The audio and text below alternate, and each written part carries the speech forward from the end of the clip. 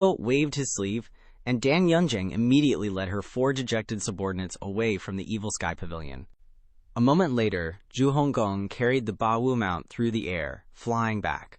With a bang, he landed on the ground. He threw the Ba Wu's body on the ground, and everyone gathered around to watch. Seeing that the Ba Wu mount looked like a wild wolf, with purple fur, bulging eyes, and fangs sticking out of its mouth, it looked extremely ugly. Shayaner covered her nose and said with disgust, "So ugly." Zhu Honggong smiled and said, "Little junior sister, many other mounts look even uglier than this." The others kept evaluating the mount. Although Ba Wu was dead, it was still a rare mount to come by. Observing it a bit to increase their knowledge was also a good thing. Zhang Honggong turned around and gestured. "Master, please decide what to do with it." Lu Zhou stood, with his hands behind his back, looking at Ba Wu's corpse. Seeing that his master was silent, Zhang Honggong added, "Master, this mount must have grown up in the heavenly canopy forest in the southwest. Its fur is very thick, and it is not afraid of the cold. Also, it can be sold for thousands of taels of silver. These fangs are also rare items, which can be used as medicine or sold for 500 taels. But its meat is worthless. This kind of ferocious beast is very tough and stinky." Everyone looked at Zhu Honggong in confusion, not understanding what he was talking about. Seeing the strange gazes of the people around him, Zhu Honggong immediately woke up and scratched his head. Have it, I'm sorry. Does the Evil Sky Pavilion lack these things?" Zhu Honggong said again, "Master's arrow was truly earth-shattering. Ghosts crying and gods weeping. Haven't seen such a thing in 5 years, huh?" Zhu Honggong's voice revealed obvious flattery. Lu Zhou waved his hand and said, "Take it away. Burn it with fire and then bury it. Disciple obeys." Zhang Honggong didn't say much. His vital energy rippled, and he carried the mount's corpse up and flew towards the back mountain. Just as Lu Zhou was about to turn around and leave, Hua Yuexing suddenly bowed and said, "Sect leader, this subordinate has something to ask. Speak. This subordinate wants to learn meteor chasing the moon." Lu Zhou said slowly, "This archery skill is not particularly brilliant. There are many better archery books in the West Pavilion and North Pavilion. You can go there to consult them. Wait until you enter the 5 Leaves realm before considering creating your own archery skills." Hearing this, Hua Yuexing said, "Many thanks for the sect leader's guidance." Lu Zhou, while turning his back and leaving, said, "As for letting Luo Yubo recognize its master, wait until this old man has free time, and I will refine it for you." After speaking, Lu Zhou turned around and walked towards the Evil Sky Pavilion. Hua Yuexing was still stunned as she watched Lu Zhou's back, but Hua Wudao quickly said for her, "Many thanks, sect leader. Reforging weapons is no small feat." At this time, Hua Yuexing finally came back to her senses and bowed deeply to Lu Zhou. "Many thanks, sect leader." Lu Zhou thought to himself, "Have to say, Xiao Yaner's suggestion wasn't bad at all. Using Bion's presence to suppress this mount should be suitable, but in this place no one would dare to say it directly. Only my Yaner dares to say it to Lu Zhou like that." Yaner makes sense. Just as Lu Zhou was about to summon Bian, Dan Yunzeng suddenly shouted, leaping into the air. She hovered in mid-air, her eyes blazing with anger as she exclaimed, "Beast!" A look of disgust was plain on Dan Yunzeng's face. This darn mount had made her trip to atone for her mistakes so difficult. Seeing this scene, Zhu Jifeng widened his eyes and said to each other. He condensed a chi arrow with his 5 fingers. The bow and arrow in his hand were as white and sturdy as those of the city guard soldiers. Not kidding around. Fan Zhong chimed in. The tip of the chi arrow looked as red as if it had been heated. This chi arrow was really big and thick. Being able to condense such a chi arrow was enough to prove that Lu Ye's cultivation was not just for show. Right? Everyone was astonished when they saw this chi arrow. A moment later, they saw his 5 fingers release. With a bang in the air, the chi arrow left the bow and shot toward its target. At Luo Sect, Dan Yunjing's archery skills were definitely not mediocre. Even Hua Wudao had to admit it. Constantly spewing poison in the air, perhaps sensing the threat, the mount immediately stopped spewing poisonous gas and turned to flee. Once this kind of mount flew far enough away, it would be impossible for cultivators to catch up. But it hadn't gone far enough. When the chi arrow struck it, piercing its body, everyone couldn't help but shout, "Hit!" The mount cried out in pain several times in the air. Hit too painfully, its protective chi shield shattered, its eyes filled with murderous intent, revealing its extremely fierce fangs. The scene before him made Hua Wudao sigh. How could this mount have such strong defense? Dan Yunjing had used all her strength to fire this chi arrow, but it could only injure the mount and not kill it. At this moment, Dan Yunjing was extremely anxious. She knew that she had to kill this mount to clear Luo Sect's suspicions, otherwise it would be difficult to explain this to the Evil Sky Pavilion. In this situation, Dan Yunjing landed on the ground and said to Lu Zhou with clasped hands, "May I borrow a weapon for a moment, Pavilion Master?" She was very sensible, only daring to use the word borrow. Clearly Dan Yunjing wanted to borrow the sunset bow to deal with that mount. With the sunset bow, the range would increase several times, the power would also multiply, and the speed would become even more terrifying, making it much more likely to deal with the mount. But Lu Zhou shook his head and said, "But there's something you don't know. This mount is being controlled by someone else. It's not as easy to deal with as you think. Even with the sunset bow, it won't be easy to solve." Hearing these words, everyone understood why that mount was so tough. The mount flew around in the air above the Evil Sky Pavilion, seemingly realizing that the power of that chi arrow couldn't kill it, and it continued to spew out poisonous gas. Fan Zhong exclaimed in surprise, "No wonder it's so cunning, so there's someone controlling it from behind." This mount felt the power of that attack, that it couldn't kill it, so instead, it spewed out poisonous gas in the air, and the poisonous gas is drifting toward the Evil Sky Pavilion with the wind. Dan Yunjing raised an eyebrow and said, "Senior, what's going on?" Lu Zhou explained to the crowd, "This mount is called Ba Wu, and it's the mount of a master from Lu Lan, senior brother of Mo Li. On the Lotus Dais, this old master once fought it." Hearing Lu Zhou's words, the low, muffled cries on the Lotus Dais slowly emerged in the disciples' memories. Ming Xian, Duan Musheng, and Zhao Yaner all had an impression and immediately showed surprise.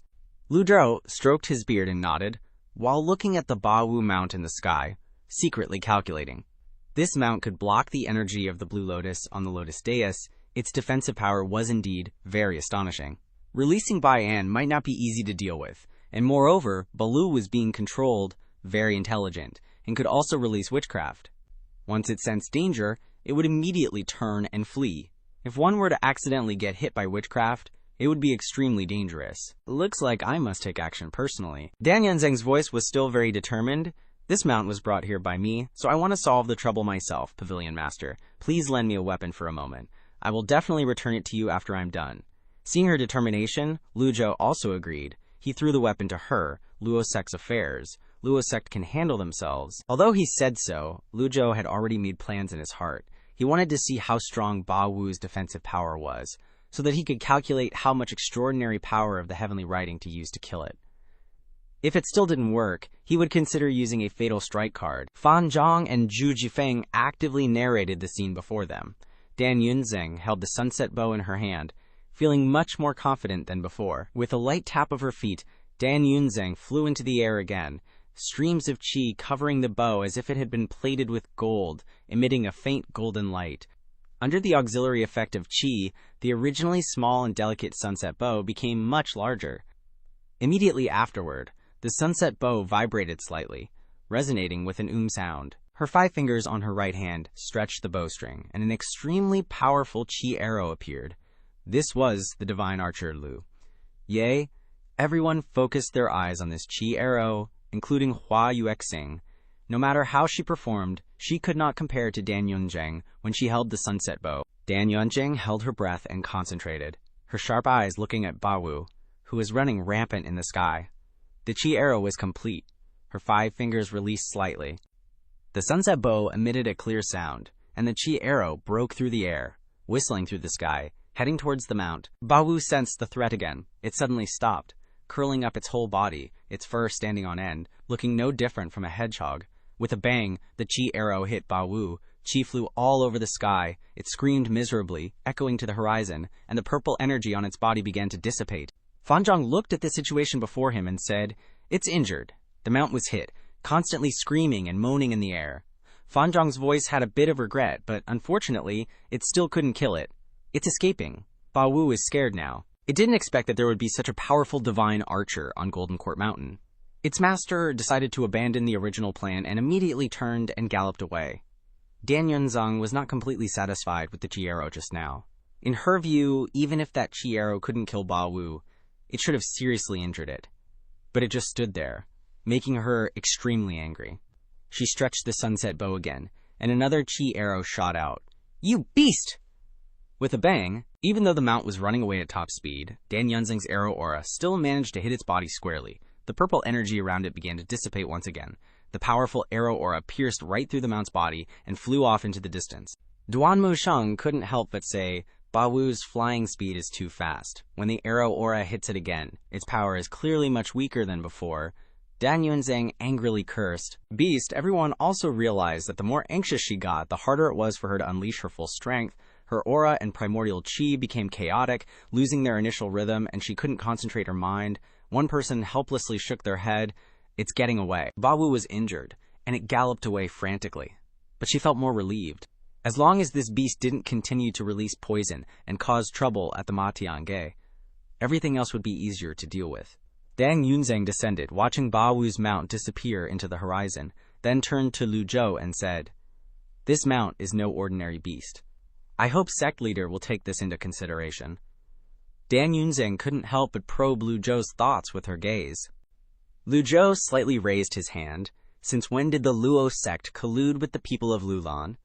As he spoke, Gangqi vibrated, and the Luo Yue bow left Dan Yunzeng's hand and flew into Lu Zhou's palm. Dan Yunzeng watched the Luo Yue bow go, her heart filled with reluctance. Lu Zhou lightly floated into the air, his speed not fast, nothing special to see. The crowd looked up, curious. What is Sect leader planning to do? Lu Zhou tightly gripped the Luo Yue bow, his eyes shining like torches as he looked towards the northwest, watching Ba Wu's figure getting further and further away, becoming smaller and smaller. The Luo Yu bow vibrated continuously with a wang-wang sound. The incantation for the third great divine power, instantaneous arrival, appeared in Lu Zhou's mind. The extraordinary power of the celestial book vibrated, and everyone could clearly see a blue light appearing around Lu Zhou's fingertips, beginning to spread into the sky. At this moment, everyone understood what Lu Zhou was planning to do. Seeing Lu Zhou decide to take action himself, the people of Matiange excitedly looked up. Dan Yunzeng also looked towards Lu Zhou, her eyes filled with complexity. Dan Yunzeng secretly shook her head. She was very skilled in archery.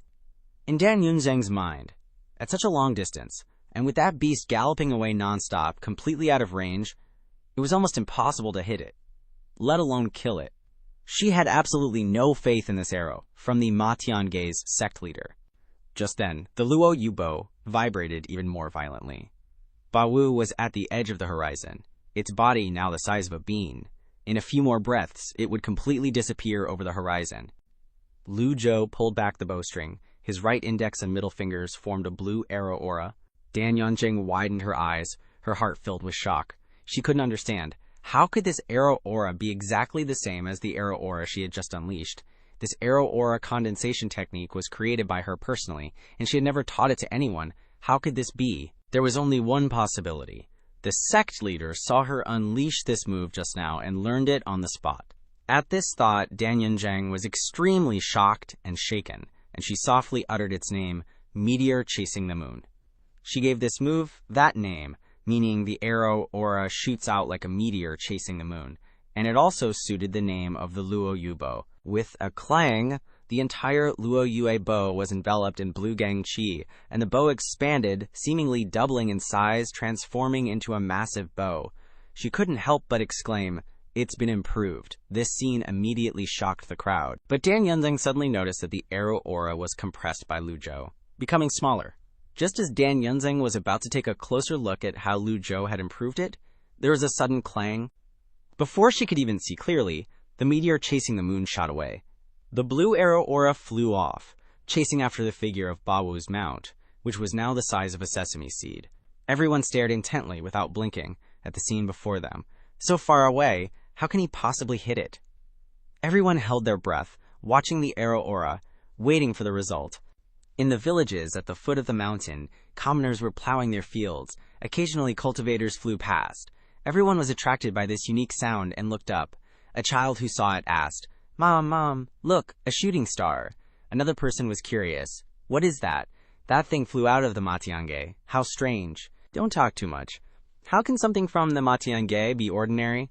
Let's just mind our own business and not worry about other people's affairs." The Matiange is not a place that can be mentioned casually. The commoners were very smart. They never antagonized the Matienge. On the contrary, they lived peacefully in the fertile lands around Golden Court Mountain, comfortably farming and surviving without fear of anyone bothering them. To them, there was no such thing as righteous or demonic paths. As long as they don't cause trouble for us, they aren't evil. They were almost familiar with the existence of the Matienge, occasionally stopping to watch from afar for entertainment. They knew how to be content and live peacefully. Wanting to see more clearly, Duan Musheng, Xiao Yue, and Xiao Yaner flew into the air and looked into the distance. Pan Zhang and Zhu Jifeng also floated in the air, observing. This once-in-a-millennium scene, this climax, they definitely couldn't miss. Even Dan Yongzheng, Hua Yuexing, and Hua Wudao curiously flew up to see what was happening, shielding their foreheads with their hands, looking towards the horizon. A dazzling scene appeared. The mount cried, "Ow, ow," in the sky. Its eyes seemed to bulge out. The arrow aura pierced through the mount from its anus to its head like a toothpick. The arrow aura bloomed like fireworks on the distant horizon. Then the purple energy exploded and shattered. Perhaps because the distance was too great, it took a while before they heard the sound. Boom. Very dull and short. Damn, this is epic. Seeing the scene unfold, Dan Yunzheng was completely stunned. Her jaw dropped as she exclaimed, how is this even possible? Lu Zhou let out a soft shout. You beasts, come with me and see the world outside. The old guys and the rest immediately followed Lu Zhou outside. Dan Yunzheng was about to cry, so she had to return Luoyue Palace to atone for her sins. And now even her mount has to stay here? Mounts are even more valuable than ordinary heaven-grade weapons. After they've recognized their master, it's very difficult for others to tame them, so almost no one covets another's mount.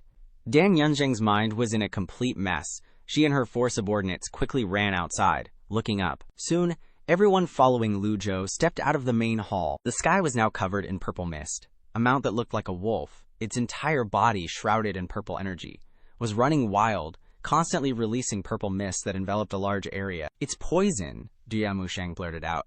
Quick, use your protective qi immediately. Everyone activated their protective qi, preventing the fog from entering their bodies. Pan Zhang, eyes wide with curiosity, asked, what kind of mount is that? Zhu Jifeng urged.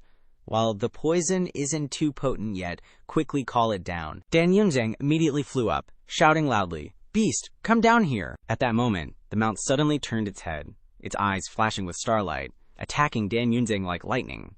Dan Yunzheng also quickly activated her protective qi, the 2 auras. One gold, one purple, collided violently. The 4 subordinates hurriedly cried out.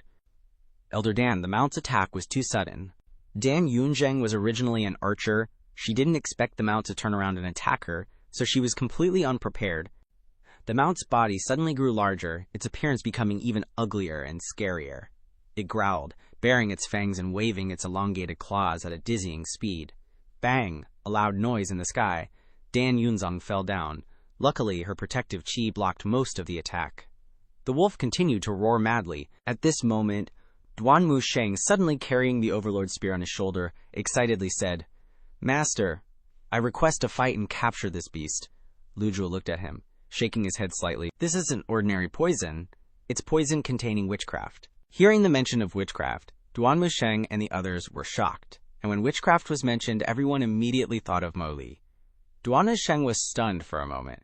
Unable to understand how this mount could have witchcraft, this poison isn't ordinary poison, it's poison laced with witchcraft. In the sky, the mount released more and more witchcraft poison. Dan Yunzheng was terrified. She knelt down and reported, Sect leader, this must be a misunderstanding.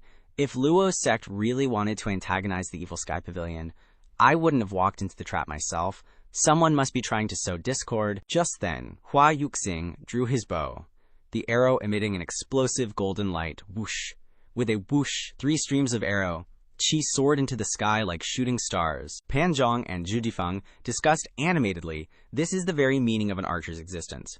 Whether it's for siege or combat, archers prioritize surprise and speed.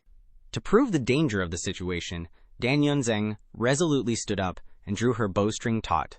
The archer Lu Ye is truly extraordinary. 3 streams of arrow qi pierced the air. They hurtled towards the mount. Bang! A sound. It was clear that Dan Yunzheng fired her arrow qi after Hua Yuexing, but they hit the mount's body at the same time, astonishing everyone. Pan Zhang and Zhu Jifeng showered Dan Yunzheng with praise for her move just now.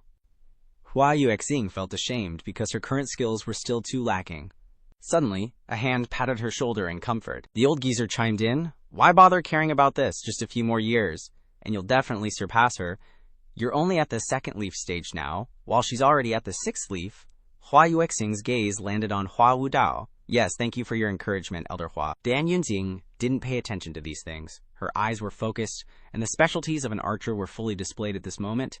She absolutely had to catch this beast. Otherwise, the Luo sect would truly form a deadly feud with the Evil Sky Pavilion. One after another, powerful arrow chi shot out from Dan Yunzheng's hands, firing towards the mount in the sky.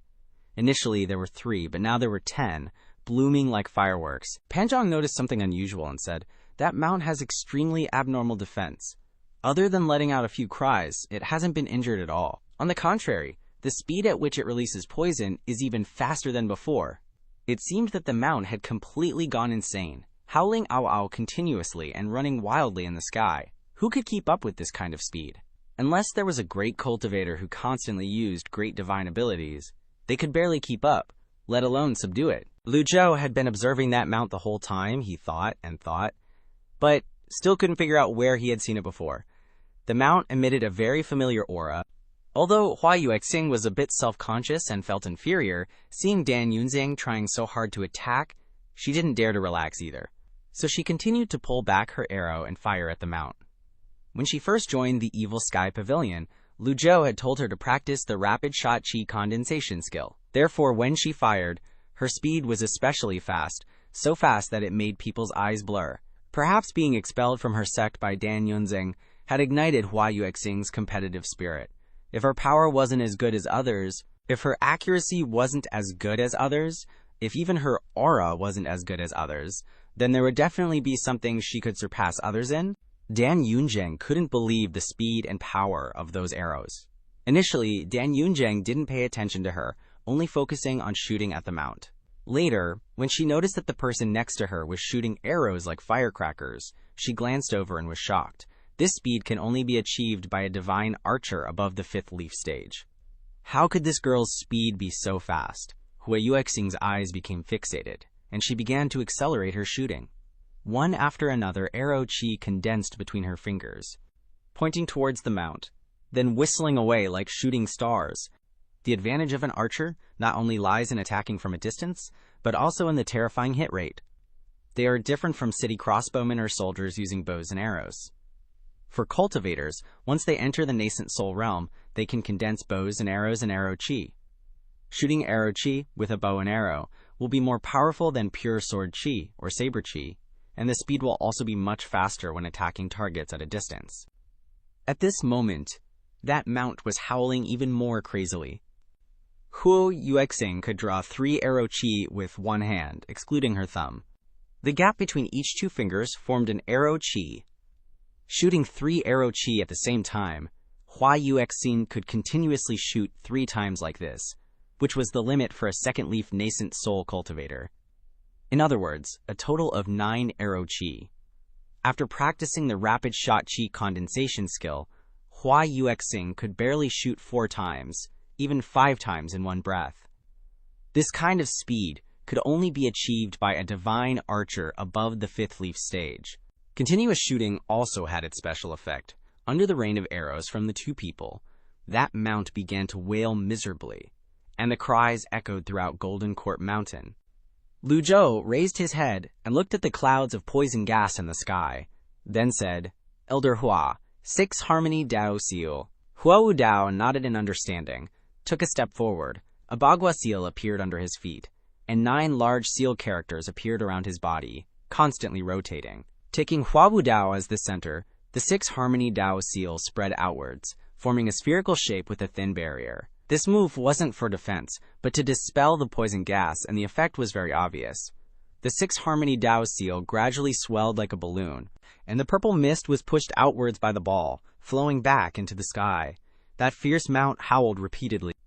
Already hurting from being shot by the arrow chi, now seeing the poison gas being pushed back, it suddenly became violent, even more insane than before. It ran around in the sky 3 times, puffed out its cheeks, and spat out a huge mouthful of poison gas. Panzhang's mouth dropped open again, his jaw almost scraping the floor, because the scene before him was too terrifying. Suddenly, the granny's voice called out loudly, "Master!" Xiaoyan Er sat on the tower not far away, one hand supporting her chin, one hand pointing at the mount, her voice full of battle intent. "Master, release Bian and let it bite it." Everyone was speechless at the granny's domineering words. Xiaoyan Er, this little junior sister, is totally... Hua Wu Dao felt that his suggestion was extremely reasonable and satisfactory. This was also a good way to deal with those who used witchcraft. If they wanted to cast a net to catch us, we would just avoid them. But Hua Wu Dao suddenly felt that everyone's eyes were looking at him strangely. Did I say something wrong? Zhang Qian was knocked to the ground by the wine gourd, creating a small pit, but he still stood up calmly, his face expressionless. "Just a sturdy puppet. Watch how I smash you flat." Pan Litian walked in the air again. Lang Luo suddenly spoke. "Don't rush. Look down the mountain before you speak." Everyone turned their heads to look down the mountain. In the darkness, a dense army of people was slowly advancing, their whole bodies exuding a strange aura. "So many," Zhu Honggong said in fear. "Mom, Master, I feel we can consider Elder Hua's suggestion. Scram. Ming Xiyin kicked him. You really have no ambition." At this moment, Master Xu Jing led dozens of disciples flying in the air, forming a neat square formation. "Amitabha. This old monk finally has a chance to repay Benefactor Ji," Xu Jing said, while looking at the army of puppets at the foot of the mountain. "This old monk has informed the other disciples, and they are rushing here." Seeing Xu Jing's group, Zhu Honggong smiled gleefully. The old monk is really sensible. The old monk nodded in agreement. "I dare not. I dare not." Lu Zhou looked at the puppets below, as numerous as ants, and suddenly called out, "Hua Yuexing." Hua Yuexing flew in front of Lu Zhou, bowed, and said, "Your subordinate is here." Lu Zhou controlled Bai Zhe to fly high and ordered, "The sky is your territory. You have the Luo UK bow. Try to make the most of it. To catch the bandits, you must first catch the king. Standing in a high place allows you to see far." Hua Yuexing understood and flew to Lu Zhou's position. She tilted her head to look down, then raised the Luo Yue bow, pulling the bowstring taut. Whoosh! The arrow whistled, breaking through the air, and in the darkness, it shone even more dazzlingly. Bang! The arrow hit a puppet at the foot of the mountain, and the puppet immediately fell down, but quickly got up again. They glared with eerie eyes and opened their mouths wide, looking very scary. Standing on the side, Hua Wu Dao continued to instruct Hua Yuecheng once more. "Remember, to catch the bandits, you must first catch the king. These puppets were originally dead people. Even if you kill them again, they can still stand up."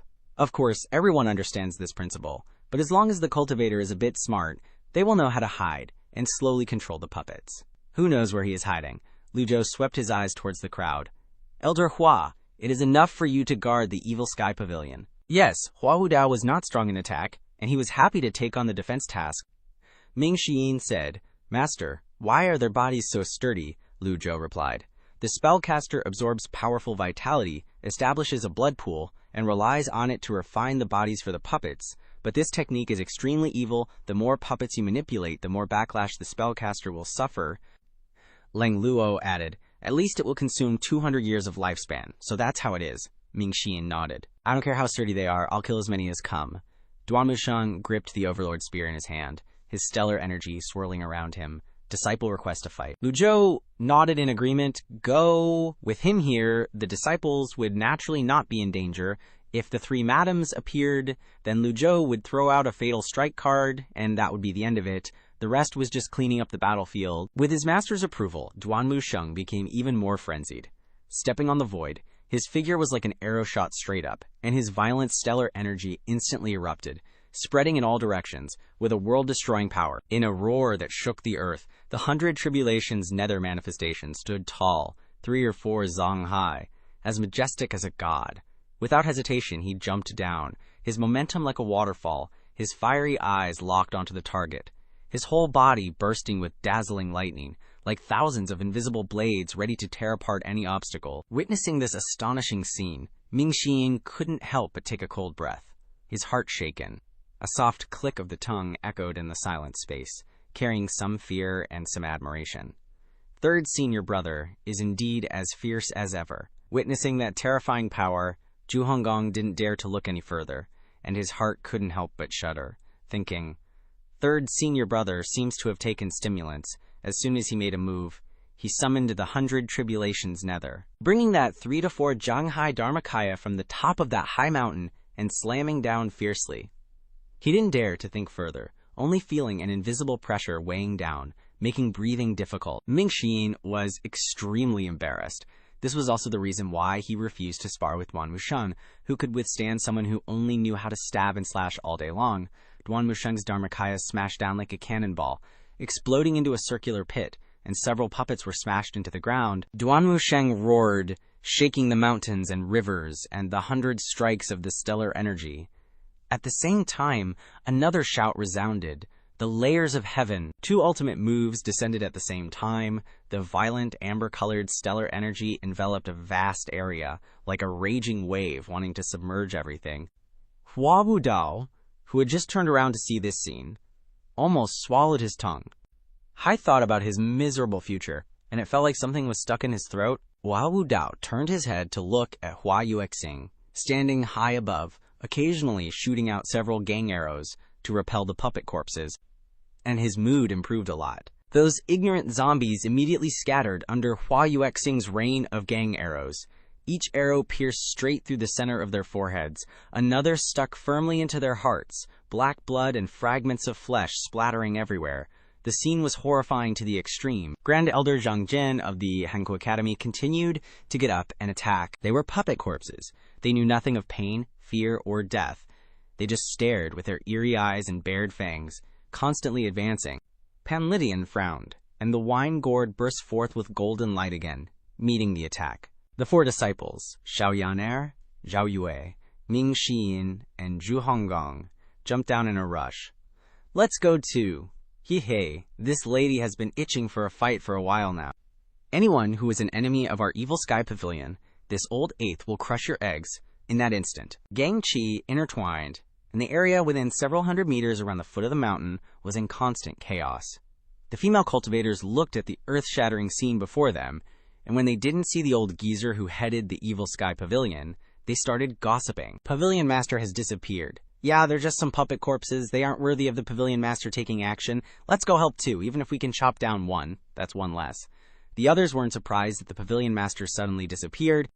Lu Yu lightly tapped his toes, and Bai Zhe flew high and disappeared into the night sky, replaced by Bian. Mounts carrying an aura of good omen like Bai Zhe were too easy to attract attention. Lu Zhou controlled Bian to fly to the middle of the mountainside, standing on a secret rocky outcrop to observe the entire scene. The old geezer sipped his milk tea while cheering in his heart. My disciples, work hard. Your old master is also very helpless. This little bit of cultivation I have can only be used to wave the flag and cheer. Willing to waste 200 years of lifespan just to plot against the Evil Sky Pavilion, Lu Zhou looked at the battle situation below and fell into deep thought. Zhang Yanshan possessed the strength to defeat the 8-leaf stage, so Bama wouldn't be weak either. Could it be that after Yu Shangrong killed Zhang Yuanshan, he was captured by Bama and held hostage? This possibility couldn't be ruled out. Pan Litian used his wine gourd to repel Zhang Jin again, but he quickly got up and advanced. Observing the situation before him, Pan Litian muttered something under his breath with unbelievable certainty. Lang Luo cast his Dao concealment technique, and 3 dark shadows suddenly appeared in front of Zhang Jin, striking out with countless hand seals. Lang Luo's explosive gang qi erupted, and before Zhang Jin could react, Lang Luo gripped his neck tightly with one hand, lifted him high, his eyes rolled back, his tongue stuck out, struggling hopelessly. Lang Luo roared, "Old Pan, smash the back of their heads. Just listen to you this once." Pan Lydian cooperated with Lang Luo. His entire body's gang qi bloomed. The wine gourd flew in a circle, shrinking, then expanding, the golden light becoming more and more intense. Drunken submergence of rivers and mountains. Pan Lydian shouted loudly, "Boom!" The enlarged wine gourd carried immense gang qi and struck Zhang Jin's head forcefully. Crack! The crisp sound of bones breaking rang out. The wine gourd, carrying astonishing power, struck Zhang Jin, flinging him away like a broken puppet. His body slammed heavily into the jagged rocks, dust instantly clouding the area. When the dust gradually settled, Zhang Jin staggered to his feet, but after only taking a few steps, he suddenly clutched his head, which had been abnormally deformed, fresh blood oozing from the corners of his eyes, and a miserable wail echoed. The puppet corpse Zhang Jin struggled in madness, desperately trying. But just a moment later he slumped down, falling to the ground, his body twitching weakly before gradually fading away. Pan Litian coldly said, "How is this old man's drunken submergence of rivers and mountains?" Lang Luo replied disdainfully. "Does the Jingming Dao sect have this kind of move?" "It does now," Pan Litian replied without any shame. "Is my name not good enough?" Lang Luo was speechless. He had nothing to say to this old drunkard. Lang Luo slipped away, like a phantom rushing towards the foot of the mountain. Pan Litian leaped into the air, following after him. Looking towards Duanmu Sheng and the others, Lang Luo said, "Attack the back of their heads." Instantly, a dry thwack echoed as the weapon slammed into the zombies' napes. Putrid, dark red brain matter mixed with foul, viscous black blood sprayed through the air, splattering onto the ground. Their eyes rolled back, bulging from their empty sockets, white and lifeless. Their already decaying, distorted faces became even more grotesque, twisted hideously, revealing jagged yellowed teeth behind torn lips. Before their heavy bodies could collapse to the ground like torn sacks, Elder Lan is truly knowledgeable.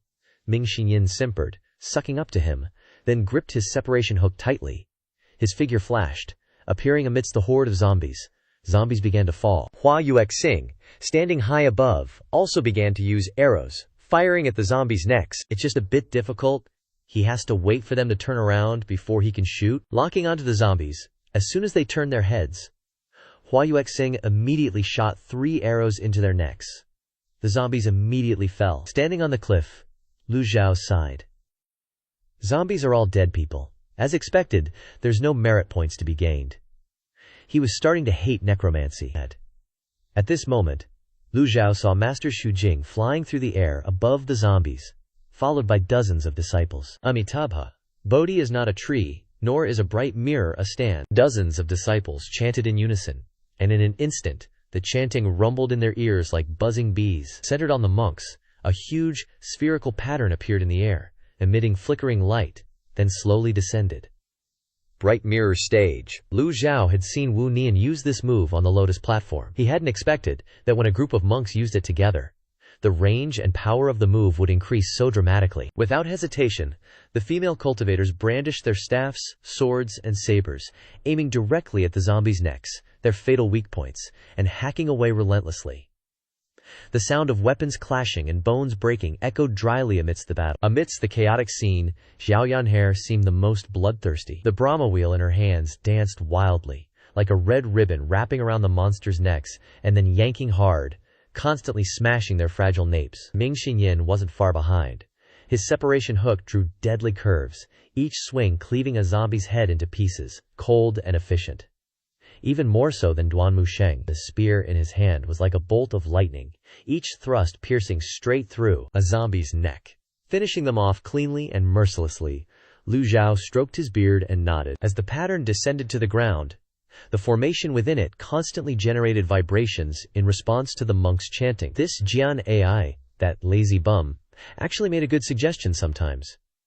A group of monks working together to cast a move made everyone's combat power many times higher than normal. Lan Luo, Yu Litian, Xiao Yanhair, Duanmu Sheng, Ming Xinyin, Zhao Yu, and Zhu Honggong were all elites of the Evil Sky Pavilion, supported by the Bright Mirror Stage's energy. All fought with vigor and vitality. Stellar energy flew everywhere, and occasionally, several Zhang Tal avatars appeared throughout the foothills of Jinting Mountain. Standing in a corner in the rear, Ba Ma frowned as he looked at the monks who were spreading Buddhist support energy. Seeing the constantly charging zombies being crushed by the opponent's powerful formation, his eyes turned sinister, and his hands clenched into fists. "Old devil, I don't believe you'll heartlessly watch them be buried among these zombies." Ba Ma Ka waved his hand, and a purple circle flew in front of the monk pulling the cart. The monk's eyes widened, his lifeless face looking up at the sky. "Kong Yuan, go. Those people are all your enemies. Freely unleash your hatred." Kong Yuan was clearly dead but seemed to understand him, his eyes widening. Kong Yuan's entire body flickered, leaving the range of Ba Ma's necromantic circle, and charged toward the monks. 3 palm strikes suddenly appeared, and 3 streams of purple Qiuq immediately shot toward the monks' formation. Hua Yuexing hurriedly shouted, "Be careful." She rapidly fired 3 arrows at Kong Yuan. Boom, boom, boom. The arrows collided with the purple palm strikes and vanished in an instant. Seeing this scene, Lu Zhou frowned. An 8-leaf zombie, this Ba Ma is truly willing to bet everything. Necromancy isn't so easy. The higher the level of the zombie you want to control, the greater the price you have to pay. Lu Zhou remembered the recent period when trees withered everywhere. He dared to borrow the vitality of nature. At the same time, Xu Jing chanted, forming a hand seal, and in an instant summoned a bodhisattva golden body. Boom! Kong Yuan's purple palm strike collided with the hand seal and the bodhisattva golden body. Stellar energy intersected, scattering across the sky, and the monks retreated into the air. Stabilize, don't change the formation. Kong Yuan was also sent flying backward by the recoil. Seeing this scene, Fan Li immediately flew in front of Kong Yuan. Your opponent is this old man. Although his cultivation hadn't recovered, Fan Li was once an 8-leaf. 8-leaf versus 8-leaf is considered fair, and with a gourd of wine in his hand, it wouldn't be too difficult for Fan Li to restrain Kong Yuan. If this continues, the zombie's primordial ki will dry up sooner or later. Seeing that the number of zombies had decreased by a third, Lu Zhou pondered for a moment, then casually flicked an object out. Xu Jing caught it. Before Xu Jing could even see what it was, he caught the flying object. He looked closely and exclaimed, "Prayer beads." This is the Buddha prayer beads. Originally belonged to Kong Yuan. Although it has an owner, it can still be partially used. Xu Jing was extremely excited when he heard this. How dare this poor monk receive more favors from Benefactor Ji? This item was actually just a useless weapon to Lu Zhou. Not only useless but also requiring another refining. But to Xu Jing, it was a great treasure. Better than all kinds of top-grade heaven-tier weapons several times over. How could he not be excited? Xu Jing solemnly placed the prayer beads in his right palm, his left hand clasped in front of his chest, and said, "Thank you, Benefactor Ji." With these Buddha prayer beads, as long as he diligently cultivates in the future, his strength and cultivation will increase very quickly. When that time comes, the day when Tiangshuan Temple restores its former glory will not be far off. Lu Zhou calmly stroked his beard, said nothing, and looked down the mountain. With the Buddha prayer beads in hand, Xu Jing immediately felt his aura increase a lot. Straighten the formation. Yes, Xu Jing wore the Buddha prayer beads around his neck. When the primordial energy vibrated, the prayer beads sensed it and gradually lit up, refracting into a layer of golden light. The disciples of Mingjing platform behind Xu Jing chanted scriptures in unison, the sound becoming even louder and more resonant than before. A huge halo appeared under Xu Jing's feet, and a large auxiliary formation formed, the beautiful pattern emitting dazzling golden light from above, flowing across the ground. The people of the Momontian Pavilion had their fighting power increased by several points again, and their spirits were greatly uplifted. Everyone looked up at the group of monks. Zhu Honggong, with his super huge body, was crushing the heads of 2 zombies with his hands. Excitedly said, "Old monk, I'll treat you to a drink someday." Amitabha. Hearing about wine, Xu Jing frowned. How can you violate the precepts after becoming a monk? At the same time, the square-headed guy looked up, his eyes blinked wide and marveled. I seem to see something like a UFO, it must be nearby. He thought his spells were getting hotter and hotter. Pan Lishan used his gourd to blow Kong Yuan away, trying every possible way to attack the back of his head. However, Kong Yuan was different from other zombies. Whether it was his cultivation strength or reaction, he was much stronger than the other zombies. Occasionally, he would summon a demonic Zen Dharma body, making Pan Lishan have to be wary. Kong Yuan glared at Xu Jing. When he saw the Buddha prayer beads on Xu Jing's neck, his whole body boiled with anger, and he lost his mind. Both palms immediately struck out a black heavenly seal. Boom, boom, boom. Pan Lishan's cultivation had not yet recovered. Relying on the wine gourd to barely restrain Kong Yuan, he could not fight him head-on. Before the barrage of attacks, Pan Lishan could only evade. "Old Pan, are you okay?" Lang Luo was constantly using the Dao concealment technique, appearing and disappearing among the zombies. As soon as 10 zombies ran to besiege him, Lang Luo immediately summoned a 10 zang tall Dharma body, blasting them all away. Pan Lishan replied, covered in flames, still holding on. When the range of Mingjing platform spread out, Pan Lishan immediately felt refreshed, and his Dantian Kiasi was also much more comfortable. The ground was now covered with corpses. Lu Zhou kept observing the Dharma body and searching in the distant woods. Just now, Kong Yuan flew out of those woods. Presumably Sanma was hiding in the formation in the rear, constantly manipulating the zombies. With the assistance of Mingjing platform, the people of Moxian Pavilion gradually gained the upper hand. The rhythm of the zombies slowed down a lot, while the rhythm of Zhao Yanhair became faster and faster. She carried a 1 zang tall Dharma body, jumping everywhere, kicking the back of the zombies' heads. Zhao Yanhair sold a large amount of onions to the zombies, and then she made faces at them to tease them. Lulu Lulu, Ming Shiyin, appeared beside Zhao Yanhair. "Little junior sister, why are you making faces at them? They don't even understand," Zhao Yanhair replied. "I like it. In the sky, the monks kept chanting scriptures, echoing throughout the foot of the mountain. Hiding behind the woods, standing in the great witchcraft formation, Sanma angrily shouted, "Damn baldies!" His right hand waved, a purple circle appeared again, flying in front of Zhang Yuanshan. Zhang Yuanshan's eyes widened. Sanma said in a deep voice, "Go, kill them all!" Zhang Yuanshan immediately charged towards the people of the Ma Tian sect. The current Zhang Yuanshan was no longer the Zhang Yuanshan of the past.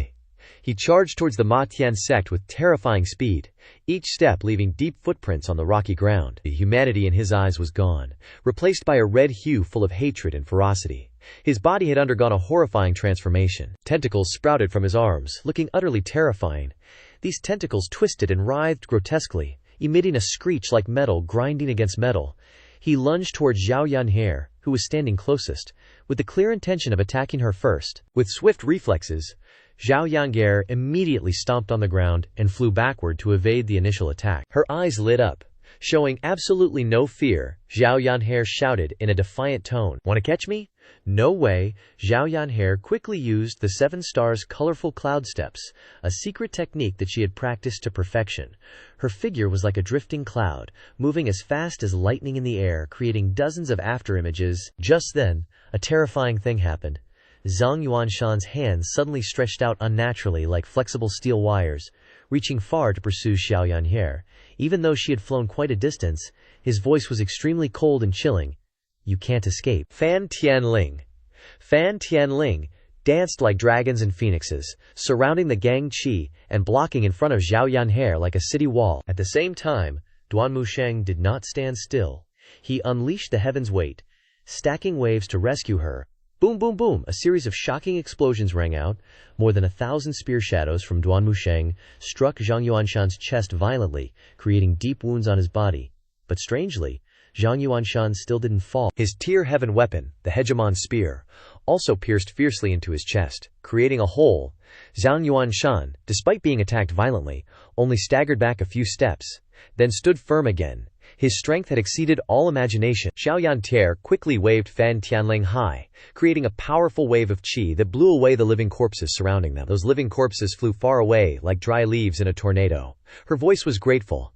"Many thanks, third senior brother." As the living corpses flew backward, several powerful arrow-shaped gang qis shot from the Ma Tian sect's sky, hitting the back of their heads. Crack, crack, crack! The sound of arrows piercing flesh rang out clearly. The living corpses immediately fell to the ground with faint thuds, unable to move anymore. Those arrows had accurately struck their fatal points. The archer was none other than Yue Xing. Xiao Yanshi cheerfully gave a thumbs up, her eyes shining with admiration. "Hua Yuexing garage is so awesome." Hua Yuexing, hearing her praise, couldn't help but smile, her whole body becoming much more confident. Zhang Yuanshan, after all, had been enhanced, and his strength was even greater than an 8-leaf cultivator. For Duan Musheng to push him back was already very impressive. But very quickly, Zhang Yuanshan leaped up, changing direction and flying towards Xu Jing. Seeing this scene, Xu Jing, with many years of combat experience, raised his eyebrows with a worried look. He knew that the situation had become much more serious, and he could no longer stand idly by. He quickly circulated his inner energy, his hands forming a hand seal, a samadhi mudra. Bodhisattva golden body. A ray of light enveloped Xu Jing's entire body. When Dao Tu Fang, who was narrating, saw Zhang Yuanshan, he felt a chill down his spine, and sweat poured down his face like rain. When Zhang Yuanshan flew in front of Xu Jing, he suddenly made a shocking move. His hands forcefully struck his own qi, the place where all of a martial artist's inner energy and life force was concentrated. Xu Jing immediately realized his intention, and shouted in an urgent voice, "Not good, retreat quickly." Xu Jing pointed his golden body and samadhi mudra, signaling the formation to retreat towards the Mao Tian sect. "The mirror platform cannot be destroyed, retreat quickly." He is planning to self-detonate. This scene was no different from when Leng Luo faced Xinwu in the terrifying battle of yesteryear. When a martial artist decides to self-destruct their qi, the destructive power created would be so terrifying that it could level a mountain. Leng Luo coldly snorted, lightly tapping his toes, and several afterimages appeared in front of Zhang Yuanshan. Leng Luo said in an icy voice, determined to stop Zhang Yuanshan from self-detonating. "Your opponent is me." But Zhang Yuanshan was determined to carry out his plan, and he struck his qi even harder, completely disregarding his own life. All the eyes of Lu Zhou's disciples were focused on Leng Lu. Everyone in the Ma Tian sect was ready, Duan Musheng held the hegemon spear, and Zhao Yue held the jade-green sword. Xiao Yanhe draped Fan Tianling over her, and Zhu Honggong wore the Li Yin gauntlets. Pan Lishan controlled the wine gourd flying around him. Hua Yuexing held the falling moonbow. Leng Luo's dharma body appeared, sheltering in front of the monks. A huge movement in the sky shook the surrounding mountains and forests. Zhang Yuanshan's whole body tensed up like a ball, and then exploded, causing a purple mist to fill the sky. The explosion created a purple mist that filled the entire sky. These poisonous streams spread with terrifying speed, threatening the lives of everyone in the area. The Ma Tian sect disciples at the foot of the mountain immediately summoned their dharma bodies, blocking the purple chi, not allowing it to come into contact with their bodies. The atmosphere became more tense than ever. Bei Ma slowly turned his gaze towards the group of the Evil Sky Pavilion, who were standing tall in front of him. His eyes swept across each face, the weapons in their hands glinting with readiness to pounce at any moment. What an extravagant lineup! The Lian family should have nipped these enemies in the bud. Yet, everyone was waiting for a command from Lu Zhou. Batima tried to suppress the surge of excitement within him, his heart pounding, not just from fear but also from utter elation. Because today, these formidable enemies would all die by his hand. This would be the day he would avenge everything. Looking at the purple mist filling the sky, constantly falling, Bama Jiang spread his arms wide and looked up, trembling as he said, "For Lulan, senior sister, our sacrifices are worth it." The purple mist obscured everyone's vision. The entire space seemed to sink into a mysterious purple sea, making everyone feel uneasy. After blocking the shockwave of the self-detonation, Leng Luo retracted his 8-leaf avatar and flew backward at breakneck speed. The 8-leaf avatar slowly dissipated into the air, leaving streaks of light that illuminated a corner of the sky. The mirror of enlightenment of the chosen monks had been shattered by the powerful self-detonation. The monks had to retreat to the Evil Sky Pavilion. But the battle between Pan Lishan and the monk Kong Yuan was even more intense than before. The two were like two colliding storms, creating powerful gusts of wind that shook the surrounding space. As the purple mist spread, Kong Yuan was severely affected, suddenly erupting with power. Seeing that something was wrong, Pan Lishan immediately turned to dodge at 300 bananas per hour. Boom! A loud explosion echoed through the air. Several screams came from Pan Zhang, and the group of female cultivators, Old Pan, Elder Pan, Kong Yuan, mumbled in his throat and rushed down, the black demonic monk avatar appearing once again. This time, it was larger and more terrifying than before. They hadn't witnessed Yu Shangrong's sword strike that shattered the demonic monk. If they had, they would surely be shocked by Yu Shangrong's terrifying strength. But the demonic monk that had been beheaded appeared again, as if it had never been damaged. Could it be that the dead cannot be killed? Or was there a secret they didn't understand? The gigantic demonic monk avatar, with its crushing power like a collapsing mountain, struck directly at Pan Lishan with the intention of completely annihilating him. The strength of 1,000 armies gourd in Pan Lishan's hand released a spherical barrier. Boom! The explosion shook the heavens and the earth. The demonic monk slammed into the barrier with terrifying force. Pan Lishan was pushed back, crashing to the ground, the blood in his body churning like violent waves, his old face flushed with pain and anger. Just hearing the collision made one wince. His body slammed into the ground, creating a small crater, dust flying everywhere. His face was pale. Pan Lishan tried to push himself up, but his body was still trembling. The group of the Evil Sky Pavilion immediately surrounded and protected Pan Lishan. Faced with this situation, Ming Xinyan couldn't suppress his curiosity and asked, "What is this strange mist? Why does it have such terrifying power?" Leng Luo replied with a knowing look, "Blood Gu." Hearing those two words, everyone was surprised. Zhu Honggong exclaimed in horror, "Blood Gu." Sensing everyone's anxiety, Leng Luo continued to explain, "It uses the essence blood of powerful cultivators combined with the essence blood of necromancers to create blood Gu witchcraft. Once we are infected with this blood Gu, we will slowly lose our ability to act, our inner strength will be sealed, and we will eventually become living corpses that obey the will of the caster," Ming Xinyan said with a look of disgust. "How disgusting! How could anyone be so cruel as to use human lives to create such evil magic?" Without the support of the Mirror of Enlightenment, the vital energy is suddenly consumed so much. After defeating Pan Lishan, Kong Yuan hovered in the air, looking towards Dharma Master Xu Jing, his face devoid of color, but his expression extremely gloomy. Kong Yuan, carrying the demonic monk avatar, rushed towards Xu Jing. Lu Zhou stood far away, observing the situation, frowning in thought. For a living corpse like the current Kong Yuan, using a fatal strike card would be a regrettable waste. Finally, Lu Zhou spoke, telling the group to retreat. Lu Zhao's voice was a command that everyone immediately obeyed. Without the slightest hesitation, Lu Zhou coldly held his sword in one hand, his eyes blazing with murderous intent, locking onto Kong Yuan in front of him. Initially, Lu Zhou planned to wait for San Mana to reveal himself, then swiftly take his life with a single move. That was Lu Zhou's calculation. But he didn't expect San Mana to go this far, willing to sacrifice everything to achieve his revenge. This is no longer a simple matter of consuming 200 years of lifespan, but almost wagering his own life on these zombies. He has crossed the boundary of madness, stepping into the territory of the desperate, willing to die with his enemies. If another 8-leaf zombie appears, it means San Ma no longer cares about his own life or death. He has become someone with nothing to lose, and that is the most dangerous type of opponent. The square-headed guy hiding behind the large rock continued to narrate with great enthusiasm. Although Kong Yuan was now just a corpse, his rapport with the Buddha beads was still there. Sensing the location of the beads, he immediately pounced toward Xu Jing's group. The fierce, dark, demonic corpse Dharma body hung in the air like a giant meteor soaring through the gloomy sky, shrouded in a thick, black miasma that churned and billowed like toxic fumes, forming countless bizarre shapes like tormented souls crying out in despair.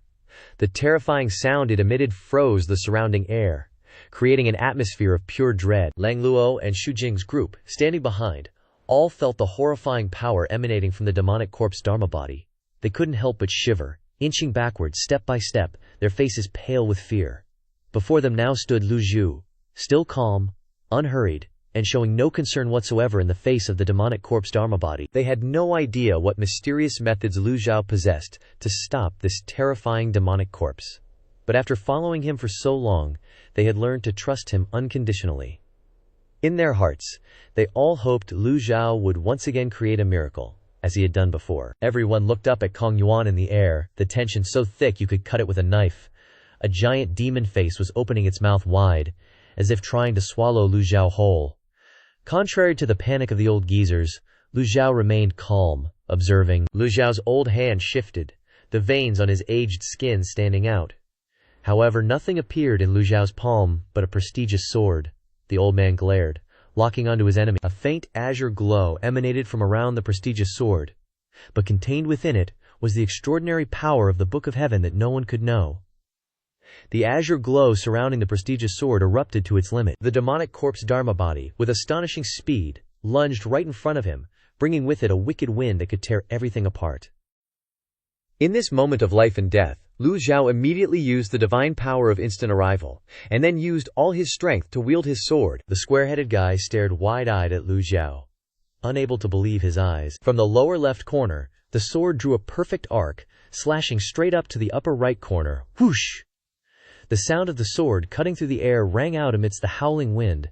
This sword strike appeared simple on the surface, as natural as a mortal practicing basic swordsmanship, with no special effects whatsoever. The disciples of the old Devilhead and Lang Luo were equally astonished, but strangely, the surrounding air suddenly seemed to freeze completely. Time seemed to stand still for a moment. The demonic corpse Dharma body, which had been charging fiercely, suddenly shattered like a soap bubble meeting the wind. Pan Li, Tian Lang, Luo, and Zhao Yue froze on the spot. The demonic corpse Dharma body was as weak and fragile as a thin sheet of paper being torn apart. If the sword devil Yu Shengrong saw this scene, who knows what he would feel? He had exhausted all his strength, displaying all his knowledge, just to cut down the demonic corpse Dharma body. Yet his master merely waved his hand casually, and the demonic corpse Dharma body shattered. Is there any justice in this world? With the Dharma body shattered, a cultivator would normally be seriously injured, but Kong Yuan was already dead. When the Dharma body was shattered, causing the black energy to be released, Kong Yuan was only knocked away. Then he quickly somersaulted in the air, adjusting his posture, and then spun around, using his powerful physical body to smash straight towards Lu Zhou. This was the advantage of the dead. No longer knowing fear, no longer feeling pain, only the instinct to attack wildly. Lu Zhou looked at the scene with disdain, and said calmly, "Pointless effort." The light emanating from Lu Zhou grew stronger and stronger. Lu Zhou held the prestigious sword tightly, calmly letting his enemy know the outcome before his soul departs. "With this sword, this old man will send you back to reincarnation." Kong Yuan charged forward, intending to use his powerful body to knock the frail old man in front of him flying. Suddenly, whoosh! The purple mist seemed to solidify. A cloud of purple mist shot out of the forest. The sound waves churned, and a voice rang out from the void. "Imprisonment!" The square-headed guy narrated in extreme detail, not missing any situation. Finally, Sanma finally appeared, revealing eyes filled with determination and a touch of madness. I exchange my life, making all living beings unable to escape imprisonment. All of you must die here, die. The people of the Evil Sky Pavilion all felt extreme horror. Their eyes turned to the sky, seeing a thick purple mist spreading everywhere like a giant invisible net, enveloping the entire area. This ceiling net had the power to completely block everyone's movements. They felt like they were bound by invisible ropes. Even breathing became difficult. Under the ground, the zombies with empty eyes and decaying bodies continued to advance step by step. They were not affected by the seal because they were already dead. Only the instinct to attack wildly remained. Ming Shiying called out anxiously, "Master, the old geezers can only curse uselessly." Damn it! Hua Wu Dao is behind. He really wanted to rush over and cast the 6 combined Dao seal to assist Lu Zhou, but his whole body was paralyzed, and he couldn't even move a finger. He could only shout anxiously, "Pavilion Master, be careful, don't let him get close." Hua Wu Dao felt that it was too late after casting the 6 combined Dao seal. At this moment, Kong Yuan was already in front of Lu Zhou, only a few feet away. The cold breath from the undead reeked of decay. Lu Zhou, in that moment, remained astonishingly calm. He glanced up at Ba Ma hovering in the air, a look of satisfaction on his face. "You've finally decided to show yourself." Under these circumstances, Lu Zhou chose to use an invincibility card. Unexpectedly, this time the invincibility card didn't transform into a Buddha golden body like before, but into something completely different. A much more powerful cross-6 combined Dao seal. Lu Zhou stepped on the 8 trigrams, and 10 large seal characters appeared around his body. Qian, Kun, Sheng, Si, Shui, Huo, Yu, Wu, Li, He. Boom! An earth-shattering explosion rang out. The purple mist that had been covering the Demon Sky Pavilion instantly vanished, blasted away by the terrifying cross-6 combined Dao Yu seal. Hua Wu Dao, feeling the sudden freedom, looked up at the sky in astonishment, and said in disbelief, "Cross-6 combined Dao seal? Holy crap, is that really his 6 combined Dao seal? Is it really the 6 combined Dao seal that he researched and created from scratch? How can it be so powerful?" The attack began with unimaginable ferocity. Each seal character was an attack. Besides the circular shield, the 10 seal characters turned into solid imprints, striking Kong Yuan hard, completing a cross-shaped combo one after another. Boom, boom, boom! The continuous sounds echoed in the sky, shaking the earth. From the first to the 3rd seal character, Kong Yuan, with his body as hard as steel, could barely manage to resist, although each blow made him tremble violently. From the 4th to the 6th character, the increasing power made him unable to bear it, forcing him to retreat continuously, each step leaving deep footprints on the ground. When the 9th seal character, with the power of thunder, struck, Kong Yuan's body began to crack, being smashed to pieces. The 10th seal character completely turned him into ashes. Disappearing without a trace, Lu Zhou coldly cursed loudly. "Trash! If I can kill you once, I can kill you a second time." This effect exceeded Lu Zhao's expectations. He thought to himself, "Consider it a stroke of luck." Originally, the invincibility card had always been defensive. The square-headed dude relayed the result live. To everyone who was watching, Kong Yuan is dead. Ba Ma witnessed this incredible scene. Everyone else was unable to move even a little, like stone statues, yet Lu Zhou was completely unaffected, moving freely as if nothing had happened. He couldn't help but ask in extreme shock and confusion, "Why aren't you imprisoned? My seal can control all living beings, yet you," Lu Zhou said in an icy tone. "I've been waiting for you for a long time." Lu Zhou glanced at the rolling purple mist enveloping the sky like evil clouds, his face cold and indifferent. He didn't bother wasting time talking nonsense with Ban Ka Ma. In Lu Zhao's heart, the disgust for these petty witchcraft tricks had reached its peak. He had never hated witchcraft so much. He hated it so much that he didn't want to waste another word with Ba Ma. A person like this only deserves to be exterminated quickly and cleanly. Lu Zhou slowly raised his left hand, and a deadly strike card suddenly appeared in his palm. A strange, small vortex appeared in the middle of his palm, rotating counterclockwise at an accelerating speed. Hearing these words, Bashma couldn't help but widen his eyes in horror.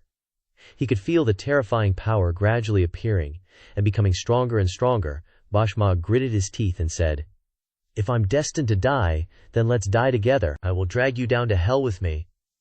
Instead of retreating, Bam Ma moved forward even more fiercely, bringing all the thick purple mist like a vicious storm straight towards Lu Zhou. Today he was determined to have his revenge. The old guys witnessing the scene were anxiously worried. Does he want to perish together with the pavilion master? Lu Zhou didn't show any fear or worry. He thought to himself. So far, his deadly block card has almost never been activated. With Batma's mediocre strength, even without using the heavenly book divine power, Batma can't do anything to Lu Zhou. Lu Zhou continued to scold. Hopeless idiot, impossible to teach, eats the rice but still stupid. Time passed second by second in tension for the people of the Demon Sky Pavilion. 10 seconds passed in a flash like a gust of wind. The Cross-6 combined Dao seal that had been surrounding him gradually dissipated between heaven and earth. The giant seal characters vanished like smoke. Immediately, the deadly strike card completely replaced the position of the 6 combined Dao seal, slowly flying forward with mighty power. The next scene stunned everyone. Poison drill seal, Great Void treasure seal, Treasure Gourd seal, Sun Moon seal. 9 great seals appeared, forming a perfect and terrifying move. Each great seal had many seal characters surrounding it. The people around, including the experienced elders, all held their breath, and no one dared to make a sound. The atmosphere became as tense as a drawn bow. Even though this was the second time they had seen their master perform this move, everyone's face showed astonishment. Their eyes widened. The moment the palm seal appeared, the surrounding air seemed to solidify, and a surge of radiant light carrying earth-shattering power surged forth. The square-headed guy stood frozen, his entire body ice-cold, his mouth agape wide enough to fit a goose egg, his eyes bulged, bloodshot, his pupils contracted violently, fully reflecting the deathly shadow of the growing palm print, swallowing his mind whole. The disciples were rooted to the spot, their breaths almost ceasing, their eyes glued to their master's every move in utter astonishment. Even though it was the second time they had witnessed him unleashing this earth-shattering technique, the overwhelming, suffocating sensation and the doubt about the reality of the magnificent scene remained as intense as the first time, like witnessing a miracle unfolding before their eyes, far beyond the realm of common sense. Even the elders of the Nether Sect, whose hair had turned the color of wind-blown bones and whose eyes were usually as calm as an autumn lake after countless ups and downs, stood frozen like statues, their minds seemingly stagnated by the scene. The supreme palm seal of the 9-syllable mantra of Taoism, the Great Hand Seal, collided violently with Bama's body, boom boom boom. Similar to Kong Yuan, Bama struggled to resist. Until the 8th palm seal struck him, the purple mist on Bama's body dissipated, and his face was illuminated by the 9-syllable mantra, clearly visible to everyone. Squarehead gave a detailed report. Blood covered his face from forehead to chin, his eyes were cracked, and blood dripped from all 7 orifices. Time seemed to have stopped. System notification. Ding! Killed a nascent Soul Realm target, gaining 2,000 merit points. Hearing the system's notification, Lu Zhou knew that Ba Ma was truly dead. He had refined his body to be like Kong Yuan's, so that he could continue attacking after death. Lu Zhou thought to himself, if I had used the Great Fearless Seal to turn Kong Yuan into ashes back then, these kinds of things wouldn't be happening now. When the 9th palm seal struck Ba Ma's heart, his eyes were filled with disbelief, and he no longer had any aura left. Lang Luo reminded him, be careful of the blood GU body refinement. At this moment, the blood GU body refinement was rushing towards them, extremely dangerous. But Lu Zhou shook his head, stepped forward, and said calmly, this old man can kill you once, so I can kill you again. Lu Zhou unleashed a sword strike. As the sharp blade swung down, a terrifying surge of energy condensed, like thousands of invisible blades, immediately erupting with destructive power. Swish, a horrifying sound.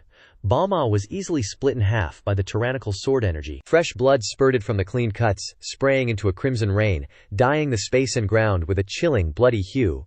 Lang Luo and Pan Liantian were helpless against Kong Yuan, but in front of the sect master, he was no more than a piece of paper. What is called a powerhouse.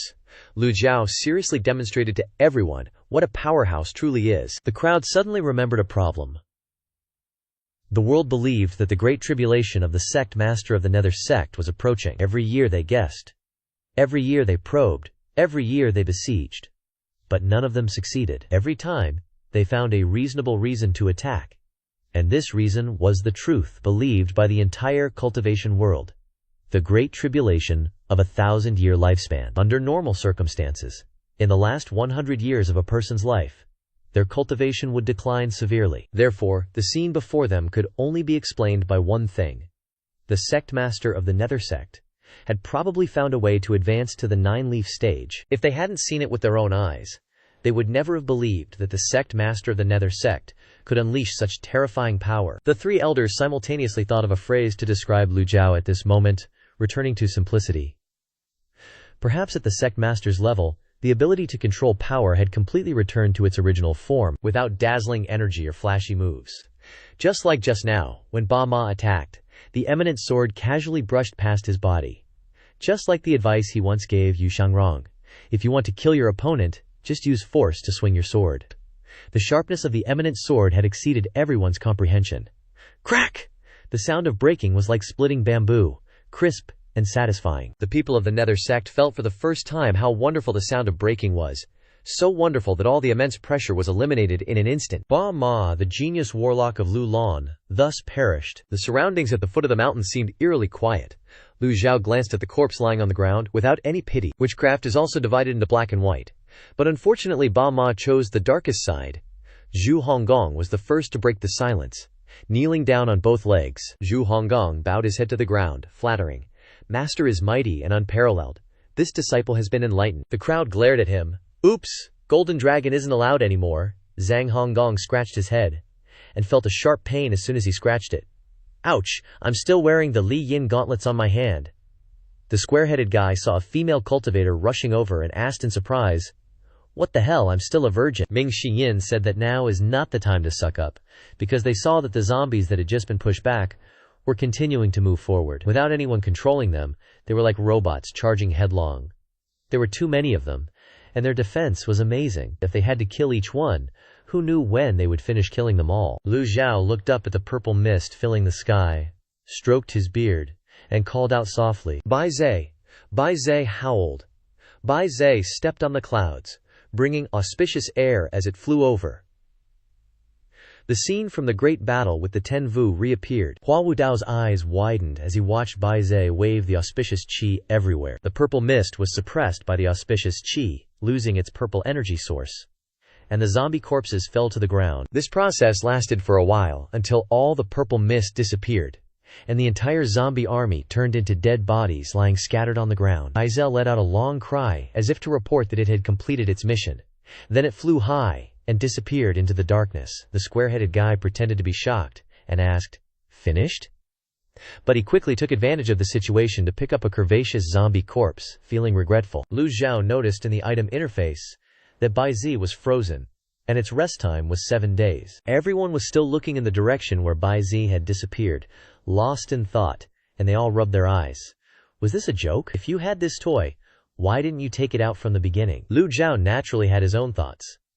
If he released Bai Zhe, it was very likely that the 3 horses would turn around and run away. First deal with the 3 horses, and then deal with these zombie corpses. That was the most stable method. Seeing the zombie corpses lying scattered on the ground, Lu Zhou shook his head. He lost a lot in this battle. There were no merit points as rewards, and he wasted his item cards. Not only that, but the purple mist also sucked away more than half of the vitality of the trees at the foot of Jinting Mountain. Xu Jing stepped forward through the air, looked down at the withered things under his feet and a female cultivator lying below, then shook his head and sighed. One hand clasped in front of his chest, Amitabha. Zhu Honggong looked at the pile of scattered corpses, and his heart couldn't help but tremble. Old monk, what's there to Amitabha about these things? Xu Jing continued.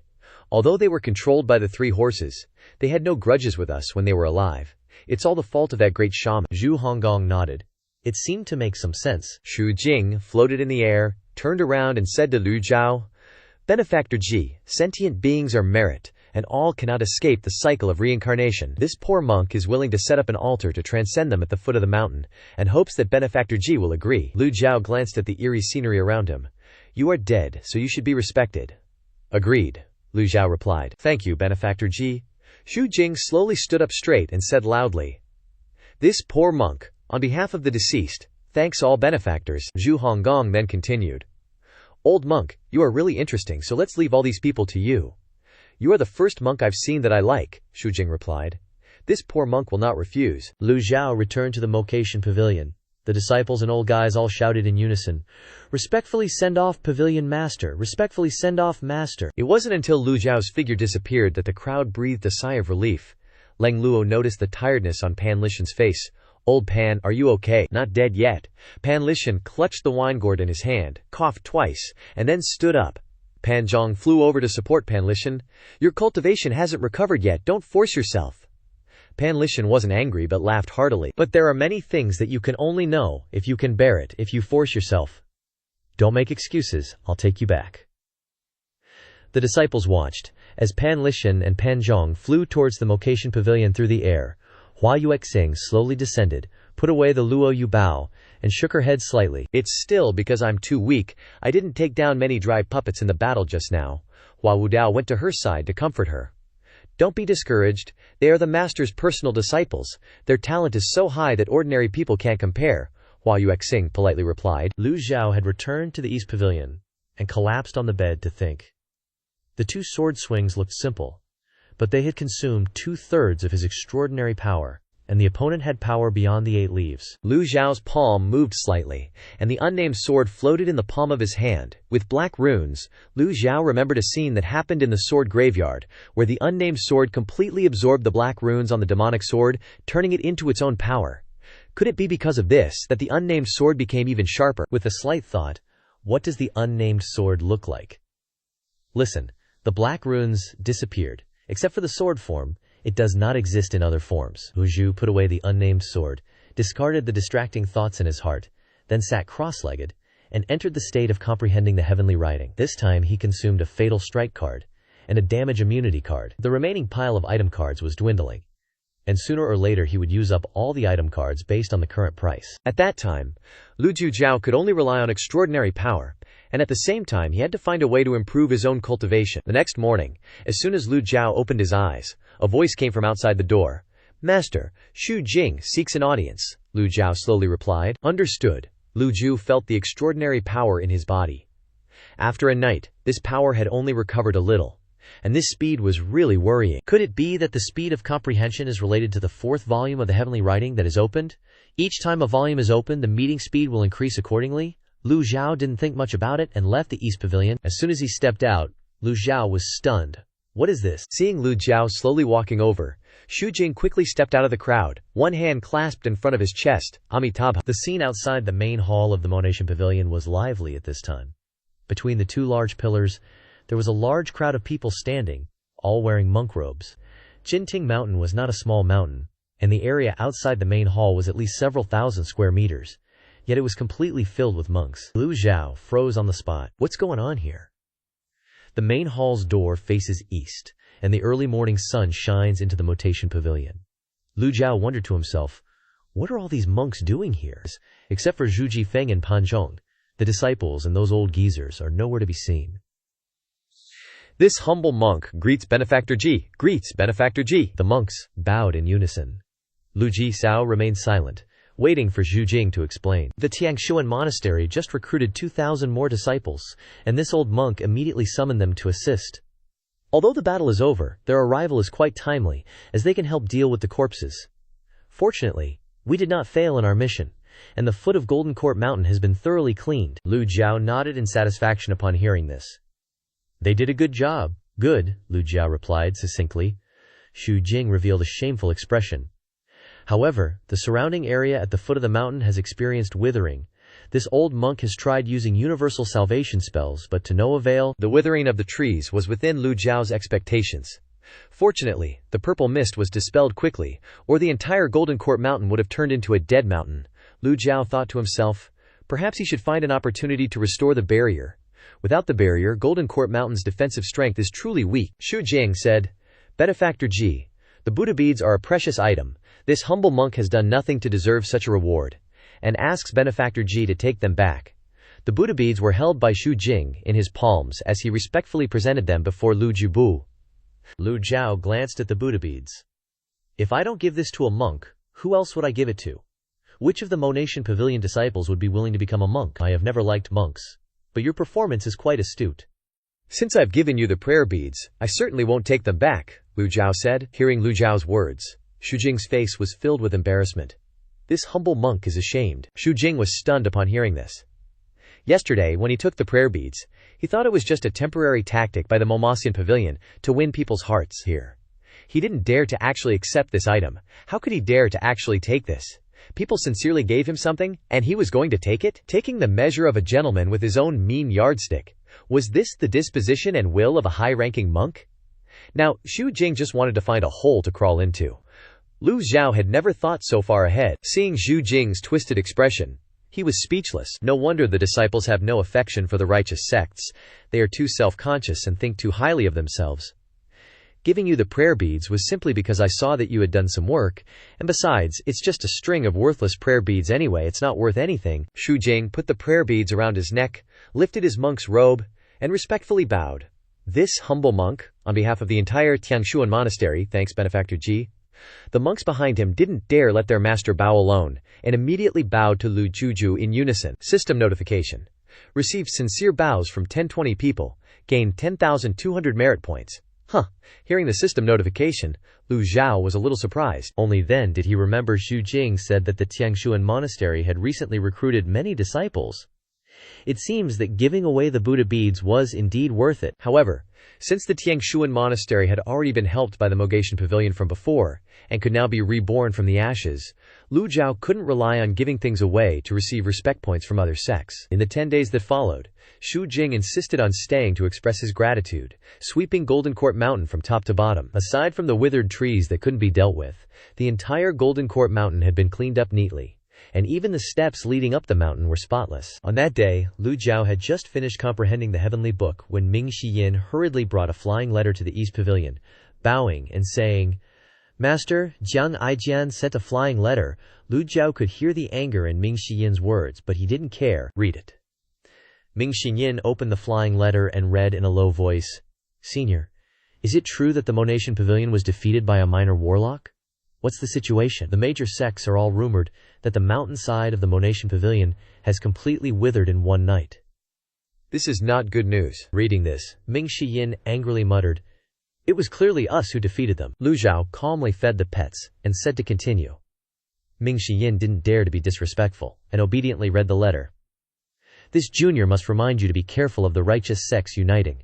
In addition, this junior provides you with a weighty piece of news. The news of Ba Ma's death has spread to Lulan. The Lulan royal family is furious and has sent hundreds of cultivators to join forces with the Ruli kingdom. Guess where they will go? Writing a letter and being so long-winded, I must beat him up next time we meet." Ming Xinyin thought to himself and continued reading. "To Lixiang province. Coincidentally, your eldest disciple and 7th disciple are heading north? Si Wuyai's intelligence about Dayan is far superior, but intelligence about the special foreign races, especially Lulan, is definitely far behind me, haha." After reading the letter, Ming Xinyin said, "Master, why don't we call Jiang Aijian over to ask him clearly? This guy always speaks vaguely." "No need." Lu Zhou stepped out of the East Pavilion, stroking his beard as he thought. Dayan had defeated Lulan many times, so much so that Lulan had to send a princess to make peace most recently.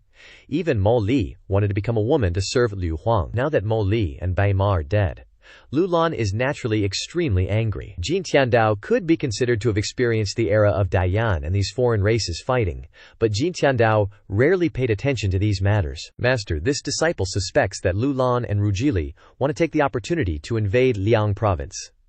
Jiang Aijian is a prince after all, this is their business." Lu Zhou said indifferently.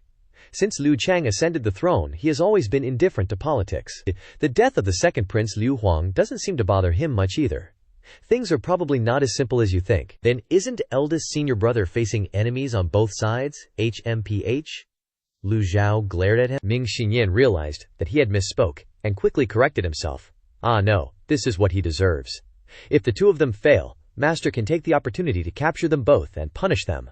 Lu Zhou stroked his beard and asked, "You dare to teach your master what to do?" Hearing this, Ming Xinyin was frightened, his eyes turned white, and sweat poured down like rain. "This disciple dares not." Lu Zhou said nothing. Everything must follow its own course. Liu Chang is indifferent to worldly affairs, so obviously there is something strange about this matter. What exactly is the royal family waiting for? Send a flying letter to Jiang Aijian. Tell him to investigate the royal family's research on the Nine Leaf. This disciple obeys. Ming Xinyin complied. Speaking of which, Lu Zhou seemed hungry, took a piece of the pet's food and put it in his mouth, then instructed Ming Xinyin, "Tell him, if he doesn't cooperate, this old one will take back his Longyin sword and demonic sword." Ming Xinyin was excited upon hearing this. "Great, this disciple obeys." Lu Zhou nodded slightly. "I'll go see how Leng Luo and Pan Lishan's injuries are. You can handle other matters yourself, and if there's nothing urgent, you don't need to report." This disciple obeys. Ming Xinyin bowed again. On Mount Wuhan, the wind was biting cold, but inside the Zhenhua tomb, It was completely silent. The cold wind didn't affect it at all. Yu Shangrong summoned his miniature 100 Tribulations Insight Dharma body, which hovered in his palm. Looking at the golden lotus beneath the Dharma body, Yu Shangrong shook his head. 2/3 of the entire golden lotus has been infected. Yu Shangrong could feel that the Dharma body's power had decreased by more than half, and those light purple speckles were still spreading. Yu Shangrong sighed softly. Fate is truly like this. It began in Xunhua, and it ends in Xunhua. The peak of Mount Wuhan saw no sunlight year-round. No one knew when it started, but only snow fell on Mount Wuhan. A snowy landscape without sunlight was just bone-chilling cold, rarely stirring one's heart. There was a single opening at the top of the ring, where the cold wind blew in, emitting a whistling sound as if someone were blowing a war horn, like rows of white bones wailing unwillingly, refusing to accept their fate. Everyone in the gentleman's kingdom longed for immortality, to defy the heavens and change their destiny, to break through shackles and curses, yet now it had become a ruin. Sometimes, Yu Shangrong wondered, we are all humans. So why does the heavens treat them so differently? From his youth, Yu Shangrong left this place to change his fate. He used his mortal feet to travel across mountains and rivers, through dense, thorny forests, seeking the path of cultivation. It was so hard to reach the peak he stood on today. To say he was content to die would be deceiving himself and others. Whoosh! The wind grew stronger, pulling Yu Shangrong back to reality. Yu Shangrong stood up and looked around. The interior of the Zhunhua tomb was meticulously designed. Yu Shangrong walked toward the wall where the two large characters for longevity were carved and touched them. Swish! A crisp sound echoed as the two characters suddenly protruded from the wall. A mechanism. Dozens of hidden projectiles shot out from the wall. Yu Shangrong didn't even bother to use his primal ki. Simply relying on his innate protective ki was enough to block all the projectiles. How weak! The hidden projectiles were exquisitely crafted, sturdy arrows made by ordinary people. Their entire design was meticulous and modern, yet their power was less than 1/10,000th of a cultivator's. All the projectiles fell to the ground, and a small cavity appeared on the wall. Yu Shangrong didn't hesitate to press down, and the second stone door slowly opened. Inside was a circular area, brighter than the outside, but the sound of the wind was still the same, constantly whistling. After a while, one would get used to that choking sound. In the middle of the circular area was a stone table. On the table lay a brocade box, surrounded by many dried Zhunhua herbs. Perhaps due to the long passage of time, only the shape of the Zhunhua herbs remained. Their stems had all turned into powder. Yu Shangrong waved his hand, and the crumbled Zhunhua herbs flew away, along with the dust. The shape of the forbidden box clearly appeared before his eyes. The lid of the box was carved with Zhunhua herb patterns. Yu Shangrong didn't overthink it. He waved his hand again, and the brocade box opened with a swish. Inside were a few scrolls and some pills. Yu Shangrong picked up the scrolls and skimmed through them. The content was nothing special, just some cultivation secret techniques from the three schools, Confucian, Taoist, and Buddhist. If someone else had found them, they would have surely considered them treasures. But to Yu Shangrong, these scrolls were nothing but trash, not even worth a second glance. The primal ki in his hand vibrated slightly, and the scrolls instantly turned into fine powder. The medicinal effects of the pills had long since evaporated, leaving nothing due to the passage of time. From their shape and depleted state, it could be inferred that these pills were once low-grade, longevity-extending pills, but they were now useless to him. To the people of the gentleman's kingdom, these items were indeed priceless, but no one expected them to be stored in the Zhunhua tomb. No cultivators, no one to consume them? Yu Shangrong sighed softly, striking out with his palm. Boom! The brocade box fell to the ground, and a peculiar drawing from the bottom of the box slipped out. Yu Shangrong's gaze fell upon the drawing. To be precise, it was a scroll engraved with various strange symbols. Yu Shangrong suddenly remembered the task, and the blank paper his master had given him. The symbols on the blank paper seemed very similar to the symbols on this drawing. He took out the blank paper, placed it on the stone table, and compared them. Many symbols were similar. Some even looked identical. The number of symbols on the drawing was greater, from which it could be seen that the content on the drawing and the blank paper were different, but belonged to the same artistic style. Is this master's stuff? Why is master's stuff here? Yu Shangrong felt very strange. The other items weren't particularly valuable, but this painting is definitely something extremely precious. Yu Shangrong looked at the symbols again and again but still couldn't figure them out, so he gave up. He carefully folded the painting and put it inside his chest. The fact that it could be hidden in the secret compartment of the brocade box, lying there for so many years without being damaged or rotten, proves that both the painting and the material it was made of are not ordinary. Yu Shangrong turned his head and looked towards the stone door, returning. He stepped outside and walked to the front of the first stone door. The sound of the wind crying incessantly came from above. Yu Shangrong felt uneasy. He raised his hand.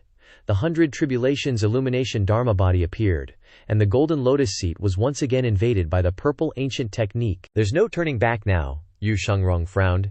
If there were no problems with his dharma body, he could fly at full speed for 7 days to return to the Matiange. But now, he's afraid that his dharma body will be destroyed before he even gets halfway. There are many fierce beasts in the wild, and a little carelessness will turn him into food in their mouths. Without his dharma body, Yu Shangrong's cultivation is only equivalent to body tempering 9th level. He can do some chores, but traveling or flying through the deep forests and waters is extremely dangerous. He didn't think that the luck of his youth would come to him again. Thinking of this, Yu Shangrong stopped, no longer intending to blast open the stone door. He sat cross-legged, mobilizing his primal chi to suppress the ancient technique that was spreading and staining the golden lotus. In the blink of an eye, a day and a night had passed. If it weren't for the light on the top of the tomb, Yu Shangrong wouldn't have been able to distinguish between day and night. He summoned his dharma body again. The speed of the ancient technique's spread had slowed down a bit, but this kind of suppression was no different from chronic poison. Continuing like this wouldn't be a solution. All night, Yu Shangrong thought of ways to escape this situation, but couldn't stop the ancient technique from invading the golden lotus.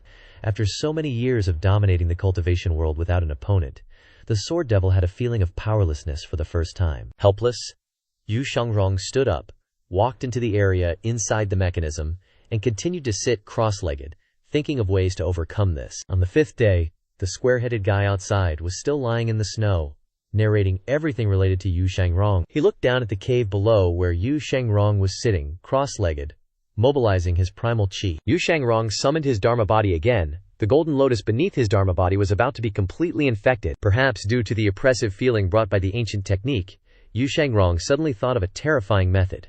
Sever the golden lotus. A truly horrifying thought. He knew the consequences of severing the golden lotus, because he had used the longevity sword to shatter the dharma bodies of countless people. Demon Chan dharma body, Taoist dharma body, Confucian heavenly dharma body, Buddhist dharma body. No matter what kind of dharma body, once it is severed by a heavenly grade weapon, it will be seriously injured, without exception. Therefore, severing the golden lotus is no different from committing suicide. Thinking of this, Yu Shangrong's 5 fingers suddenly trembled. His hand tightly gripped the scabbard of the longevity sword, and the sword devil felt panic for the first time. Yu Shangrong maintained this posture without moving. Anyone who encounters this situation will have to think and consider a lot. Don't even mention that severing the golden lotus might lead to death. Even if someone told you that cutting off both legs would save your life, would you dare? Do you have the courage to cut yourself? Yu Shangrong was hesitating about this. Although severing the golden lotus is not as cruel as cutting off one's own legs, the feeling of panic is no less. For a cultivator, cultivation is another life. Without cultivation he is just a cripple, no different from a dead person. Night fell, and there was no light. Inside the Huanghua tomb it was pitch black, and you couldn't see your fingers. Yu Shangrong gripped the sword scabbard tightly, his thumb occasionally touching the sword hilt, pushing it up. The longevity sword rubbing against the scabbard created an abnormally harsh sound, no different from a butcher constantly sharpening his knife. At this time, the pack of wolves had smelled the delicious and fatty scent and surrounded the square-headed guy. And so, a night passed. When a faint light of dawn began to appear on the top of the tomb, Yu Shangrong's thumb no longer pushed the sword up. In Qiyu Ming there is destiny. Perhaps from his youth when he left Wuhan Mountain, his ending was already arranged. Yu Shangrong smirked. Is death that scary? Without cultivation, you'll die sooner or later anyway. Swish. Yu Shangrong's thumb pushed up the longevity sword. The longevity sword flew into the air. Yu Shangrong calmly stood up and caught it, and at the same time, the 100 Tribulations Illumination Dharma body was summoned, illuminating the entire Shunhua tomb. Yu Shangrong didn't bother to look, just raised his hand and forcefully swung the longevity sword. Swoosh! Sometimes, using force to swing a sword isn't just to kill the opponent. The square-headed guy was narrating so enthusiastically that even the pack of wolves had to listen attentively. After swinging the sword, Yu Shangrong indifferently looked back at the 100 Tribulations Illumination Dharma body. The purple golden lotus had completely separated from the upper part of the dharma body, one half above, one half below. In this case, Yu Shangrong didn't want to make himself look too pathetic. He tapped several acupoints on his body, and then sat down cross-legged. In just a moment, Yu Shangrong's face turned pale, and he was covered in sweat. The lower half of the dharma body fell to the ground and disappeared without a trace. The upper half of the dharma body merged into his body, and immediately after, his Dantian Qi Sea rumbled with changes, as if wanting to rush out of the sea. How strong can a person be? When he faces death so closely, he can still maintain a calm attitude, without changing his expression, and be unyielding. Yu Shangrong's entire body felt like it was being burned by the flaming mountain, and the primal qi within his body couldn't find a place to settle. Running rampant everywhere, Yu Shangrong remained as still as a mountain, trying his best to endure. Time passed without knowing how long. Yu Shangrong was still conscious, suddenly opening his eyes wide. His cultivation began to decline sharply, from 8 leaves down to 7 leaves, then down to 6 leaves. The primal qi in his Dantian Qi Si slowly leaked out. 5 leaves, 4 leaves, 3 leaves, 2 leaves, 1 leaf. A trace of blood trickled from the corner of his mouth, but Yu Shangrong didn't feel tired because of it. On the contrary, the corner of his mouth curved into a satisfied smile. Even though he was seriously injured, and 7 leaves had disappeared, at least he still managed to survive. Without the golden lotus, naturally there were no more leaves.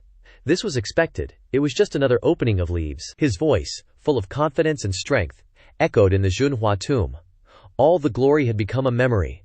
Life has its successes and failures. Consider it a fresh start. At the same time, drastic changes were also taking place in Liang Province and Yi Province. On the Moxian Pavilion, Ming Xinyin held the flying letter sent by Jiang Aijian, looking at his master who was sitting upright in the main hall.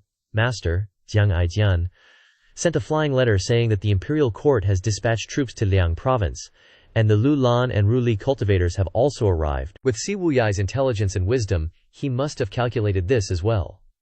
We should patiently wait for the situation to unfold. Lu Zhou didn't respond to Ming Xiyin, but looked at the system interface, thinking about how to spend his merit points. To capture Si Wuyai and Yu Zhenghai at the moment, it's true that he needed to quietly observe the changes. Merit points. 17,900. Perhaps because he was used to the system's routine, Lu Zhou had been worn down to the point where he no longer felt anxious, and was even very calm. Isn't it just hundreds of thousands of merit points? Accumulate them slowly? Seeing that his master didn't reply, Ming Xinyin respectfully left the main hall. The next day, Ming Xinyin again held Jiang Aijian's flying letter as he stepped in. Seeing that his master was painting, which proved that his mood wasn't bad, Ming Xinyin became a little bolder, walking up to Lu Zhou and said directly, "Master, Jiang Aijian sent a flying letter saying that the imperial court deliberately abandoned Yi province, sending the 4th prince, Liu Ping, to Liang province to quell the rebellion. But it seems that Si Wuyai had predicted this, so the underworld church throughout the 9 provinces is deliberately causing chaos." The world is in chaos now. Lu Zhou paused his movements. These 2 hotheads really want to throw the world into chaos, to antagonize the divine capital. Can they do it? No one knows. If it were only Yu Zhenghai, it would probably be impossible. But with Si Wuyai assisting, the variables are increasing. Si Wuyai has an incredibly vast dark network that makes it hard for others to believe. Even Jiang Aijian has to be wary of him, so who wouldn't be afraid of him? After pondering for a moment, Lu Zhou said, "Did Jiang Aijian mention the imperial court's research on the 9 leaves?" Ming Xiyin immediately replied, "No." Lu Zhou continued, "Then remind him a little." Ming Xiyin obediently responded, "Disciple obeys." Lu Zhou didn't care about the commotion in Liang province and Yi province. Nor did he want to. Even if the world fell into chaos, it was caused by the underworld church playing tricks in the dark. Without accurate information, Lu Zhou wouldn't easily leave the Modacian Pavilion. Lu Zhou currently had a lot of patience, which was something that the original owner, Ji Tiandao, never had. Before that time comes, it's best to spend time researching the 9 leaves. By the 3rd day, Ming Xinyin's pace was several times more hurried than before. This time, it wasn't just Ming Xiyin. Even Xiao Yanhe and Duan Musheng entered the main hall. Ming Xiyin choked a messenger bird to death and said, "Master, Jiang Aijian sent a flying letter." Lu Zhou gritted his teeth and said the main points: Princess Yongning and the 4th prince are heading to Liang province on an expedition. The underworld church is being attacked on 2 fronts. It's likely that they won't be able to escape this time. As he spoke these words, Ming Xiyin was a little incredulous. Lu Zhou abruptly stopped writing. He waved his hand, and the flying letter in Ming Xiyin's hand flew into his hand. Lu Zhou read it again and frowned. With Si Wuyai's abilities, he shouldn't have allowed himself to be surrounded. Ming Xiyin strangely continued to inform, "Princess Yongning is just a woman. Why would she go to Liang province with Liu Ping?" At this moment, Zhu Honggong's voice suddenly echoed from outside, resounding throughout the main hall. "Disciple greets master." As soon as he heard this guy's voice, Ming Xiyin's face darkened. Ming Xiyin threatened, "8th junior brother, speak quickly if you have something to say. Quickly let go if you dare to fart." Lu Zhou sat down and said, "Continue." At this moment, the female cultivators were already brandishing sharp knives, waiting to butcher the pig. Zhu Honggong chirped. Princess Yongning likes 7th senior brother. This disciple only heard 7th senior brother mention it once, and I don't know anything else. Ming Xinyin glared at him. Lovers? No wonder he could escape from Han Yuyuan's grasp. No wonder he knew so much about the inner workings of the palace. No wonder he could ride the Jiang-A sword and escape into the Moatian pavilion. So he has a princess backing him. I didn't expect old 7th to look so refined but be such a beast inside. These words were full of vinegar, like a single dog howling. Duan Musheng glared at Ming Xiyin, then breathed on the overlord's spear. Continuing to polish it, Zhu Honggong could only remain silent at this moment. Xiao Yanxie smiled and said, "Is Yongning Jiji pretty?" Zhu Honggong, with his chubby face, grinned and replied, "I've never met her before," Ming Xinyin hurriedly said. "Little junior sister, don't interrupt me, master. This matter is definitely not simple. Old 7th must have deliberately set up this trap." Zhao Yanjie kept nodding like a chicken pecking at rice. Lu Zhou stroked his beard while pondering. "I still have 2 enhanced version imprisonment talismans, one-hit kill talisman, and enough extraordinary power stored up. Now, Lu Zhou has enough capital to capture Si Wuyai and Yu Zhenghai. The question is, where will they appear?" After thinking for a moment, Lu Zhou slowly said to Ming Xiyin, "If you were Si Wuyai, what would you do?" Ming Xinyin stroked his chin and said thoughtfully, "If this disciple were Si Wuyai, I would certainly not put myself in danger." After speaking, realizing that something was not right, Ming Xinyin quickly added, "But if old 7th and Princess Yongning have something going on, then he might appear in Liang province. As for eldest senior brother, he definitely won't throw himself into danger. This disciple feels that eldest senior brother will play the attack east strike west trick." Duan Musheng beside him also seemed to agree. Lu Zhou nodded, feeling that it made sense, then turned to look at Zhu Honggong. "What do you think?" Zhu Honggong said, "Master, are you asking this disciple?" Before Lu Zhou could answer, Ming Xinyin glared at him. "If he's asking you, then answer him. Why are you talking so much nonsense? This idiot can't stand not sucking up for even a second. I definitely have to find an opportunity to teach him a lesson." Zhu Honggong pouted, tears streaming down his face, and said, "If this disciple were 7th senior brother, I would immediately return to the Moatian pavilion, obediently kneel before you and kowtow to beg for forgiveness." Ming Xiyin was speechless at this blockhead. "You can even say such words." Ming Xiyin raised his foot and kicked Zhu Honggong. Ouch! Zhu Honggong fell to the side, muttering, "I'm just telling the truth." Lu Zhou had no intention of blaming Zhu Honggong, but his answer was indeed meaningless. Si Wuyai wasn't like Zhu Honggong.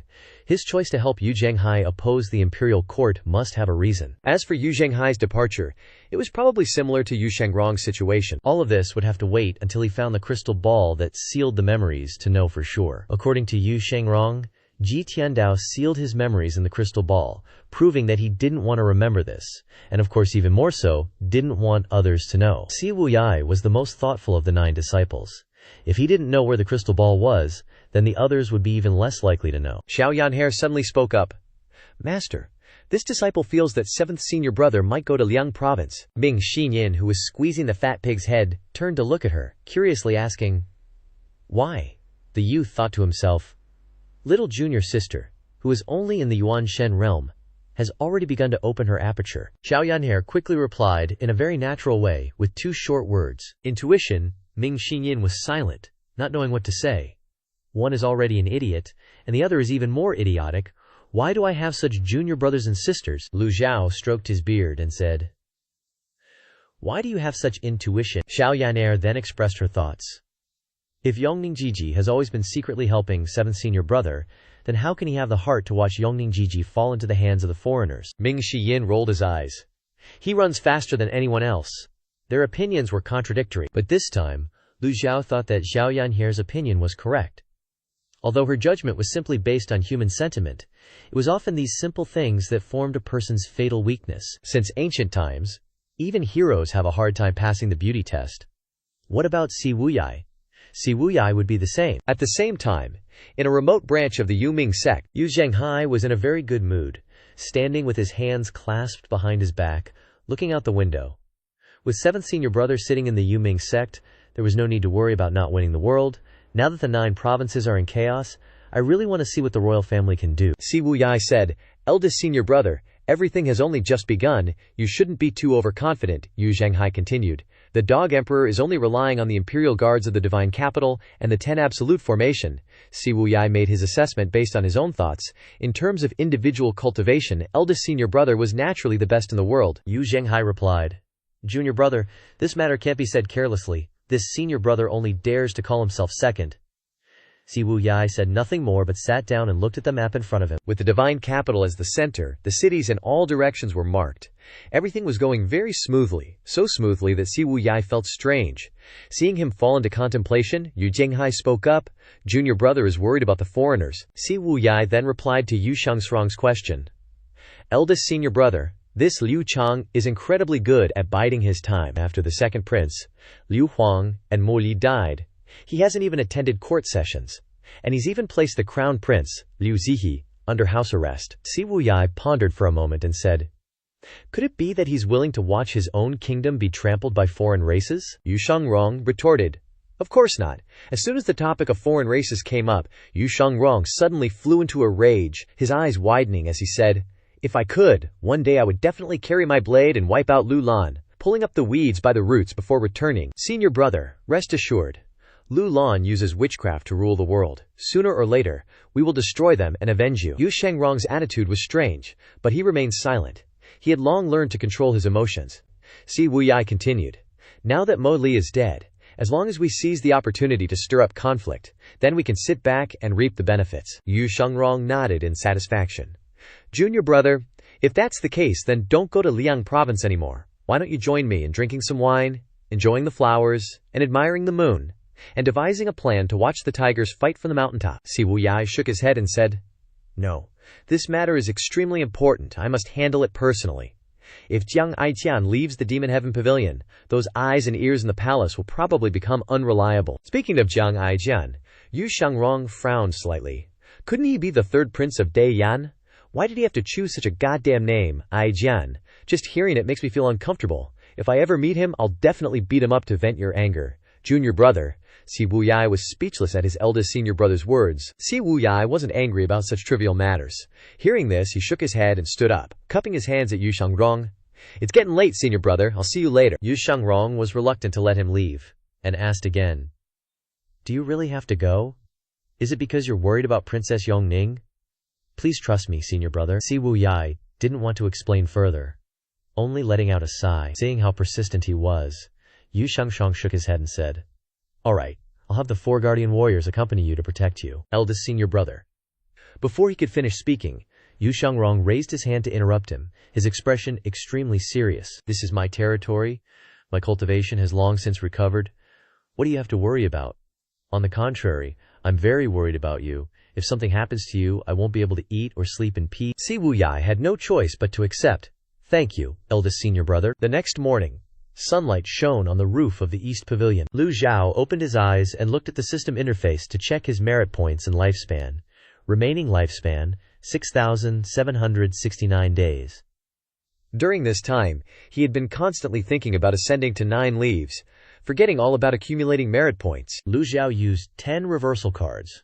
Now, no matter how big the commotion in the East Pavilion, no one else would bother him. The gathering of life force energy in an instant made Lu Zhou feel the functions of his body being restored. Although he didn't use many reversal cards, his appearance still showed a slight change, and his mental state was even better. Previously, Lu Zhou didn't dare to use too many reversal cards at once. Once his appearance changed too much, the disciples of the Demon Heaven Pavilion wouldn't easily let it go. Using them little by little would go unnoticed, and wouldn't diminish his majesty. After using 10 reversal cards, Lu Zhou had 33 cards left. At this time, his remaining lifespan had reached 9,769 days. Not bad. Lu Zhou then checked his merit points, 17,900,000 points. A clear mind in the early morning. How about drawing some lottery? 10 consecutive draws all failed, and a series of notifications appeared. Better luck next time. After so many attempts, Lu Zhou finally came to his senses. From outside, Zhao Yu's voice came. Master, the monk from Tiangshuan Temple left the day before yesterday. Initially, they wanted to say goodbye to you, but they didn't dare to disturb you, Lu Zhou replied. Understood. Holding a hot potato in his hand, Lu Zhou gave you one. Swish.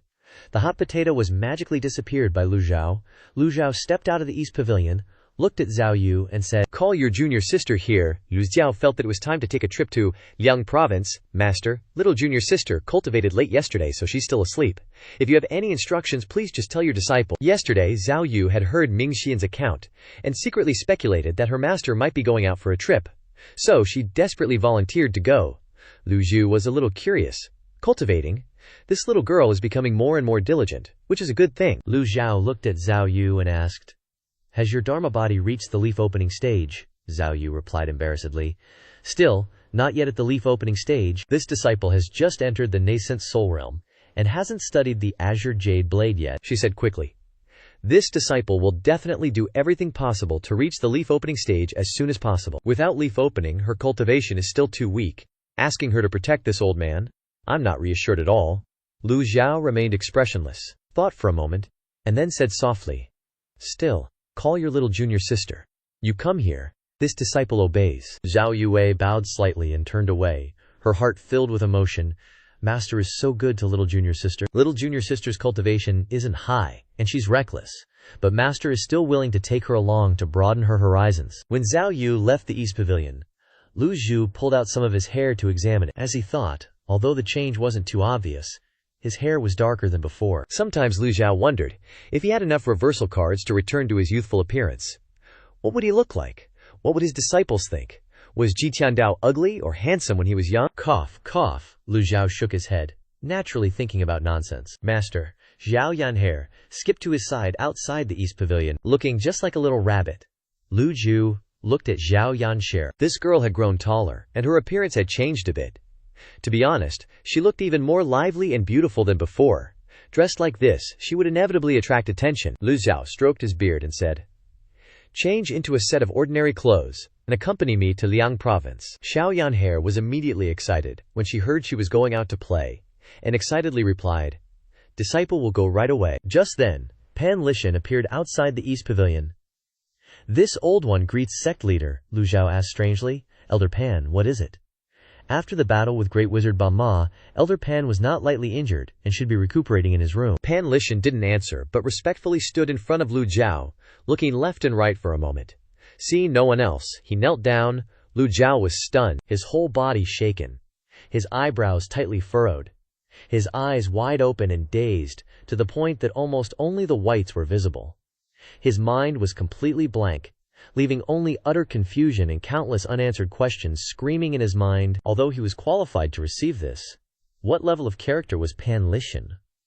Once the #1 expert of the renowned Jingming Dao, how could he kneel so easily? Lu Zhou was extremely puzzled and frowned, asking, "Elder Pan, what do you mean by this?" Pan Lishan clasped his hands and said, "This old one has a matter to ask of you," Lu Zhou said. "Speak." Pan Lishan nodded. "This old one wants to beg you to spare His Highness, the 4th Prince." Hearing him say this, Lu Zhou didn't feel surprised at all. Back then, when Pan Lishan left Jingming Dao, he was seriously injured and was fortunately saved by the 4th Prince. However, he had served in the army for many years and had repaid the favor. The 4th Prince, Liu Ping, had been stationed on the frontier year-round, loyal to the country. But, Lu Zhao's tone sank. "The favor you owe him, why should this old man repay it for you?" This, Pan Lishan was stunned on the spot.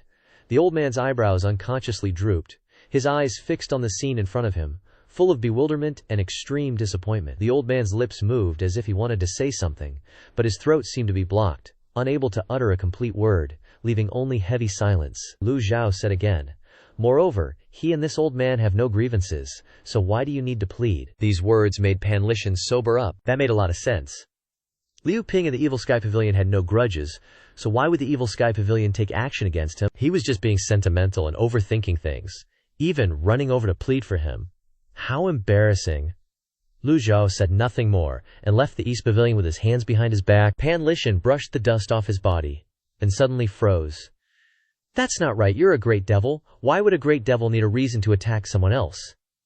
Pan Lishan immediately raised his head, but the sect leader was already gone. A day later, in Liang Province City, Lu Zhou had changed into a set of rough cloth clothes, looking no different from an ordinary old commoner. He had no other choice. Si Wu Yai was too cunning and had too many eyes and ears. Lu Zhou could only disguise himself as an ordinary citizen, not to mention riding a flying chariot. Just bringing a group of old men from the pavilion to catch him would cause this hothead to run away at the slightest sound. Disguising himself would be much more effective. As soon as they entered Liang Province City, Lu Zhou and Xiao Yanhe couldn't help but be a little surprised.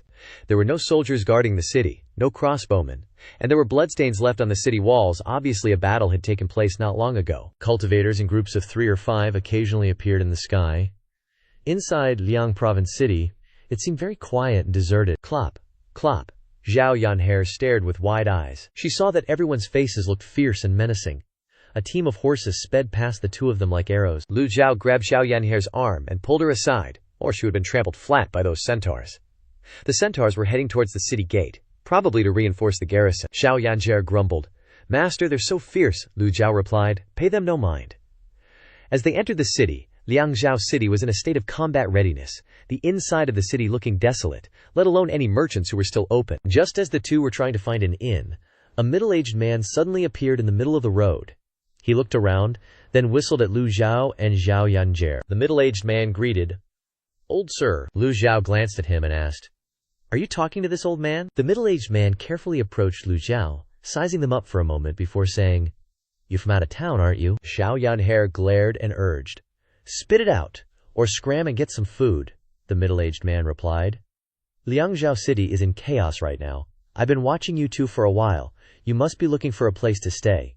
Come with me. I'll arrange accommodation for you." Suspicion arose in Lu Zhao's heart. He and Xiao Yanhe had just entered Liangzhou City, so how did this person know they were looking for a place to stay? Soon, Liangzhou City might become the next Yizhou, with the entire city on alert. But looking at this middle-aged man, he was quite bold, so there must be something fishy going on. "That guy's talking nonsense, girl. I'm buying this axe." Xiao Yanhe got angry and shouted at him. "Get lost," Lu Zhou suspiciously asked. "You can arrange accommodation for us," the middle-aged man mysteriously said. "It's chaotic outside. You'll find out when you come to my place." Lu Zhou didn't show any reaction on the surface, just nodded and led the way. Anyway, he wanted to rest in Liangzhou for a while, taking the opportunity to search for Yuzhanghai and Siwuya. Before long, the middle-aged man led them through several streets. Finally arriving at a manor, the middle-aged man seemed secretive, whistling outside, after which 2 men ran over to open the gate. The middle-aged man said, "2 more people. Arrange accommodation."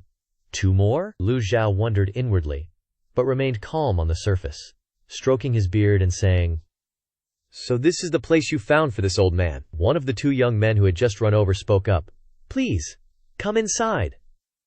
Lu Zhou suddenly felt like this manner seemed familiar. Lu Zhou turned to the middle-aged man standing beside him.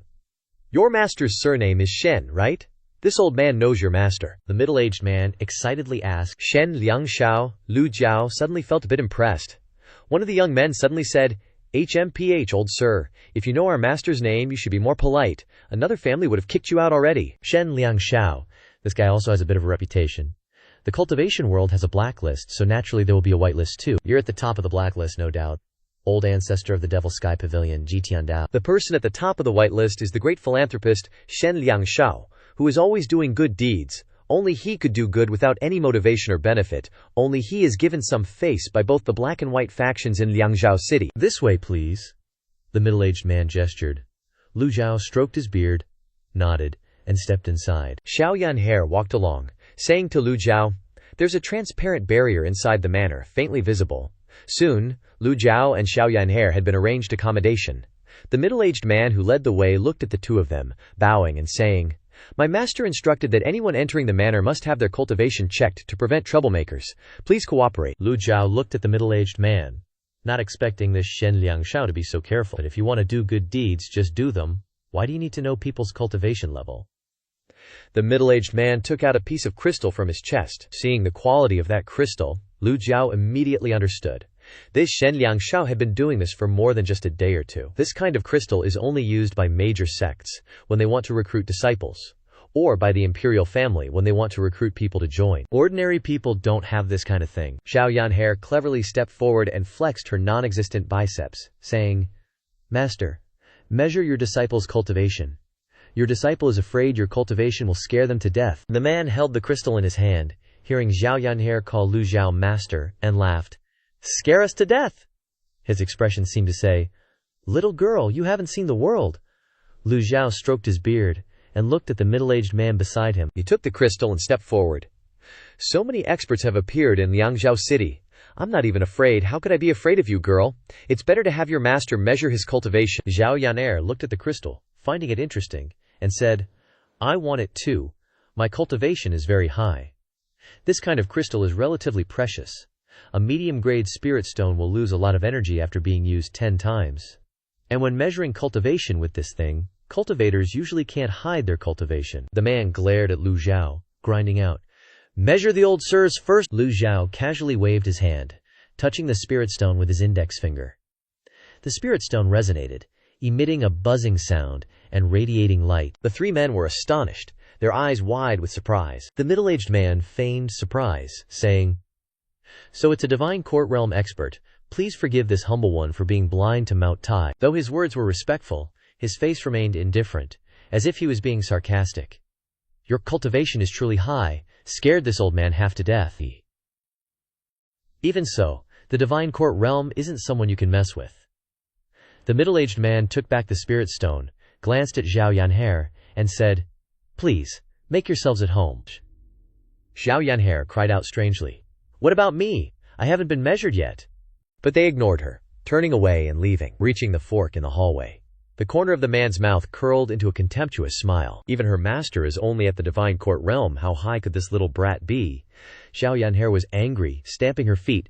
Master, they dare to look down on you, Lu Zhou replied. It makes no difference whether you measure or not. Hearing her master say that, Zhao Yan'er obediently said, Okay. The 3 men continued to sneer. This little girl is being capricious. The more you want me to measure, the less I'll let you. Tonight I'll let you know what human hearts are capable of.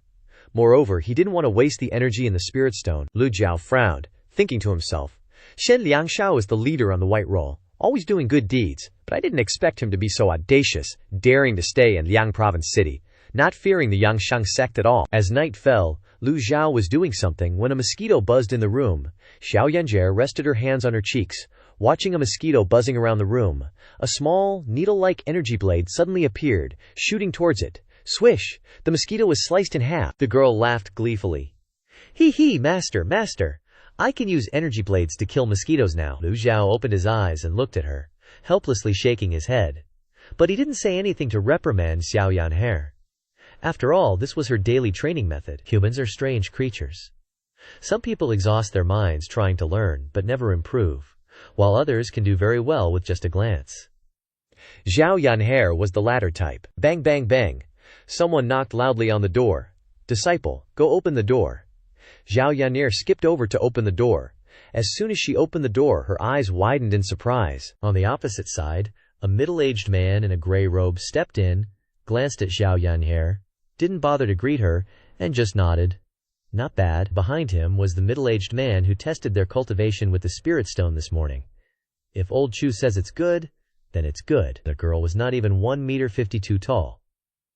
Zhao Yan'er tilted her head and asked naively, Who are you? This is Steward Chu, who manages all the big and small affairs in the manor. Please chat, I'll take my leave first. After the middle-aged man finished speaking, he turned and left. Steward Chu and Zhao Yan'er entered the room, approaching Lu Zhou. Steward Chu immediately clasped his hands in a salute to Lu Zhou. Old mister, Lu Zhou looked toward Steward Chu and said calmly, Where is Shen Liangshao? Steward Chu frowned, thinking to himself, Master Shen is the leader on the white roll. His reputation is resounding. It's normal for outsiders to know him. But this old man calling his given name directly is impolite. But he didn't show it on his face, calmly saying, Old mister, let's get straight to the point. Lu Zhou nodded. What is it? Steward Chu then said, Your little granddaughter is not bad. My master is willing to spend a large sum of money to buy her. As Steward Chu spoke, there were vague figures moving outside, as if they were guarding the area. Lu Zhou seemed to sense the creaking sounds, and there was movement from the roof. Obviously someone was monitoring them. Hearing this, Zhao Yan'er was about to get angry when she saw Lu Zhou raise his hand to stop her. Signaling her to step back, Zhao Yan'er had no choice but to step back sullenly. Zhao Yan'er looked towards Lu Zhou, somewhat surprised, wondering, Why is master stopping me? Lu Zhou continued. Shen Liangshao is the leader on the white roll, specializing in doing good deeds. His good reputation has spread throughout the cultivation world. Why would he do such sneaky things? Steward Chu laughed loudly. Old mister is an experienced person. Why pretend to be confused? In this day and age, there's no such thing as a free lunch.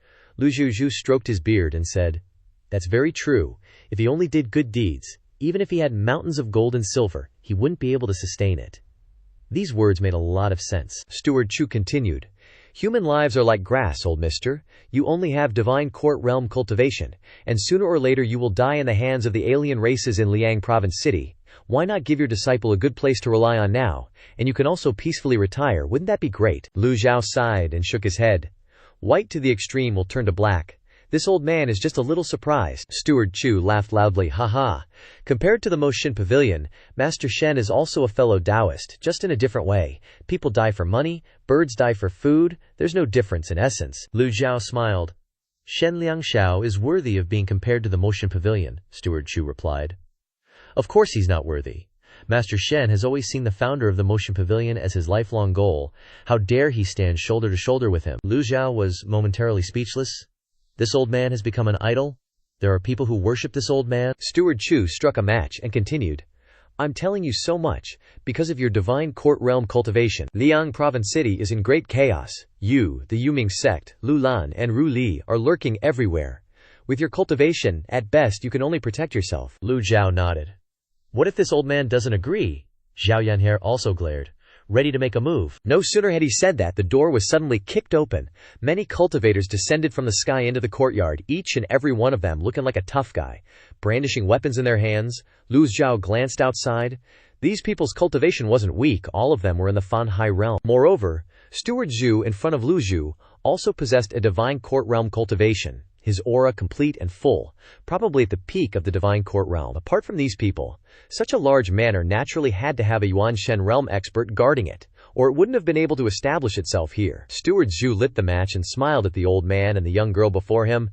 If the old mister doesn't agree, I'll have to take matters into my own hands. Lu Zhou shook his head, helplessly waving his hand at Zhao Yan'er. You're getting bold, huh? After all, Steward Zhu was a peak divine court realm expert. He suddenly sensed that the old man before him had an aura that even Master Shen didn't possess, a kind of aura that made it impossible for people to resist. He immediately retreated, mobilizing his primal energy. Before he could do anything, he saw Xiao Yanhe standing right in front of him, her aura bursting forth. She had already started limbering up, preparing to beat a dog. The gang qi around Steward Zhu's body couldn't move, Steward Zhu exclaimed. No, she's a Yuan Shen realm expert. As soon as he spoke, many of the cultivators outside immediately threw down their weapons and fled. Xiao Yanhe gritted her teeth and shouted loudly, Don't throw them everywhere. She rushed towards Steward Zhu, cursing, You beast! Bang! Before Steward Zhu could even see, Zhao Yanche kicked him right in the chest. Ugh! Steward Zhu felt excruciating pain. His whole body shot backwards like a cannonball, smashing through the roof and hitting several cultivators hiding on the roof, sending them spinning before they fell straight to the ground. Xiao Yanter was just about to unleash another attack when she saw a group of people lying prostrate before her, motionless. Xiao Yanher's sudden attack stunned all the cultivators inside and outside the room. Their eyes were filled with disbelief as they looked at the little girl before them, especially the middle-aged man standing outside the door who had checked Lu Zhao's cultivation. He was now standing there dumbfounded. He knew Steward Zhu's strength very well. He was a peak divine court realm cultivator, but he was kicked away by a little girl. What the hell just happened? Xiao Yanhe felt bored, she muttered. Too weak. Steward Zhu was so traumatized by Xiao Yanhe's words that he spat out blood. The entire room and courtyard fell into a brief silence. Zhao Yanter suggested, Master, he's not dead. How about I give him another kick? Cough, cough, cough. This statement caused Steward Zhu to spit out several mouthfuls of fresh blood. Steward Zhu lay flat on the ground, coughing violently, his mouth now full of blood. It's true that you can't judge a book by its cover. This girl looks innocent and naive, but who knew her temper would be so terrifying? Just then, many cultivators suddenly appeared outside the door. So many cultivators in a small Liangzhou city surprised Lu Zhou. The guys outside had no idea what the heck was going on, and asked each other in a flurry, What's going on? It looked like a shooting star just fell. Steward Zhu raised his hand, resentfully pointing towards the middle-aged man who had the task of checking cultivations. You. At this moment, the middle-aged man was also embarrassed, and he couldn't say a word. He really wanted to say that he couldn't understand why the little girl's cultivation was even more powerful than her master. Lu Zhao looked at Steward Zhao panting on the ground and the cultivators all around with horrified expressions, and said calmly, If you don't want to die, tell Xin Liangshao to come here to see this old man. Steward Zhu sat up, and in a deep voice stopped the cultivators outside. Don't come in. He swallowed a mouthful of saliva to calm his mood. Steward Zhu covered his chest and said, Old mister, do you really want to oppose Master Shen? Before Lu Zhu could answer, Zhao Yancher huffed. You're so annoying. Master, if I want to see someone, I'll see them. You're still not convinced, huh? As she spoke, she waved her fist, causing Steward Zhu to shrink back in fear. There's no reasoning with this girl. He looked towards Lu Zhou, his face cold, hoping to persuade this divine court realm old man a little. Before he could even open his mouth, Lu Zhou spoke first. Early tomorrow morning, this old man wants to see Shen Liangsha. Steward Zhu and the two guys next to him were stunned. Lu Zhou continued in a low voice. This old man will not repeat this a second time. Just then, Zhao Yanner summoned her 100 Tribulations Insight avatar. The one Zhang Tal avatar appeared, creating a resonant sound of primal energy, causing the surrounding cultivators to shiver. Those cultivators paled when they saw Zhao Yanher's avatar before them. Holy crap, a nascent soul realm expert. One of them, drenched in cold sweat, couldn't even form a complete sentence. The avatar. It has bloomed a leaf. This made his whole body go ice cold, his limbs trembling so hard he wanted to pee his pants right there. Zhao Yan'er burst into laughter, pointing at the speaker. Scared shitless, huh? What a tiny pair of balls. Master, summon your avatar so these guys can broaden their horizons. Zhao Yan'er's battle spirit was ignited once again. Lu Zhou, hearing Zhao Yan'er's smug voice, felt helpless, planting his hands on his hips. Lu Zhou looked up at the huge hole in the roof, then reached out and flicked Zhao Yan'er on the forehead. Don't cause trouble. Zhao Yan'er held her head, no longer daring to act up. Master, your disciple knows her mistake. Lu Zhou clasped his hands behind his back and left the room. Seeing this, one of the cultivators immediately understood and hurriedly said, I will prepare a new room for you at once.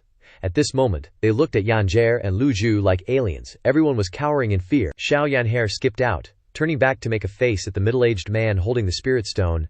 I almost forgot, you guys aren't worthy to see my master's avatar. With that, she followed her master to another room. The other guy stood frozen, his limbs trembling, not daring to reply. He could only stare wide-eyed as Yan'er and Lu Zhou walked away before daring to breathe a sigh of relief. Once the two had left, Manager Zhu turned to look at the middle-aged man. The middle-aged man was close to tears. Manager Zhu, sir, please don't hold it against me. That old geezer really is a divine tribunal realm expert. I swear on my life if I'm lying. A glint of blood appeared in Manager Zhu's eyes. That one kick had severely injured him. Divine tribunal realm or not, did he not have eyes to see? Manager Zhu looked at the group of cultivators in the courtyard and ordered. Inform Master Shen.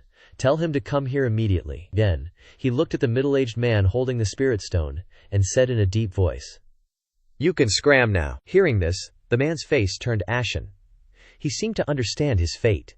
This word, scram, for those working in the manor, either meant death or being turned into a blind and deaf mute. How could the business here be allowed to spread so easily? Scram! It was just a way of using the word euphemistically. The middle-aged man heard this, his whole body faltering, his face as gray as ashes. Next came a shrill scream. No. At this late hour, Lu Zhou sat cross-legged in his room, comprehending the heavenly writing. He did not know how long had passed when a notification suddenly rang in his ears. Host has comprehended the human character heavenly writing 100 times. Rewarding, heavenly writing unveiling power. Lu Zhou opened his eyes and thought. Finally comprehended the human character heavenly writing 100 times, costing quite a bit of time. Currently, the heavenly writing unveiling has two parts, upper and middle, with only the lower part yet to be found. This part should be located at Yuhan Mountain. Lu Zhou then thought of Yu Shangrong, sighing softly, and casting a spell. Yu Shangrong's temperament was no different from when he was young. No matter what happened, he would not speak out, only wanting to silently find a solution himself. I only hope nothing happens to him. Thinking of this, Lu Zhou closed his eyes and continued to comprehend the heavenly writing. At this time, there was a person sweeping the road in the courtyard, none other than our big square-headed brother. He swept and mumbled, My childhood dream was to become a successful street sweeper. Being able to go out and sweep the streets before dawn is truly too blissful. This house seemed to have the sound of a pig squealing last night. With that, he looked up into the sky. Time flew by. The sky was not yet bright. But in the courtyard, several streaks of light flickered, followed by the sound of resonating primal chi. This meant someone was summoning their avatar, and it was many people. Lu Zhou did not even move, not affected in the slightest. In the sky above the manor, 5 or 6 cultivators hovered in the air. In the middle was a small flying chariot, with only enough space for one person to sit. Lu Zhou felt a surging aura outside. Although he could not see it, this type of resonating vibration indicated that there were at least 2 nascent soul realm experts outside. The flying chariot descended into the courtyard, and the group of cultivators also came down to the ground. The square-headed man mumbled while pushing open the crack of the door. "This Shen Liangshao really has some tricks up his sleeve." Hearing the commotion, a voice rang out. "Who dares to cause such a ruckus at my Shen family's manor?" The voice was strong and forceful, clearly intended as a warning. Shen Liangshu was also a high-level cultivator. At this moment, Lu Zhou walked over. Lu Zhou raised his hand, and the door was pushed open by astral energy. The manor was illuminated by the firelight. Apart from the group of phantasm ocean realm cultivators, in the middle of the courtyard was a small flying chariot, surrounded by several cultivators.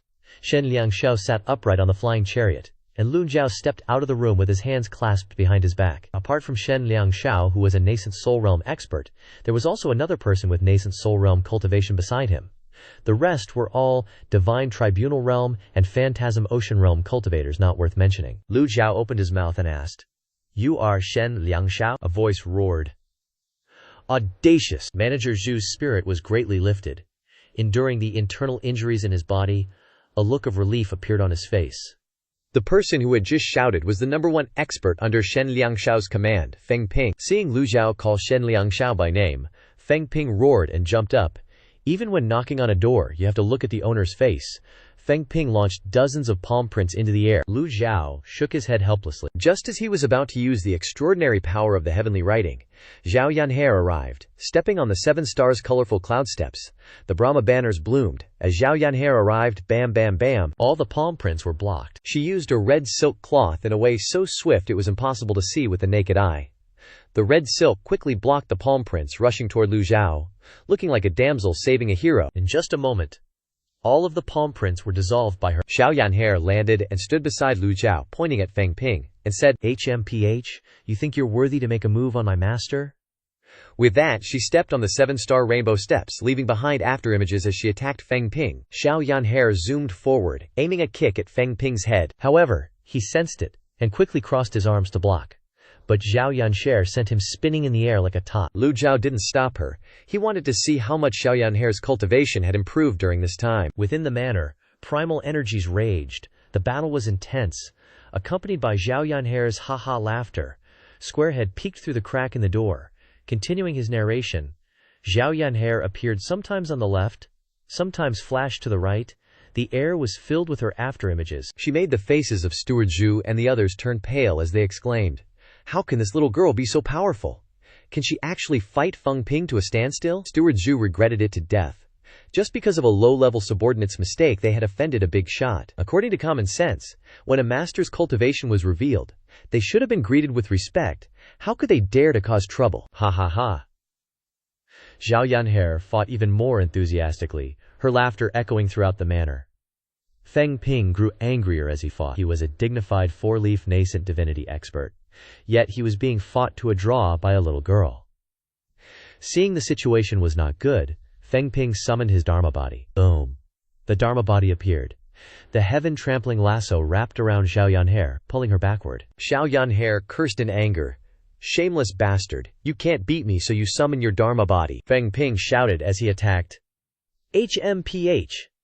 Different realms call for the use of the Dharma body. Feng Ping snorted coldly and clapped his palms fiercely. Several palm prints shot out, attacking Zhao Yanhe. Boom boom boom! The heaven-trampling lasso blocked in front. All the palm prints dissipated. Shen Liangshao sighed when he saw this. Truly a heaven-tier weapon. Shen Liangshao sat on the flying chariot, his eyes shining, but quickly his expression returned to calm, as if nothing had happened, and he raised his voice. "Stop!" Feng Ping had no choice but to retract his Dharma body and descend beside the flying chariot. Shen Liangshao also landed at this time. Opening the door of the flying chariot, Shen Liangshao looked at Lu Zhou, whose face was relaxed as he stood by the doorway, and said softly, "Cutting off someone else's business is like killing their parents." Only then did Shen Liangshu leave the toilet seat in the round flying chariot and fly out. He continued to Lu Zhou, "Why don't we sit down and talk slowly?" As he spoke, he looked at the blazing red heaven-trampling lasso in Zhao Yanhe's hand with some trepidation. But Lu Zhou stroked his beard and said, "This old man will give you a chance to redeem yourself." Lu Zhou's tone sank. 1. Cripple your cultivation. Feng Ping's pupils contracted upon hearing Lu Zhao's words. Lu Zhao then said, 2. Truthfully answer this old man's questions. Shen Liangshao's eyes narrowed when he heard the second condition. Lu Zhao continued. 3. As long as this old man is in Liangzhou city, you must obey this old man's orders. While comprehending the heavenly book, Lu Zhou had thought of a punishment for Shen Liangshu. Shen Liangshu was the head of the White Roll, and it didn't matter whether he did good or bad things, but offending Lu Zhou was unforgivable. These 3 requirements were considered a reasonable punishment, but when they heard these 3 conditions, Shen Liangshao and the others frowned immediately. The cultivators in the manor exchanged glances, daring to make these demands to Master Shen. What was this old man relying on? Steward Zhu secretly cried out that things were bad, and quietly took 2 steps back. He was already seriously injured. If the 2 sides really fought, he would definitely be at a disadvantage. Shen Liangshao was not only not angry but also clapped and laughed. Old mister, this joke is not funny at all. Lu Zhao replied seriously. This old man never jokes. Shen Liangshao frowned. In this world, there were few people who could make Shen admire them. In this lifetime, Shen only admired 2 people. Lu Zhao let out an "oh" and listened to him continue. The first is the current majesty, Yongqing. Saying this, he clasped his hands together, his face full of worship. The second is the founder of the Ghoul Heaven Sect. That is, the person Shen admires the most. Hearing these words, Xiao Yanhe, standing next to Lu Zhao, covered her mouth and sighed. Lu Zhao thought to himself, Steward Zhu was indeed not lying. This Shen Liangshu really regarded this old man as an idol. The leader of the White Roll idolized the leader of the Black Roll. It was truly ironic. Xiao Yanshi snickered. Then you should quickly kneel down and pay your respects to my master, right? Her words were very sincere, very heartfelt, but in Shen Liangshao's ears, they were no different from a provocation. Shen Liangshao waved his hand. Feng Ping's eyes turned fierce as his body moved, leaving only an afterimage. Dao Seal plus Grand Heaven Qi. Everyone watched without blinking as Feng Ping made his move. The leader with the round head shouted loudly, Dao Seal plus Grand Heaven Qi. Everyone, don't take your eyes off Feng Ping. Using his full power, Xiao Yanjie was about to make a move when she saw her master raise his hand to stop her. Master wants to make a move, she thought to herself. Then things are stable. From high above, Feng Ping dove down, he shouted triumphantly. The aura of the divine court, ha ha ha, go to hell. A ray of light appeared in Lu Zhao's palm, and his arm flicked forward. This was not a fatal strike card, but lightning chi. Xiao Yanhe calmly watched her master show off. A bolt of lightning shot towards the opponent. Just as he was about to hit Lu Zhao, the bolt of lightning suddenly slammed into his chest. Boom! What Dao Seal, what Grand Heaven Qi! He didn't even have time to unleash them before he was sent flying. Feng Ping's mind went blank. As he looked up at the sky flying backwards, he saw a bolt of lightning descending from the sky. Feng Ping screamed in despair. Lightning Qi, boom! With a sound, the lightning Qi struck Feng Ping's head. Pfft! He looked up, spitting out a mouthful of blood. His entire body fell to the ground. His Danchin and Qi Si felt like they had been fiercely struck with a hammer, and he had no strength to resist. As the terrifying Davio lightning descended, the crowd's eyes widened in shock and disbelief. The Dao lightning struck Feng Ping head-on, instantly knocking him out cold. Red liquid splattered everywhere. Lu Zhao mused inwardly. The one-hit kill probability of the lightning card is super low, only 1%. But the 30% chance to inflict severe injuries triggered. Not bad.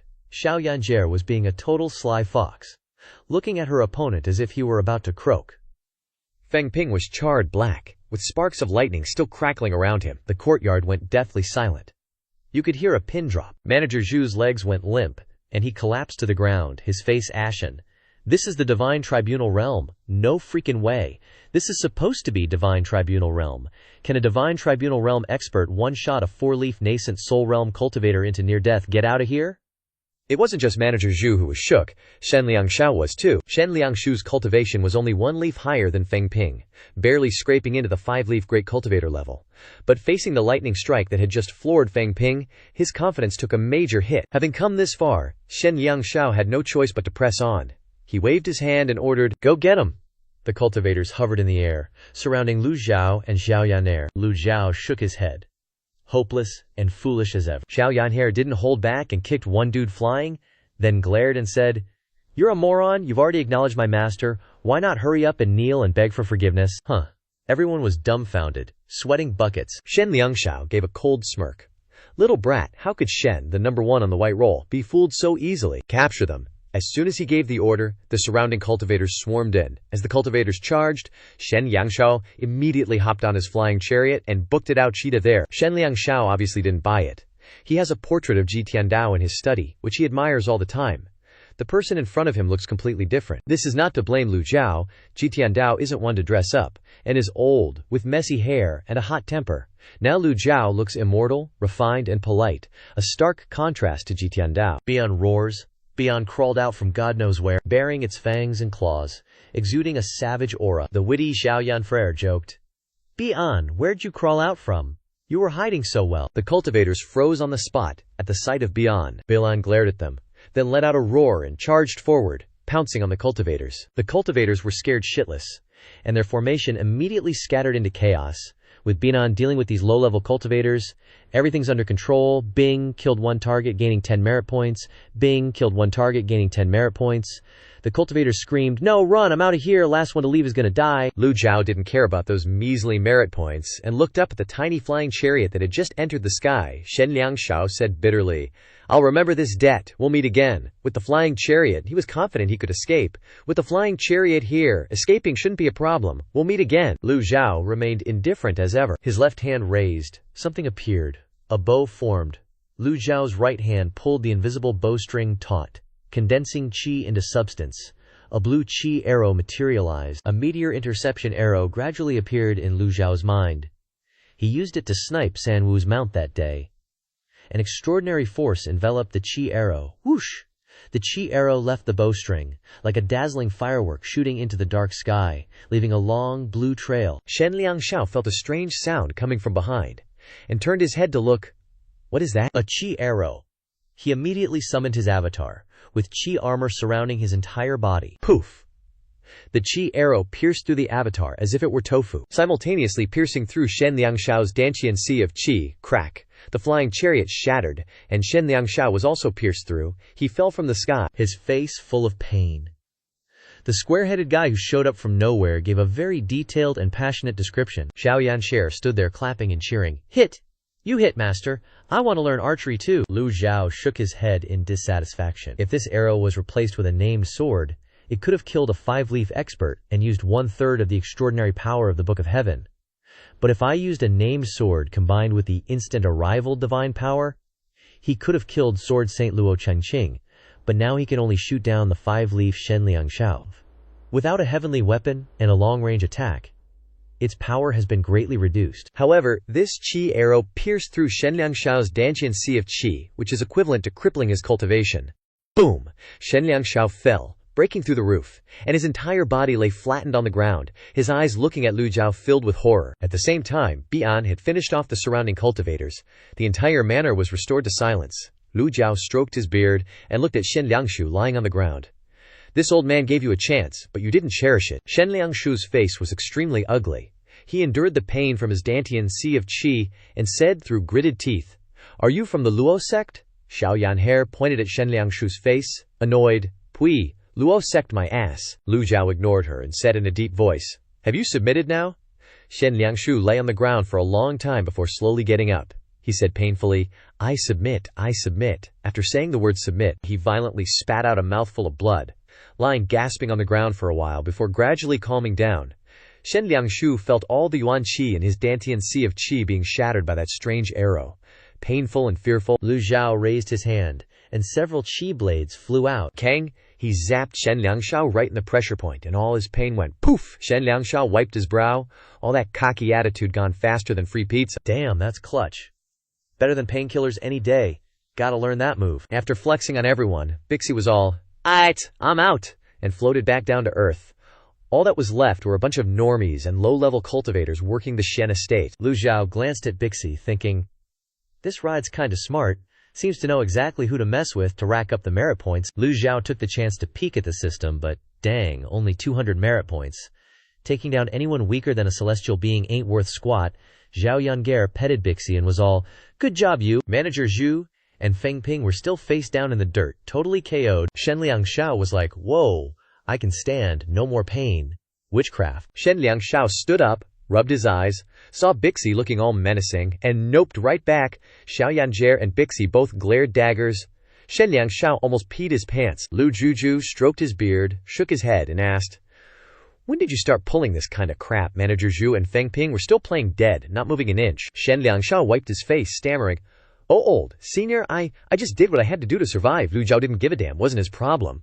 Lu Zhou spoke up and said, "Spill the tea on Liang Province City." Xiao Yanhair, bless her heart, ran inside and dragged out a chair for Lu Zhou. "Master, sit down."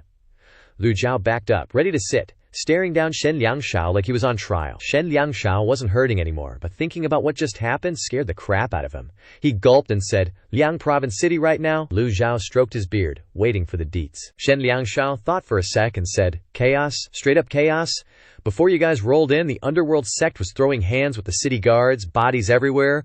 What about the foreign tribes?" Lu Zhou had intel that said otherwise. Shen Liangshao raised an eyebrow at the mention of the foreign tribes. "Yeah, there's been a bunch of Lu Lan and Ruli folks from the western regions showing up in Liang Province City, but I don't know where they're at now." It was normal for Shen Liangshao to not know. If the tribes were to show, the imperial family would step in and take action against them. Lu Zhou asked in doubt, "Only people from those two countries?" Shen Liangshao answered truthfully, "The 5 Rong of the West and 7 Rong of the North have always been playing by the rules, just Lu Lan and Ruli. Haven't heard of any other tribes around here." Lu Zhou stroked his beard and nodded, digging into Ji Tiandao's memories. Ever since Emperor Yongshu yeeted the Rong of the West and Rong of the North into oblivion, Great Yan's been on top. From countless tiny states, the Rong of the West and Rong of the North started rebuilding, forming the 5 Rong of the West and the 7 Rong of the North. These 12 countries have always kissed Great Yan's ass, sending tribute and brides every year to keep the peace. But these two countries also stir up trouble, often taking the chance to sneakily invade Great Yan's border. The 4th prince, Liu Ping, guards the border year-round, constantly flexing on them, so things are kinda chill. Lu Zhou asked, "Where's the 4th prince, Liu Ping, at right now?" Shen Liangshao jumped, scared by the old man in front of him. After a minute, he replied, "I've only heard people say that His Highness leads 300,000 troops and 5,000 cultivators, divided to guard 10 Liang province cities. And I don't know which city he's in now." Speaking of which, Shen Liangshao continued, "Among the 10 cities of Liang province, 5 are equipped with protective formations, and the remaining 5 are not.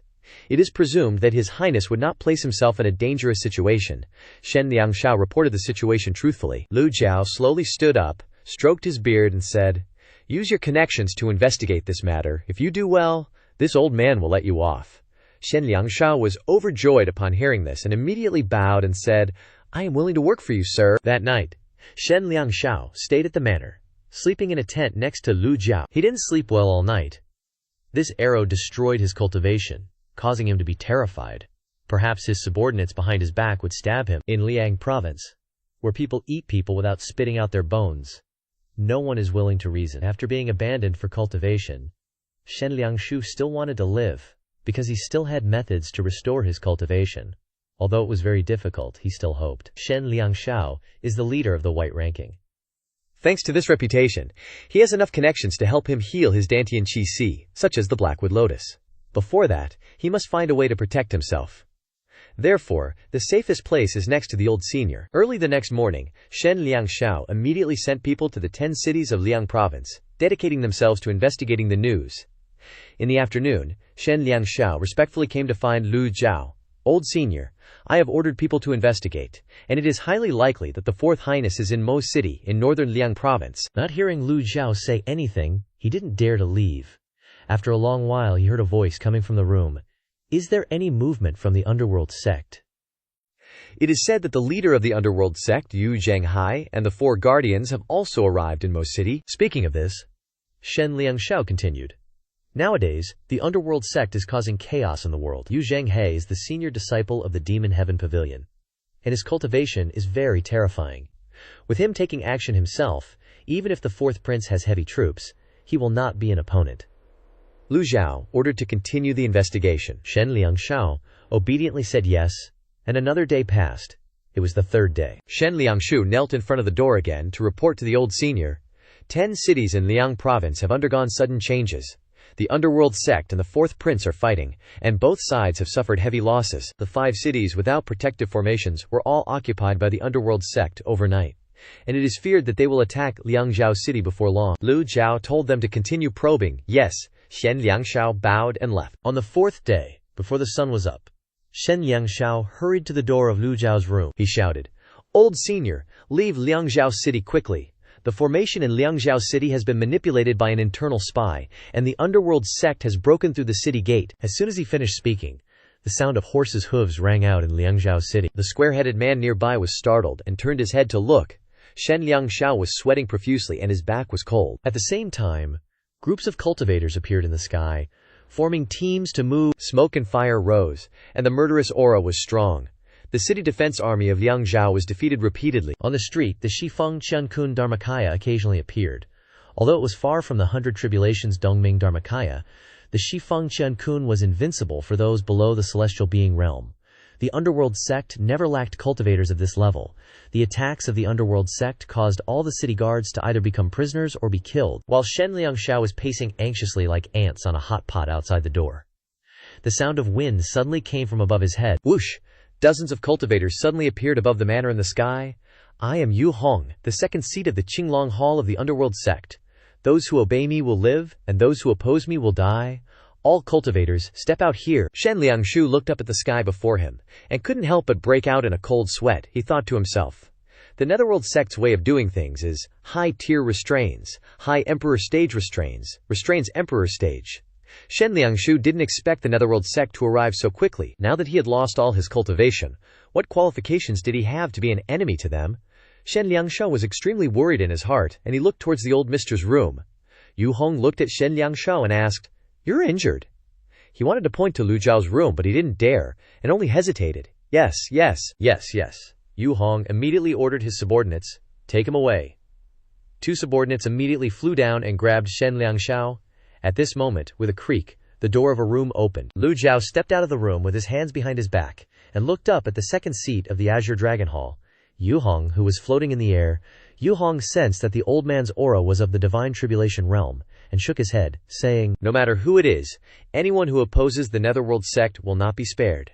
Just then, Zhao Yanhe ran over quickly from who knows where. Pointing at Yu Hong's face, she shouted, "How dare you speak to my master like that? Do you believe I'll beat you to death?" Yu Hong was slightly stunned. Logically speaking, most great cultivators have their own stance, and most nascent soul realm experts have a sect as their backing. That's why the Netherworld sect started with the Jingming Dao, Zheng Yi Dao, and other major sects, recruited many experts, and threatened the great cultivators. Since then, the great cultivators have not dared to act rashly again. Within the scope of Great Yan, the Netherworld sect only needs to deal with the Great Yan imperial family. Like now, encountering cultivators in the war, in order to prevent accidents, they will arrest people, and then let go of those who should be let go, and not leave a single one of those with problems. Sieges are so cruel. Si Wu Yai set this strategy for the Netherworld sect, precisely because he didn't want anyone to take the opportunity to play tricks. Yu Hong sensed the aura of the little girl who had just appeared, and immediately raised his eyebrows. Nascent Soul Realm initial stage? How can there be a nascent Soul Realm expert in Liang Province City? He said, "I am the second seat of the Azure Dragon Hall, Yu Hong. I don't know why the 2 of you appeared in Liang Province City, but for now, please cooperate and come with us." The cultivator behind looked at Yu Hong, thinking to himself, Yu Hong has always respected experts. Lu Zhao only knows the 4 great protectors, so naturally he has no impression of this kind of subordinate. Lu Zhao wondered, Netherworld sect's Yu Hong, who the hell is that? Standing in the distance, Yu Hong wasn't angry, and only asked, "Old mister, don't you know the Netherworld sect?" Zhao Yanhe then quickly said, "Know a little bit." Zhao Yanhe was just about to continue speaking when Lu Zhao covered her mouth. "If this girl speaks nonsense, it will easily ruin things," Lu Zhao then said. "Heard of it?" Yu Hong cupped his fist and said, "My sect leader is the eldest disciple of the Evil Sky Pavilion, and also one of the rare, unfathomable experts in the cultivation world." Lu Zhao thought, right now he wants to meet Yu Zhenghai, or Si Wu Yai. Before meeting them, of course he can't reveal his purpose. After pondering for a moment, Lu Zhao said, "This old man will go with you."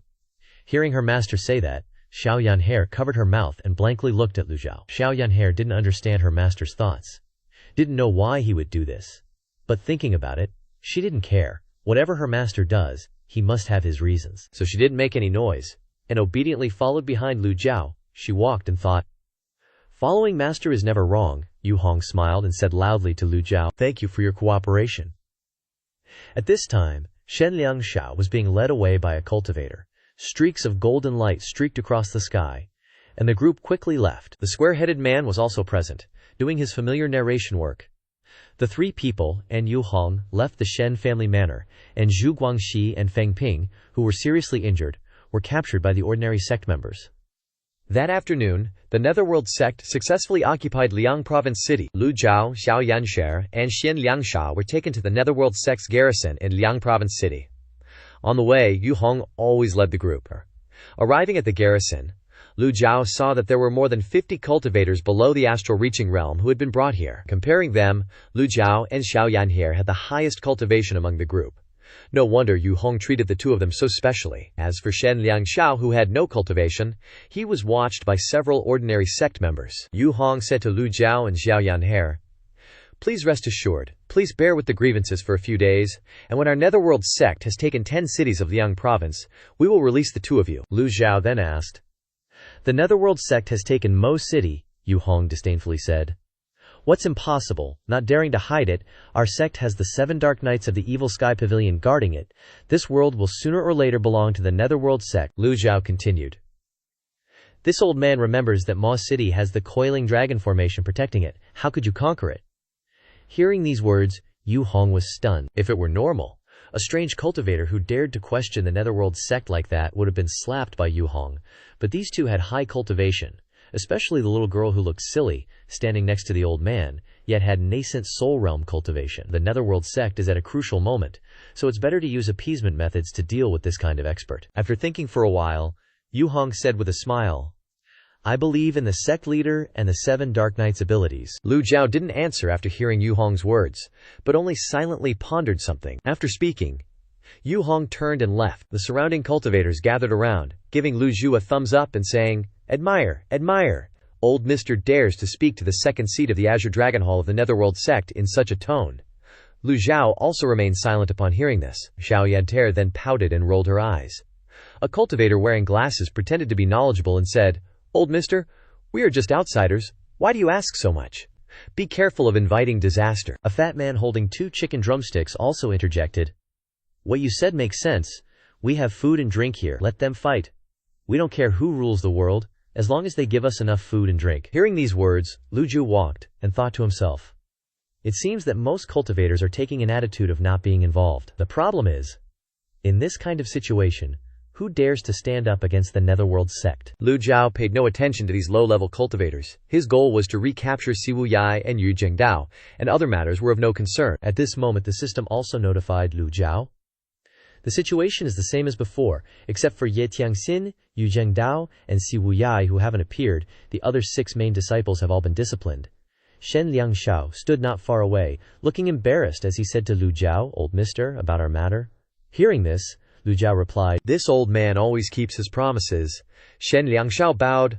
"Thank you, old mister." Lu Zhou knew that Shen Liangxiao was sticking by his side because he wanted someone to protect him.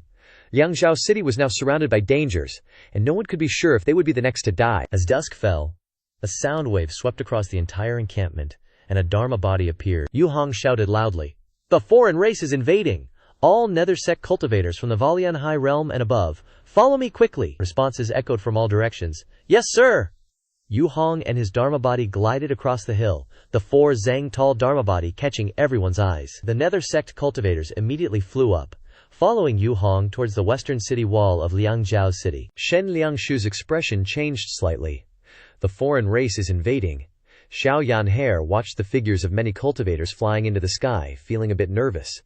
Although she was a Yuan Shen realm expert and the 9th disciple of the Demon Heaven Pavilion, she had never seen such a scene of war before. She panicked and grabbed Lu Zhao's arm. Lu Zhao stroked his beard and said, "Don't be afraid." On the surface he appeared very calm, but in his heart he sighed secretly. "If only I had brought Ming Xinyin along. This little girl is still lacking in experience." The surrounding people exclaimed, pointing at the sky where nearly 1,000 cultivators were flying. At this moment the western city wall was full of cultivators. This was war. Sigh. Some people sighed, others were surprised. There were always people in this world who enjoyed watching the excitement. In Liangzhou City, many nether sect disciples were running wildly through the streets, causing the ground to tremble constantly, unsettling people's hearts. Countless Dharma bodies began to appear on the city wall. A 7 zang tall Dharma body, A 6-leaf expert, oh my god. A 7 zang tall dharma body is taller than the city. No matter how majestic and imposing the city wall was, it could not hide the light emitted by the dharma body. A cultivator shouted, "It really is a foreign race." The crowd looked up at the sky, where a black figure resembling a wolf was constantly attacking the dharma body. The Newly Kingdom. If there are Newly people, then there will naturally be Lu Lan people. Shen Liangshu looked around and then lowered his voice. "Old mister, the Nether Sect is too busy to care about us. This is a good opportunity to leave." Lu Zhou glanced at him, saying nothing. Shen Liangshao naturally wanted to escape, but with his current situation, he would be hacked to death the moment he stepped outside. Someone raised their voice again. That 7 zang tall dharma body must be one of the Nether Sect's 4 guardians, possibly Di Qing or Yang Yan. It's not satisfying just standing here and watching. Whoosh! Someone flew up to the roof of a pavilion next to them, and others flew to the top of several towering trees to observe. The square-headed man was one of them. He flew up high to observe, and then described the details. The sudden appearance of the foreign race caught many Nether Sect cultivators in the encampment off guard. More than 1,000 cultivators stood on the city wall, preventing the enemy from invading, and at the same time, activating the small-scale formations on the city wall, constantly attacking the foreign race that intended to invade the hill. The soldiers under the city were busy fortifying the city wall and gate, while also providing support, assistance, and treatment to the cultivators. Only after the cultivators had a decisive battle would the war of ordinary people break out. In wars between countries, except in cases of absolute necessity, the ones who had to rush into battle were always the cultivators. This was the strength of Great Yan, and it was also the basic method of fighting in the cultivation world. Looking at the cultivators flying all over the sky, occasionally someone would fall. Shen Liangshao sighed endlessly. Shen Liangshao plucked up his courage and asked, "Old mister, this Shen has a question to ask. I don't know if I should say it or not." Lu Zhou said, "Speak." Lu Zhou stroked his beard while observing the battle on the city wall. The Liangzhou City Defense Army had been defeated by the Nether Sect long ago. Now, all those fighting the foreign race were people from the Nether Sect. However, this should have been within Si Wuyai's calculations. Why did they seem so panicked and powerless? Was it intentional? Shen Liangshu asked again. Could it be that the old mister comes from the Luo sect? Lu Zhou was curious. Why do you say that? The Luo sect was good at long-range attacks, and there were many skilled archers in the sect. The founder of the Luo sect was even a top expert in archery, once using a single arrow to kill a high-level ferocious beast in the Heaven's Edge forest. Shen Liangshao said respectfully. "Every time I recall Lu Zhao's arrow, I feel fear in my heart." Lu Zhao replied, "There are countless people in this world with excellent archery skills. A sect like the Luo sect is not worth mentioning." Shen Liangshao was speechless. To mock the Luo sect as worthless, that's quite an arrogant tone, but he didn't dare show it, only saying, "Old mister, why don't you step forward and kill the foreign race?" Shen Liangshao, a 5-leaf expert, could not withstand a single arrow. If the old mister went all out and took action to capture the enemy's king, it would change the entire course of the war. Even though Shen Liangshao had done some bad things for personal gain, he did not want to see the foreign race set foot in Great Yan. Lu Zhao observed the battle on the city wall, not answering him. If he did that, Lu Zhao would have to expose himself. How could he hope to capture Yu Zhengdao or Si Wuyai then? Lu Zhao decided not to act rashly. The Nether Sect's strength was enough to deal with this foreign race. Shen Liangshao dared not say anything more. Xiao Yanhe hugged Lu Zhao's arm, the feeling of tension disappearing as she became curious again. "Master, I want to go see." Lu Zhao also had this idea, so he said, "Let's go." As soon as he finished speaking, the two ran quickly at 20 bananas per hour to watch the excitement. The two quickly walked towards the city wall. Shen Liangshao was startled. Looking around, the encampment was now empty, without a single person. He immediately shouted, "Wait for me!" For now, he could only follow the old mister to hopefully find some safety. Before long, the three of them arrived at the foot of the city walls.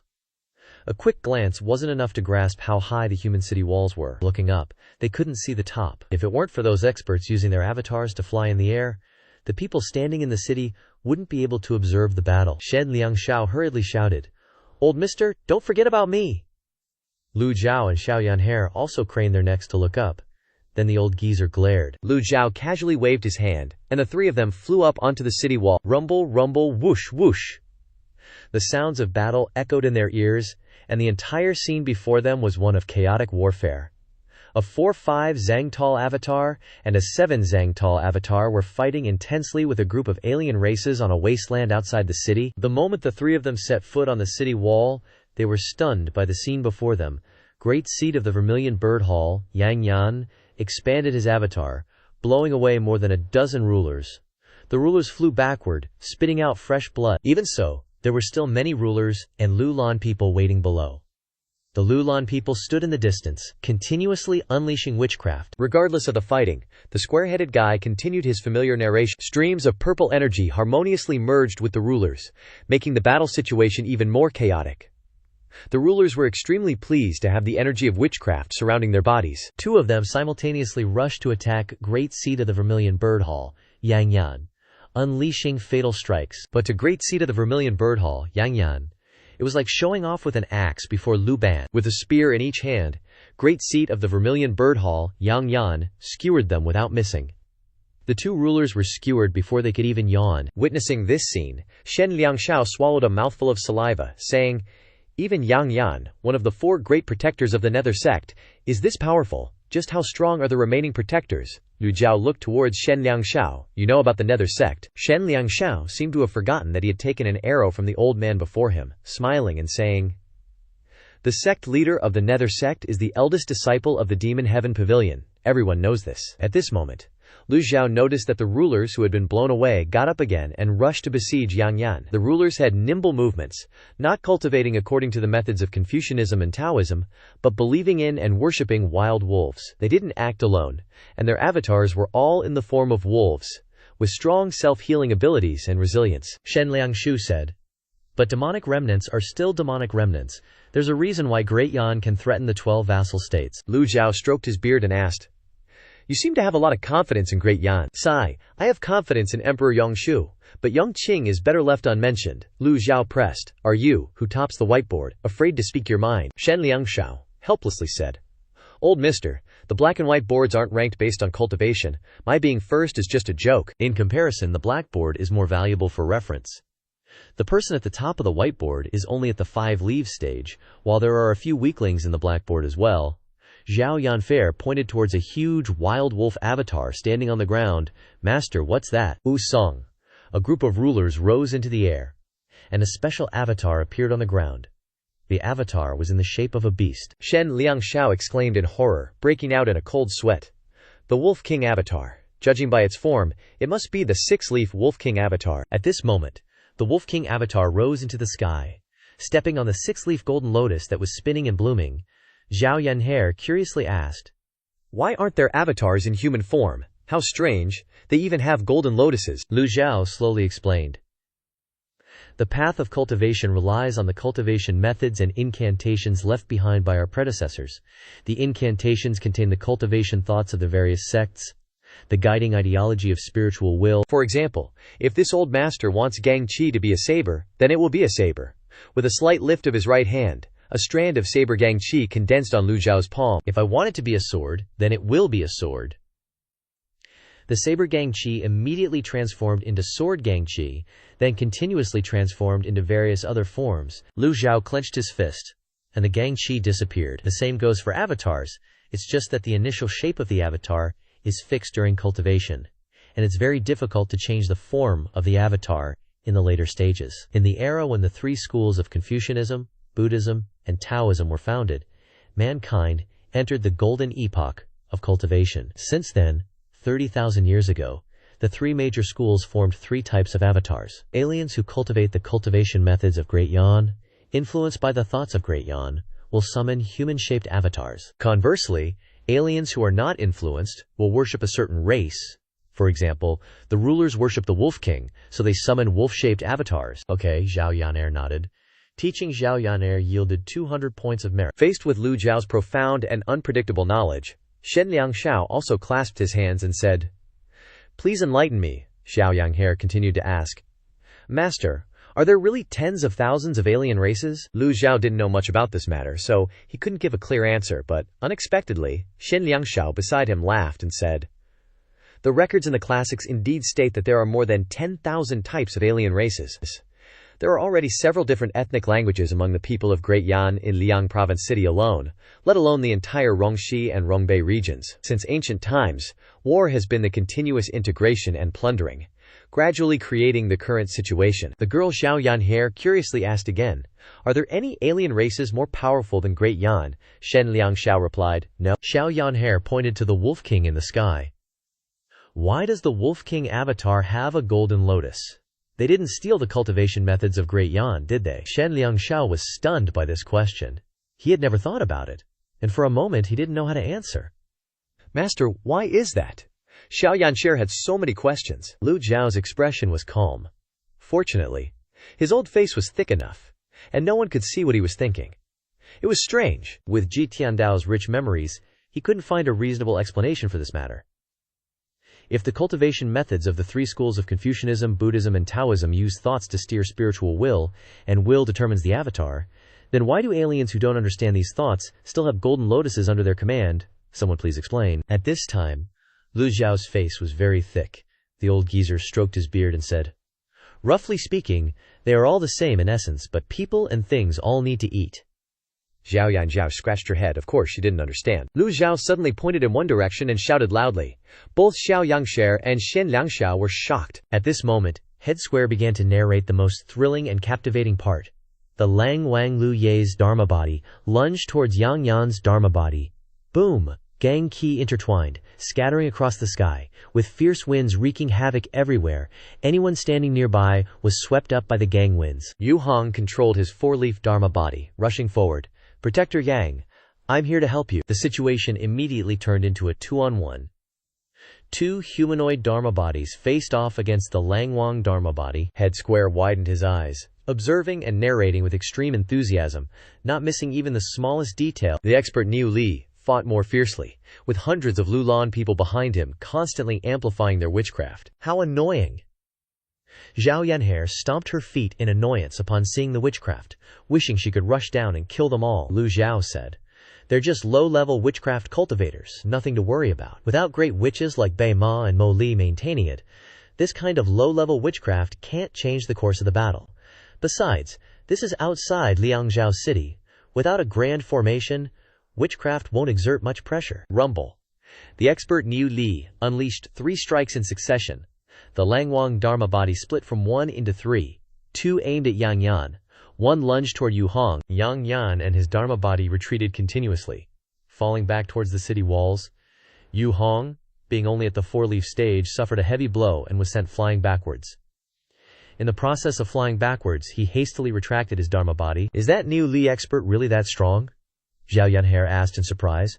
Her intention to rush down extinguished in an instant. She immediately grabbed her master's arm tightly. Lu Zhou said, "The Langwang Dharma body has very strong explosive power, and its offensive power is fully unleashed, while Yang Yan must have exhausted too much energy. Otherwise, in a fair fight, Yang Yan wouldn't lose." "I see," Lu Zhou thought to himself. "The main problem is that there's no such thing as fairness in this world." On the city walls, archers were firing Kuai arrows at the approaching alien race. "Not good. The 4th prince of the southern city is leading troops to counterattack," Yang Yan said. Liu Ping colluded with the alien race, sending a messenger to inform 7th gentleman. "Understood." Yang Yan levitated in front of the city walls. Xiangqing was too vast, he couldn't even clearly see who was who, let alone recognize Lu Zhou in the crowd. A group of Nether Sect soldiers ran hurriedly on the city walls. Hurry and reinforce the west. They didn't notice Lu Zhou's group. The old man thought to himself, "The Nether Sect's situation is becoming difficult, facing enemies on 2 fronts. With the city walls and protective formations for now, it's okay, but the longer it drags on, the more the Nether Sect will suffer. What kind of medicine is Si Wuyai selling in his gourd anyway?" The cultivators standing on the treetops watched Langwang Niu Li, cursing loudly. "The alien race is bullying us too much, it's truly hateful." Even though the Nether Sect is a demonic sect, at least they know how to resist the alien race. Yet the 4th prince Liu Ping dares to collude with them. Someone wondered, why not activate the protective formation? It can't be activated. The reason why the Nether Sect could easily seize Liangzhou City is because the formation was already under control. The 4th prince is the leader of the 6 great generals. If he comes here, the Nether Sect is finished. The crowd discussed, but the cultivator with the highest cultivation among them was only at the Fanhai realm, and couldn't help at all. At most, they'd wait for the end of the battle to go down to the battlefield and kill some small fries. Yang Yan frowned, looking at the expert Niu Li. Yu Hong flew backwards, crashing into the city walls with a loud bang. Yu Hong fell to the ground, spitting out a mouthful of fresh blood. Head Square recognized Yu Hong's injury at a glance. The Nether Sect suffered some losses, but the opponent wasn't doing much better. It was a close match. Yang Yan raised his voice. Hale, you New Li people have always submitted to Great Yan. Now that you've grown stronger, you're planning to rebel. His voice was as loud as thunder, echoing throughout the city walls. The expert New Li, Hale, also stood in the air at a distance, crossing his arms and disdainfully saying, "In the words of you Great Yan people, it's the changing of the times." Yang Yan growled, "Do you really think Great Yan can't resist? If Great Yan couldn't resist the enemy, the Nether Sect would have conquered Great Yan long ago. How could it give the alien race a chance?" Lei replied, "Liu Ping has promised us, as long as we conquer the Nether Sect, he'll give us 3 cities out of the 10 cities of Liangzhou." Head Square quickly explained the situation, implying, "Can the Nether Sect offer more? In this world there are no eternal enemies, only eternal interests." Li's words clearly meant that if the Nether Sect agreed to give the alien race 4 or more cities, the alien race would not hesitate to turn around and deal with Liu Ping. Hearing this, Lu Zhou was a little surprised. Liu Ping has been guarding the border for many years. How could he make such a humiliating move? The more someone guards the border, the more they understand how difficult it is to protect every inch of the country. Every inch of land is built with the blood and bones of the generals and soldiers. How can it be casually ceded to the enemy? Too bad you encountered our Nether Sect. Yang Yan's sound wave was very powerful. Lei's sound wave surged towards him. "Yang Yan, you and I have been fighting for 3 days and 3 nights. From the West Ping Yuan wastelands all the way to Liangzhou City. It seems you have some skill. If you know what's good for you, then obediently surrender." In the low altitude, the Lulan cultivators had gathered together. The entire formation of over 2,000 people were all cultivators, with no mortals. The Nether Sect only had over 10,000 cultivators. In terms of external strength, the New Li and Lulan had the advantage. Boom! Rumble! Rumble! In the sky east of Liangzhou City, the sound of Dharma bodies colliding suddenly appeared. All the cultivators looked over in succession. The distance was too far. They could only see golden light filling the sky. And after a moment, it disappeared. Catching 3 in it, Shen Liangshao said, "Is this a plan to lure the enemy?" Xiao Yanhair didn't understand, so she looked at Shen Liangshao. "What do you mean?" Shen Liangshao replied. "Si Wu Yai isn't an idiot. It's very likely that Yang Yan is luring the enemy to invade. At that time, the entire Nether Sect will retreat. Once the alien wolf pack enters the city, how can they leave easily?" Lu Zhou looked at Shen Liangshao. His analysis made sense. Better safe than sorry. Lu Zhou grabbed Zhao Yancare's arm. "Let's go." The foreigners launched another attack, flying towards the city walls. This time, Yang Yan decisively said, "Retreat." The square-headed man was stunned when he heard Yang Yan's decisive order to retreat. The gossiping folks on the treetops also froze for a few seconds. Then, the cultivators flew away as if their lives depended on it. The situation in Liang Province City was chaotic, with cultivators everywhere. Lu Zhujiao, Xiao Yanyer, and Shen Liangshu left the city walls, flying low in the skies within Liang Province City. Xiao Yanher asked in a fluster, "Master, if we abandon the city like this, what will happen to the common people?" Shen Liangshao shook his head and said, "Don't worry, most of the people have already left when the Yaoming sect attacked the city. It's not like the ancient times anymore. It doesn't take much time to retreat." Xiao Yanher suddenly realized, "No wonder I didn't see anyone when Master and I first entered the city." The 3 of them flew while observing the situation in the city. Although most of the common folk had left, there were still many cultivators and ordinary people mixed in, wanting to take advantage of the chaos to loot. Shen Liangshao was one of these people. There was no shortage of such people in any era. While running, Shen Liangshao suddenly pointed, "Look to the east." The cultivators who were enthusiastically discussing on the tall treetops also stopped and looked over there. From afar, 2 8 zang tall and 1 7 zang tall Dharma bodies were flying through the air. Behind them, there were also 3 or 4 Dharma bodies in pursuit. Someone shouted in panic, "It's the remaining 3 Dharma protectors of the Yoming sect, and even Fei Lian! Damn it! The Yoming sect is retreating!" The cultivators immediately jumped down and rushed towards the east city. Lu Zhao watched the 3 Dharma protectors fly towards the south, quickly gathering with Yang Yan. Lu Zhao frowned slightly. "Damn disciples, it really is a plan to lure the enemy in deep." A team of over 1,000 people retreated so quickly. This was clearly a pre-prepared plan. Lu Zhao turned his head to look towards the west city. The people of Lulan and Ruli were slowly advancing, with over 2,000 people forming a huge formation, flying very slowly. Of course, they had to fly slowly to guard against traps inside the city. The witchcraft cultivators flew in front, constantly releasing witchcraft circles to investigate the traces of formations around them. "Let's go." The situation has turned into a battle between Liu Ping and the foreigners. Lu Zhou pointed to a pavilion in the city, and the three quickly went inside. The cultivators behind them also ran for their lives. Let's quickly climb a tree and hide. Just as they entered, intense fighting sounds came from the South City, with energy blooming all over the sky. Didn't the Yuming sect retreat to the south? Why is there fighting there? Shen Liangshao turned his head and looked towards the South City through the small window, then widened his eyes. The army of Great Yan, a brocade-clad woman holding a pink paper umbrella in her hand, was fiercely fighting with the Yuming sect. Xiao Yanhe recognized her, brocade-clad big sis, Li Jinyi. Lu Zhou looked over. The seventh disciple of the female Dharma, Ye has amazing skills, it's Li Jinyi. Wasn't Wei Zhuoyan defeated in Yizhao? Why did she come to support Liang province? Lu Zhou suddenly thought of Jiang Aijian. This guy was truly Si Wuyai's nemesis. The situation reversed again. Shen Liangshao said, Li Jinyi alone can't be a match for the 4 Dharma protectors. The divine capital must have sent 8th tribe experts. The Yuming sect is finished this time. The foreigner, Liu Ping, Li Jinyi, and the 3 forces were besieging the Yuming sect. Everyone was floating in the sky above Liang province city. Seeing this scene, Shen Liangshu's heart was pounding. This situation is almost certain death. Is the #1 demonic sect in the world going to be defeated in Liang province? The gossiping cultivators on the treetops were still continuously watching the drama. Lu Zhou shook his head. Not necessarily, Shen Liangshao nodded. Old mister has great insights. Lu Zhou replied. If Yu Zhanghai was here, he could change the situation. Shen Liangshao widened his eyes, breaking out in a cold sweat. Lu Zhou, Xiao Yan'er, and Shen Liangshao all looked towards the Yuming sect's flying chariot. Is Yu Zhanghai sitting inside? Shen Liangshao wasn't in the mood to think about these things, he just wanted to find a way to leave. It was the square-headed man's time to work, he commented excitedly. The 4 most powerful forces in Liang province have all gathered. It seems coincidental, but it was all predestined. Inside Liang province city, it suddenly became quiet. The Dharma bodies disappeared, and the sounds of vibrating origin energy and tough energy also disappeared. Through the small window, Lu Zhou looked up at the sky above Liang province city. Over 1,000 Yuming sect cultivators were surrounding and protecting a giant chariot in the middle. To the west was a formation of 2,000 people from Lulan and Ruli. The Lulan people wore brightly colored robes, with colorful feathers inserted in their heads. The Ruli people wore more mature clothing, with red, blue, and green paint around their eyes. When they saw Liu Ping's forces, the foreigners withdrew their Dharma bodies and witchcraft.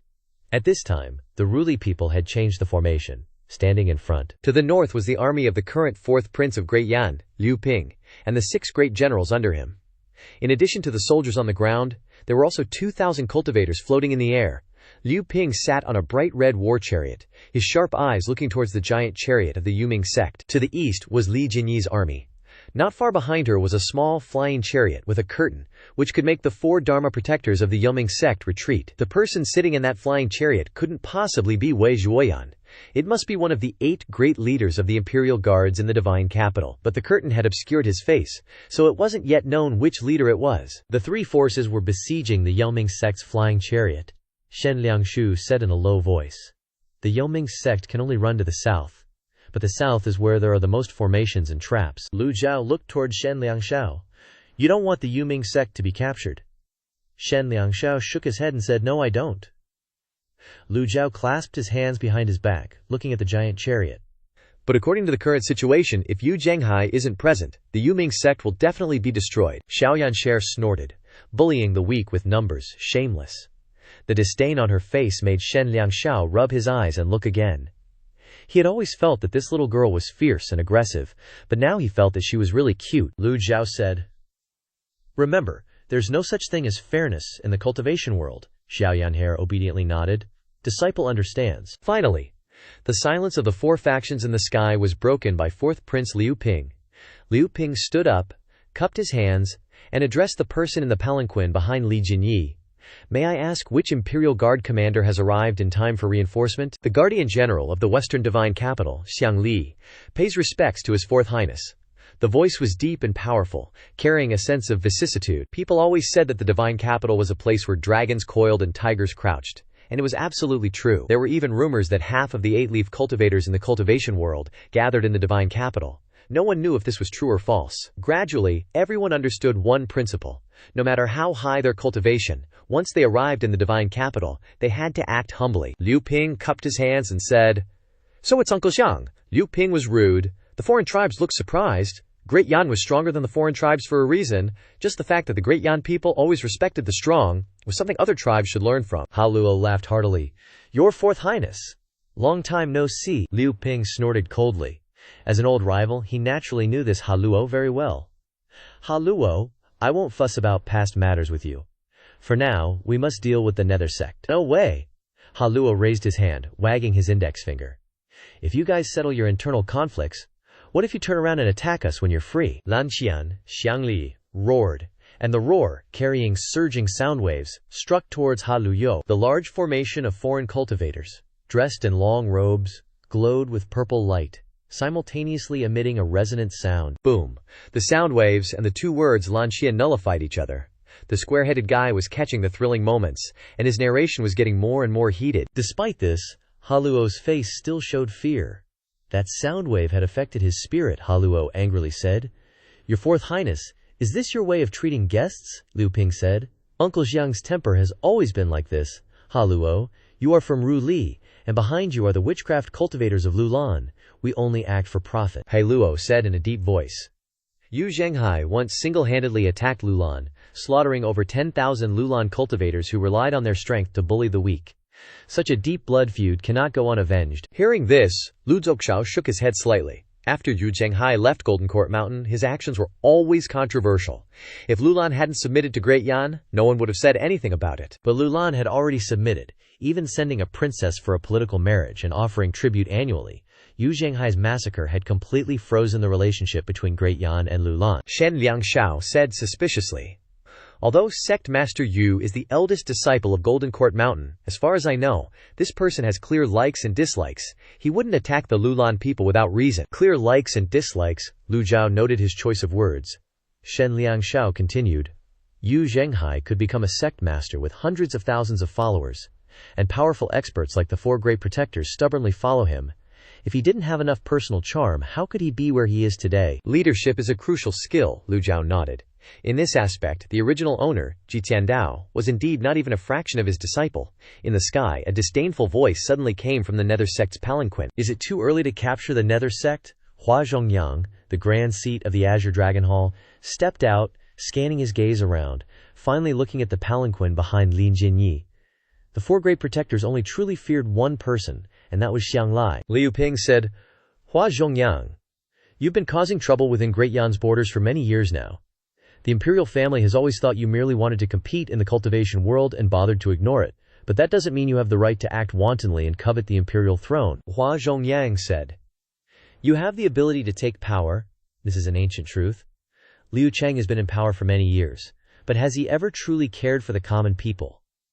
To contend for power and position, one naturally must speak for the common people. Liu Ping smiled. Hua Zhongyang, you are not qualified enough to speak with this prince. Call your sect master out here. What kind of person is sect master Yu? Do you think you can meet him just because you want to? Liu Ping said. No matter how eloquent you are, it's useless, you have no other choice. The three factions moved forward, only a few hundred feet from the Nether Sect. The atmosphere became extremely tense, like drawn bows and unsheathed swords. Hua Zhongyang calmly said, If we truly fight, it's not certain that you would be a match for our Nether Sect. Xiang Li, do you have the courage to take one strike from our sect master? Xiang Li sat in the palanquin behind Li Jinyi, his brows furrowed. His hand, placed on the armrest, clenched into a white-knuckled fist. He didn't say a word. Hua Zhongyang continued. Liu Ping, do the 6 generals behind you dare to fight me and Bai Yuqing? Haluo, you've chased Yang Yan all the way here. Do you really think Yang Yan and Di Qing can't beat you? Hua Zhongyang and Bai Yuqing were both 7-leaf experts. Among the 6 generals behind Liu Ping, 4 were 5-leaf, 1 was 7-leaf, and 1 was 6-leaf. In terms of strength, Hua Zhongyang and Bai Yuqing still had the advantage. It must be admitted that Hua Zhongyang was very good at handling situations. With just a small comparison, he made the Nether Sect gain the upper hand. Shen Liangshao analyzed. So what if there are 3 factions? If they really fight, who wins is still unknown. Boom! Xiang Li slapped his palm, and his entire body flew into the air. Don't play mind games with me, Yu Zhenghai. If you have the guts, come out and fight me. Seeing this, Shen Liangshao whispered. Xiang Li comes from the Heavenly Master Dao. The Heavenly Master Dao specializes in Taoist talismans, which involves imbuing various talismans with Taoist seals.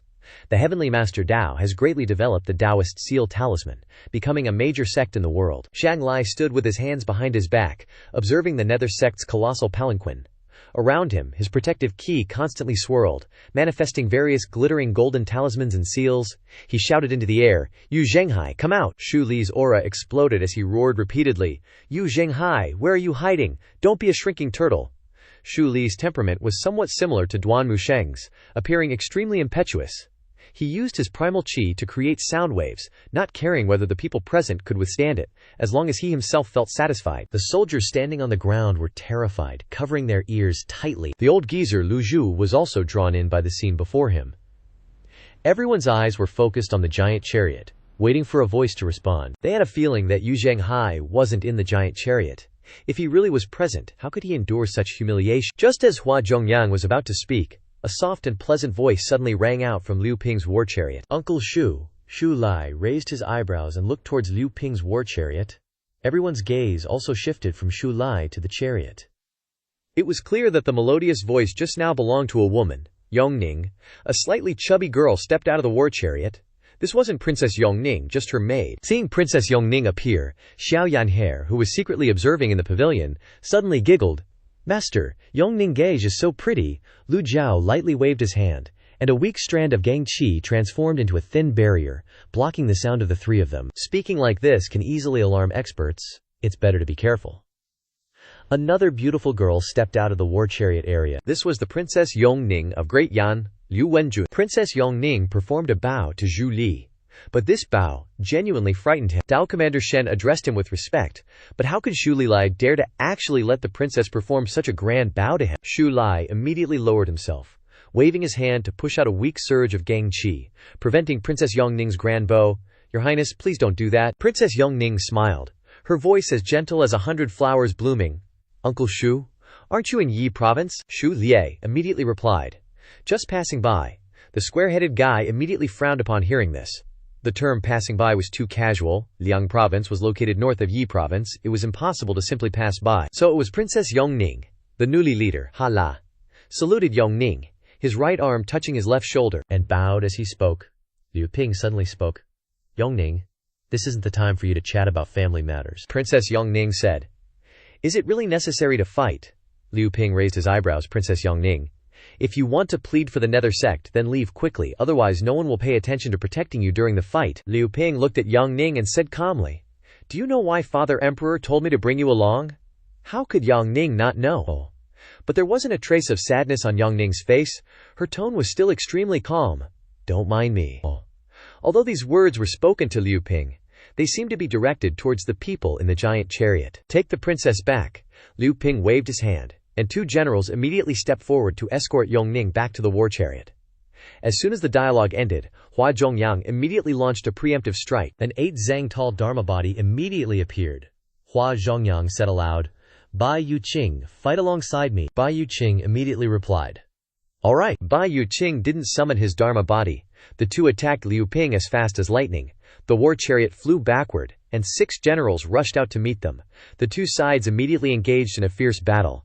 Gang qi intertwined, and the soldiers below retreated continuously. Rumble, rumble, rumble. The sound of the Dharma bodies colliding made people dizzy and disoriented. After observing the situation, Hala chuckled. He summoned his Wolf King Dharma body. The corner of his mouth curled into a cold smile, looking towards the giant chariot of the Nether sect. "Hala, I'm your opponent, Yang Yan." And Din Qing jumped out of the giant chariot, rushing towards the foreign races formation. The 4 great protectors had left the giant chariot. The Nether sect cultivators surrounding the chariot gathered together, simultaneously mobilizing their primal qi to create a barrier enveloping the chariot. The square-headed guy's live commentary was extremely engaging and thrilling. Xiang Lai laughed heartily. "It's truly the will of heaven that your 4 subordinates aren't here to protect you. Yu Zhenghai is just waiting for his death." As he spoke, he unleashed a palm strike, sending a massive seal hurtling towards the giant palanquin. Bang! The seal slammed into the giant palanquin and vanished without a trace. "Huh." Shang Lai raised an eyebrow. Looking towards Tang Yin on top of the giant palanquin, he said in surprise, "Formation inscription of the Heavenly Master Dao." At the same time, Yang Yan and Di Qing were engaged in a fierce battle with the alien race. The entire Liang province city was occupied by avatars. All cultivators in Liang Province City, just by looking up, could witness this magnificent battle. The 4 guardian generals were divided into 2 teams, confronting 2 opposing forces. Only a giant palanquin remained. How could it withstand the attacks of an 8-leaf expert like Xiang Lai?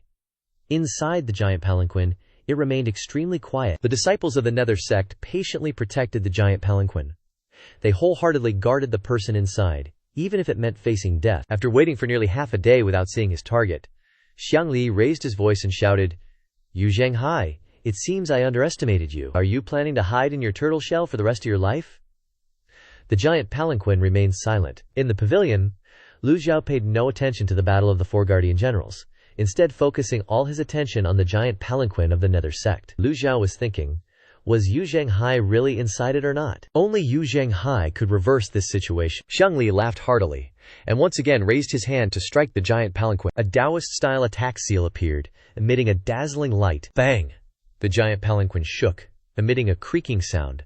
But the formation inscription remained unbroken. Crap! Sect leader, move now. Second seat of the Azure Dragon Hall, Yu Hong, jumped up. Hua Zhongyang and Bai Yuqing were gaining the upper hand. Hua Zhongyang turned his head to look at the giant palanquin. Bai Yuqing, you return to reinforce. I alone am enough to hold on. Bai Yuqing immediately responded. Bai Yuqing mobilized her righteous heavenly might, attacking towards Xiang Li. The pressure on Hua Zhongyang immediately increased sharply, taking on 6 opponents at once. 6 avatars tightly surrounded him like a game of Go. The sound of thunderous collisions never ceased. Under this kind of battle, no one had time to worry about the architecture in the city. Yang Province City turned into a pile of ruins. It must be said that the square-headed guy is the most attractive commentator at the moment. Everyone is watching him intently, without taking their eyes off him for even a second. Bai Yuqing attacked. Using her leg, Xiang Lai calmly observed. Then Xiang Lai just coldly smiled. A 7-leaf is still just a 7-leaf. When Bai Yuqing's leg arrived, Xiang Li grabbed her leg with one hand and formed a hand seal with the other. He revealed a smug smile. Immediately after, Xiang Li sent out dozens of seals towards Bai Yuqing. Bai Yuqing was shocked and summoned her righteous heavenly might. The cultivation levels were too far apart. Bai Yuqing's entire body flew backwards. A mouthful of fresh blood sprayed from her mouth, annihilating the 4 guardian generals of the Nether Sect. Yu Zhenghai wasn't even on the giant palanquin. Xiang Lai was now certain. He knew Yu Zhenghai very well. If Yu Zhenghai was really inside the giant war chariot, he would have rushed out to take control of the situation long ago. Why would he be scared and timid like this? Xiang Li's voice echoed throughout the arena. Hai Luole gave a cold laugh as his Wolf King avatar suddenly expanded. Yang Yan, Di Qing, do you really think that Lu Zhou can lead this team? The square-headed guy started to meticulously describe the thrilling details. Boom! The Wolf King avatar expanded, and the golden lotus beneath it grew as well. Suddenly, another leaf opened on the golden lotus, with 7 petals rotating around it, radiating golden light. Within the formation, Ha Luole became incredibly powerful. Boom boom, Yang Yan and Di Qing were blown away by the Wolf King, their avatars disappeared, and both spat out a mouthful of fresh blood. It was clear that Hua Zhongyang wouldn't be able to hold out much longer either. Xiang Lai nodded in satisfaction, then dove down and struck the giant war chariot with a palm strike. Boom! The formation patterns cracked again, emitting a shattering sound like broken glass before disintegrating into tiny fragments. Over 1,000 Nether Sect cultivators, swept across by Xiang Lai's successive attacks, fell to the ground. Xiang Lai landed on the giant war chariot. His primordial energy vibrated, transmitting across his Danshan, and spreading throughout the entire war chariot. He had finally taken control of the Nether Sect's giant war chariot. And indeed, it was empty inside. If that's the case, then allow me to smash this giant war chariot to pieces. Just as Xiang Li was about to turn around and deal with Hua Zhongyang, whoosh! From within the giant war chariot, a figure as fast as lightning struck Xiang Li's back. Xiang Li instantly sensed danger behind him and hurriedly activated his protective Qi. But 2 sounds of too late rang out. Bang! Instantly, Xiang Lai was blasted out of the giant war chariot, and a bizarre force shattered his protective Qi. Pjeft! Xiang Lai spat out fresh blood as he fell freely from the sky. Uncle Xiang, Liu Ping, controlling his war chariot as it hovered in the sky, saw this scene. A look of horror appeared on his face as he looked toward the person who had just appeared on the giant war chariot. It wasn't Yu Zhenghai, but the 7th disciple of the Demon Heaven Pavilion, Si Wu Yai, Yu Hong, endured the pain and leaped onto the flying chariot, Regaining control of the giant war chariot, 7th Senior, you succeeded. Si Wuyai retracted his hand. Several talisman seals in his palm sparked with flames, and then vanished into the heavens and earth. Si Wuyai walked step by step to the edge of the giant war chariot, looked down at Xiang Lai, and raised his voice. You're very unlucky. I studied the Tianxidao incantations, but I never expected there would be a time to use it to deal with you. Everything in the world has its counters. Even 8-leaf cultivators have weaknesses. To break his master's binding incantation, Si Wuyai had been painstakingly studying the Tianxidao incantations for a while now. In addition, to help him break the incantation, his eldest senior brother had spared no expense in finding a bunch of Taoist talismans for him. These talismans could only be used once, but once was enough. Boom! Xiang Lai crashed to the ground. Si Wuyai knew he wasn't dead, only heavily injured, but being able to injure Xiang Li severely was enough. Yang Yan, Di Qing, and Bai Yuqing all returned to the giant war chariot with injuries. Now only Hua Zhongyang was struggling to hold the line. Si Wuyai looked towards Liu Ping. Liu Ping, from the moment you set foot in Liang Province City, you've already lost. Liu Ping was shocked and cried out. Si Wuyai continued to say, Xiang Li is just a small accident. But have you noticed that the formation of Liang Province City is still completely intact? Si Wuyai's words caused Liu Ping's generals to look at each other. Liu Ping frowned. You're deliberately thinking that way. And these alien races?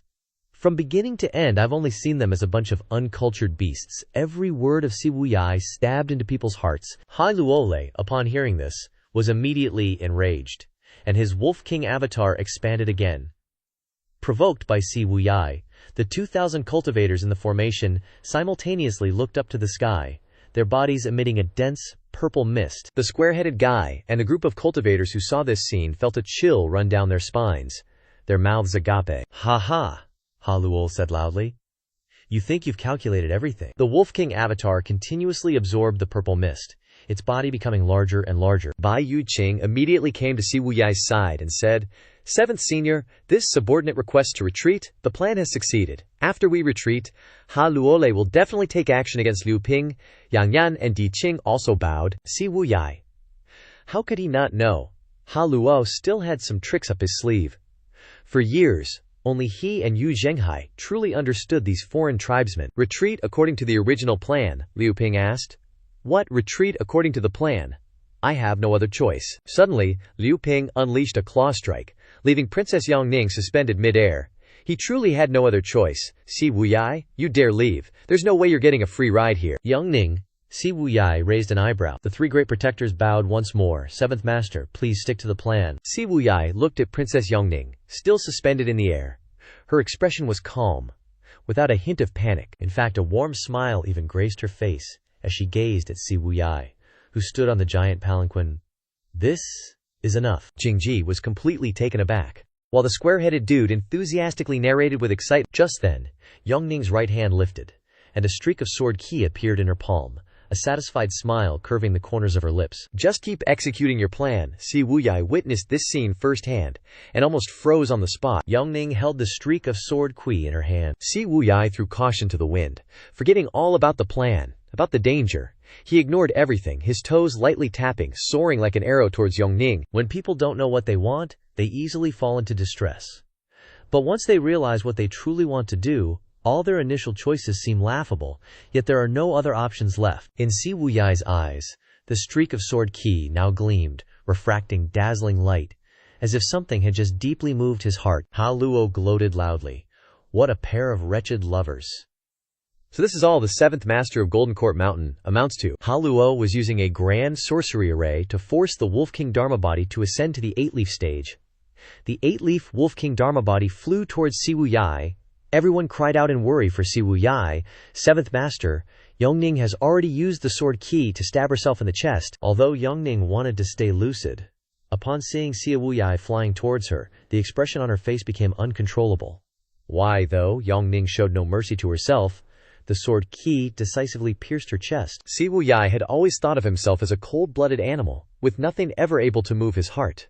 But as the streak of sword ki plunged into her chest, he felt as if that very sword ki was drilling straight into his own heart. Fresh blood gushed, drenching her robes. Si Wuyai frantically unleashed countless palm strikes, sending Liu Ping's battle sedan flying, and reached out to catch Yongning. The Wolf King Dharma body also seized this once-in-a-millennium opportunity to lunge forward. Unfortunately, in the very moment Si Wuyai was still falling, The Wolf King Dharma body's sharp claws tore through the air, carrying a destructive surge of power, and delivered a vicious blow to his back. Crack!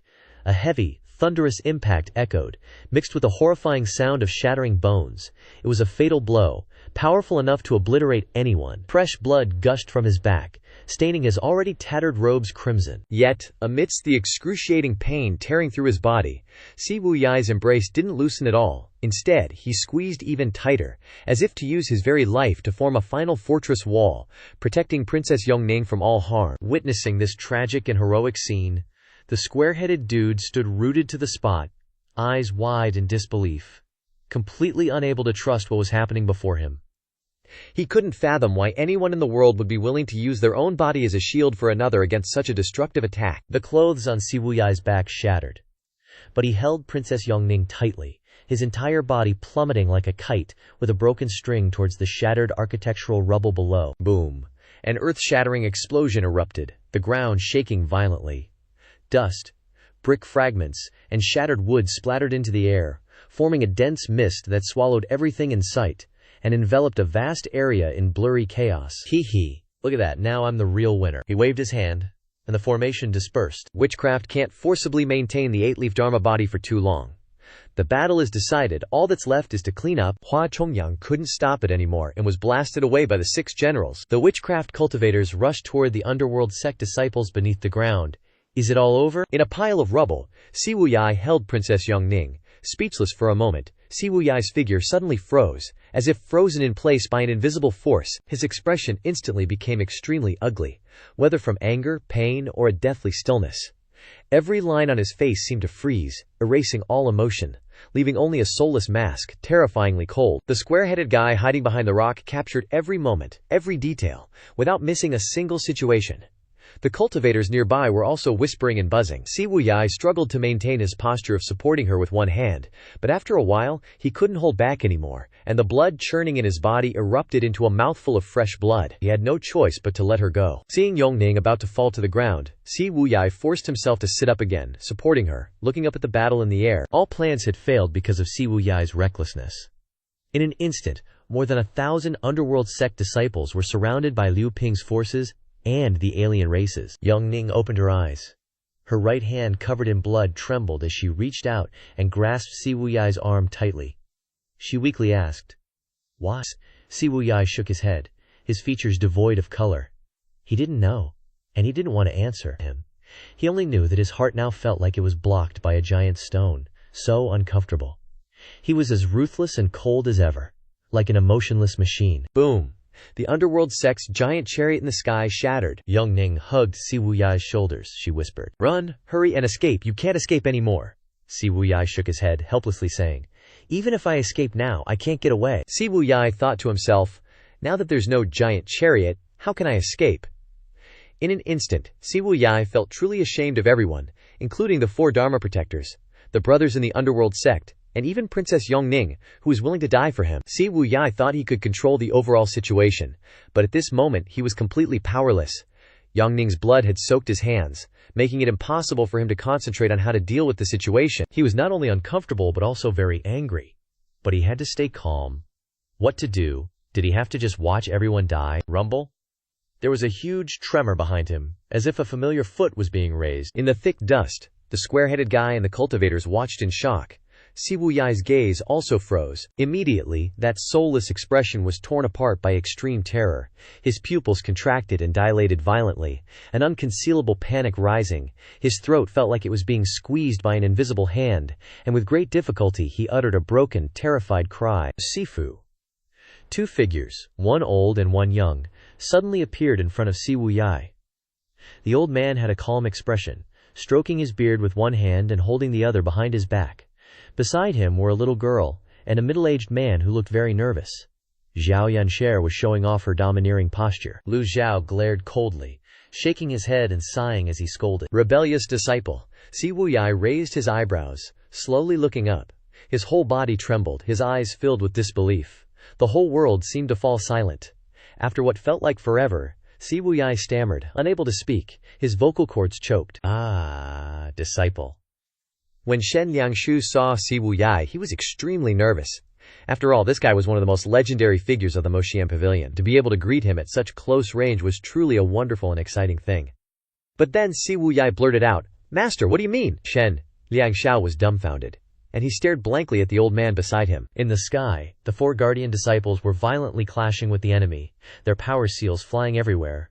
Lu Zhou glanced at Si Wuyai and said calmly, "This is your choice." Si Wuyai pushed Princess Yongning towards Zhao Yanhe, calling softly. Junior sister Zhao Yanhe caught Yongning and carefully helped her to the side. Si Wuyai, shirtless, wiped the blood from the corner of his mouth and knelt down respectfully. He kowtowed to Lu Zhou, begging his master to help his disciple out of this predicament. Shen Liangshu's eyes almost popped out of their sockets. He staggered backward, his legs trembling uncontrollably, and he froze in place. He retreated and carefully observed the old man again.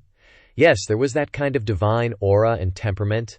The old man that Xian Liangshou admired most in the world was right before his eyes. This was the founder of the Moshian Pavilion, the head of the blacklist, the master of the 9 disciples, Ji Tiandao. Thump! Shen Liangshu fell backward onto the ground. Zhao Yanhe tilted her head and looked at him in confusion. "What's wrong with you?" Nothing at all." 2 streams of tears streamed down Shen Liangshao's face, his eyes shining. He finally remembered that when he was at the Shen family manor, the little girl had told him to kneel down and pay respects to her master. It turned out she really wasn't lying. Lu Zhou didn't bother paying attention to Shen Liangshao's feelings. Moreover, even if Shen Liangshao had recognized Lu Zhou from the start, the result wouldn't have been any different. What does this have to do with this old man? Si Wuyai kowtowed again, his forehead hitting the ground, unable to speak. Lu Zhao's expression remained indifferent. "Isn't the situation today the result of your own reaping what you sowed? Why should this old man clean up your mess?" Boom! The giant chariot of the Nether Sect was constantly attacked by the Langwang's avatar, and finally shattered, falling down and crushing the buildings below the city. The Langwang's avatar had now returned to being 7 leaves. After the 4 guardian disciples were injured, they retreated one after another. The Nether Sect suffered casualties. Liu Bing didn't move, and the 6 generals also hovered in the air, not continuing to attack. The situation had changed, and they had to be wary of the enemy at all times, especially since the other party was a member of a foreign race. But could Hala easily give up this once-in-a-millennium opportunity? "Fourth Prince, why are you still standing there in a daze? The day the 4 guardian disciples of the Nether Sect are not eliminated is the day you will be uneasy." Liu Bing frowned, seeing Hala's smug look. Liu Bing could guess that after Hala was done, the Nether Sect would definitely turn around and bite him. But Liu Bing had no choice but to wave his hand and order the 4 guardian disciples to be surrounded and suppressed. "Li Jinyi, you are Wei Zhuoyan's subordinate. General Xiang was ambushed and you're just standing there doing nothing? Go stop them." In the sky, Li Jinyi held a paper umbrella, standing there in a daze. From beginning to end, she hadn't made a move. She had always been hiding in a place where no one would notice her. But in the end, she was still seen by the 4th prince. The cultivators who looked up at the sky were so frightened that they wanted to pee their pants. The 3 avatars are flying towards Si Wuyai, it's flying towards us. At the same time, several Taoist seals were falling from above. We fans who are just here for the drama are screwed. Awakened from his daze, the square-faced man exerted all his strength, veins bulging on his neck, and shouted until his voice was hoarse. "Run! If you're still standing there, you'll just be waiting for someone to set up a memorial tablet for you." Si Wuyai hurriedly stood up, his hands erupting with powerful energy. Boom! The Taoist seals vibrated, and the surrounding buildings collapsed with a roar. Just at this moment, the sunlight shone on Si Wuyai, Lu Zhou, Xiao Yanyer, and Shen Liangshao. Everyone turned their heads to look at them. Liu Bing did the same, thinking to himself, "Why does that old man look so familiar?" Li Jinyi also thought the same. The 4 guardian disciples were stunned and a little confused. Hala and Xiang Li, who had just stood up from the rubble, also turned to look, and asked each other, "Who is that?" In this instant, the image of the old demon head appeared again, proud and majestic beyond compare. Amidst the chaotic scene, he stood tall and erect, like an unshakable demon mountain. The domineering aura emanating from him was turbulent, both invisible and tangible, suppressing the surrounding space as if it had solidified. The corners of his mouth curved up slightly in a disdainful arc, and in his deep eyes was a coldness and an absolute majesty that disregarded all things. The 2 generals shouted, "Your Highness, the 4th Prince!" The 4th Prince thought to himself, "Why is he here?" Seeing the 4th Prince kneeling, the 2 generals were utterly bewildered. He must have skipped breakfast. "Get over here, quick!" Liu Ping held his breath, his heart clenching like it had been struck by a heavy hammer. Just then, a loud crash echoed. Boom, boom, boom! Xiang Li, who had always been hiding in the divine capital, had never met Ji Tiandao before, so he curiously eyed the old man in front of Si Wuyai. You can make Si Wuyai kneel? Just, who are you? Li Jinyi, however, calmly observed the scene, as if she had foreseen it all along. Hale waved his hand. Doesn't matter who it is, save him and kill them later. The Lu Lan and Ru Li tribesmen surged forward like a pack of wild wolves towards Si Wuyai, yelling in unison, "Kill, kill, kill!" Lu Zhou surveyed the surrounding crowd. Lu Zhou mused. In this situation, there's no way he can deny his connection with Si Wuyai. Si Wuyai kowtowed again, saying, "As long as Master is willing to lend a hand and save me, this disciple is willing to return to the Mocation Pavilion and accept any punishment." Thump! Si Wuyai's forehead slammed hard against the ground. Lu Zhou gave him a sharp look. Then, after a moment, stroked his beard and said, "I just hope you won't disappoint this old man." Lu Zhou raised his hand, and the peacock plume appeared, emitting a faint, ethereal glow. Take it. Lu Zhou casually flicked his wrist, and the peacock plume flew towards Si Wuyai. Si Wuyai looked up and received the peacock plume that Lu Zhou offered. An aura of power radiated from it, and Si Wuyai smiled lightly with confidence. He roared, "Kill them, charge!" Si Wuyai gleefully accepted it, stomped his foot, and soared into the air. The surrounding people were stunned. Hale asked strangely, "What's he holding?" He strained his eyes to see clearly, only to see Si Wuyai hurl the peacock plume into the sky. The peacock plume rapidly spun, emitting a resonant buzzing sound. Immediately after, it split into two, transforming into the shape of wings. The peacock plume was enveloped in qi, radiating a dazzling golden light. The two halves of the peacock plume flew over and attached to Si Wuyai's back, becoming a pair of wings. Seeing this scene, Lu Zhou looked up and murmured, "Peacock unfurling."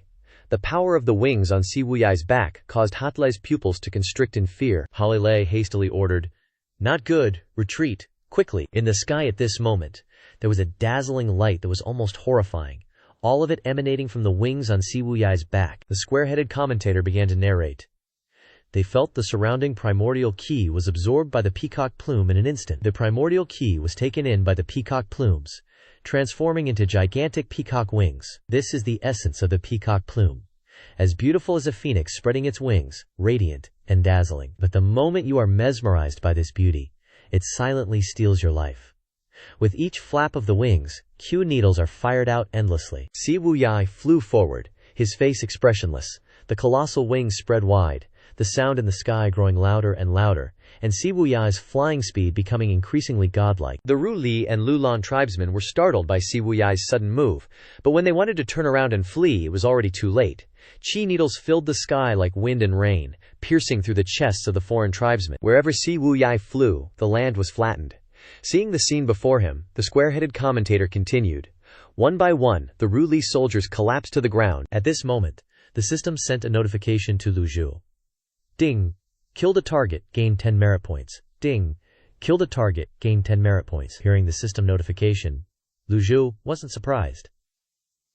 It's a bit little, but a little is better than nothing. The Lu Lan people were primarily witch cultivators and had extremely poor defense, their bodies riddled with Q needles, looking like porcupines. At this moment, Hua Chongyang's spirit was lifted. 7th Senior! Bai Yuqing wiped away the blood from the corner of his mouth and excitedly said, "Peacock unfurling. It's been so long since I've seen it." Hua Chongyang looked up at Si Wuyai and said, "The last time 7th Senior used this move was during the battle at Pingdu Mountain, when 7th Senior and the sect leader joined forces to lay the foundation for the Yuming sect's establishment. Who would have thought we'd see it again after so many years?" The remaining 3 Dharma protectors eagerly looked towards the sky, where Si Wuyai and his gigantic wings radiated blinding light. Mercilessly, the key needles shot towards the foreign tribesmen and Liu Ping's troops. Liu Ping frantically ordered, "Retreat! Fall back!" He no longer had time to explain to his subordinates. However, from the sky, Si Wuyai's colorful wings were like a fighter plane unloading bullets on the ground. Many unfortunate souls screamed incessantly. Hale was trembling, unable to say a word. He couldn't believe it, his eyes wide with shock. Rage and hatred were completely unrestrained, his eyes bloodshot. Li charged forward like a rocket heading for the moon, confidently roaring, "This time you're dead!" Beside him, the square-headed commentator was enthusiastically narrating, Even the 6 generals were shocked by the scene, and retreated continuously. Hecule raised his head to the sky and roared. The Wolf King Dharma body, stepping on the 7-leaf golden lotus, descended from above like a meteor hurtling towards Si Wuyai. Si Wuyai glanced into the distance, already seeing Halalei's attack. He flew backward, his wings spread wide and flapping violently, launching a barrage of steel needles, strafing towards the Wolf King's avatar. Hale's figure darted forward like lightning. Hale flew into the midst of the Wolf King's avatar, the avatar, and he merged as one. He shouted, "Lu Ye, in the end you're still just Lu Ye." The square-headed guy narrated with intense focus. The Wolf King's avatar now showed sparkling golden lines like meridians, blocking all the steel needles. At this moment, a fiery war chariot came hurtling through the sky. 6 generals flew to the side of the war chariot. The head general bowed and said, "Your Highness, this is a golden opportunity for us to strike down the underworld sect and the alien races." A crisp slap echoed loudly. Liu Bing slapped him, leaving the head general dumbfounded, not understanding what was happening. The head general who had been slapped could only cover his face with his hand.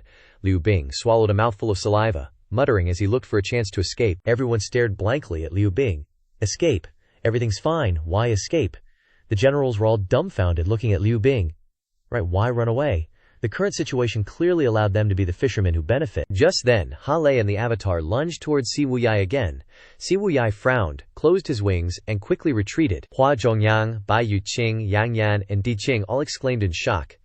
The 7th gentleman inside Hale's Wolf King avatar laughed triumphantly. "My Wolf King is the strongest. Your great Yan has a saying, unprecedented and unrepeatable. My Wolf King is different from all the other Wolf Kings." Whoosh! On the leveled ruins, an azure arrow of Qi flew from afar, shooting towards Si Wuyai. Liu Bing and the soldiers gaped, their pupils shrinking intensely. Li Jinyi couldn't help but be shocked by this archery. The arrow of Qi was so obvious that it drew everyone's attention. The arrow of Qi, thick and long like the trunk of a great tree, flew through the air, passing by Li Jinyi, then passed by Liu Bing. Finally, it flew towards Halalei. Suddenly Halalei's eyes went white, a look of utter terror appearing in them. From afar, the arrow of Qi streaked through, past Si Wuyai, and shot straight into the center of the Wolf King avatar's forehead. Accurate, without a single millimeter of deviation. Boom! The Wolf King avatar shattered into tiny pieces. Inside the massive avatar, Hatalei staggered forward. He lowered his head, his eyes wide in a daze of disbelief. In the center of his chest, a gaping hole, a mess of blood and flesh.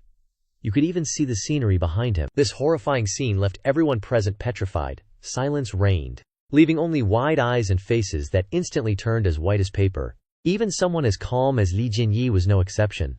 She was extremely shocked, her eyes filled with shock. No one could believe their eyes. As Hale saw something, fresh blood flowed from the corners of his mouth, the corners of his eyes, his nostrils, and his ears at the same time.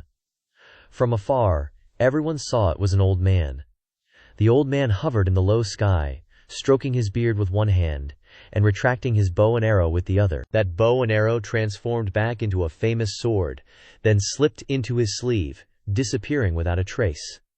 That terrifying arrow just now came from this old man. In that instant, Lu Zhou's eyes became extremely cold, like 2 bottomless abysses. A terrifying aura, centered on him, erupted violently.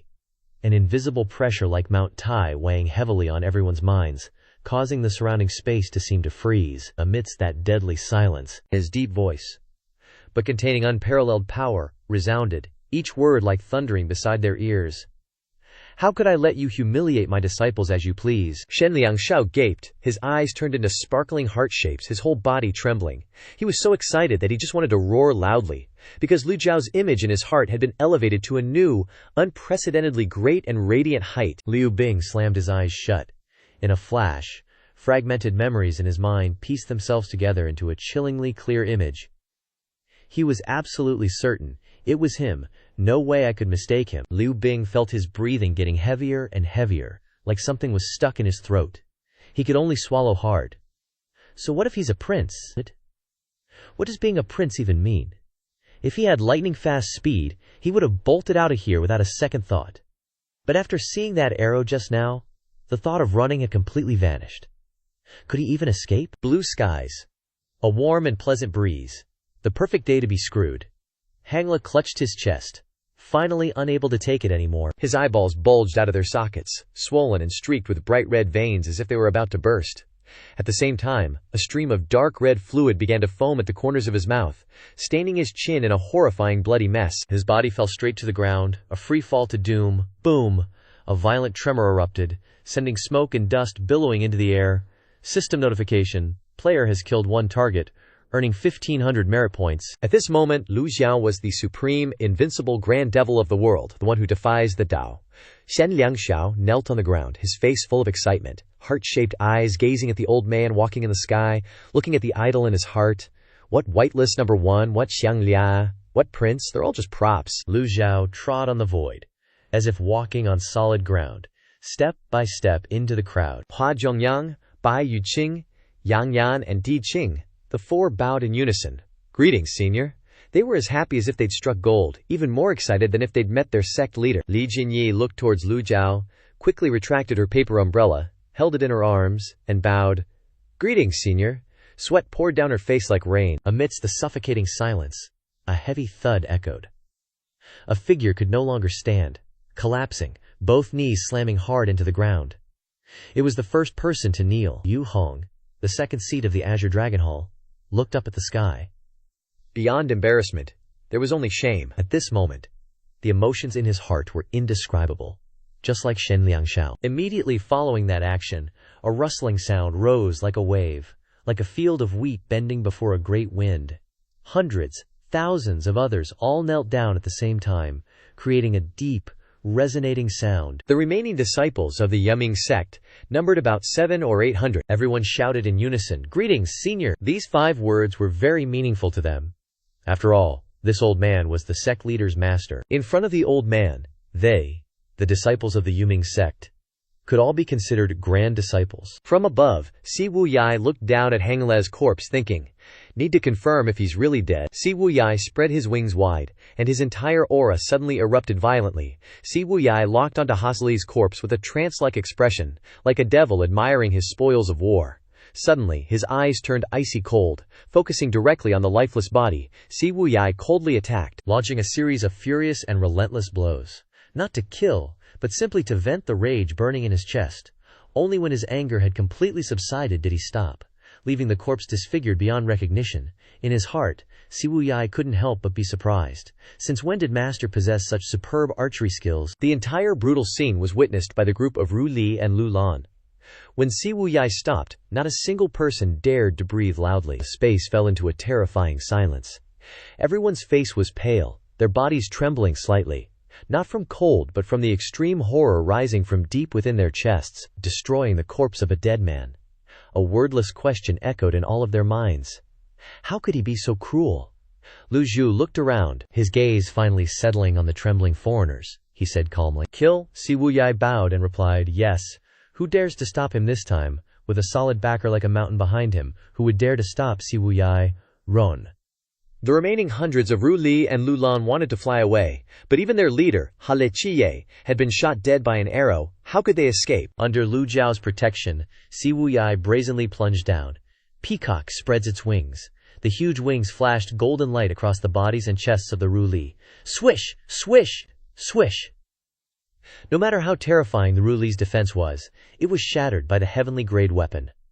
Seeing this scene, the Yuming sect disciples were extremely relieved. They had always been oppressed by the Ru Li and Lu Lan, and at this moment, all their anger and frustration were vented. How could those Vu caster cultivators escape Si Wuyai's wings? They were all slaughtered. The alien races dwindled more and more. No one had the strength to resist such a powerhouse.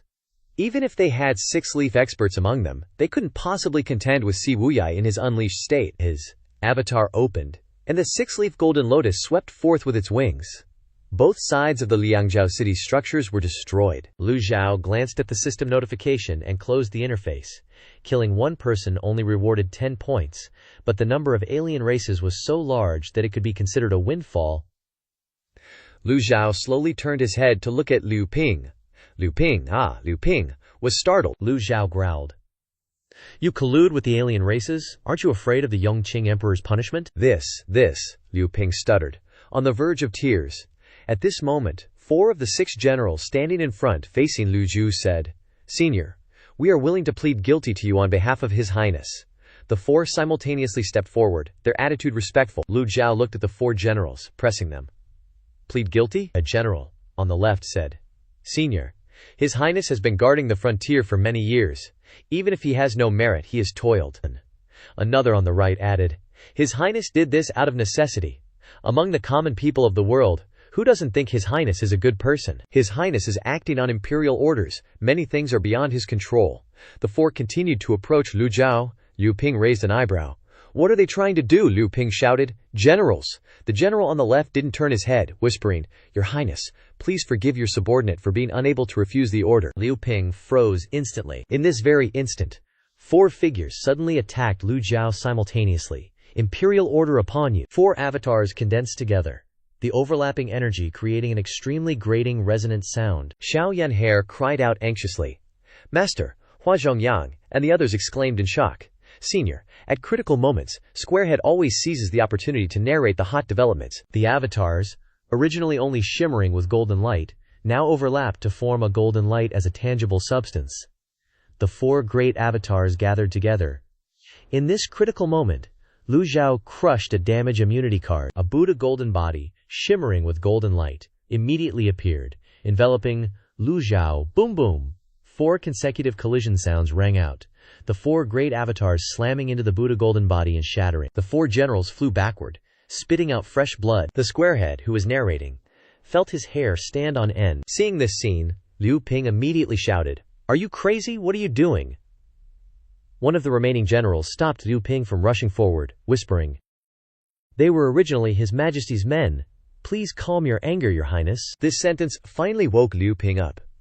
They were originally His Majesty's men. His confidants had been reduced to only 2 people beside him, the others had fought in the distant frontier, and these few in front of him were merely pawns of that supreme father of his. But what shocked him even more was that 4 avatars simultaneously attacking at such close range still couldn't do anything to Lu Zhou. Too strong. These 4 could be considered to have given it their all, risking their lives. Even if Hua Zhongyang, Bai Yuqing, Yang Yan, and Din Qing cooperated, they couldn't necessarily create such terrifying offensive power. Yet, they couldn't even shake the Tenzang tall Buddha golden body in the slightest. Motherfucker, it's too damn tough. 10 seconds passed quickly. Lu Zhou frowned, an expression of anger now visible on his face. Hua Zhongyang, Bai Yuqing, Yang Yan, and Di Qing all thought to themselves. The senior's face held a hint of anger. At this moment, the senior must be thinking about how to defend. Shen Liangshu's eyes were practically heart-shaped as he exclaimed, He truly is the idol I adore. Still so tough at his age. Meanwhile, Xiao Yanhair continued to have unwavering faith in her master. Lu Zhou thought to himself, Right now, I have no idea how to kill these guys, unless I use a peak state card, but that's too wasteful. And a one-hit kill card would be a complete loss. How could the surrounding people know that the #1 demonic cultivator in the world right now wasn't thinking about how to defend, but how to gain merit points without taking a loss? If Hua Zhongyang and the others handled it, he wouldn't get any merit points. This is truly tricky, but what a great opportunity. Whoosh! As Lu Zhou was still pondering, a figure suddenly emerged from the ruins below. Xiang Li looked up at Lu Zhou, his feet stomping hard, making everything within 100 meters tremble. He shot into the air like a cannonball, his hands clasped and raised straight forward, left and right index fingers pressed together and extended. Around his 2 fingers, a string of 4 rotating characters, Ju Sheng Qi Ji, spun continuously, meaning to abandon all thoughts and to fully concentrate. Xiang Li's eyes gleamed, and a trace of blood still stained the corner of his lips. The square-headed guy narrated the thrilling moment with great enthusiasm. Lu Zhou, floating in the air, looked down. He gently raised his hand and struck out with a palm, a blue lotus appearing beneath his feet. The palm print emitted a blue light, and a giant hand materialized. The enormous Ju Sheng Qi Ji palm print descended, and at the same time the 4 ancient characters Ju Sheng, Qi, and Zihi rotated around the hand, radiating light. 5 fingers pressing down, impossible. The moment Xiang Li waited for, his 2 index fingers were crushed by the Ju Sheng Qi Ji palm print, just like tofu. Boom! The Celestial Master Dao's Ju Sheng Qi Ji palm print continued its descent, smashing into the ground and forming a giant crater in the shape of 5 fingers. Everyone was dumbfounded, unable to speak. No one could believe their eyes. What had just happened was simply too overbearing. Lu Zhou executed a super powerful move. With such ease it was like turning over his hand. After annihilating the alien race, Si Wuyai spun in midair and witnessed 2 consecutive ultimate moves from his master, a Buddha golden body, and a Jue Sheng Qi Jihe attack. He suddenly recalled intelligence he'd received, where the Dark Web brothers had mentioned a 10 zang tall Buddha golden body appearing at the Runan City Holy Land. At the time, he hadn't fully believed it, thinking only high-ranking Buddhist monks could cultivate a 10 zang tall Buddha golden body. Now, seeing it with his own eyes, he knew it was all true. Si Wuyai hovered in the air, his gaze towards Lu Zhou incredibly complex. He didn't know if his choice was right or wrong, but since things had come to this, he could only persevere and continue forward, even if it meant repeating past mistakes. Shen Liangshao sat on the ground, staring unblinkingly at Lu Zhou. He couldn't help but clap, clap, clap, clap. The solitary applause rang out, sudden and perhaps awkward, but it woke everyone up. The Nether Sect disciples took a deep breath, and Li Jinyi retreated. Everyone was unable to regain their composure as they looked at the deep, 5-fingered crater. Xianglai was a successor of the celestial master Dao, who had made a name for himself in the cultivation world, inheriting the most exquisite incantations and talismans of the celestial master Dao. And this Jue Sheng Qi He move was precisely the killer blow that cemented his reputation. It's likely that even at his death, Xiang Li never expected to lose to the very killer blow he was most proud of, completely crushed. On the ground, only the deep, 5-fingered crater remained. There was no trace of Xianglai, nor any sign of life. Lu Zhou heard the system notification of a 1500 merit point reward, stroked his beard, and nodded. He slowly turned around, his expression indifferent as he looked at the 4 generals who had ambushed him. The 4 generals were overflowing with qian and blood, their eyes filled with shock and awe. After being sent flying by the Buddha golden body, they had all sustained minor injuries. Lu Zhou checked the remaining extraordinary power within him. Each of them earlier, I used 1/3 of my extraordinary power, combined with the famous bow to kill the 7-leaf Kala expert. 1 Ju Sheng Qi Ji move consumed 1/3 of the heavenly book's extraordinary power, attacking at close range, creating many times more power than an arrow shot. It's a shame that, although extraordinary power is useful, it's too scarce. How great would it be if I could increase its duration? How do I deal with these 4 generals in front of me now? Should I use sound attacks? No way, that was exactly my expression just now. The 4 generals were horrified. That was his exact expression just now. Then, he casually swatted Xianglai away. If there's really no other way, I can only use the one-hit kill card. What a waste of merit points. So Lu Zhou just stared at the 4 generals with a cold expression, making them afraid to move. They're crazy, they're all crazy. Ha ha. Liu Ping laughed heartily, but tears streamed down his face. He had guarded the frontier for many years, but he had never seen such a ridiculous event as today. Everyone looked at Liu Ping, and almost all could understand his mood at this moment. A prince, who had spent his life guarding the frontier, protecting the people, and respected by all, he had stopped countless alien races from plotting to invade Great Yan, enduring countless hardships. Logically speaking, the person his father trusted and valued the most should have been him, yet his father sent 4 generals to control and monitor his every move. How could he not find it laughable? Your Highness. The subordinate stopped Liu Ping. The 4 generals looked at Liu Ping, and one of them said, "We have no other choice." Lu Zhou asked, "Is this Yongqing's scheme? Bearing a mission, even if it means death, we're willing to try. Those who have experience in battle are naturally different from ordinary cultivators. Once they've decided on something, they won't easily change their minds, and won't give up until they achieve their goal," Lu Zhou said indifferently. "Xia Lai couldn't even withstand 1 move. You guys are worthy of fighting me." The 4 generals were speechless because they didn't know how to respond. The expressions on their faces were all very ugly, and they exchanged glances. Just then, Si Wuyai clapped his hands together, and the peacock wings on his back dissipated. The 2 peacock spirit wings merged into one again, returning to rest in Si Wuyai's palm. Si Wuyai stepped into the air and floated in mid-air. "If you want to die, then I'll grant you your wish." The 4 looked towards Si Wuyai again, and the hope of victory had become extremely distant. Si Wuyai was much more powerful than they had imagined. Clearly he was only a Lu Ye, yet he could injure Xiang Li. Now the 4 Dharma protectors have been injured, cannot continue to participate in the battle, unless they fight to the death, but that is very uneconomical. Only Si Wuyai can fight a battle. The 4 generals understand very clearly, hard war, they only have a dead end. Unfortunately they have no retreat. At the moment when they attacked Lu Zhou, they could not turn back. This old man does not believe that the situation cannot be reversed. They have witnessed Lu Zhou successively use amazing great supernatural powers. An old man approaching the life expectancy. Why so much vitality? The scream from the throat is extremely sharp, full of unwillingness and disbelief. Even if there is no hope, they must try once. Seeing this, Lu Zhou couldn't help but shake his head. Yongqing, oh Yongqing, what tricks did you use to make them willingly die for you? This is the true spirit of a martyr, the will to die without flinching, steadfast and persistent, unfortunately used in the wrong place. Boom! 4 Dharma bodies of Lu Ye appeared in mid-air, attacking Lu Zhou. They had been injured. Now, they could only go all out to have a chance to reverse the situation. Liu Ping's laughter suddenly stopped, and he said sternly, I don't want to be enemies with the Malaysian Pavilion. Capture them. Liu Ping pointed at the 4 generals. Perhaps because of the psychological blow, he made an incomprehensible decision. The 2 generals were stunned, reluctantly shook their heads, and said in a deep voice, Yes, Liu Ping now only had 2 trusted subordinates left. Following his orders, the 2 rushed towards the 4 generals. The 4 Dharma bodies are facing Si Wuyai. At the same time, Si Wuyai threw the peacock spirit into the air. The peacock spirit quickly spun around, shooting out strands of gangsha. The 4 generals immediately erupted with countless palm prints and gang kui, sweeping across the sky. Suddenly, Hua Chongyang's expression became serious. Hua Chongyang shouted loudly, Damn, why are you falling back? Bai Yuqing covered his chest and asked, They used demonic essence, secret medicine. The moment the words demonic origin secret drug were uttered, it was like a clap of thunder, causing the air in the great hall to freeze in a terrifying silence. The faces of the normally calm protectors instantly turned deathly pale, their eyes revealing sheer horror and dread. As for Bai Yuqing, a chill ran down her spine.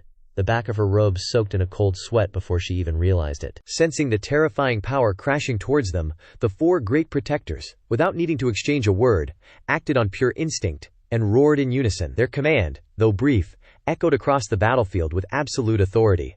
In the skies above Liangzhou City, the primordial keys suddenly turned as violent as a tidal wave. Massive streams of energy collided, creating intense ripples that warped space itself, while an invisible pressure bore down from above, making the very ground tremble. Amidst that chaos, the panicked, blood-curdling screams of the Netherworld Sect disciples rang out incessantly. Fall back, brothers of the Netherworld Sect, fall back now. The effect of the demonic origin secret drug is to consume one's own potential to forcibly absorb the world's primordial Q, which would empty out this entire area and form a primordial Q vortex. Only an expert strong enough could withstand this storm. In the midst of the chaos, the square-faced dude let out a roar that drowned out the sound of the tempest. He yelled, his voice full of power and decisiveness. Everyone, listen up! Shoulder to shoulder, hand in hand, use all your strength to resist this primordial Q storm. No second word was needed. The panicked crowd, as if having found their commander, immediately followed his orders. They quickly tightened into a solid block, each person placing their hands on the shoulders of the one in front, channeling their primordial Q. A faint, but incredibly sturdy energy shield, forged from the power of their unity, stubbornly resisted the insane onslaught of the storm. The square-faced dude, breaking out in a cold sweat, recalled how Ye Tiangxin had once mistakenly believed their master used the demonic origin secret drug to maintain his peak state. The 4 generals before them all possessed this drug. How could this not shock everyone? The laws of Great Yan strictly forbade the use of the demonic origin secret drug, and yet here were 4 of Emperor Yongqing's death-sworn soldiers using it. What in the world did this mean? No one had the mind to ponder the source of the demonic origin secret drug. They all just retreated as far as they could. The primordial Kua churned in the sky, and the 4 great protectors, though heavily injured, were still able to block the Kua vortex. In complete contrast to the chaotic scene around them, Xiaoyanzhe's small figure stood proudly, as motionless as a sturdy pine tree in a hurricane. Her face showed no change in expression before the storm, but in the very next moment, her clear eyes flickered slightly. A trace of surprise mixed with doubt appeared. She snapped her head up to look directly into the eye of the storm, her lips softly moving to form a nearly whispered call.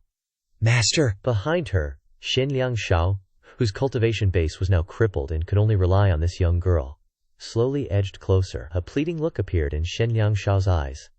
Come on, my lady.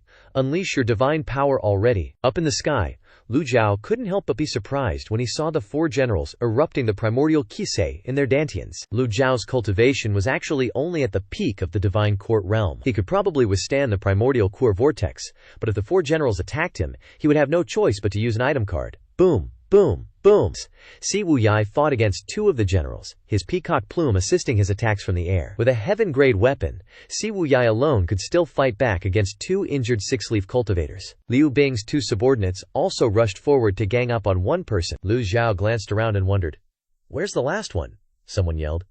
Up above, the remaining general, erupting with golden astral quiz, suddenly leaped high into the air, and then he dove down at lightning speed, attacking towards Lu Zhou. Lu Zhou raised his hand, and the unnamed sword appeared in his palm, morphing into the shape of a shield enveloped in astral kia. Boom! The general's explosive astral kyo slammed into the shield created by Lu Zhao's unnamed sword. Rumble. In the sky, the primordial Qui storm roared madly, continuously raining down destructive blows. Below, the shield from Lu Zhao's unnamed sword staunchly withstood every impact. With one side attacking and the other defending, the two terrifying powers clashed violently, creating a breathtakingly balanced stalemate. For a moment they were perfectly matched. It was impossible to tell who had the upper hand, but for some reason the general coldly said, "You've gotten weaker." He could feel that the old man before him had become incredibly feeble, like an ant on the ground that he could crush with a single fist. "You're out of primordial ki." He unleashed his avatar. The instant he summoned his avatar, a blue lotus appeared beneath Lu Zhao's feet, emitting a faint blue glow from his body. With a flick of his wrist, the shield turned back into the unnamed sword. Black runes appeared on the white blade of the unnamed sword as it swung down in a single slash. Boom! The general's avatar was cleaved in two, and the general himself froze on the spot. Lu Zhao's expression remained calm as his hand, glowing with blue light, reached forward like a hawk snatching a chick. Gripping the general's throat, he used the grappling hand seal. Only then did the general realize that the old man before him was like a demon god from the bottomless abyss, impossible to shake. Just now, the feeling that the opponent was weak had paralyzed his thinking and judgment. His dharma body was crushed by the old hand, and the surrounding vortex of primordial chi seemed to be sealed, ceasing its operation. Demonic essence secret medicine. It's over once the Dantian chi si is broken. Using the secret medicine is useless. As for the dharma body, splitting it in half with a sword will do. Lu Zhao's eyes were like fire, with a blue glow in them, staring at the general in front of him. The general was now filled with fear, his deep eyes seeming to see through everything. He wondered, is this really a human being? The giant hand like the golden hoop, tightening around his throat. This is one of the strongest moves of the Zen sect, the grappling hand seal. The opponent used the demonic essence secret medicine, with persistent combat power, so he couldn't drag it out. He could only kill with one blow. Hao Ran Tian Gang, Lu Zhou, spat out each word. This old man will destroy the Tian Gang with his bare hands. Blue light emanated from his 5 fingers, quickly contracting, and a fierce fist was unleashed by Lu Zhao. Crack! The general's head tilted to one side, his neck completely broken. Immediately, only the whites of his eyes were visible, indicating death. Lu Zhao loosened his hand, successfully killing a target, gaining 1,500 merit points. The general's entire body fell to the ground, splattering red fluid. Boom! The blue light on Lu Zhao's body also disappeared at this moment. The extraordinary power of the Book of Heaven was used up. Seeing this scene, the 4 great protectors of the Yuming sect were extremely excited. What great disaster and lifespan limit! What decreased cultivation! Old Senior Jing's demeanor is no less than the sword waiting for a worthy master from back in the day. Lu Zhao clasped his hands behind his back, looking at the battle before him. Liu Ping's subordinates fought more and more vigorously. They weren't injured before, so this was no surprise. On the contrary, Si Wuyai became more and more disadvantaged fighting 2 opponents. Lu Zhao had used up all his extraordinary power, and now if he wanted to help, he could only use item cards, but he had no intention of using them yet. Boom! Si Wuyai flew backward. The peacock plume landed on his back again, turning into a giant pair of wings spread wide. Si Wuyai and the opponents charged at each other again. The opponents used the demonic essence secret medicine, so they were extremely ferocious. Lu Zhao said in a deep voice, "Lin Jinyi." Lin Jinyi flinched, standing far away and bowing, saying, "Old Senior." Lu Zhao stared at her and frowned, saying, "You really like to watch the excitement." Lin Jinyi's whole body trembled, and she quickly said, "Old Senior, please listen to this junior's explanation." This junior went to Liang province with Xiang Li, because she wanted to monitor his movements. If Mo Xiang Li had acted on his own, the 4 great protectors would have died long ago. Lu Zhao stroked his beard and nodded. "This is Jiang Aijian's intention." Li Jinyi nodded. Li Jinyi smiled embarrassedly and said, "This kind of trash doesn't need Old Senior to take action." She quickly rushed up. She raised the paper umbrella in her hand, leaping into the air, her whole body rushing to the battlefield like lightning, the paper umbrella in her hand spinning. With the paper umbrella as the center, a shield of Gongqi spread out like an umbrella covering the area below. Li Jinyi shouted, "Azure Phoenix." Azure Phoenix of Penglai Sect. Lu Zhao had seen through her identity. The paper umbrella in Li Jinyi's hand is named Qing Diao, As the umbrella moved, sharp blades of ki shot out in all directions. Nothing gets past the old senior. Li Jinyi soared into the sky, her 7-leaf avatar blooming brilliantly. The avatar, standing at 8 zang tall, combined with the Qingdiao weapon, attacked from all sides. Rumble, rumble, rumble. The kick energy from both sides intertwined and collided, a terrifying power. But immediately after, the 3 generals flew backward, spitting blood, as they looked up to the sky. Si Wuyai, seeing Li Jinyi helping him, called out, "Many thanks for your assistance." Si Wuyai looked towards Li Jinyi, unsure of what to say. The square-headed one continued his familiar task. Si Wuyai crouched and leaped up, his peacock wings firing a rain of key needles, piercing the Dantian keen seas of the 3 generals. The avatar shattered, and simultaneously, Qingdiao multiplied from 1 into 2, from 2 into 4, from 4 into 8, gradually obscuring the sky, working with Si Wuyai to continue attacking the 3 generals.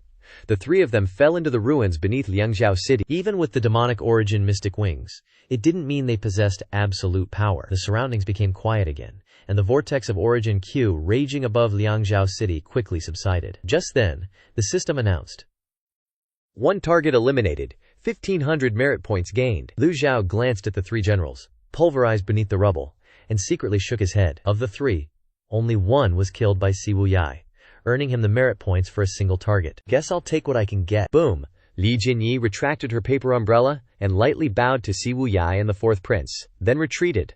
Without Li Jinyi's assistance, it was uncertain who would have won or lost. This result was quite good. Liu Ping was now extremely annoyed, his expression ferocious. Si Wuyai began to retract the peacock plume, then flew down to a lower altitude. Xiaoyan Hair looked up at him, smiling as she said, "7th senior brother. Sista didn't die. Luckily I protected her, or she would have kicked the bucket for sure." Clearly words of kindness. But from Xiaoyan Hair's mouth, it sounded like she was mocking his death. Si Wuyai awkwardly nodded. "Thank you, junior sister." Si Wuyai landed next to Zhao Yanhair and she happily ran to Si Wuyai's side. In the sky, Lu Zhao leisurely stepped towards Liu Ping. Lu Zhao looked at him and softly said, "You are not suited to live in the divine capital. Guarding the frontier is your true calling." After his bout of madness, Liu Ping had calmed down, his expression becoming indifferent. Hearing Lu Zhao's words, Liu Ping was startled. By the time he looked up, Lu Zhao had already flown down below. Liu Ping pondered for a moment, then shook his head and sighed. "My entire life of guarding the frontier was never for fame or fortune, yet returning to the divine capital once nearly caused me to lose myself and collude with foreign races." A single wrong thought could have turned him into a sinner for eternity, infamous for generations to come. A single wrong thought nearly turned him into a cold-blooded fiend, exploiting his own blood-related younger sister. His opponents, until now, were never the great Yan, nor the common folk. The general standing next to Liu Ping cautiously inquired, "Your Highness, do you wish to return to the divine capital to report for duty?"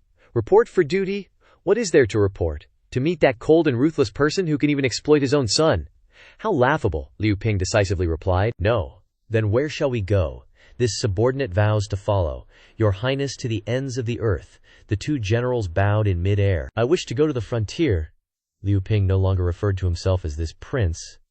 The 2 generals asked in unison, puzzled. "The frontier." Liu Ping slowly removed his mask and said, "I wish to see again the path I once walked." Liu Ping nodded, saying in an extremely slow voice, "That path is filled with the blood and bones of his brothers." From atop the flying chariot, Liu Ping loudly said, "If you are unwilling, then leave and find your own path." The 2 generals prostrated again.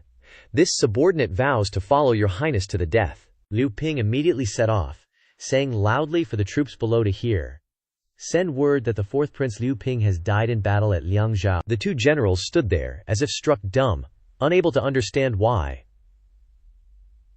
Watching the departing figure of 4th Prince Liu Ping gradually disappear, Shen Liangshao sighed and shook his head. This Liu Ping can also be considered a heroic figure.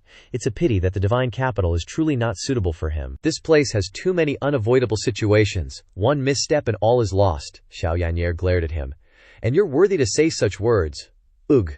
Shen Liangshao was utterly embarrassed, not daring to say another word. Si Wuyai didn't have time to care about Liu Ping. He was still focused on Liu Wenjun's situation. The young man picked her up, but he seemed to notice something from Lu Zhao that made him become attentive. Lu Zhao slowly descended to the ground, standing before Si Wuyai with his hands clasped behind his back. silently looking at him with one hand outstretched. Si Wuyai had no choice but to return the peacock plume to his master. Lu Zhou knew that Si Wuyai was full of schemes and plans, and that the weapon in his hands was too powerful, so he couldn't rest easy. Just at this moment, a cloud of dust filled the air as the people of the Nether Sect rushed over from afar. The four great guardians appeared in the forefront, within everyone's sight. Hua Zhongyang, Bai Yuqing, Yang Yan, and Di Qing all looked disheveled. The Nether Sect disciples obediently followed behind the four great guardians, not even daring to breathe loudly. Seeing the four great guardians, Shen Liangshao stood up quietly. Li Jinyi flew over from afar and slowly descended. Xiao Yanhe immediately skipped over to Li Jinyi's side, giggling, "Hello, older sister." Li Jinyi smiled slightly. "Hello, younger sister."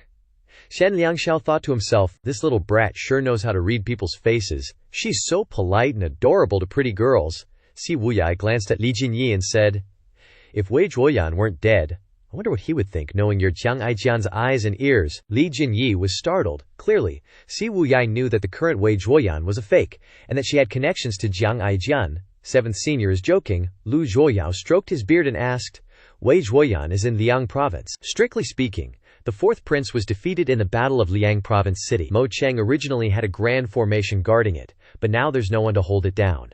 The Nether Sect will soon occupy the 10 cities of Liang Province. General Wei's forces are long gone, so the divine capital sent Zhang Lai himself to suppress them.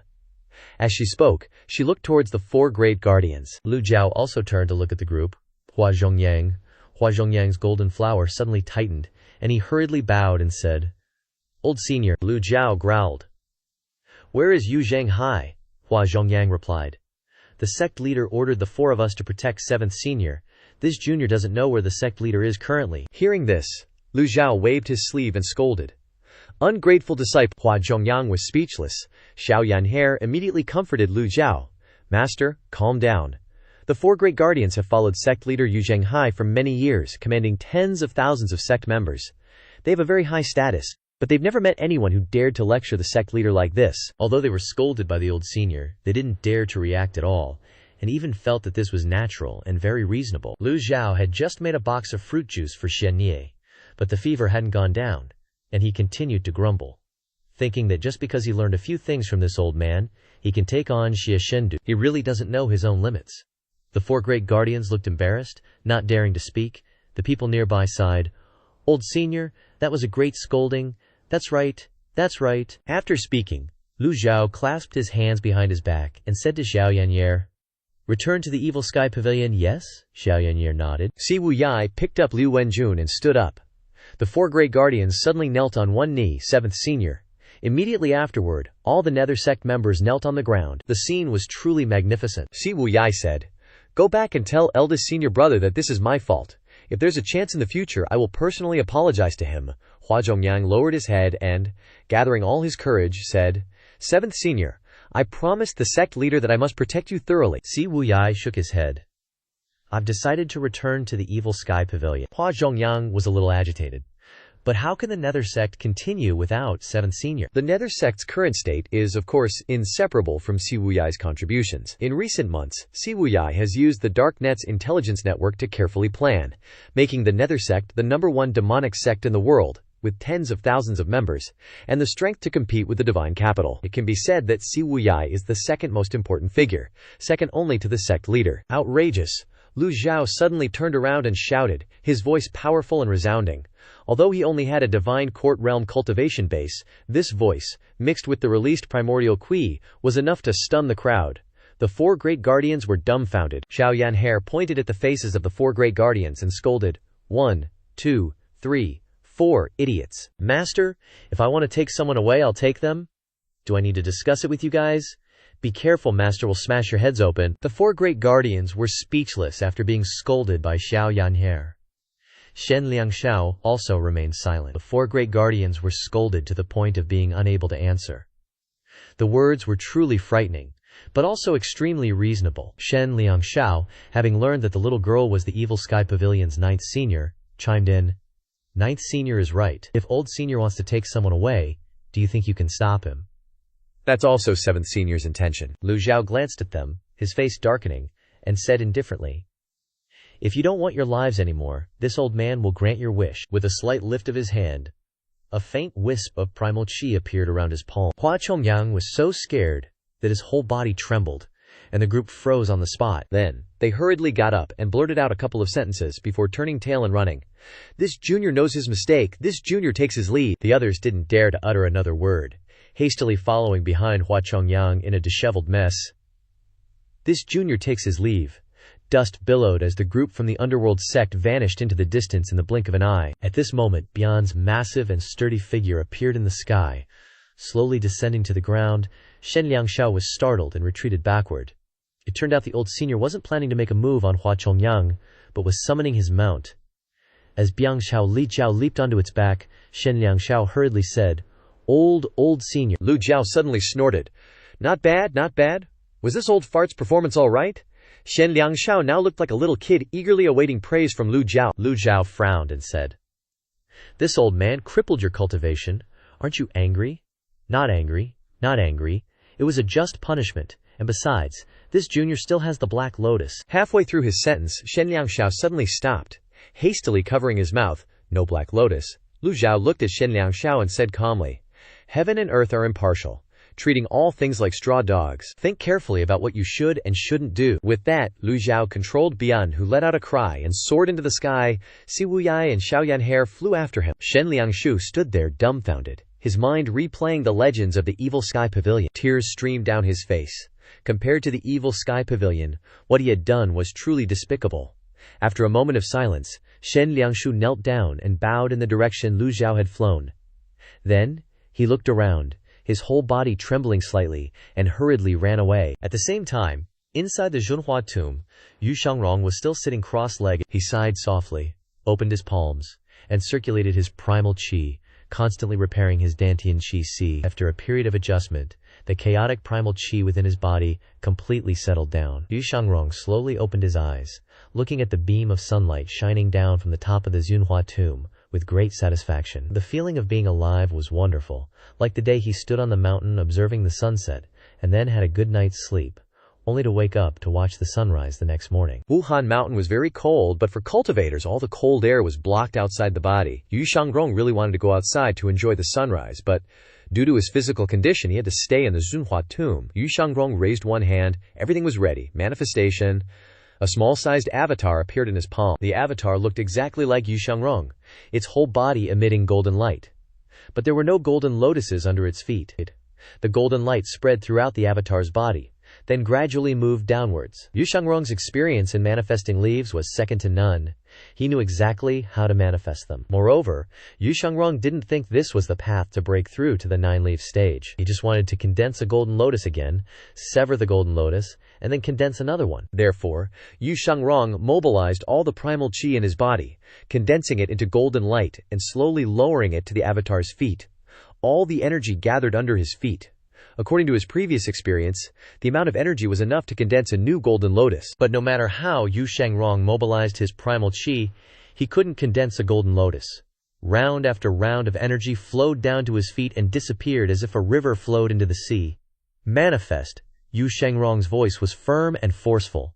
At his shout, streams of golden light continued to gather under his feet. Rumble, rumble, rumble. Intense resonance appeared. The corners of Yu Shangrong's mouth curled into a smile. Successful manifestation. The square-headed man hid close to the snow surface, observing the situation in detail and commenting enthusiastically. Yu Shangrong suddenly felt his heart pounding in his chest. He held his breath and carefully observed the lotus leaf under the avatar. His leaf manifestation wasn't simple but not too difficult, because he had a wealth of experience in leaf manifestation. Not like a newbie in the nascent soul realm groping around for a path, but the difficulty lay in having to sever the golden lotus with his own hands, and at the same time, having to condense the golden lotus again. Which came first? The golden lotus or the leaf? Without the root, how could the leaf be born? This question is like which came first, the chicken or the egg? Rumble. The avatar trembled constantly, and the resonance grew louder. The solitary leaf under the avatar's feet had become clear. The entire leaf had appeared before his eyes. A successful manifestation. In other words, Yu Shangrong's cultivation was now at the one-leaf nascent soul realm. He didn't need to check the height and power of the avatar. He could guess, based on his feeling, that it was fully equivalent to a one-leaf avatar. Immediately afterward, the golden lotus continued to tremble, and the golden light moved down to his feet. Yu Shangrong thought that the golden lotus would appear. Unfortunately, when he had exhausted almost all of his primal chi, he still couldn't form a golden lotus. Maintaining the avatar's form required a lot of primal chi. Moreover, Yu Shangrong was currently injured. Yu Shangrong raised his hand and placed the avatar in front of his eyes to admire. The halo disappeared, leaving only a lotus leaf spinning continuously under the avatar. No golden lotus. This completely changed Yu Shangrong's perception. Even though he was an 8-leaf master, looking down upon the world, the Sword Devil, a name that made everyone tremble, he still couldn't understand the scene before him. The avatar no longer had a golden lotus. He clenched his fist, and the avatar disappeared. A flash of light flickered in Yu Shangrong's eyes. He closed his eyes, sat cross-legged, and began to absorb primal chi. A day and a night passed, and he felt that his primal chi had recovered somewhat, and his mental state was also better. Yu Shangrong summoned the avatar again, but under the avatar there was still only one leaf spinning, and still no golden lotus. Yu Shangrong gathered all his primal chi, converging it towards the bottom of the avatar's feet, constantly bombarding it. He wanted to create a new golden lotus. Thus, Yu Shangrong kept trying again and again, until the primal chi in his body was completely exhausted. Boom! The avatar dissipated. The spot where Yu Shangrong was sitting cross-legged suddenly collapsed. The square-headed man directly saw this scene, and his jaw dropped. Whoosh! Yu Shangrong fell into the void below. All around was nothing but endless darkness. The cold wind howled, making Yu Shangrong's face even paler. Even so, he had regained his composure. Stepping on empty air, levitating, Yu Shangrong unleashed a palm strike, the golden palm imprint flickering as it flew out, illuminating the surrounding scenery. Huaxun flowers. The ground below was covered in Huaxun flowers. Just as Yu Shangrong was in a daze, a net suddenly appeared above his head, descending like a lid on a jar, sealing off the entire space above. Yu Shangrong frowned and flew up. Bang! He struck the net above his head with his palm, but it didn't budge. Another palm strike. Bang! Still no movement. Bang, bang, bang. Yu Shangrong unleashed 3 palm strikes in a row, but the net didn't even tremble. 10,000-year cold iron. Yu Shangrong shook his head. Lifespan sword, he called out. And the lifespan sword lying on the ground trembled slightly. Up above, the square-headed man was still carefully observing the situation and reporting. That's not right. The ability to manipulate objects remotely has been greatly restricted. Yu Shangrong is trapped by that net. Yu Shangrong flew close to the net. Looking up, golden light appeared in his palm, illuminating the space. There were formations engraved on the net. Yu Shangrong shook his head again. Energy-weakening formations, exquisitely and ingeniously designed. Perhaps the gentleman's kingdom can survive thanks to these tools. He only felt that those things were extremely weak, but this net was beyond his expectations. Yu Shangrong sighed softly. Based on the feeling when attacking the net, he would need to have a stronger cultivation base to control the lifespan sword to fly over. As it is now, it's almost impossible. Yu Shangrong slowly descended, observing the surrounding scenery. This place is a type of well dug to create a trap, or it could be a secret refuge. A moment later, Yu Shangrong closed his eyes, sitting cross-legged. He adjusted his state of mind, not thinking too much. Just continue gathering leaves. It doesn't matter if there's no golden lotus. After a day and night of flight, Si Wuyai and Xiao Yanfrere finally returned to the motion pavilion. Zhu Jifeng and Pan Zhong, who were guarding the motion pavilion, were startled when they observed with binoculars. Who's that? Another new person has arrived. He saw Si Wuyai carrying Liu Wenjun. Pan Zhong waved his hand and analyzed. A fall makes you wiser. The person the old senior brought back from the battlefield must be eldest senior brother. Zhu Jifeng shook his head. Is eldest senior brother that refined? Pan Zhong replied. You don't understand. I heard that 7th senior brother is extremely intelligent, and his intelligence network covers the entire Great Yan. If he doesn't want to, who can catch him? Zhu Jifeng nodded.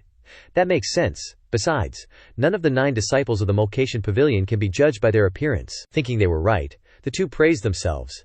We really are geniuses. Let's go.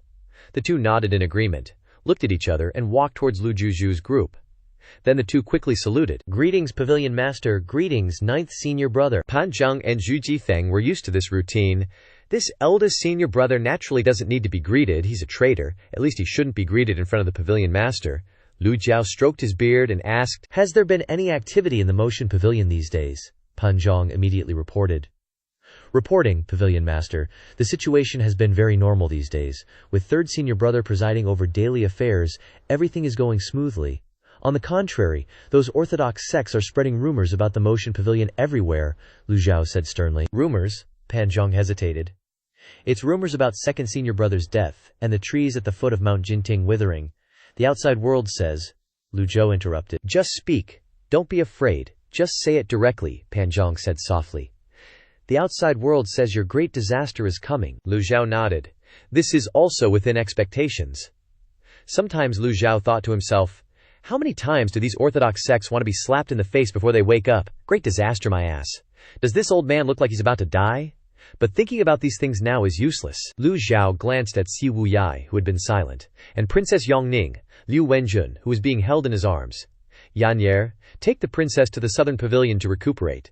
Xiao Yan'er cupped her hands. Disciple obeys. And you, Lu Zhou looked at Si Wuyai. Go to the cave to face the wall and repent. For 7 days, Si Wuyai's expression remained calm as usual. He cupped his hands and said, Thank you, master. Don't be mistaken by how pleasant it sounds when he calls master.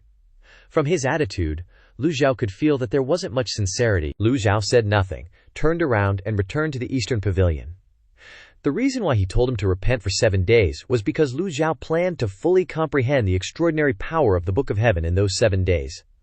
Without the extraordinary power as a trump card, Lu Zhou always felt uneasy. As soon as Lu Zhou left, Pan Zhong and Zhu Jifeng immediately became respectful, bowing and walking in front of Si Wuyai. Greetings, eldest senior brother. Greetings, eldest senior brother. Si Wuyai glanced at the two of them, ignoring them, and walked straight towards the wall-facing cave.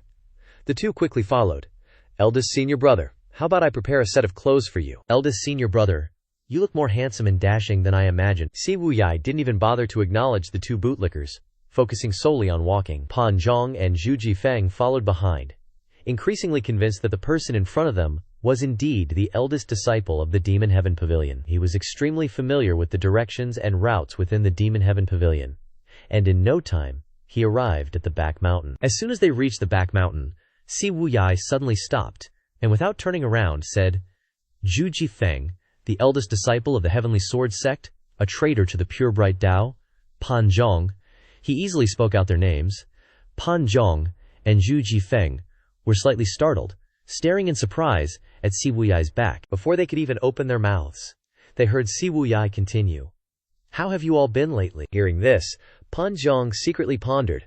This is the demeanor one would expect from a senior brother. Zhu Jifeng also thought to himself, look how inclusive and caring the senior brother is. He immediately asked about everyone's well-being. Pan Zhong scratched his head and replied, Thank you for your concern, great senior. I'm doing great.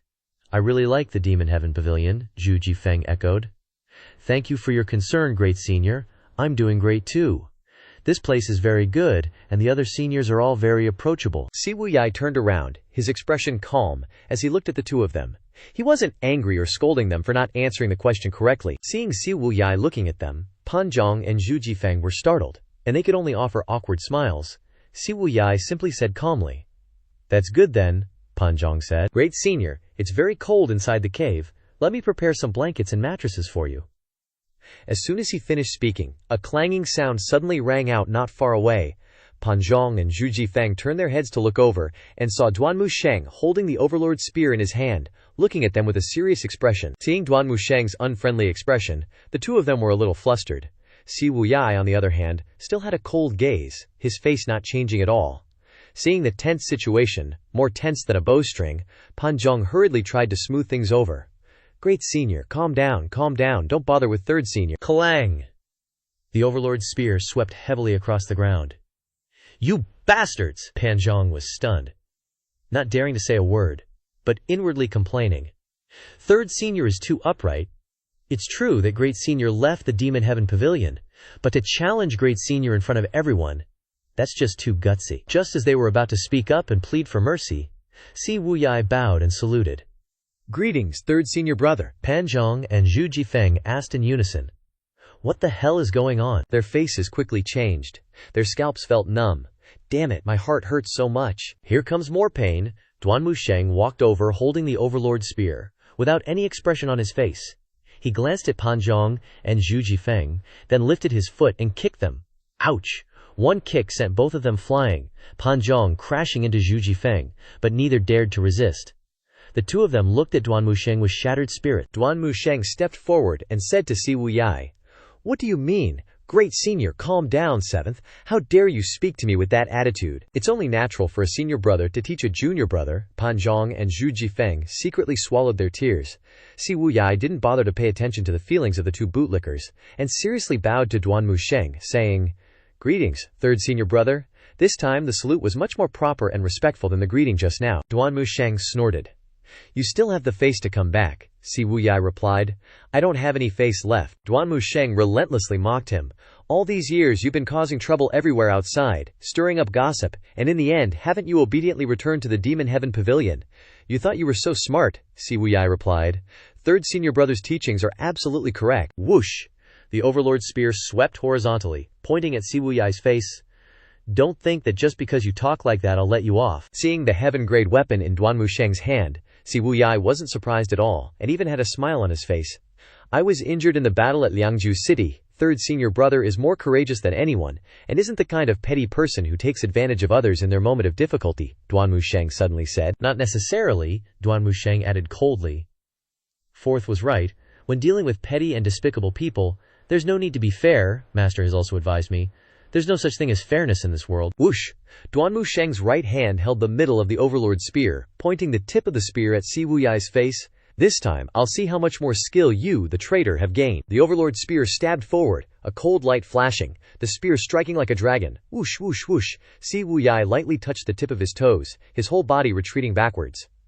The two of them once again rushed into battle. Pan Zhong and Zhu Jifeng immediately retreated, standing to the side to watch the battle. Zhu Jifeng complained, "Pan, if I ever trust you again, I'll be your son. Get lost."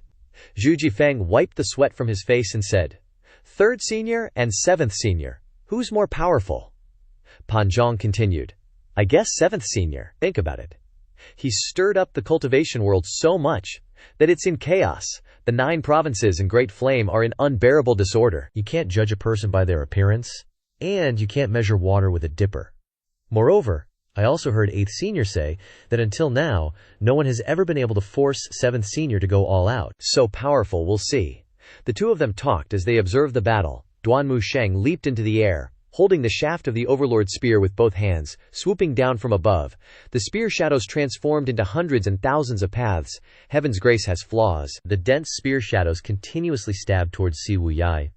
Several streams of Gang-Ki shot out in front of Si Wuyai. Pan Zhong exclaimed, "Look, 7th senior is using Gang-Ki to block." Rumble, rumble, rumble. Against all expectations, the shadow spears instantly shattered the protective Kui, shooting straight towards Si Wuyai. Pan Zhong cried out in shock again. The protective Kui was just shattered like that. Si Wuyai reached out to block. Boom! Si Wuyai spun in midair, staggering backward, his hands trembling from the impact, his face pale. Duan Musheng, wielding the Overlord's spear, didn't continue the attack. "Is that all you've got?" Si Wuyai clasped his hands together with a chuckle. "Third senior brother's cultivation is exquisite. Admirable, admirable." Pan Zhong and Zhu Jifeng, witnessing this and hearing their conversation, were speechless. Pan Zhong silently rolled his eyes, his face clearly saying, "If I still believe you, I'll walk headfirst into the ground." Duan Musheng hoisted the Overlord's spear over his shoulder. "Enter the reflection cave yourself. Or do you want me to invite you?" Si Wuyai nodded without resistance, showing no signs of displeasure, and obediently walked into the reflection cave. The back mountain became quiet again. The stage now ceded to Pan Zhong, who gave a thumbs up in praise. Third senior's spear technique has finally improved. Finally improved, Duan Musheng frowned. "Are you saying that I haven't improved before?" Pan Zhong and Zhu Jifeng were once again speechless, not knowing what to say, because one wrong word could lead to their deaths. Duan Musheng shouted, "Hurry over here, and you too.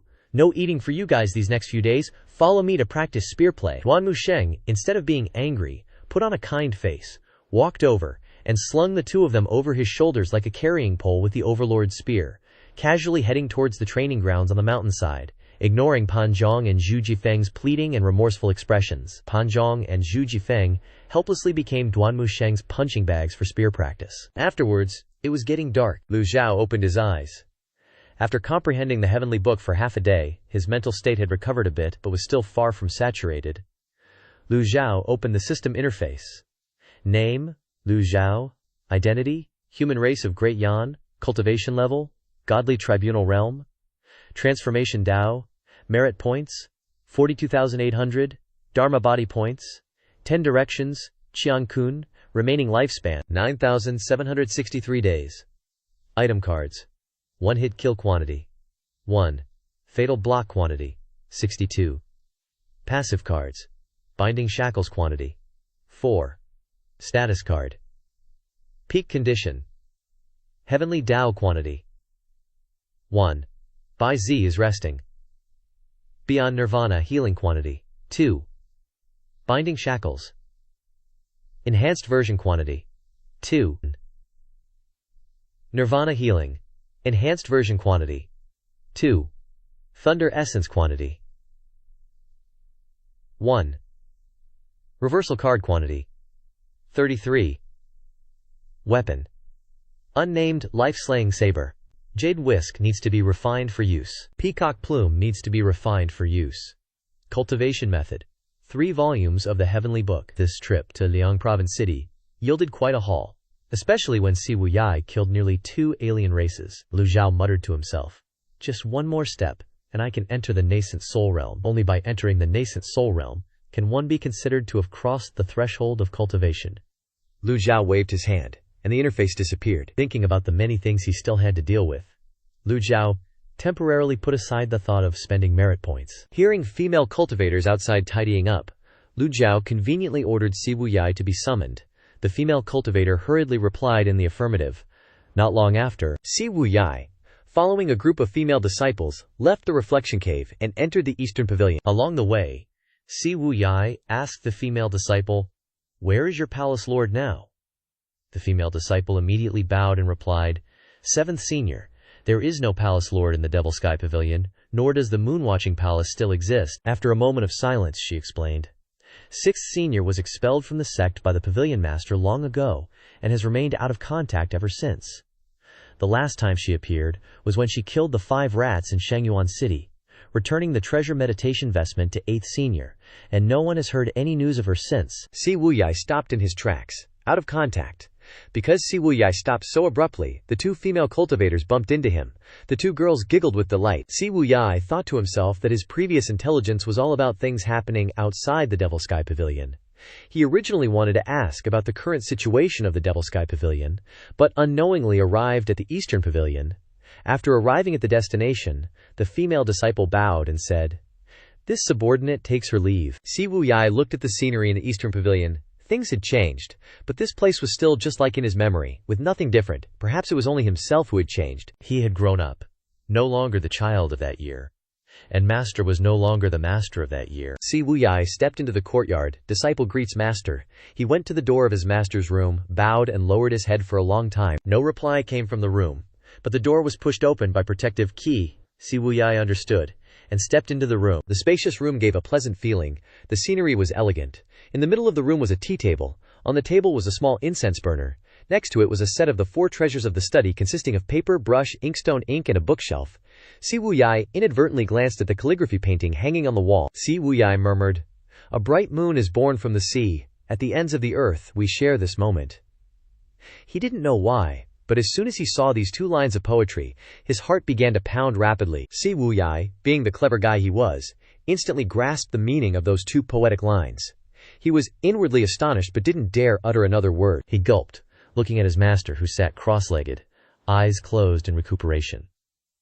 After a silent moment, Si Wuyai finally spoke. "Master." Lu Zhou slowly opened his eyes, glaring at him, and growled, "You still have the nerve to call this old man your master?" Si Wuyai grew anxious and uneasy, his heart tightening. He pondered for a bit, utterly clueless how to respond. Lu Zhou said indifferently, "Speak. Why did you leave Mutiange?" Si Wuyai seriously replied, "Only by leaving Mutiange could this disciple truly spread his wings and achieve greatness," Lu Zhou retorted. "With just your measly little bit of intelligence?" Si Wuyai found himself at a loss for words once more. After a long pause, he finally spoke. "This disciple feels he has the capability to do so." Lu Zhou, truly playing the part of a grumpy old man today, pressed on. "You feel?" Si Wuyai replied, "Currently, Juzhou of Dayan is in chaos. Just give this disciple a little more time. Juzhou will fall, the royal family will scatter, and even Shendu's 10 great formations will be useless. Juzhou will be besieged, Shendu will have no help, and the isolated, helpless royal family will eventually fall." He glared with resolute eyes. "Just 1 year. 1 more year. Whoosh!" Lu Zhou suddenly struck out with a palm seal. Smack! The palm seal slammed hard into Si Wuyai's face. System notification. Ding! Punished, Si Wuyai. Gained 200 merit points. All these unruly disciples need a good beating. The powerful slap to the face cut Si Wuyai short. Lu Zhou snorted. Don't know your own limits. Lu Zhou coldly dropped some knowledge on Si Wuyai. Back when this old man befriended Emperor Yongshu, you were still in your mother's womb. Do you really think the imperial court only has a few petty tricks up its sleeve in Chengdu? Si Wuyai raised his head, meeting Lu Zhao's gaze. With eldest senior brother by my side and this disciple knowing the weaknesses of the 8-leaf experts serving the royal family, even the 8 grand commanders or the imperial guards wouldn't be able to leave Chengdu. Lu Zhao asked. You understand the royal family very well. Si Wuyai's voice softened again as he obediently recounted. That year, after leaving Mo Tiange, this disciple entered the palace and was fortunate enough to become the grand tutor. Not only that, you even won Yongning's favor, then used her to gather intelligence within the palace. Lu Zhao attacked without mercy. Si Wuyai instinctively denied. This disciple didn't use her. Lu Zhao didn't bother to say anything more, just silently watched him. You didn't use her? Whether you did or not, you know it perfectly well in your heart, don't you? Sometimes people are just like that. The more you try to set things straight with them, the more vehemently they deny it. But by not arguing, the destructive power only increased. Si Wuyai fell silent. A long moment later, Lu Zhao stroked his beard and spoke. You must already know about Yu Shengrong. This old man won't waste words. Hearing the name Yu Shengrong, Si Wuyai's heart suddenly tightened. Lu Zhao continued to ask, where is this old man's memory crystal ball? Of course it was this question. Si Wuyai's eyes widened, and he hastily shook his head. This disciple doesn't know. Lu Zhao growled, putting more pressure on Si Wuyai. Could it be that Yu Shengrong lied about this? At this, Si Wuyai had no idea how to respond. Lu Zhao stood up, hands clasped behind his back, observing Si Wuyai and continuing to exert strong pressure. You refuse to confess? Lu Zhao's oppressive aura enveloped Si Wuyai, making him feel suffocated. Master, please trust this disciple's judgment. You personally sealed the crystal ball. Your purpose was not to let anyone else know, and even you yourself didn't want to remember. If the crystal ball could be found so easily, why would you have expended all that energy to seal it in the first place? Lu Zhao did a 180, telling Si Wuyai coldly, this old man has changed his mind. Si Wuyai slowly said, that was after you lost that part of your memory. After finding the crystal ball, you will surely regret today's choice. What's more? What's more? Si Wuyai kowtowed to the ground, gritting his teeth as he spoke. As long as you are willing to stay on the mountain and peacefully live out your lifespan, this disciple promises to be obedient and filial to you. As he spoke the words obedient and filial, Si Wuyai bowed down again, pressing his forehead tightly to the floor. Lu Zhao continued to press this guy for a response. You mean this old man is wrong? And since this old man is going to die anyway, I should just let you guys cause whatever trouble you want? Si Wuyai was stunned, but very quickly responded, if you must interpret this disciple's meaning that way, then this disciple can only admit to being presumptuous. Lu Zhugao flicked his sleeve, and a powerful palm seal struck Si Wuyai, sending him flying backward. Crash! The room door shattered as Si Wuyai landed on the steps outside. Lu Zhao flicked his sleeve once more, sending out another palm seal. Bang! Si Wuyai was sent flying out into the courtyard. The old man acted decisively. Since he'd started, he might as well finish the job properly. Si Wuyai was sent flying incredibly far by the palm seal, tumbling head over heels from a height. Thud! The impact was definitely not small, proving it was no light fall. Even the female cultivators nearby were startled. Lu Zhao wasn't in the mood to pay attention to the reward notifications for punishing his unruly disciple. He felt his mood had shifted. A wave of anger welled up within him. After striking out with 2 continuous palm attacks, Lu Zhao stopped. He suddenly felt Ji Tiandao's memories greatly influencing him, or perhaps he had successfully fused with Ji Tiandao. Lu Zhao was still Lu Zhao, but Ji Tiandao was no longer the Ji Tiandao of yesteryear. He had no other choice. Standing in this position, he had to walk this path to find a new direction for himself. Lu Zhao, hands clasped behind his back, stepped out of the room and stood on the steps, looking down at Si Wuyai. You unfilial punk! Si Wuyai cried out in pain, spitting out a mouthful of fresh blood. He didn't dare fight back, didn't dare say a word, only propped himself up, kneeling on the ground. Lu Zhao thought to himself, a master is a master. Even if you spout 1,000 truths, is there any excuse in this world for a disciple who wishes their master dead? Si Wuyai was neither sad nor angry, as if he was already used to his master's actions. He wasn't surprised. He even felt that the strikes were softer than before, and the insults much more concise. Si Wuyai, kneeling on the ground, felt that his master had changed. Recalling Ming Xinyan's words, then Zhu Honggong's words, he thought it over and over, his mind starting to get muddled. But none of that mattered. The commotion in the East Pavilion was too loud, causing the disciples to rush over. Duan Musheng, Ming Xiyin, Zhao Yu, Xiao Yuanher, and Hua Yuexing all appeared, along with many curious female disciples observing Siwuya kneeling in the courtyard from afar. Before they could even speak, they heard Lu Zhao's deep voice say, "Anyone who dares to plead for him will be punished twice as harshly." Lu Zhao was currently disciplining his idiotic, stubborn disciple, and he wouldn't tolerate anyone messing around. Ming Xinyin saw the smashed door and grinned. "Master, I, your disciple, wouldn't dare plead for him. In fact, I suggest you punish him even more harshly." The female cultivators behind him instantly shut their damn mouths upon hearing Ming Xinyin. What the hell kind of senior brothers were these? Meanwhile, the fatty Zhu Honggong was just chowing down non-stop, eating so much that Pan Zhong and Zhu Jifeng had to carry food for him. The others remained silent, not daring to utter a word. Too much chatter. Lu Zhao slowly descended the steps. Ming Xinyin immediately shut his mouth. As dusk fell, the entire East Pavilion was enveloped in darkness. Siwuya didn't feel embarrassed at all despite being watched by such a crowd. He knelt on the ground with a straight back, watching his master walk down the steps towards him. The elderly man before him was nearing the end of his lifespan. When Lu Zhao stood before him, Siwuya suddenly had a bizarre illusion, as if he had transmigrated through time back to his childhood. Back then he was small, punished by master for a mistake. He too knelt in the East Pavilion courtyard, just like now, and back then master held a gigantic, supersized whip. Time flowed, circumstances shifted, and this scene repeated itself once more. Lu Zhao slowly sat down, his voice much calmer now than before. "You've gone to such lengths to throw the world into chaos.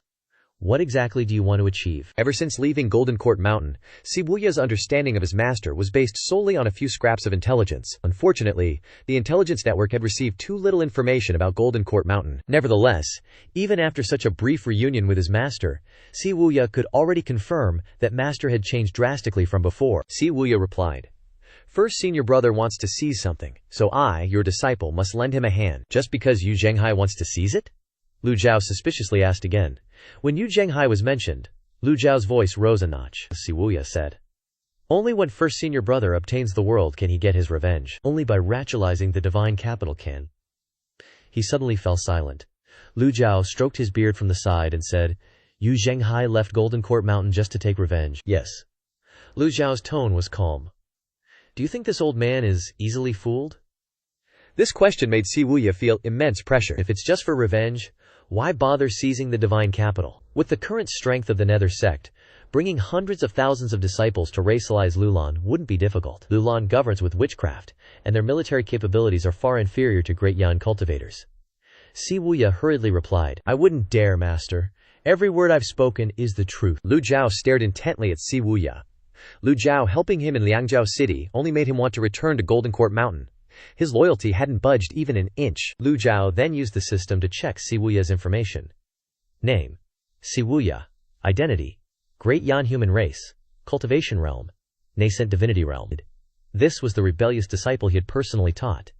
Each and every one of them was stubborn, idiotic, and unchangeable. Lu Zhao pressed him again. "Yu Shangrong wouldn't say, and you won't either? Yu Shangrong and Yu Zhenghai are always like water and fire. Who do you think is right, and who is wrong?" Siwuya replied, "Neither is right. First senior brother is too extreme, stopping at nothing to achieve his goals, while second senior brother is too sensitive, ignoring the rules and bonds of fellow disciples. Although their opinions are always at odds, they have one thing in common.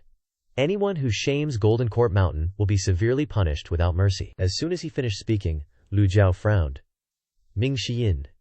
Ming Xiyin's eyes lit up, and he immediately raised his hand. "Here, master." Lu Zhao straightforwardly ordered, "Slap him for this, master." Ming Xiyin froze, a sudden hesitation in his heart. He didn't understand why master would tell him to slap Siwuya. Master's attitude had changed too quickly.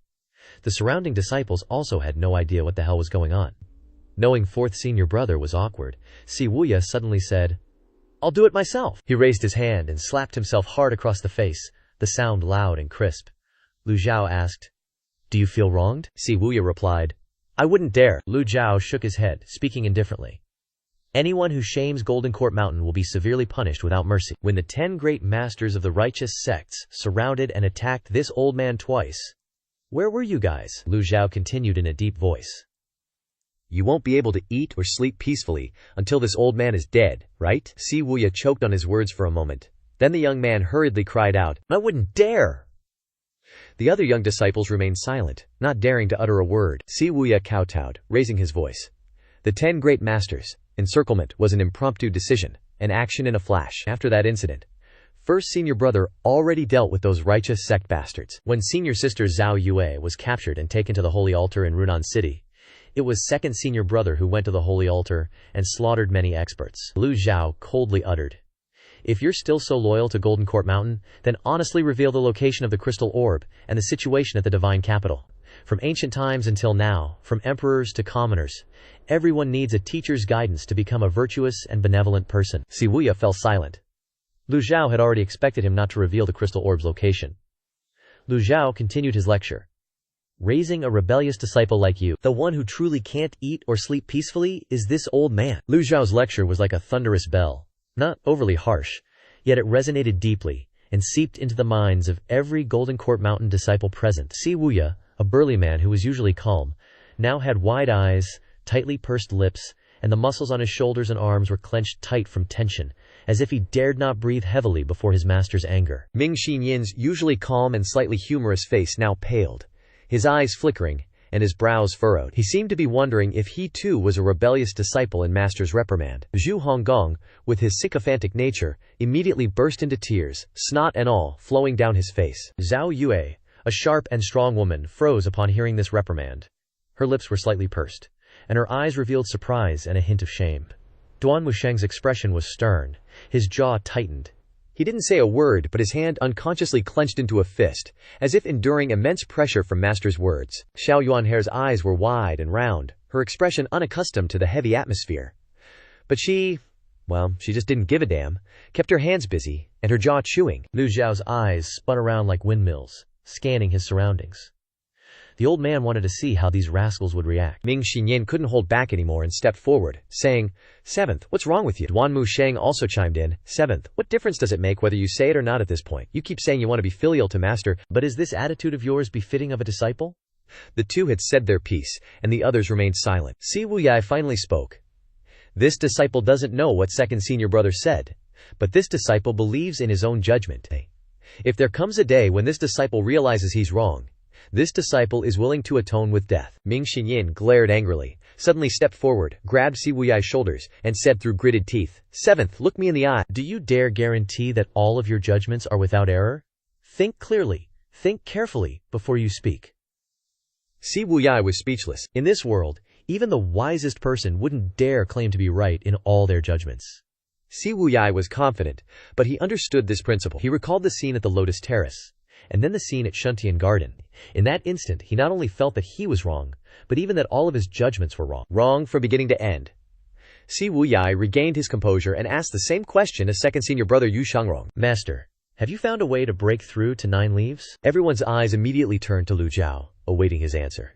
This question was too important, even related to the direction of cultivation for the entire cultivation world. Among the people here, only Ming Xinyan had heard the old men discuss this, so he was able to remain calm. The entire East Pavilion fell silent, except for little Yuan Care, whose mouth was still running non-stop. Lu Zhou remained as calm as ever, stroking his beard with one hand and clasping his hands behind his back with the other. Lu Zhou said indifferently, This old man has indeed found a way to break through to 9 leaves. A single stone stirred up 1,000 waves.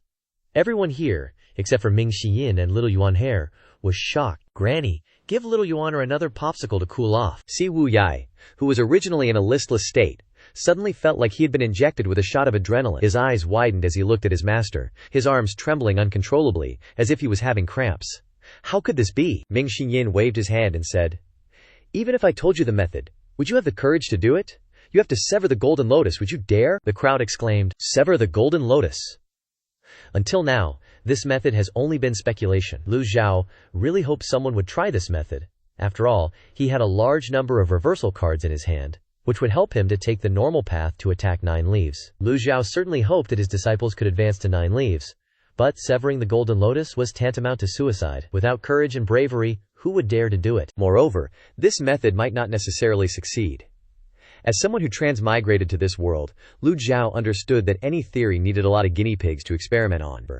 The problem is, Who is willing to be the guinea pig? Ming Xinyin leaned down and asked Si Wuyai softly, 7th junior brother, do you dare? Si Wuyai was utterly speechless. Si Wuyai's eyes widened, his brows furrowed. He remembered investigating information in the palace before, and hearing people say that the palace was also researching methods to break through to 9 leaves. If that's really the case, doesn't that mean that Shendu still has a trump card? Duan Musheng said, what the hell is this, severing the golden lotus method? Ming Xinyin rolled his eyes. How would I know? Asked Master. Lu Zhou stroked his beard and said, severing the golden lotus is a way to advance to 9 leaves, but it may also cost you your life, so don't just try it casually. Everyone nodded. Lu Zhou looked at Si Wuyai. Is this old man's answer satisfactory to you? Si Wuyai's whole body twitched, and he immediately knelt on the ground and said, this disciple dares not. Lu Zhou continued to say, a teacher's duty is to impart knowledge, teach skills, and answer questions. If you have any problems, this old man will answer them for you. Others heard this and felt that the pavilion master was generous and had the demeanor of a teacher. But for Si Wuyai, these words were nothing short of sarcasm, making his heart tremble. Master is a master, but is the disciple still a disciple? Lu Zhou then said, moreover, how long do you think this old man can live? Of course, he didn't dare to answer this question directly. Even if everyone in the world thought that Lu Zhao's doom was near, he couldn't say these words in front of his master. But Lu Zhou suddenly raised his voice and looked around. How long do you think this old man can live? The entire East Pavilion was silent, everyone bowing their heads, not daring to raise them even once. Lu Zhou had wanted to do this interrogation for a long time. He found it so ridiculous. Was it because people were becoming increasingly stupid? Or because the habits of survival had bound people's thoughts, making them afraid to escape the cage of thought? No one dared to answer Lu Zhao's question. Lu Zhou also knew that they didn't dare to answer. So he waved his sleeve and said, take him to the cave of facing the wall, seal his cultivation, and give him 50 strikes. Yes, sir. Zhu Honggong raised his hand excitedly to accept the order. The system notified. Punished, Si Wuyai gained 600 merit points. Zhu Honggong took the initiative to walk to Si Wuyai's side. After all, his relationship with 7th senior brother wasn't bad, so it was appropriate for him to escort Si Wuyai. The crowd looked at Si Wuyai, shaking their heads repeatedly, not understanding why he was so stubbornly opposed to his master. Si Wuyai stood up and followed Zhu Honggong out. After taking 2 steps, he suddenly stopped. Without turning his head, he said, 3 days ago, the dark web received news that the 10 major sects were organizing a demon extermination alliance. After the death list of 2nd senior brother was completed, rumors spread everywhere. The righteous faction is now ready to take up arms and rebel. After saying these words, Si Wuyai obediently let Zhu Honggong carry him away from the East Pavilion. Ming Xinyin frowned upon hearing this. Xiao Yuanhe, pissed off by those words, shouted, Master, these guys are so annoying they need a lesson. Lu Zhou, surprised, asked, what kind of lesson? Xiao Yuanhe scratched her head and then waved her little fist, saying, how about we just catch him and beat him up? Lu Zhou didn't agree with her approach, but it was true that this little brat's murderous intent wasn't as strong as before. Lu Zhou waved his hand and said, everyone, step back. Your subordinate takes his leave, your disciple takes her leave. Ming Xinyin stayed behind. After the others had left the Eastern Pavilion, Ming Xinyin respectfully looked at the shattered door of the room and softly said, disciple will call someone to fix it. Lu Zhou nodded. I have 2 tasks for you, disciple. Hearing that there were tasks to be done, Ming Xinyin was overjoyed. Please, master, give your orders. Your disciple is willing to give it his all, even if it means going through mountains of knives and seas of fire. I will definitely complete the task. Lu Zhou said. The first task is to spread the method of severing the golden lotus. Ah! Ming Xinyin exclaimed in shock. They went to Yun's sect with great difficulty, received the sealed chessboard experience of the founder Yun Tianluo, and were able to find a clue to advance to 9 leaves. Why would they casually spread it to others now? He couldn't understand it at all. Lu Zhou replied, severing the golden lotus is ultimately still a suicidal method. No one has ever tried it. After severing the golden lotus, cultivators will have to recultivate from scratch. Not to mention the injuries within the body. People with high talent will recultivate even faster. With the wisdom of the people in this world, they will surely open up many new paths for the entire cultivation world. This is the modern way of thinking. For cultivators in this world, cultivation methods and theories are kept secret and not passed on. Yun Tianluo would rather die than pass on the chessboard of heaven and earth to others. This kind of thinking has obviously limited the path of cultivation for the entire cultivation world. The masses receive information and then come up with many new and creative ideas. The pace of development is forever much faster than one person groping alone. Ming Shiyin replied. Disciple understands. Besides, Lu Zhou didn't intend to take this path either. Saying that it was opening up many new paths was just a euphemism for stepping on piles of other people's bones, Lu Zhou instructed. The second matter, you must descend the mountain to investigate the 10 great sects, alliance to slay demons plan, and send a letter back to report. Ming Shiyin obeyed. Disciple obeys. At the same time, in the Chongqing Palace in Chengdu, the inner attendant respectfully entered the study and knelt on the ground, offering a list with both hands. Your Majesty, this is the list of Yuanshen realm cultivators who have died this month. Liu Chang put down his writing brush. I won't read it to me. Understood. The inner attendant put his hands down and said, a total of 5 Yuanshen realm cultivators below 3 leaves have used the method of withering golden lotus to open their leaves, and are now unable to absorb. Eventually their danshin exploded, and they died. A total of 3 Yuanshen realm 5 leaves cultivators have used the method of forcibly reforming the golden lotus, and eventually died. A total of 1 Yuanshen realm 6 leaves cultivator was 900 years old, and took a longevity pill to forcibly open leaves, but failed. After speaking, the inner attendant remained kneeling. Liu Chang nodded. Bury them well, and give each family 10,000 taels of gold and 1,000 mu of good land. Your Majesty, what if someone refuses to accept the allowance? The inner attendant mustered his courage to ask. Cultivators who reach the Yuanshen realm often don't care about worldly things. This is the greatest limit of mine, you do what you have to do. Understood. The inner attendant respectfully left the study. The study returned to its original tranquility. Liu Chang picked up the brush again, waved his hand, and wrote a few words. The strokes were firm, and the brush suddenly pierced through the table. 2 eunuchs jumped in fright, and immediately went over. Liu Chang threw the brush in his hand and said, clean it up. Understood. Half a day later, Liu Chang was reviewing memorials when the inner attendant, holding a letter, rushed into the study. Your Majesty, Liang Province is reporting an emergency. The inner attendant trembled as he raised the letter high above his head, cold sweat already soaking his forehead. Liu Chang didn't bother to open it and said, tell me. The inner attendant carefully chose his words. 10 cities in Liang Province have been occupied by the Yuming sect. General Xiang Li died in battle. His Highness the 4th Prince and 6 generals all died in battle. Hearing this news, Liu Chang frowned. Even when the 2nd Prince Liu Huang died, he had never frowned like he did today. The inner attendant served the emperor year-round. How could he not understand His Majesty's temperament? The quieter His Majesty was, the more nervous and frightened he felt, and even had the feeling that the atmosphere in the study was poisonous, and that just taking a breath would mean instant death. The study was so quiet that even the sound of heartbeats could be heard clearly. After a moment of silence, Liu Chang finally opened his mouth and said, I see. The inner attendant secretly breathed a sigh of relief. Having a response was better than nothing. Your Majesty, I have another matter to report. Liu Chang said, speak quickly. The inner attendant said, there are rumors on the streets that the cultivation world has found a method to advance to 9 leaves. Liu Chang had already turned his back, his chest still heavy with the battle report he just heard. Suddenly hearing this news, immediately widened his eyes and turned around. What method? Internal Marquise replied. Rumor has it they're going to chop off the golden lotus. If one survives, they might rebloom the leaves and ascend to 9 leaves. Upon hearing this, Liu Chang thought, if anyone had mentioned golden lotus chopping to me before, I'd have offed them. But now, he's like, super into the idea. Liu Chang stood up, pacing and pondering.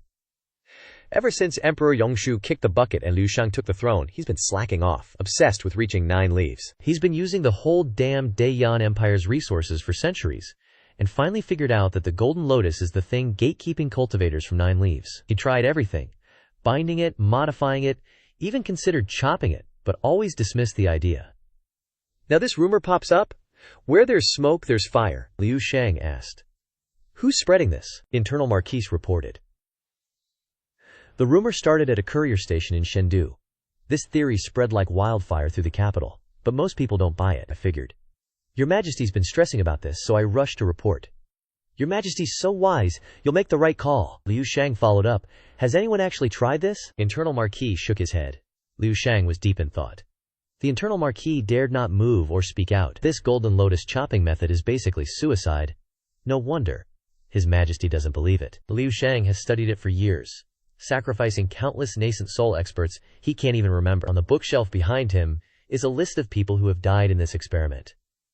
Heaven restricts the cultivation of cultivators in the nascent soul realm. Therefore, the longer the time, the more people are trapped in this realm. However, very few nascent soul realms can set foot in the 8th leaf, let alone the 9th leaf. After pondering for a moment, Liu Chang spoke. Send out my order. Summon 100 willing golden lotus choppers. The internal marquis quickly accepted the order. Obeying it, the summoning is not difficult. There has never been a shortage of people in the Dayan world. It is rare for ordinary cultivators to be willing to chop the golden lotus. But there are some cultivators who are about to die, old people who are about to face a great death, cultivators who are seriously ill or severely injured, or people who no longer want to live. Instead of dying and leaving nothing behind, it is better to experiment with chopping the golden lotus once.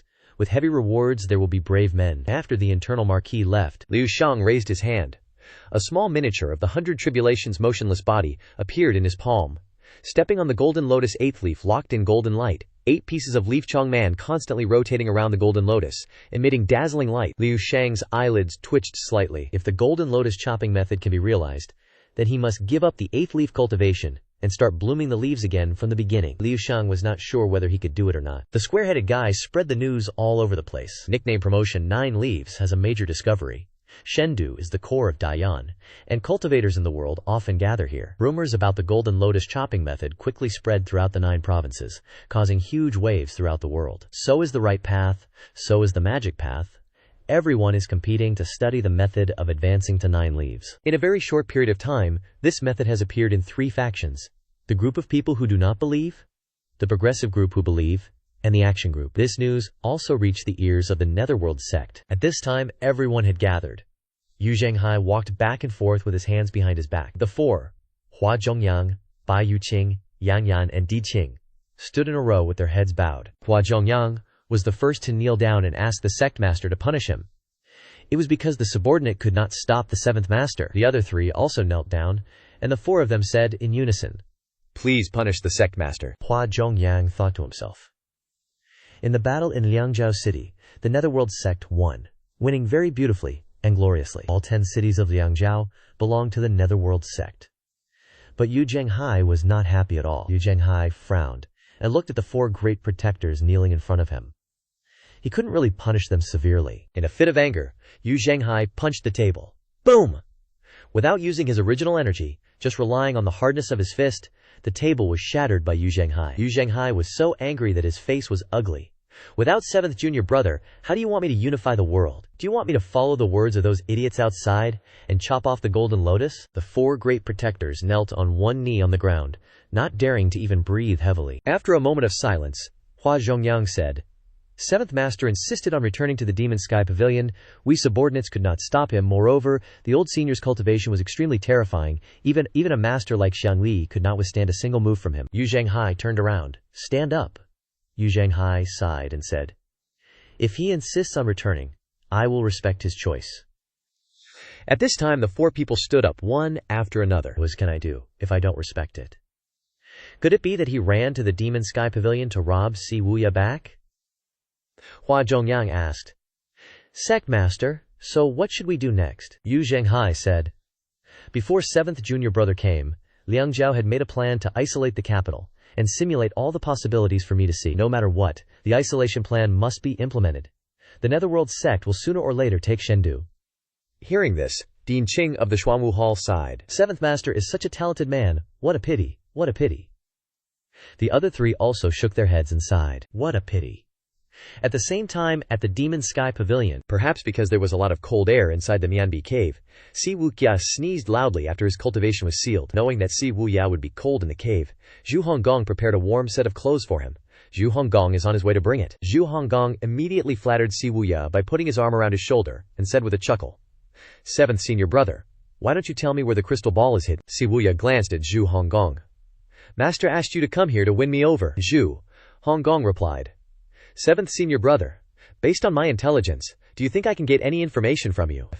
If Maester wants to choose, he must choose someone like 4th senior brother. Si Wuya shook his head and said, it hasn't been long since I returned to the Demon Sky Pavilion, but my ability to flatter has increased.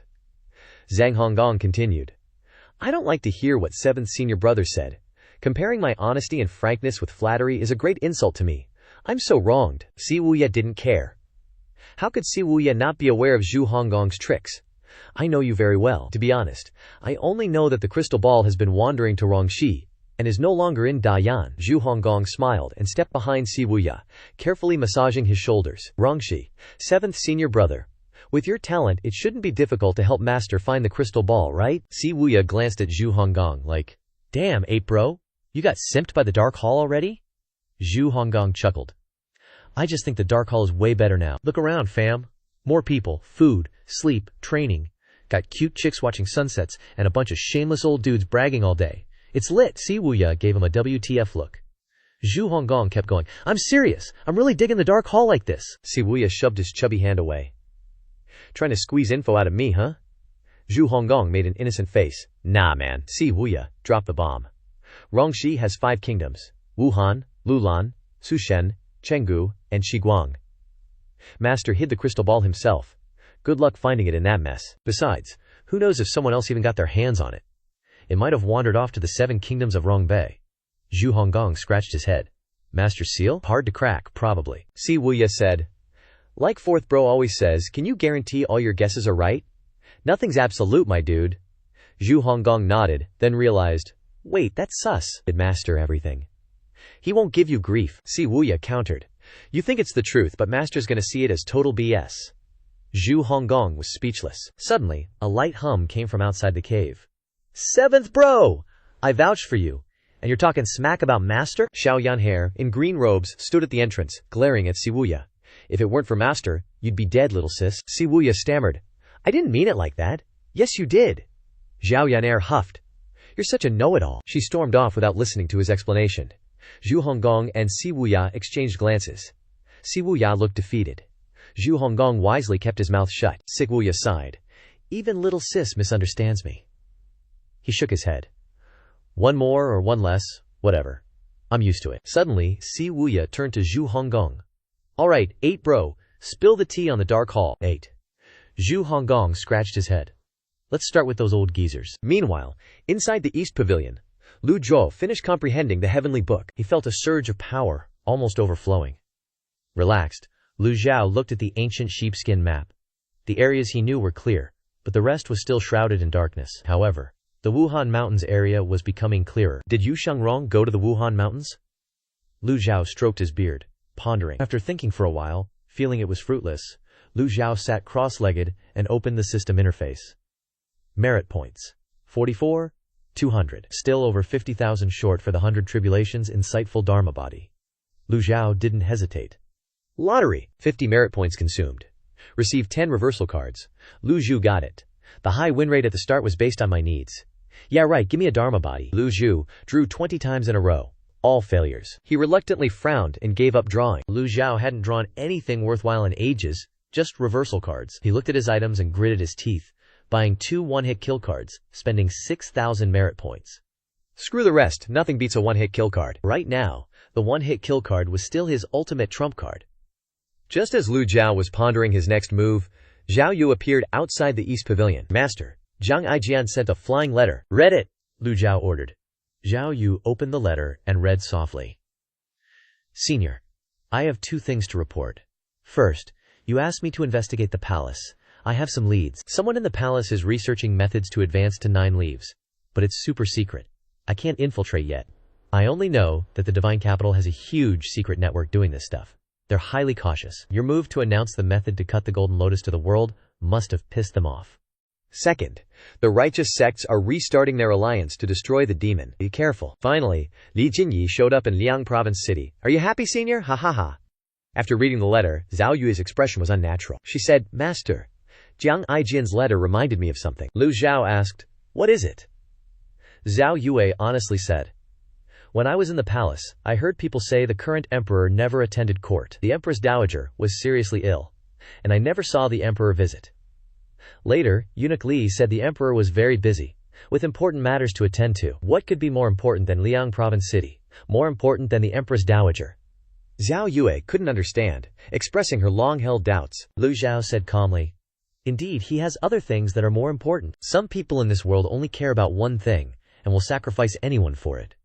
Zhao Yue heard this, and her heart trembled. She remembered her time in the palace with her grandmother, where all that remained was coldness.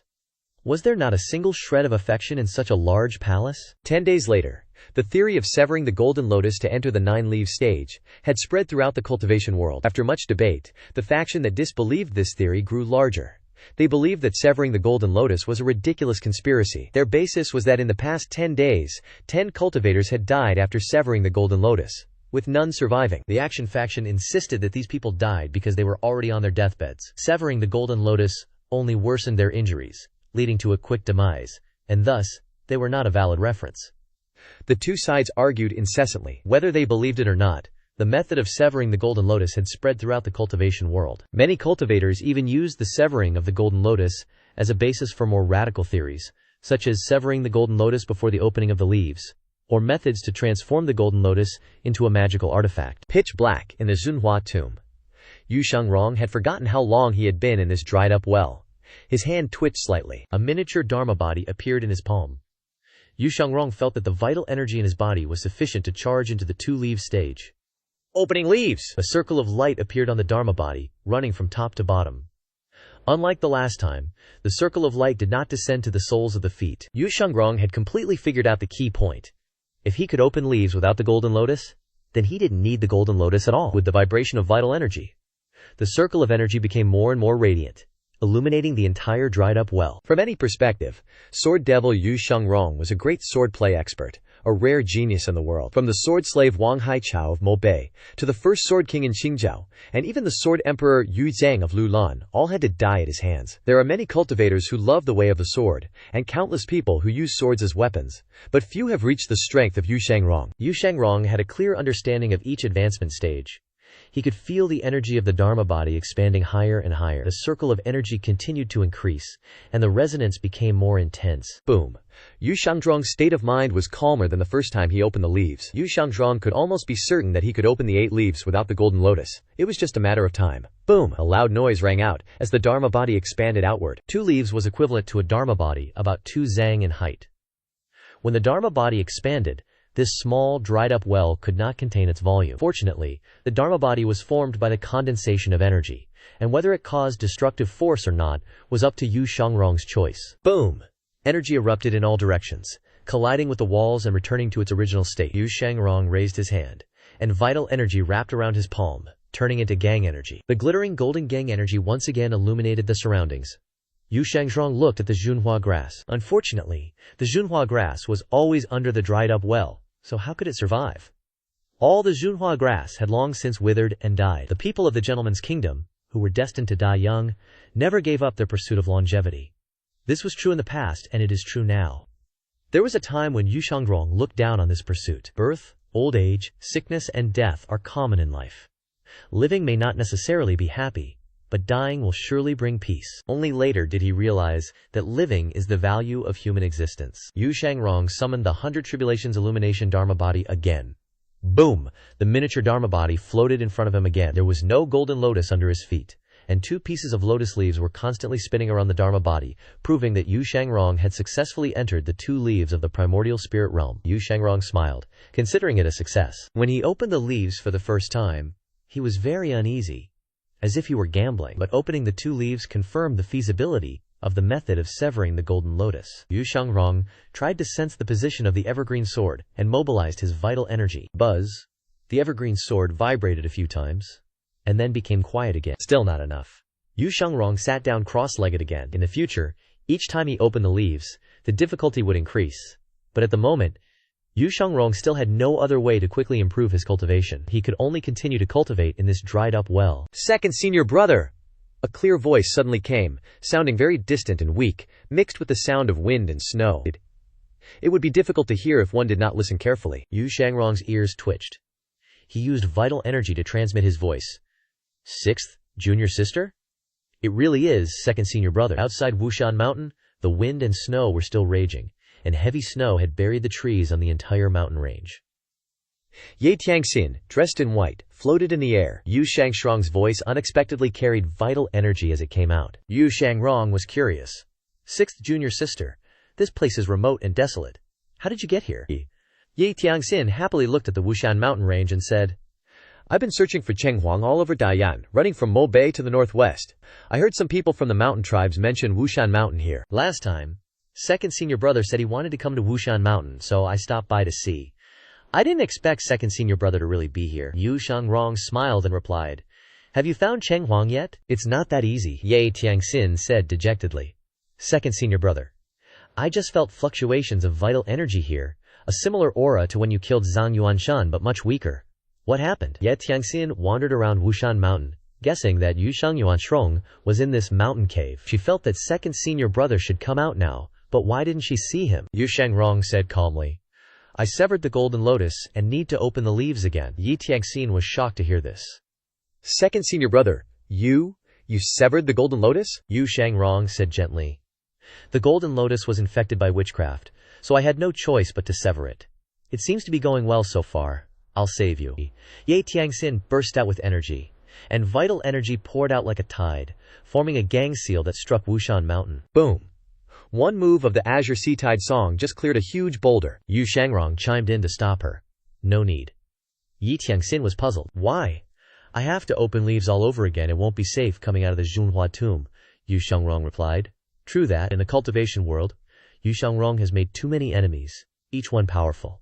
If he goes out, it'll be dangerous. Better to stay here, cultivate slowly, open leaves slowly, and climb back to the top. Ye Tiangxin shook her head and sighed. Right now, the whole cultivation world is buzzing about the method of severing the golden lotus for cultivation. Second senior brother, you're rushing things, Yu Shangrong asked strangely. Severing the golden lotus? I never told anyone about that method. How did it become a cultivation method? That squarehead and those nosy people nearby probably blabbed. The divine method of severing the golden lotus spread through the cultivation world. Right, like this. Like this. So Ye Tiangxin recounted the incredibly miraculous method of severing the golden lotus, helping cultivators to cultivate again. Hearing this, Yu Shangrong was shocked. Severing the golden lotus can advance to 9 leaves? Yi Tiangxin replied, That's right. Yu Shangrong said, I severed the golden lotus, but I never told anyone that this method could advance to 9 leaves. Junior sister, trust me. Yu Shangrong recalled the scene of the golden lotus being corroded by witchcraft. He guessed that the witchcraft cultivator sensed he was still alive, and made this judgment, then spread the rumor everywhere, using this judgment to see if the one who severed the golden lotus could still be alive. Second senior brother, are you really okay? Ye Tiangxin was very suspicious, but sadly she didn't see it firsthand. It's a long story, better left unsaid. Since second senior brother didn't want to talk, she didn't press him. Besides, she didn't have the guts to sever her own golden lotus. Yu Shangrong replied, All right. For the next 3 days, Ye Tiangxin stayed in Wuhan Mountain, occasionally chatting with Yu Shangrong. Although Yu Shangrong's cultivation was not as good as Ye Tiangxin's, his insights on cultivation and experience far exceeded hers. During these 3 days, Ye Tiangxin humbly learned and benefited greatly. On the morning of the 4th day, Ye Tiangxin bid farewell to Yu Shangrong. She planned to continue heading west. Hearing that Ye Tiangxin wanted to leave, Yu Shangrong quickly said, Sixth junior sister, I have something. Please help me take it back to the Mochang Pavilion. Yu Shangrong slightly lifted his hand. The sword stuck in the ground.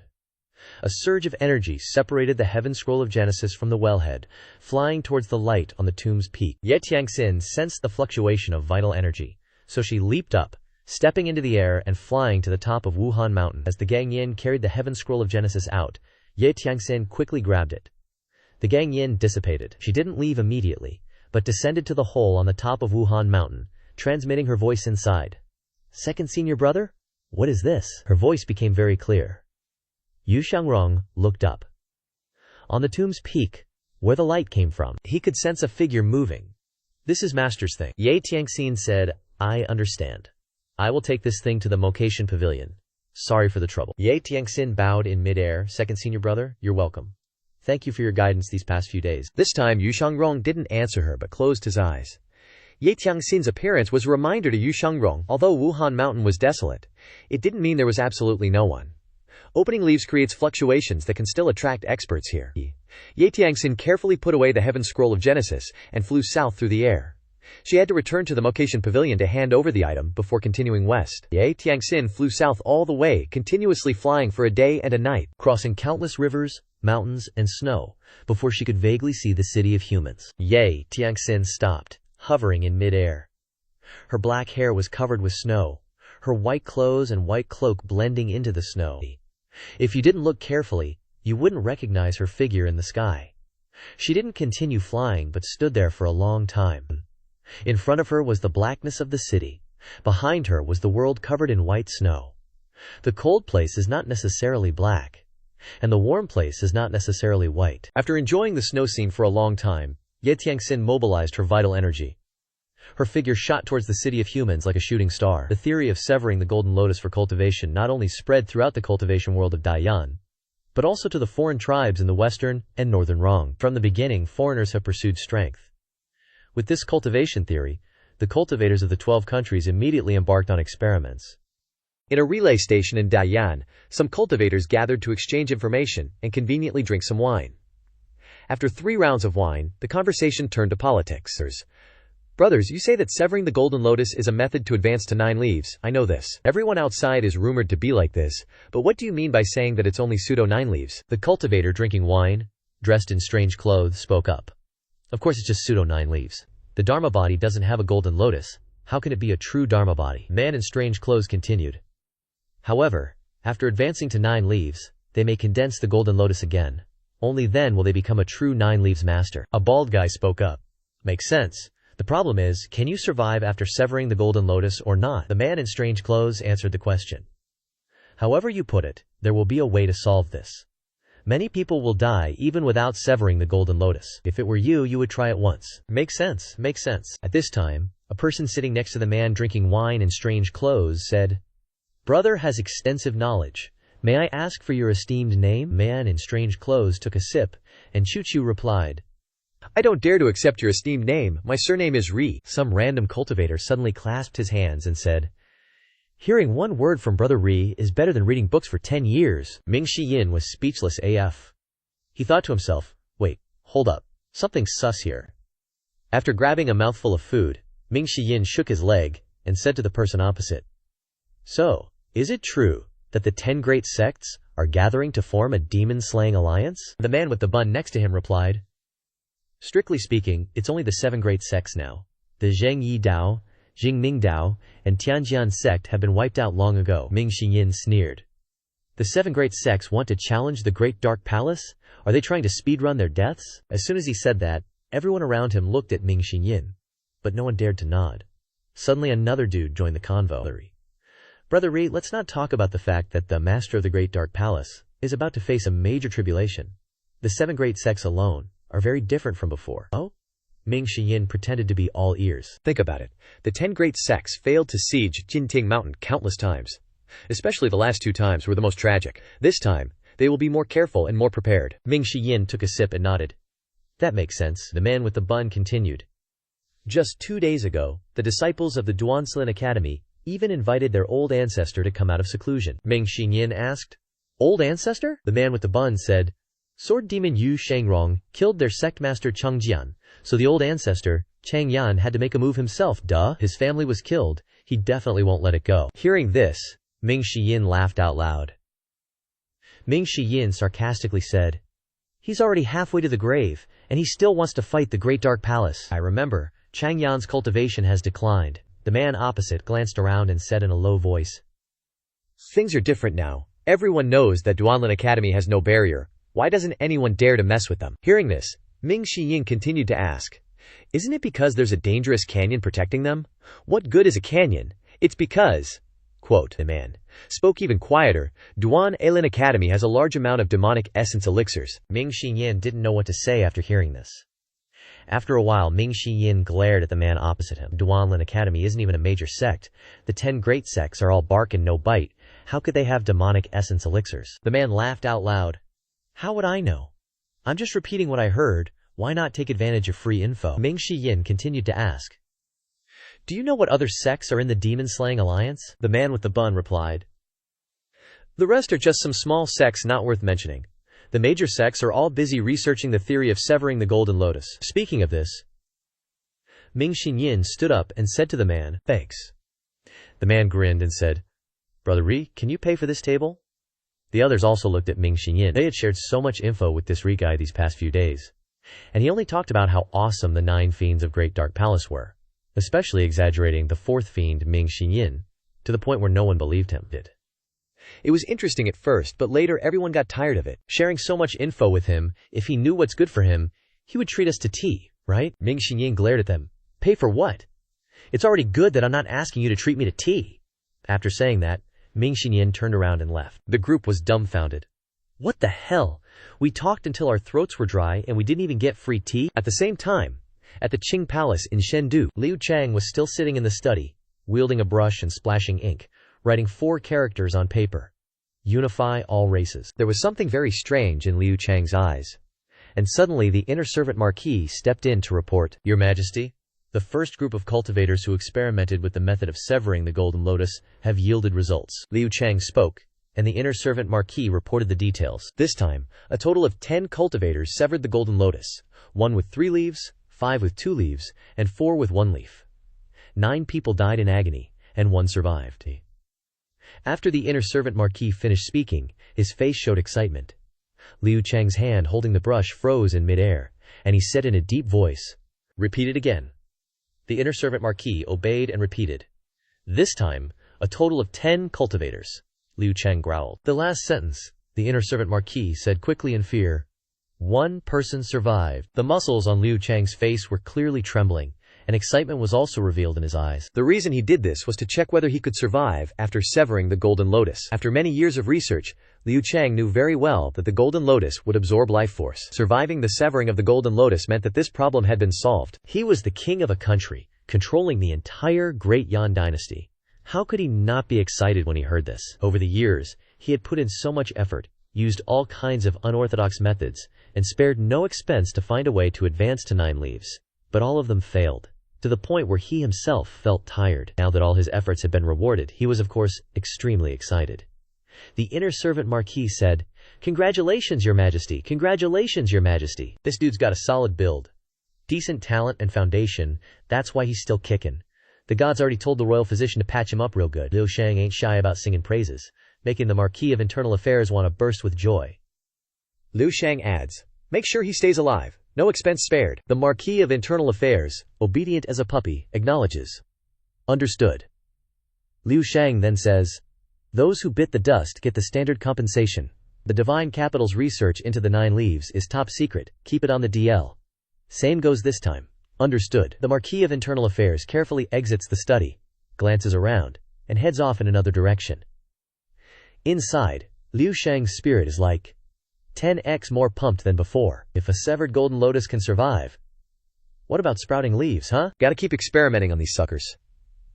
Now that we know severed golden lotus can live, time to pump up those survival rates. Pills, secret techniques, whatever works. Then, after they survive, get Techium to start sprouting leaves again. Liu Shang glances at the 4 words on the table, "Unify all races," feeling like a total Chad. Once I hit 9 leaves, 10 underworld sects ain't gonna be nothing. Inside the eastern pavilion of the Evil Sky Pavilion, Lu Zhou, after comprehending the heavenly book, slowly gets up. The heavenly book's OP power is saturated. Zhao Yu appears outside the eastern pavilion's door. "Master, someone's at the foot of the mountain with a delivery. Says it's for you." Lu Zhao's like, "What is it?" Zhao Yu spills a bag. Looks like it's got a book and some pastries inside. Pastries? Lu Zhou's curiosity is piqued. These unfilial brats haven't baked him squat for years. Only since the Moon Reflection Palace's female disciples arrived has he been getting his pastry fix. "Bring it here?" "Yes." Zhao Yu carefully pushes open the door and enters. Seeing her master standing by the window, she places the bag on the table, displaying the pastries. Lu Zhou turns around, spots a rather unique-looking book on the table, and approaches in surprise. This unique book is the Heavenly Book of Power Awakening. System notification. Acquired Heavenly Book of Power Awakening. Merge with the existing Heavenly Book of Power or not? Zhao Yu flashes a warm smile. Turns out, it was junior sister Lu who sent it. The system's notification confirms Lu Zhao's thoughts. Lu Zhao doesn't rush to merge the heavenly books, but puts it down, glancing at the colorful pukoria cakes beside it. Pukoria cake is one of Ye Tiangxin's most frequent baking projects. Back when she was on the mountain, she often made this cake for her master. It was also thanks to this maneuver that Ye Tiangxin got the coveted amorous pill. Who knew that after so many years, Ye Tiangxin would still remember this? It's just that Ji Tiandao is no longer the Ji Tiandao of those days. Lu Zhao ain't feelin' the poria cake, so he waves his hand, saying, "Take it back and eat it yourself." Zhao Yu says, confused. "Huh? This pastry is a filial offering from junior sister Lu. How dare this disciple?" Lu Zhou just pulls a reason out of his ass. "My appetite ain't great." Zhao Yu, hearing this, bows her head respectfully. She raises 2 peaches to the sky, saying, "This disciple thanks, master." She's saying thanks on the surface, But inside she can't help but worry about her master. Master's appetite ain't great. Heard old folks are like that. Is the big one really coming? Besides cultivation, Zhao Yu's also been paying attention to outside news. Rumors are flying everywhere. And she's worried, which is normal, cause Zhao Yu ain't the only one worried about Lu Zhou. The other disciples, even the old fart squad, are always debating what to do when the orthodox sects come a-sieging. Holding the Porya cake in her hand, Zhao Yu says, "There's also a letter, Master already knows." Zhao Yu doesn't dare linger, and respectfully bows as she leaves the room. Lu Zhou picks up the letter and opens it. Inside it reads, "To Master above, this disciple Ye Tiangxin owes much to second senior brother, and brings items to the Demon Sky Pavilion for you. Second senior brother was hit by a GU technique, and to break it, he severed his golden lotus himself. Now he's stuck in the Manhwa tomb, resting and recuperating to sprout leaves again. Second senior brother told this disciple to tell you he's still doing fine." Unfilial brat Ye Tiangxin bows in respect. After reading the letter, Lu Zhou frowns, the vital energy in his hand vibrates, and the letter is incinerated in an instant. So the severed golden lotus method is doable. Lu Zhou slowly sits down, recalling the earlier rumors. Lu Zhou shakes his head, muttering, "Stubborn fool!" Yu Shengrong is still like he was as a kid, so headstrong, no matter what happens.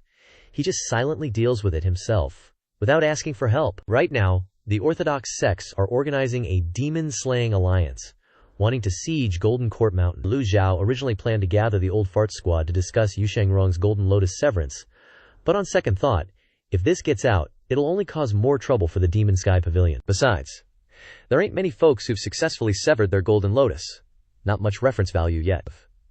If the theory's already spreading throughout the world, then just wait for the results. Just then, Zhu Honggong is standing outside the courtyard, bowing and saying, "Disciple Zhu Honggong greets Master."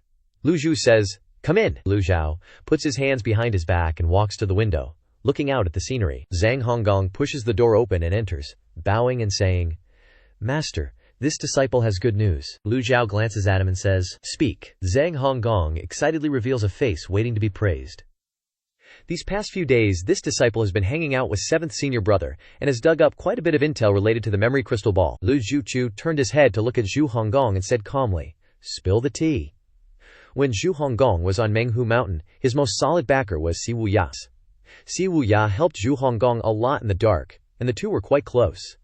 It was not surprising that Zhu Honggong got the news from him. 7th brother said he doesn't know the exact location of the crystal ball, but it might be in Rongxi or Rongbei. The crystal ball's memories were sealed by him, so he can't know for sure. Lu Zhou stroked his beard, nodded, and told him to continue. Zhu Honggong made a strange face and reported, "7th brother also said a lot of things that aren't what we thought. He's not afraid of being misunderstood, not afraid of taking responsibility, he's used to it anyway." Zhu Honggong said, "Master, why does this disciple feel like 7th brother thinks we're all dumbasses?" Hearing this, Lu Zhou put his hands behind his back and said coldly, "He's just full of himself." Zhu Honggong began to show off his top-notch ass-kissing skills, and by death. That's right, he always acts like he's the only smart person in the world and everyone else is an idiot. But Lu Zhou turned around, stared at Zhu Honggong, and threw a bucket of cold water on his face. "Talking bad about others behind their backs? Go out and take your punishment." Zhu Honggong's eyes widened, sweat poured down like rain, and his spine was cold. Someone like old 8, different in front and behind, needs to be taught a lesson. Zhu Honggong was shocked, originally intending to beg for forgiveness, but suddenly remembered 4th brother and stopped. This disciple knows his mistake. System notification. Punished, Zhu Honggong. Gained 200 merit points. That afternoon, Lu Zhou appeared outside the beachy cave. A lot of people were gathered in front of the cave at this time, including the 3 elders of the geriatric pavilion, and other disciples. The old fart Pan Lishan was playing chess with Si Wuya. Si Wuya shouted, "Checkmate! See how you defend against that?" Pan Lishan was checkmated and had no way to go, so the old man stood up and said to Si Wuya, "I admit defeat in this game. My chess skills have never been good. I was just being polite." Si Wuya said with a normal expression, "The world is like chess, but sometimes you can't win just by relying on your superior life experience. I've learned something." The old man Pan Lishan had to accept defeat convincingly. The female disciples standing around watching praised him endlessly. 7th Mister is truly wise, proficient in all the arts. Elder Hua lost, Elder Leng lost, even Elder Pan lost. I want to have 7th Mister's babies. The female cultivators were feeling horny.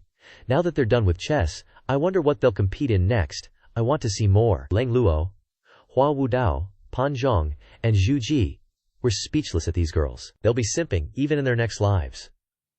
Hearing the female disciples' discussion, Siwuya shook his head and said, "No need."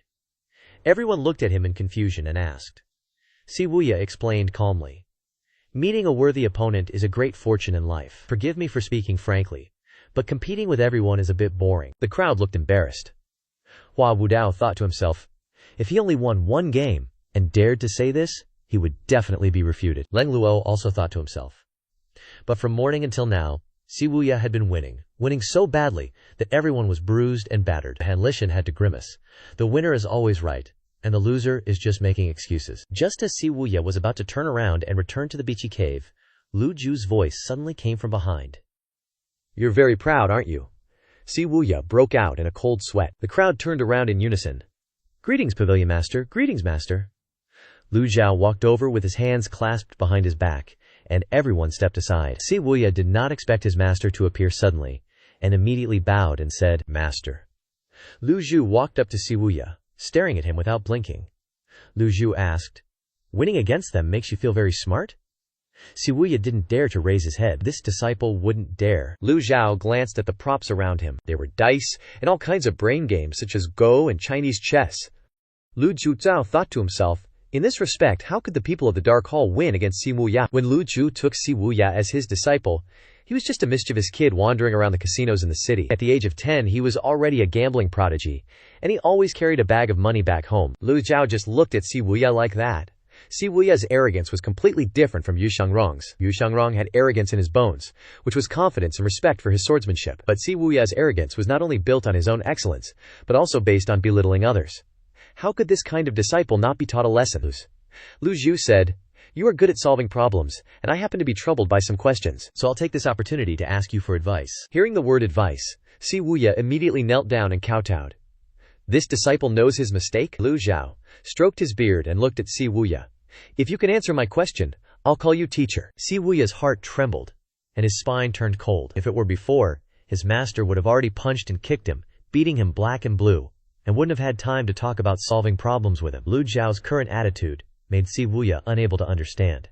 The people watching the commotion were also frightened by Lu Zhao's words. Daring to say this, the pavilion master was not only very confident in himself, but also wanted to put pressure on Siwuya. Siwuya didn't dare to say a word, and didn't even dare to raise his head. Lu Zhou stroked his beard and thought, as a transmigrator, Lu Zhou could completely come up with some integral, differential, or various mathematical theorems and axioms, but doing so would be meaningless, and would have no educational significance other than crushing him in terms of intelligence. A teacher must impart Dao and resolve doubts. After pondering for a moment, Lu Zhou opened his mouth and said, "In the Dao of governing a country, governing a family, one is not afraid of dividing little, but afraid of dividing unevenly. If I only have 8 weapons, how can I divide them evenly among you?" Siwuya was startled, not knowing how to answer. The people around also looked at each other. How can 8 weapons be divided evenly among 9 disciples? How is that even possible? If you chop the weapons up, are they still weapons? Does killing one person count as dividing evenly? Lu Zhao's voice sank, constantly observing Siwuya. "Answer me." This question was superficially making things difficult for Siwuya. But in the eyes of the people around, it was not just that. It seemed that there was another meaning. Did Siwuya dare to answer? Was he trying to rebel and become the master? Lu Zhou continued to ask. "Heaven gave birth to all things, and all things have a source. So what is the source of this world after all?" Hearing this question, Siwuya's whole body trembled, and Lu Zhao's voice sank again. "Answer me. Is this even a question?" The elders of the geriatric pavilion all shook their heads slightly. Don't mention Siwuya, no one in the world can answer this. Many years ago, someone in the cultivation world had asked such a question, but the explanation was still ambiguous and unclear. The theory of the origin of existence has been debated endlessly by Confucianists, Buddhists, and Taoists, but there is still no answer. Lu Zhou asked again, "Can't answer?" Siwuya shook his head. How could he dare to claim to be a great scholar? He had enough arrogance but not enough guts. Lu Zhou stroked his beard and thought, "If I ask some empty questions, others will think that I'm bullying you." Suddenly remembering the matter of severing the golden lotus. Is what everyone worships as the truth necessarily correct? When Galileo proposed the theory of the earth being round, he also challenged the perception of mankind at that time. Similarly, must the golden lotus exist? Which came first? The chicken or the egg? Thinking of this, Lu Zhou said, Cultivators condense the golden lotus to enter the nascent divinity realm, and open leaves to improve their cultivation. I ask you, which came first, the golden lotus or the lotus leaves? Shibuya was startled. Was this question difficult? It seemed simple on the surface. Cultivators condense the thousand realms whirling avatar. Of course they must have the golden lotus first before they can open leaves. But Shibuya only dared to answer in his heart, and didn't dare to say it. The others also felt strange. Lang Luo thought to himself, how can you open leaves without the golden lotus?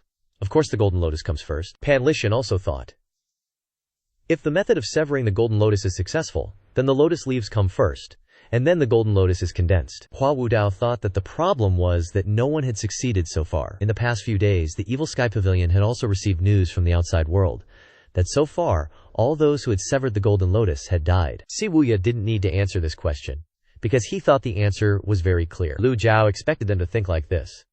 If his second disciple Yu Shangrong hadn't succeeded in severing the golden lotus, he wouldn't have asked this question. Lu Zhou calmly looked at Shibuya.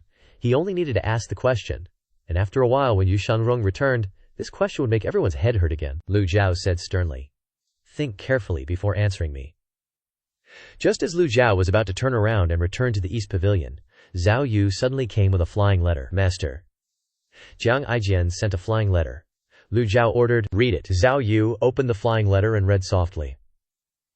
Old Senior.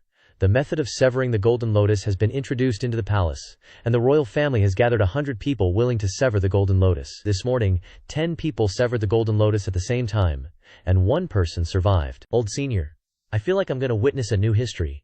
Haha. This was why Zhao Yu didn't want to read the flying letter. Every time she read the last part, she had to laugh, haha, which was really annoying. But after Zhao Yue finished reading the flying letter, everyone present looked at her in surprise. From Lang Luo to Pan Lichan, Hua Wudao, Pan Zhong, Zhu Jifeng, and the female cultivators all stared at Zhao Yue. Zhao Yue's attention was all on the 3 words ha ha ha. Now seeing everyone's strange eyes, she suddenly remembered the content of the letter. Zhao Yu immediately opened it and looked again, and it clearly said the words, 1 person survived. After a moment of silence, Pan Lichan said, in that case, the method of severing the golden lotus is feasible. Si Wuya also muttered at this time, first, there are the lotus leaves. And then, there is the golden lotus. Young cultivators couldn't even touch this topic. The old geezers, those La Fanli Heaven and Hua Wudao heads, sensed the problem lay with the golden lotus. So a method to yeet the golden lotus might just be doable. Si Wuyai raised an eyebrow, looking straight up bamboozled. 1 second he was totally confident in his answer, the next, someone's stomping all over it right in front of him. This is like a divine slap to the face. Even worse than getting schooled by the master himself. Lu Zhou glanced at Si Wuyai. The old man didn't say a word, just turned and went back to the East Pavilion. Respectful farewell, master. Farewell, Pavilion Master. The others shot Si Wuyai a look, and then bailed from the back mountain, one by one, leaving only Zhu Honggong to sidle up beside him. Fatty grabs a bowl of grub off the table and says, 7th brother, you're back at the Evil Sky Pavilion. Couldn't you try being a little humble? Master dips, and Si Wuyai's back to his usual self. How can I be humble? Si Wuyai says. Those guys are all outsiders anyway. As a disciple of the Evil Sky Pavilion, I can't let our reputation get trashed. Zhang Honggong starts simping, offering Si Wuyai some food, then scratches his head and pipes up. Makes sense, I guess. But you couldn't answer any of Master's questions? Si Wuyai shovels food into his mouth and scoffs. Empty questions, dude. It's normal not to answer them. Zhu Honggong is speechless. Then after a sec he says, 7th brother, get some rest. Your junior brother takes his leave. Lu Zhou returns to the East Pavilion, sits at his desk, picks up a brush, and starts sketching the golden lotus on paper. After a close look, Lu Zhou strokes his beard and nods. The method to yeet the golden lotus has been confirmed. Next up, how to boost the survival rate. With all the brains in the world, surely they can come up with some good ideas. Teamwork makes the dream work. Beats going solo any day. Just as he's about to dive into the heavenly book, a voice calls out from outside. Disciple greets Master. May Master live 10,000 years. Lu Zhou knows it's old Zhu, just from the voice, Zhu Honggong. He says, come in. Zhu Honggong pushes open the door, kneels down, and says, Master, your disciple feels like 7th brother isn't convinced. Not convinced? Lu Zhou gives Zhu Honggong a quizzical look. Even Lu Zhou couldn't answer those questions, never mind Si Wuyai. What's he got to be unconvinced about? Zhu Honggong carefully bows his head and repeats. He said your questions were empty, and it's normal not to answer them. Lu Zhou frowns hard. That rebellious brat is even harder to teach than Yu Shangrong. I refuse to believe I can't fix him. Lu Zhou suddenly remembers how terrified Sheng used to be of math back in the day, and his old face can't help but twitch. No theorems or mind-numbing technical jargon. Hell, even Lu Zhou can't prove or solve that stuff. The brat would be even less convinced then. After a moment's thought, Lu Zhou waves his hand, and a sheet of Xuan paper flies over, landing neatly on the desk. He picks up his brush, mulls over a math problem, and starts writing. Swish, swish, swish. Soon, the Xuan paper is covered in writing. Lu Zhou puts down the brush and flicks the paper to Zhu Honggong, saying, "Give this to him. Your disciple obeys." Zhu Honggong grabs the math problem master gave him and zooms out of the room at 120 bananas per hour. Lu Zhou suddenly remembers the info Zhu Honggong squeezed out of Si Wuyai. How could Si Wuyai just spill the tea to Zhu Honggong like that? Rongxi and Rongbei are so huge. Where's he supposed to find a memory crystal? Lu Zhou returns to the hall, sits cross-legged on a prayer mat, and seriously combs through Ji Tiandao's memories. But sadly, comes up empty. What the hell did Ji Tiandao seal away? Was it a secret from when he charged the nine-leaf stage? Or something else? When he's got nothing else to do, Lu Zhou's been summing up the parts of Ji Tiandao's memory that are missing, and they involve these things. 1. Ji Tiandao's system. The merit system's been around since he transmigrated, and it has Ji Tiandao's info, so he can guess that. 2. Memories about the heavenly book. The Empress Dowager in the palace used the heavenly book to heal, which is a clue leading to this guess. 3. Ji Tiandao wanted to kill Yu Shangrong. Yu Shangrong himself told Lu Zhou this when they were at the Yunzhao Hermitage. 4. Ji Tiandao's memories from before he died. This fourth point needs more thought. Maybe when someone's about to die, their brain loses the ability to analyze and think, leading to memory loss. Or maybe it's just old age messing with their memory, who knows? If he wants to find the memory crystal, he really has to school Si Wuyai first. Having thought this through, Lu Zhou gently shakes his head, throws out the distracting thoughts, picks up a volume of the heavenly book, opens it, and closes it. System notification. Attained one part of heavenly book opening volume. Do you wish to comprehend it? Comprehend! The fourth heavenly book opening volume turns into specks of starlight, merging into Lu Zhou's mind, and a faint blue light envelops his whole body. Lu Zhou immediately feels incredibly refreshed, a cool sensation flooding his brain and all 8 extraordinary meridians. Lu Zhou is puzzled. This fourth heavenly book opening volume is completely different from the previous 3. He clearly feels like his body's functions are being nourished. Lu Zhou opens the system interface and checks. Remaining lifespan, 12,754 days, increased by 3,000 days, equivalent to 10 reversal cards. Not a bad bonus. This is the first time Lu Zhou has gained lifespan without using system items. This gives Lu Zhou a huge clue.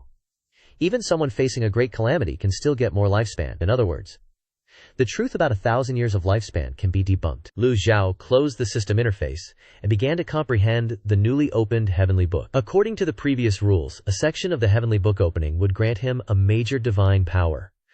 What skill will it be this time? Meanwhile, at the cliffside cave, Zhu Honggong frantically ran towards the back mountain with a paper in hand, quickly arriving at the entrance of the cliffside cave. 7th senior brother. Si Wuyai was sitting upright in the cave, closing his eyes to rest, not giving a damn about Master's empty questions. What's up? Master gave this to you? Zhu Honggong entered and handed the paper to Si Wuyai. Si Wuyai was a little surprised and glanced at Zhu Honggong. He quickly opened it and saw a math problem. Chickens and dogs, tied together, total 36 heads, 100 feet exactly. How many chickens and how many dogs? Reading this, Si Wuyai felt extremely drawn to the problem. Zhu Honggong scratched his head and said, 7th senior brother, what did Master write? Si Wuyai ignored Zhu Honggong, his attention quickly captivated by the math problem, his mind constantly calculating. Si Wuyai thought to himself, this math problem doesn't seem too difficult, but since Master gave it, I can't show that it's too easy to solve. Gotta pretend a bit. Seeing Si Wuyai lost in thought, Zhu Honggong didn't dare to disturb him, standing aside to wait. At this moment, his eyelids were glued shut, and Zhu Honggong kept yawning. I don't know how long it's been. 7th senior brother, I'm gonna sleep first. Zhu Honggong decided to sit down for a nap. When Zhu Honggong opened his eyes, darkness had fallen. Si Wuyai finally woke up and softly called out, 8th junior brother! 8th junior brother! I'm here! Zhu Honggong was startled and yawned. Go back and rest first. I'll give you the answer early tomorrow morning. Okay. Zhu Honggong thought. Did 7th senior brother drink water into his brain? Isn't it just a boring question? Does he need to be so serious about it? Zhang Honggong stretched and turned to look at Si Wuyai. Then he walked out of the cliffside cave. The next morning at the East Pavilion, Lu Zhou slowly opened his eyes, feeling refreshed and extremely comfortable. Perhaps due to the effect of the heavenly book opening, Lu Zhou's appearance looked slightly different than before. His white hair was a bit darker. Compared to when he first transmigrated, the change was huge, but compared to yesterday, not much different. Just then, the system notified. Ding! Taught Si Wuyai gained 200 merit points. Huh? That counts too. Lu Zhou got up and went to the desk, picking up the brush and writing again. Before he could even order Zhu Honggong to come, the fatty's voice echoed. Disciple greets master! Zhu Honggong was extremely eager. Lu Zhou ordered, Come in! Zhang Honggong entered the room and, seeing master put down the brush, smiled and said, Master, you gave 7th senior brother a difficult problem that kept him up all night to solve, and his eyes are all dark circles now. Lu Zhou couldn't help but be startled. Combining it with Ji Tiandao's memories, it seemed that mathematics in this world was terrible, and they couldn't use modern thinking and methods to solve problems. But this kind of problem shouldn't be difficult for Si Wuyai. Could it be that he couldn't solve it? But he was also sure that he would solve it. The difficulty of mathematics had to be gradually increased to make him sincerely convinced and understand the horror of mathematics. Give him the problems on the table. Disciple obeys. One sheet is the answer to yesterday's problem, and one sheet is the new problem. Disciple understands. Zhu Honggong took the 2 sheets of paper and ran like hell to the cliffside cave. As soon as he entered the cave, he saw Si Wuyai groggy and nodding off. His mental state didn't seem to be good. Si Wuyai's eyes had become panda eyes. He took the problem and nodded. This problem is great. The question is great. Zhu Honggong bowed. Greetings, 7th senior brother. Si Wuyai turned around and pulled Zhu Honggong over. Did master really write this problem? Zhu Honggong replied definitely. Of course. I saw master wield the brush and dip the ink with my own eyes. Unless my eyes are broken. Si Wuyai was a little surprised, and even more doubtful. No matter how he looked at it, master didn't seem like a smart person. Zhu Honggong could only sweat coldly and cough awkwardly because he didn't know how to answer. Si Wuyai realized that he had misspoke and hurriedly covered it up. Fortunately, I solved the difficult problem after a night. Zhu Honggong gave a thumbs up and brown-nosed. 7th senior brother is really amazing. It's actually not too difficult. In fact, Si Wuyai was very dissatisfied with his speed of solving the problem. This problem looked simple, but took him all night. If he used the stupidest method and grabbed chickens and dogs from a farmer and put them in a cage to count, it would still be faster than him. Zhu Honggong brought 2 new sheets of paper. Master gave these to you. Si Wuyai was originally listless, but as soon as he saw the new problem, his spirit immediately became alert. He saw that the first Xuan paper sheet wrote 22 chickens and 14 dogs. Master also knows the answer. Si Wuyai was shocked. This answer was exactly the same as the answer he had just solved. How could Si Wuyai not be afraid? Although he had solved the problem, he couldn't be happy. Zhu Honggong said, Master gave the problem, of course he knows the answer. Si Wuyai opened the second sheet of paper to look at. Find a number. When divided by 3, the remainder is 2. When divided by 5, the remainder is 3. When divided by 7, the remainder is 2. What is the number? After reading the problem, Si Wuyai frowned again. This problem was no less than yesterday's problem. All the decadence and fatigue on Si Wuyai's face disappeared, and his spirit was even more excited than before. Ordinary people who want to stay up all night to concentrate on doing something must be young and healthy to do it. For cultivators, staying up all night to solve problems is not difficult. It's just that Si Wuyai's cultivation was restricted, so staying up late was a bit tiring, and his eyes were as dark as a panda's. Holding the problem in his hand, Si Wuyai plunged into research again. If it were normal, he wouldn't bother to solve it. But this was a problem given by master, and Si Wuyai was determined not to give up so easily. Zhu Honggong was speechless, thinking, It's over. 7th senior brother is really crazy. Even if you figure it out, what will you get? 7th senior brother. Zhu Honggong waved his hand, glared, and stuck out his tongue. But Si Wuyai still acted as if he didn't see him. Zhang Honggong thought, This time it's over. 7th senior brother is really screwed. Zhang Honggong thought to himself, So what if you can figure it out? He sighed softly, clasped his hands behind his back, and strutted away from the beachy cave. Finally, a chance to not have to suck up to anyone and act like a big shot. So refreshing. As soon as he left Beachy Cave, he saw Pan Zhong and Zhao Qifeng approaching. The two said in unison, Greetings, 8th senior.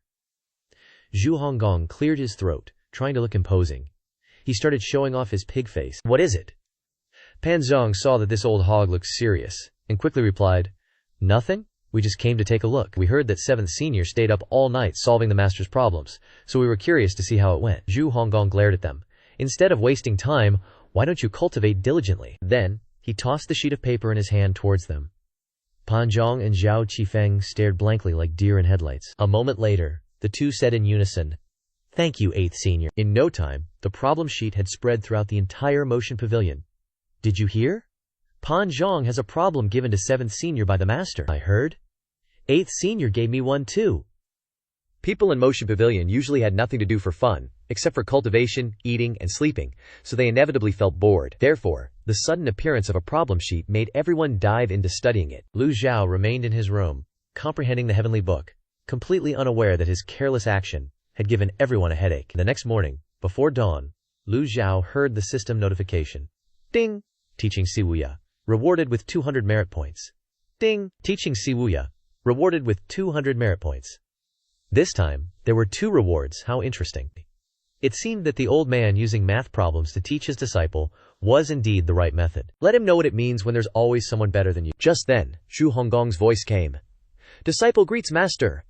Lu Zhou ordered him to enter. After spending some time with his master, Zhu Honggong was no longer as restrained as before and had become more at ease. Entering the room and seeing his master sitting cross-legged, Zhu Honggong bowed and said, Master, yesterday 7th Senior solved the first problem you gave him, and the answer is the same as yours. Lu Zhao's expression remained calm as usual.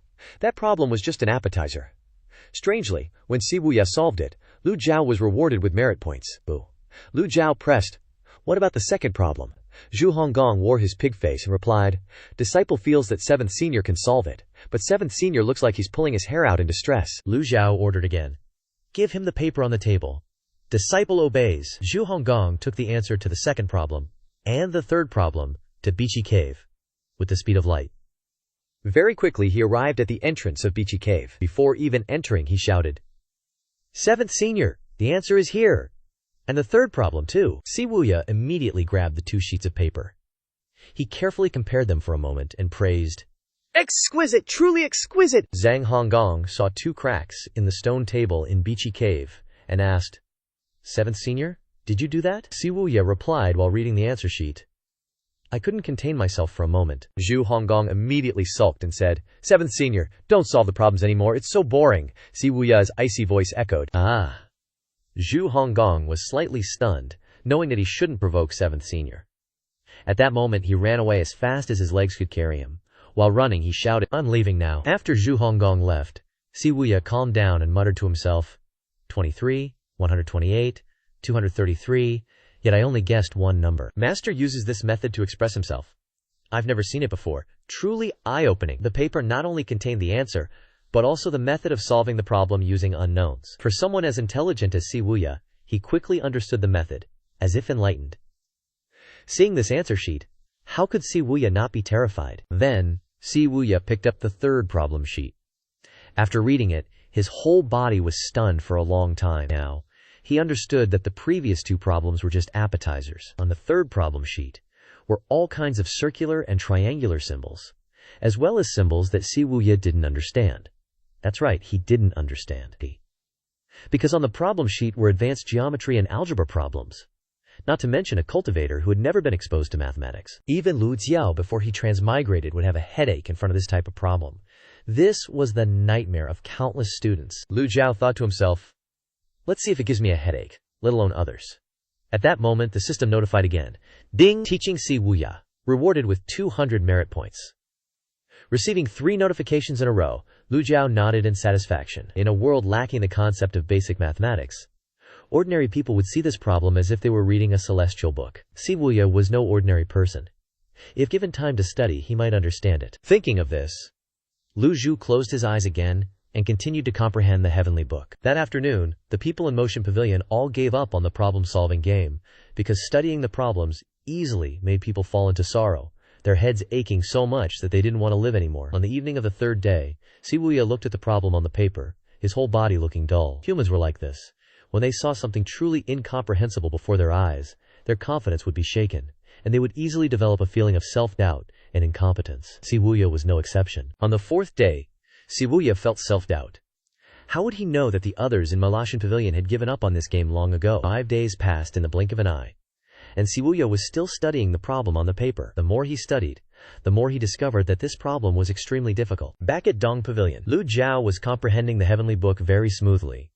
The extraordinary power of the heavenly book had long reached saturation, but Lu Zhou still didn't know what the fourth divine power of the heavenly book was. After comprehending the divine power, the item cards should have increased in price. At this moment, a voice suddenly came from outside. "Master, 7th Senior wants to see you. What the hell is going on?" It was Zhu Honggong's voice. Hearing this, Lu Zhou secretly thought, "There's no way that trash solved that problem in just a few days." Lu Zhou said, "What is it?" Zhu Honggong reported, "7th Senior wants to ask you how to solve the difficult problem." As if he knew how to ask for help, Lu Zhou opened the item card interface and saw that all the cards had indeed increased by 500 points. While Lu Zhou was constantly scolding the system in his heart, Zhu Honggong heard some anger in his master's voice and quickly said, "Disciple will repeat master's words verbatim." As soon as he finished speaking, Zhu Honggong ran away again with his bulky body. After Zhu Honggong left, Lu Zhou stroked his beard and looked out the window. He thought to himself, "Can't I deal with you?" In the following days, Lu Zhou continued to increase the difficulty of the problems, not expecting Xin Wuya to solve them, but only so that he could understand the meaning of the problems. Lu Zhou continuously created problems and told Zhu Honggong to give them to him. Yes, Zhu Honggong continuously received problems from Lu Zhou and passed them on to Xin Wuya without daring to complain. The sea of learning was boundless. The more he understood mathematics, the more Xin Wuya understood the mysteries within. Lu Zhou created problems, and Zhu Honggong delivered them. The two repeated this continuously. The female cultivators were speechless, seeing Zhu Honggong running around with the paper. At this time, in Bichi Cave, Xin Wuya indeed had the thoughts that Lu Zhou had predicted. The more he understood the problems, the more Xin Wuya discovered that these problems were much more difficult than he had imagined. Xin Wuya's appearance had also changed dramatically. His whole person was tortured by the problems like a madman. His hair was disheveled, and he always held a pile of paper. Pan Zhang glanced at Xin Wuya and turned to leave. 7th Senior unexpectedly turned out like this. "It's too heartbreaking," Zhao Qifeng said. "Those problems are indeed infuriating."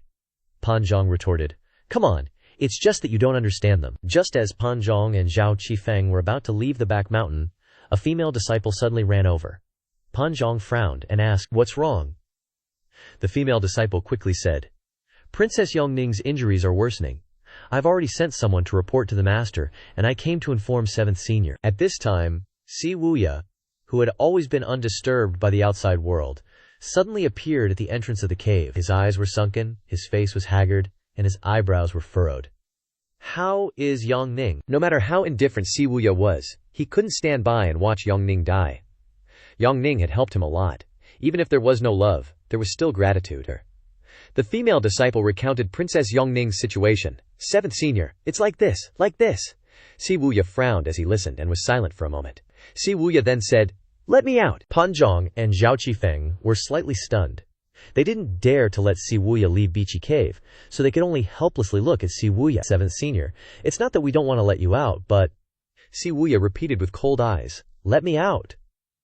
His attitude clearly meant that he had to leave. The problem was that Pan Zhang and Zhao Qifeng didn't have the guts to go against the master's wishes. Si Wuya had no cultivation and no weapons, so he naturally couldn't do what Yu Shangrong did and freely enter and exit the barrier. Just as the atmosphere gradually became awkward, a loud and forceful voice came. "Let him out!" Pan Zhang and Zhu Qifeng immediately turned their heads to look. Duan Musheng was floating in the air, observing Bichi Cave. Duan Musheng glanced at Si Wuya. Pan Zhang bowed and replied, "We respectfully obey 3rd Senior's orders." Not long after, Si Wuya stepped out of the cave and looked up at Duan Musheng floating in the air.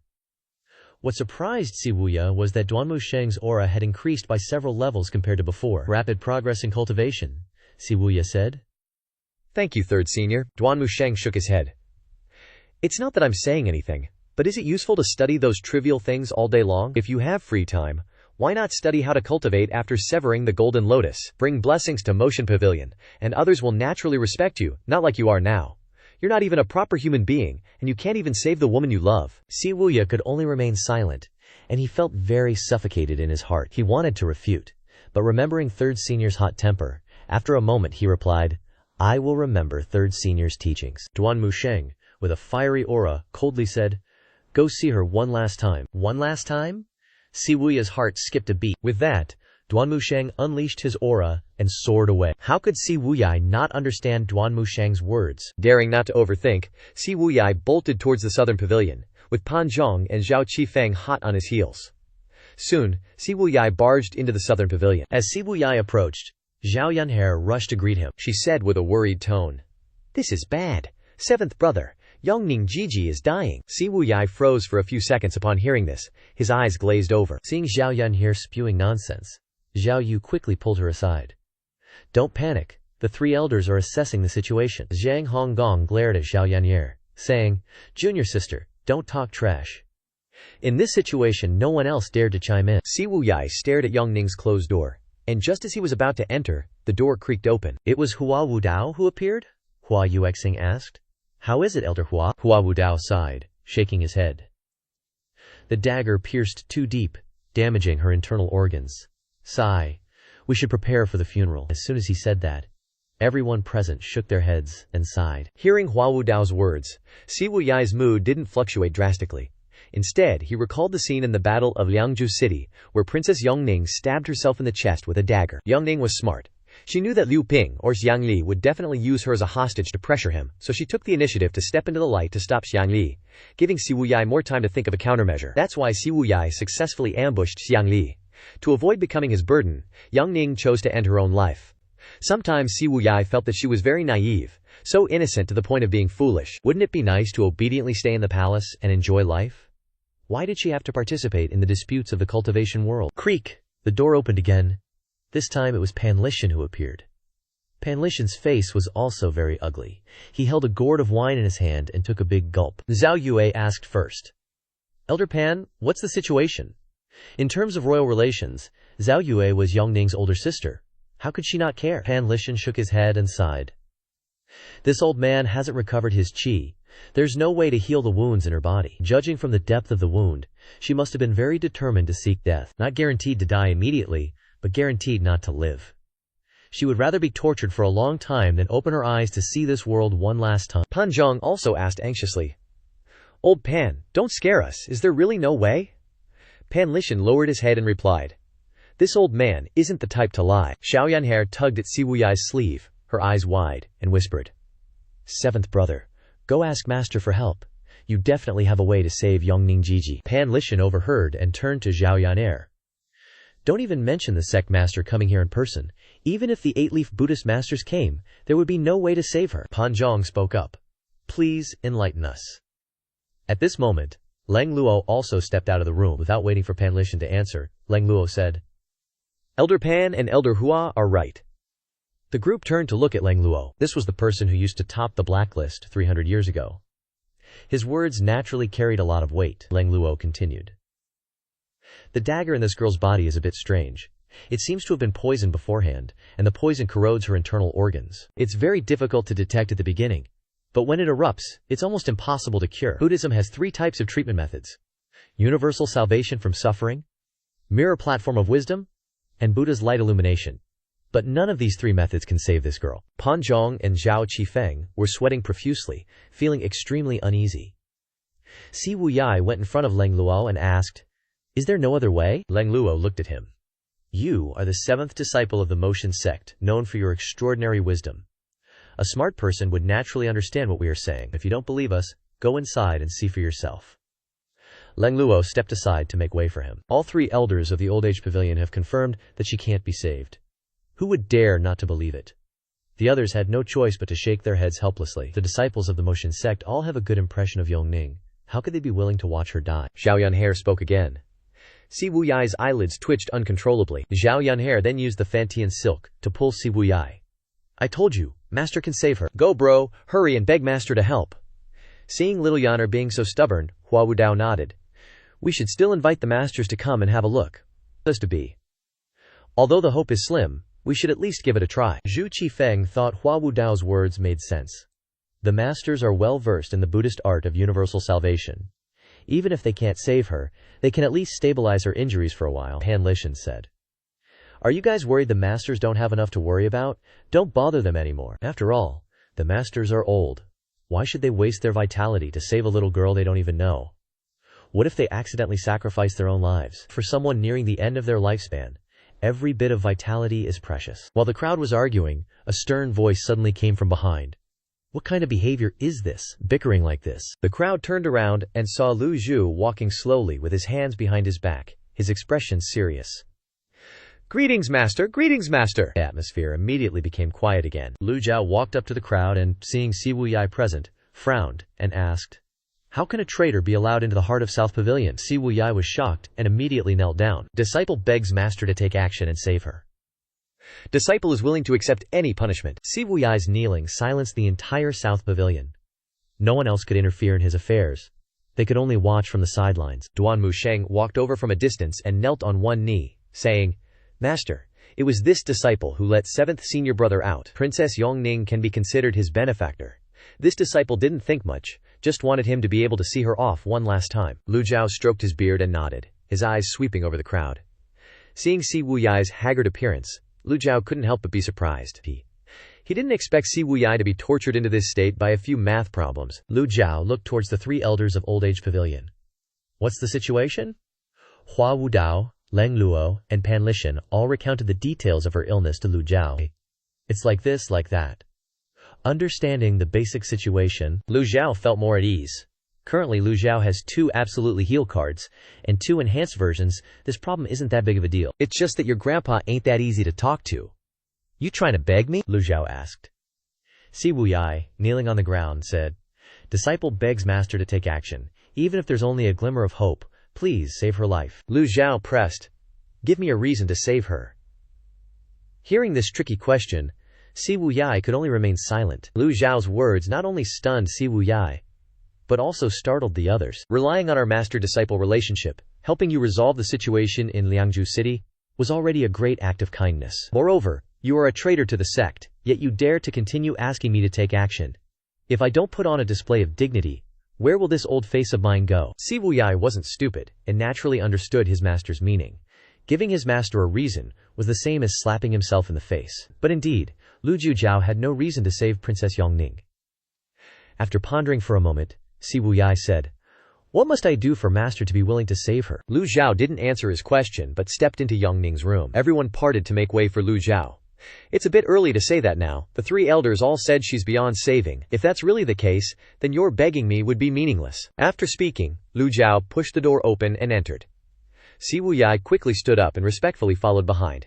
The others had no choice but to wait outside. Inside the room, passing through the screen, Lu Zhou saw Princess Yongning lying on the bed, her eyes closed, her face haggard, and her lips dry and cracked. Si Wuyai frowned as he looked at her, his expression complex and indescribable. Lu Zhou stroked his beard and slowly shook his head. "What kind of talent and virtue do you possess that makes this little girl so devoted to you?" Looking at Princess Yongning lying on the bed with her eyes closed, Si Wuyai felt his chest tighten even more. Memories of the past kept flashing before his eyes. Watching the moon and reciting poetry with her, talking to her with concern. Perhaps because his upbringing only involved cultivation, he had absolutely no experience with women. He didn't realize how close they had become, and by the time he began to notice and become wary, it was too late to salvage the situation. Things always developed unexpectedly. People living in the palace often had no control over their own lives. He didn't think he had feelings for her, but, thinking about how she disregarded her own life for his sake, how could he continue to turn a blind eye? Master was right. What talent and virtue did he possess that made her sacrifice herself for him? Lu Zhou walked to the bedside and took her pulse to examine her condition. Just as the 3 elders had said, that rigid energy had damaged her lungs. According to Lu Zhao's initial assessment, if it were ordinary rigid energy, she would only need to recuperate, but it seemed that this rigid energy also had a corrosive effect. Her injuries suddenly worsened, and that's why she became like this. Lu Zhou, after using a respirator on Yongning, slowly said, "She can still be saved." Si Wuyai was overjoyed, and just as he was about to kneel down and beg, Lu Zhou continued, "You really don't know where the memory crystal ball is?" Si Wuyai replied, "In Rongxi, or Rongbei. Ever since I returned to the Dark Hall, every word I've said has been true. If I dare to lie, I'll be struck by lightning." The memory crystal ball was indeed sealed by Ji Tiandao himself, and it's difficult for others to know where he hid it. Lu Zhou then asked, "The battle at Lijiang Province City was meticulously planned. If Yu Zhenghai had been there, the Nether Sect would definitely have won. I'm curious, why didn't Yu Zhenghai come?" Si Wuyai answered honestly. According to the original plan, the eldest senior brother was indeed supposed to appear at Liang Province City, but later I worried that there would be variables, so I left a way out. Shangli was considered one of the variables. As long as the eldest senior brother is okay, The Nether Sect will win sooner or later. Lu Zhou glared. You think Yu Zhenghai has the ability to take down the divine capital? Si Wuya replied. It's not necessary to take down the divine capital. Lu Zhou pressed again. You're that confident? Si Wuya was stunned, then replied. Liu Chang is a trash emperor. He should have been overthrown by the world long ago. A trash emperor? Lu Zhou never cared about matters in the palace. Back then, Ji Tiandao was friends with the Yongshao emperor Liu Guo. Although this person can't be considered a groundbreaking emperor, he was worthy of his responsibilities. How did Liu Chang become a trash emperor? Si Wuya said. After Liu Chang ascended the throne, he never went to court, abandoning state affairs. From beginning to end, he only cared about researching ways to prolong his life, and the secrets of the 9 leaves in the dark. He was the real mastermind behind the massacre of the commoners on the Tianjiang River. Lu Zhou frowned. Si Wuya continued.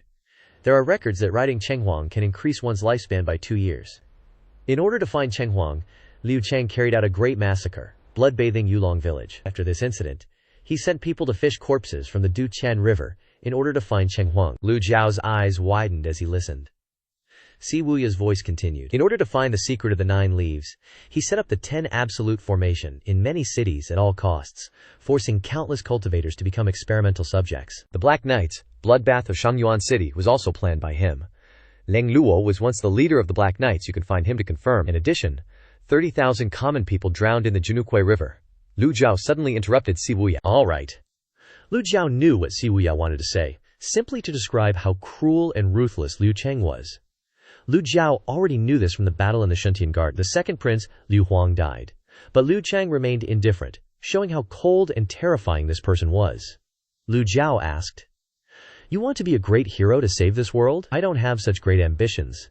That's what the eldest senior brother thinks.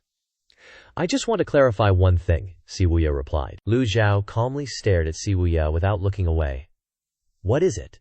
Si Wuya raised his head and said clearly, I want to know why the great Yan imperial family has been able to rule the world for so long. I want to understand what secrets the great Yan imperial family has in their hands, he replied unhurriedly. Lu Zhou frowned again. Lu Zhou originally thought that Si Wuya would say some reasons related to Yu Zhenghai, or the memory crystal ball. But he didn't expect that what Si Wuya cared about all along was the secret of the imperial family. This was the reason why he infiltrated the palace as a grand tutor. Why does Si Wuya have such strange thoughts? Seeming to see through his master's doubts, Si Wuya calmly said, Relying only on the 8-leaf experts and the 10 absolute formation is not enough. He paused for a moment, then continued. If you don't believe me, I can have the Darknet send you the highest level intelligence information to see. Lu Zhou said, Even if you clarify this matter, what's the use? Cough, cough. Princess Yongning suddenly coughed violently. Seeing this, Si Wuya immediately knelt on the ground, begging his master to take action. Lu Zhou stroked his beard and said, Only I in this world can save her. With a slight lift of his hand, a Nirvana regeneration card appeared in Lu Zhao's hand, and energy surged like a tide, merging into Princess Yongning's body. The Nirvana regeneration card has the ability to heal 30% of injuries. A universal panacea. Si Wuya looked at the scene before him in surprise. But remembering that his master could summon a 10-zang-tall golden Buddha body in Liang Province City, it was not surprising that he used this healing method. Recalling what he had said to his eldest senior brother, Si Wuya was not sure at that time, but now he increasingly felt that his master had truly found a way to break through the Great Tribulation of lifespan. Otherwise, how could someone nearing the Great Tribulation like his master have lifted his hand and delivered a palm strike of absolute sage Kui to annihilate Xianglai? How could he unleash an unblockable ultimate move in the sacred altar of Runan City? Looking at the pure source of energy that was constantly healing Yongning, Si Wuya's eyes were filled with surprise. A moment later, the treatment was completed, and Lu Zhou retracted his palm. The Nirvana healing card has 30% healing effect. According to Lu Zhao's prediction, one Nirvana healing card was enough to save Yongning's life, and she only needed to recuperate. Cough, cough! Princess Yongning was still coughing violently. Her eyes closed, and traces of blood appeared at the corners of her mouth. Lu Zhou checked the situation, and suddenly grunted. Lu Zhou felt strange, so he bent down and took her pulse again, and a faint stream of vitality entered Princess Yongning's 6 viscera and 5 bowels. Outside the room, the crowd was also extremely anxious and restless, like ants on a hot pot. Zhao Yu paced back and forth to the point that Zhu Honggong had to speak up. Fifth senior sister, stop and rest for a while. It won't be good for your body. Zhao Yu snapped, Shut up! Seeing her get pissed, Zhu Honggong freaked out and covered his mouth. I'm quiet. Then Hua Yuexing, usually a woman of few words, chimed in. I remember meeting Princess Yongning in the palace. She was such a kind soul, humble and gentle to everyone. How did she become a pawn for others to exploit? She shook her head and sighed. Hua Wudao dropped some truth bombs. Once you step into the royal court, it's impossible to stay clean. You were in the palace for a year, and you almost got caught up in Mo Li's schemes, didn't you? Pan Zhang echoed. Elder Hua is spitting facts. Hua Wudao sighed. Just gotta blame the blind heavens. Zhu Qifeng wondered. Is there really no other way? Hua Wudao shut him down. Hopeless. Her organs are being eaten away. This isn't a problem that high cultivation can solve. Pan Lishan, who was casually drinking wine, suddenly said, if a cultivator with god-tier healing skills shows up, they might be able to keep her alive a little longer. Leng Luo glanced at him. Rare for you to agree with me, Lao Pan, the female cultivators nearby thought. Even the 3 old fogey elders are saying this. Who dares to disagree? In other words, Yongning is 100% doomed. And that's a hard pill to swallow. Xiao Yaner rolled her eyes at the trio, muttering, Yongning Ji is so beautiful, she definitely won't die. The 3 elders ignored the brat. If beauty could prolong life, they'd be immortal AF from their younger days. Zhao Yu sulked. Is there really nothing even Master can do? Hua Wudao said, healing and killing are 2 completely different things, like this brick. Hua Wudao raised his hand, and a nearby brick flew into his grasp, swirling with gang qi. Boom! The brick shattered into pieces. Then, Hua Wudao used gang imprints to surround and control the fragments, making them float in the air and slowly reassemble. The impressive display had everyone gawking. This was a test of a cultivator's gang qi control. Hua Wudao reformed the fragments into the shape of a brick, his control reaching godlike levels. Everyone got his point. Once a brick is shattered, no matter how high a cultivator's level is, fully restoring it to its original state is impossible. Bricks are solid. But even with exquisite control, you can only maintain the brick shape. Hua Wudao gently released his grip, and the fragments fell apart again, hitting the ground. Hua Wudao stated sternly, got it? Understood, thank you for the lesson, Zhao Yue replied. Leng Luo and Pan Lishan were too cool for Hua Wudao's flex, and just stared at the door. The elders' explanation only bummed everyone out even more.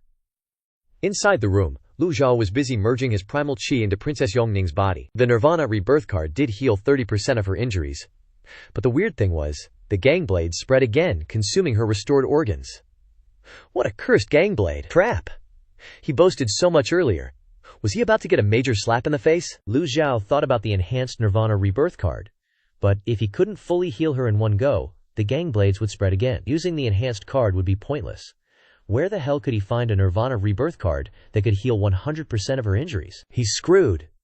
Si Wuya saw his master deep in thought and called out in surprise. Master? Lu Zhou stroked his beard. Leave the room.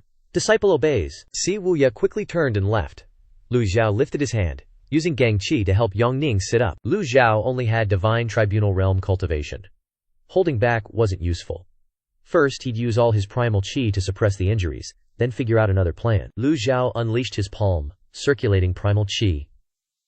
Like a surging stream, it flowed into Yongning's meridians. With the primal qi infusion, Princess Yongning's complexion improved. Lu Zhou continued to circulate his primal qi. Just then, Lu Zhou suddenly sensed a force within Yongning's organs, pushing back against his primal qi, as if preventing it from entering.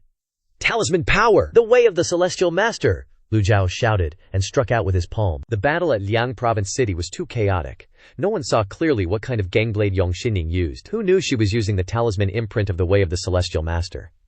His divine tribunal realm cultivation wasn't enough to deal with the talisman.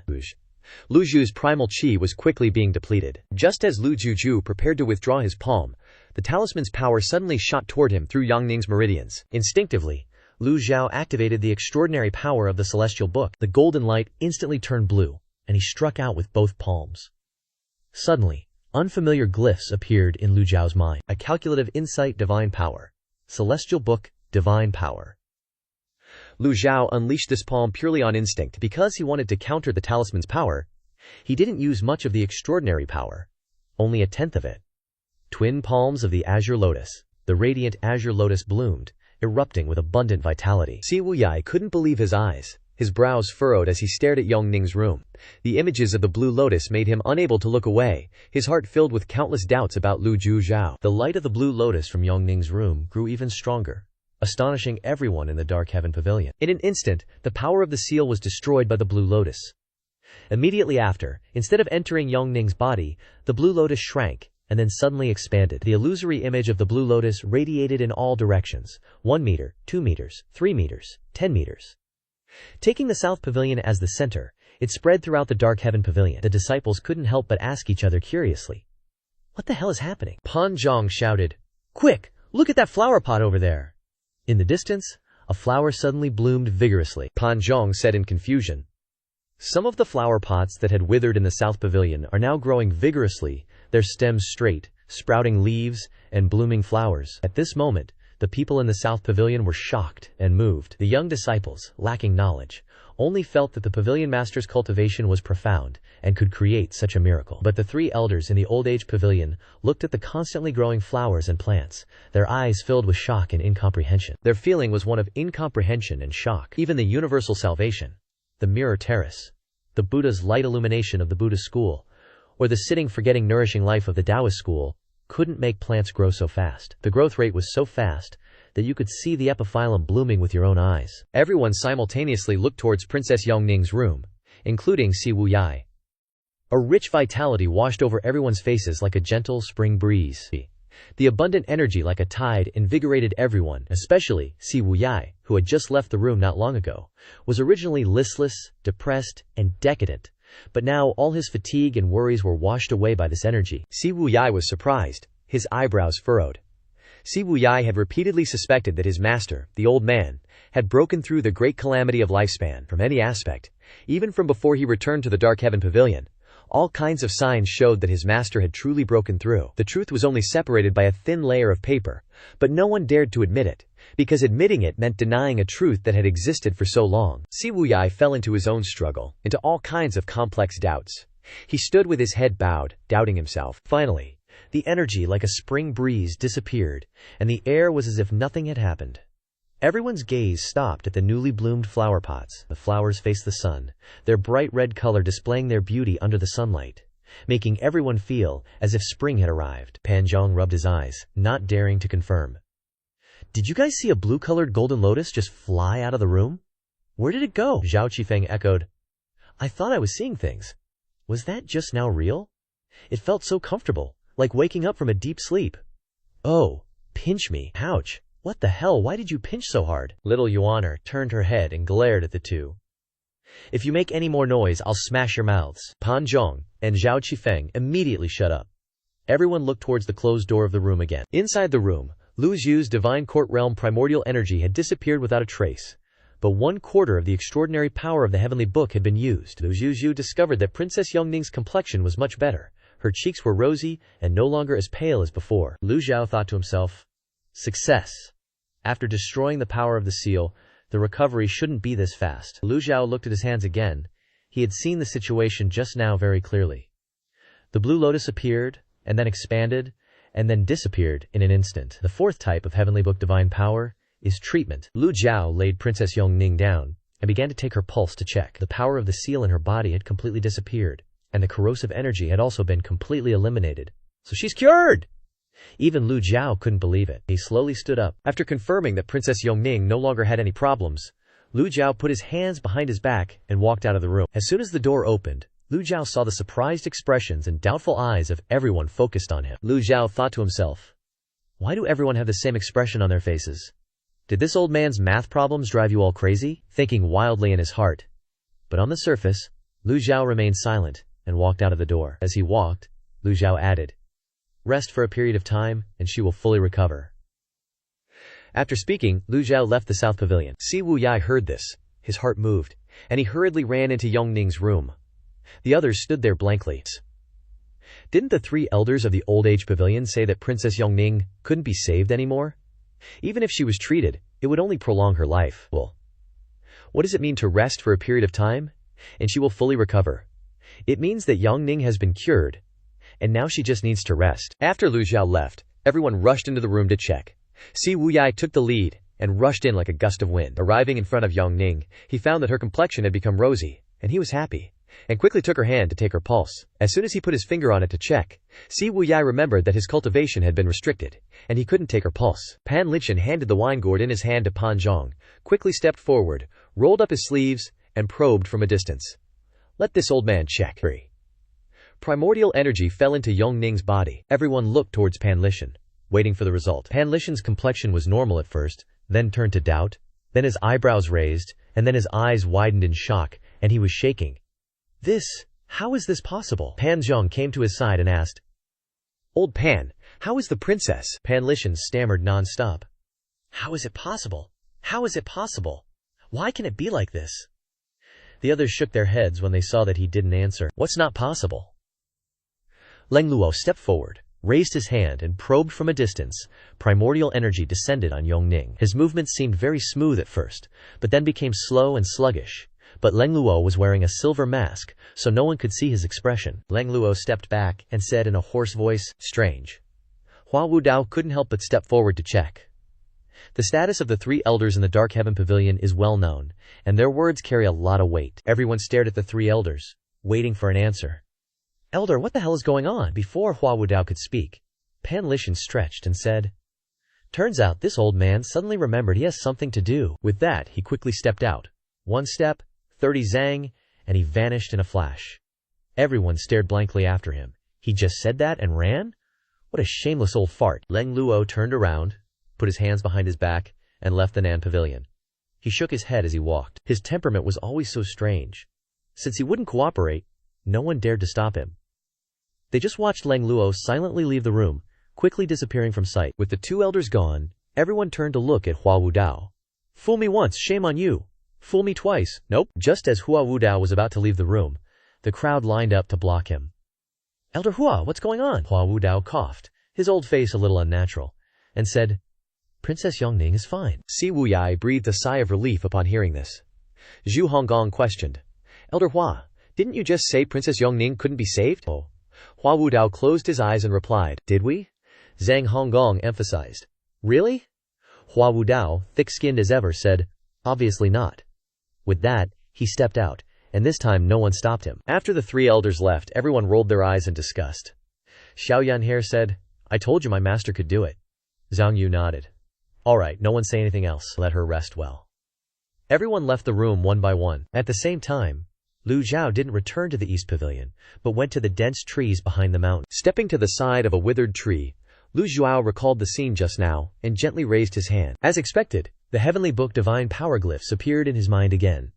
A small blue lotus emerged from his palm, emitting a faint blue light. Lu Zhou tried to suppress the extraordinary power from erupting, slowly accumulating it in his palm, and then released a palm strike. The blue lotus flew towards the withered tree. Immediately, the tree radiated youthful vitality, and sprouted and grew at a speed visible to the naked eye. Perhaps because Lu Zhou used very little extraordinary power, the tree only grew a little, and quickly stopped. This confirmed Lu Zhao's conjecture. In other words, the fourth type of heavenly book divine power has the ability to heal, and this ability is more powerful and full of life than any other healing technique. Lu Zhou nodded in satisfaction. So what other divine powers does the heavenly book have? With this in mind, Lu Zhou returned to the East Pavilion to look at the ancient sheepskin map. To his surprise, he discovered that the entire 9 provinces were now displayed on the map. Yizhou in the southwest, Qingzhou and Yangzhou in the east, Jizhou in the north, Yanzhou, Yongzhou in the northwest, Liangzhou in the west, and Yuzhou and Jingzhou in the central region. The 9 provinces of Great Yan were clearly displayed on the ancient sheepskin map.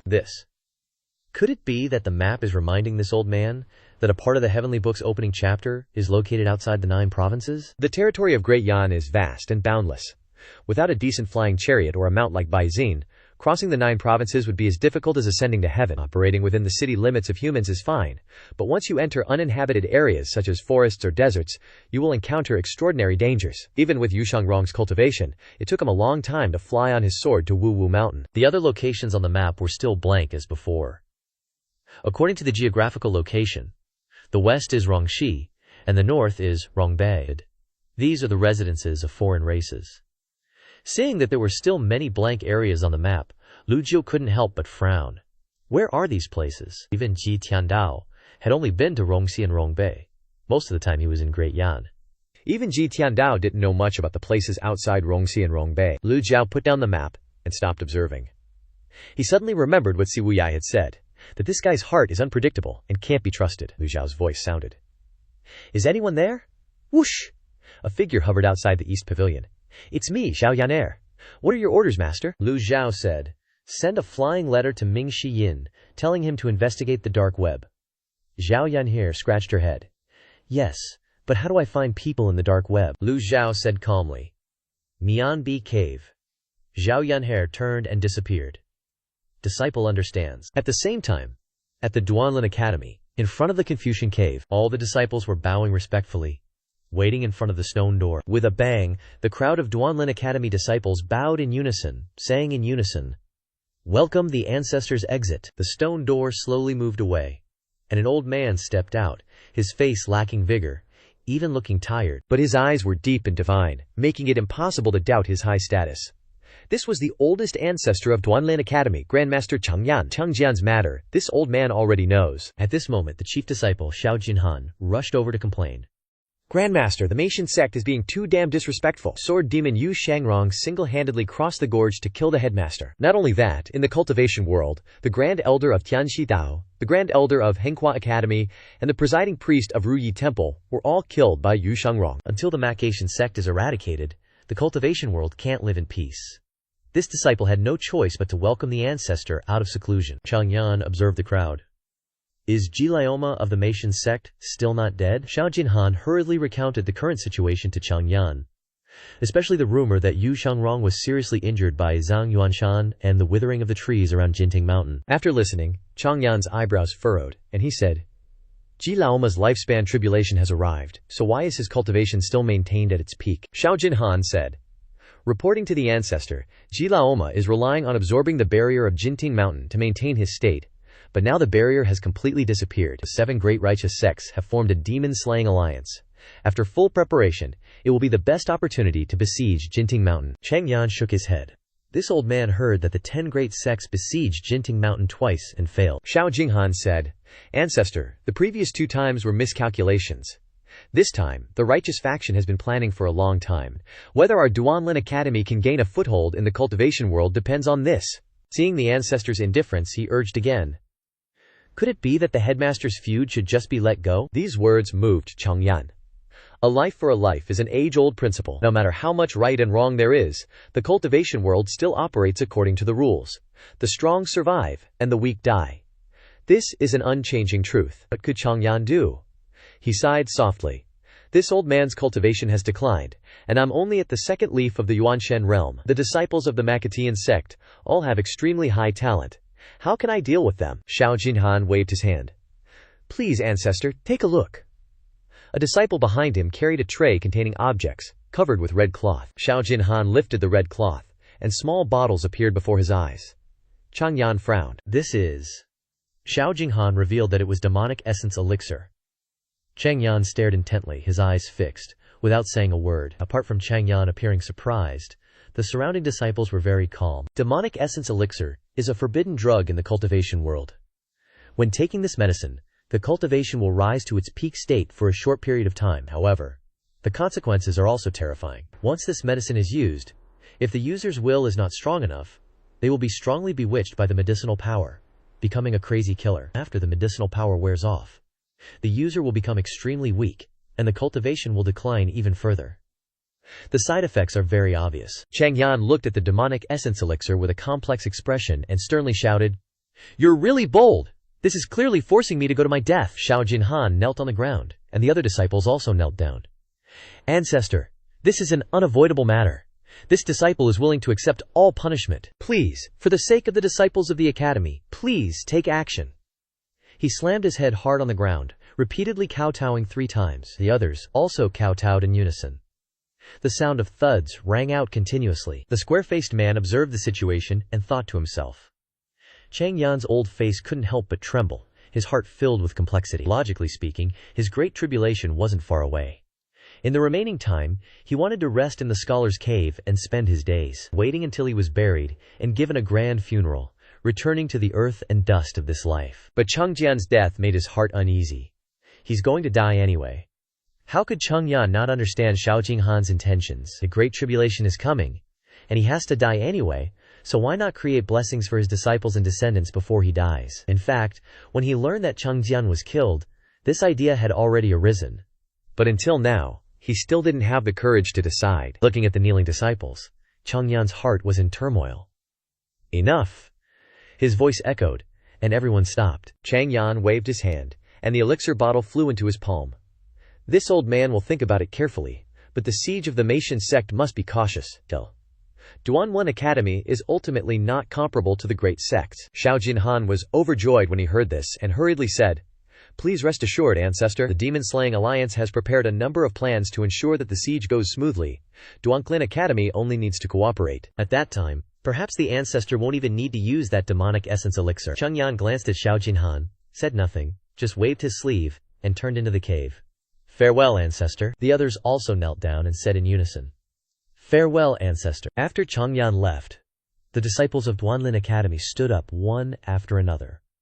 Someone asked, "Senior brother, should we tell the Ancestor about the Golden Lotus severing?" Xiao Jinhan is the chief disciple of Duanlin Academy, and he currently handles all the affairs of the entire academy. The elders are all in seclusion and not coming out, so this burden falls entirely on his shoulders. Xiao Jinhan shook his head and said, "If we're going to tell him, we have to wait until after the Maitian sect is destroyed. The Ancestor's great tribulation is coming, and the Golden Lotus severing is no different from going to one's death. Now that Duanlin Academy has fallen into this situation, we have no choice but to resort to some unconventional methods."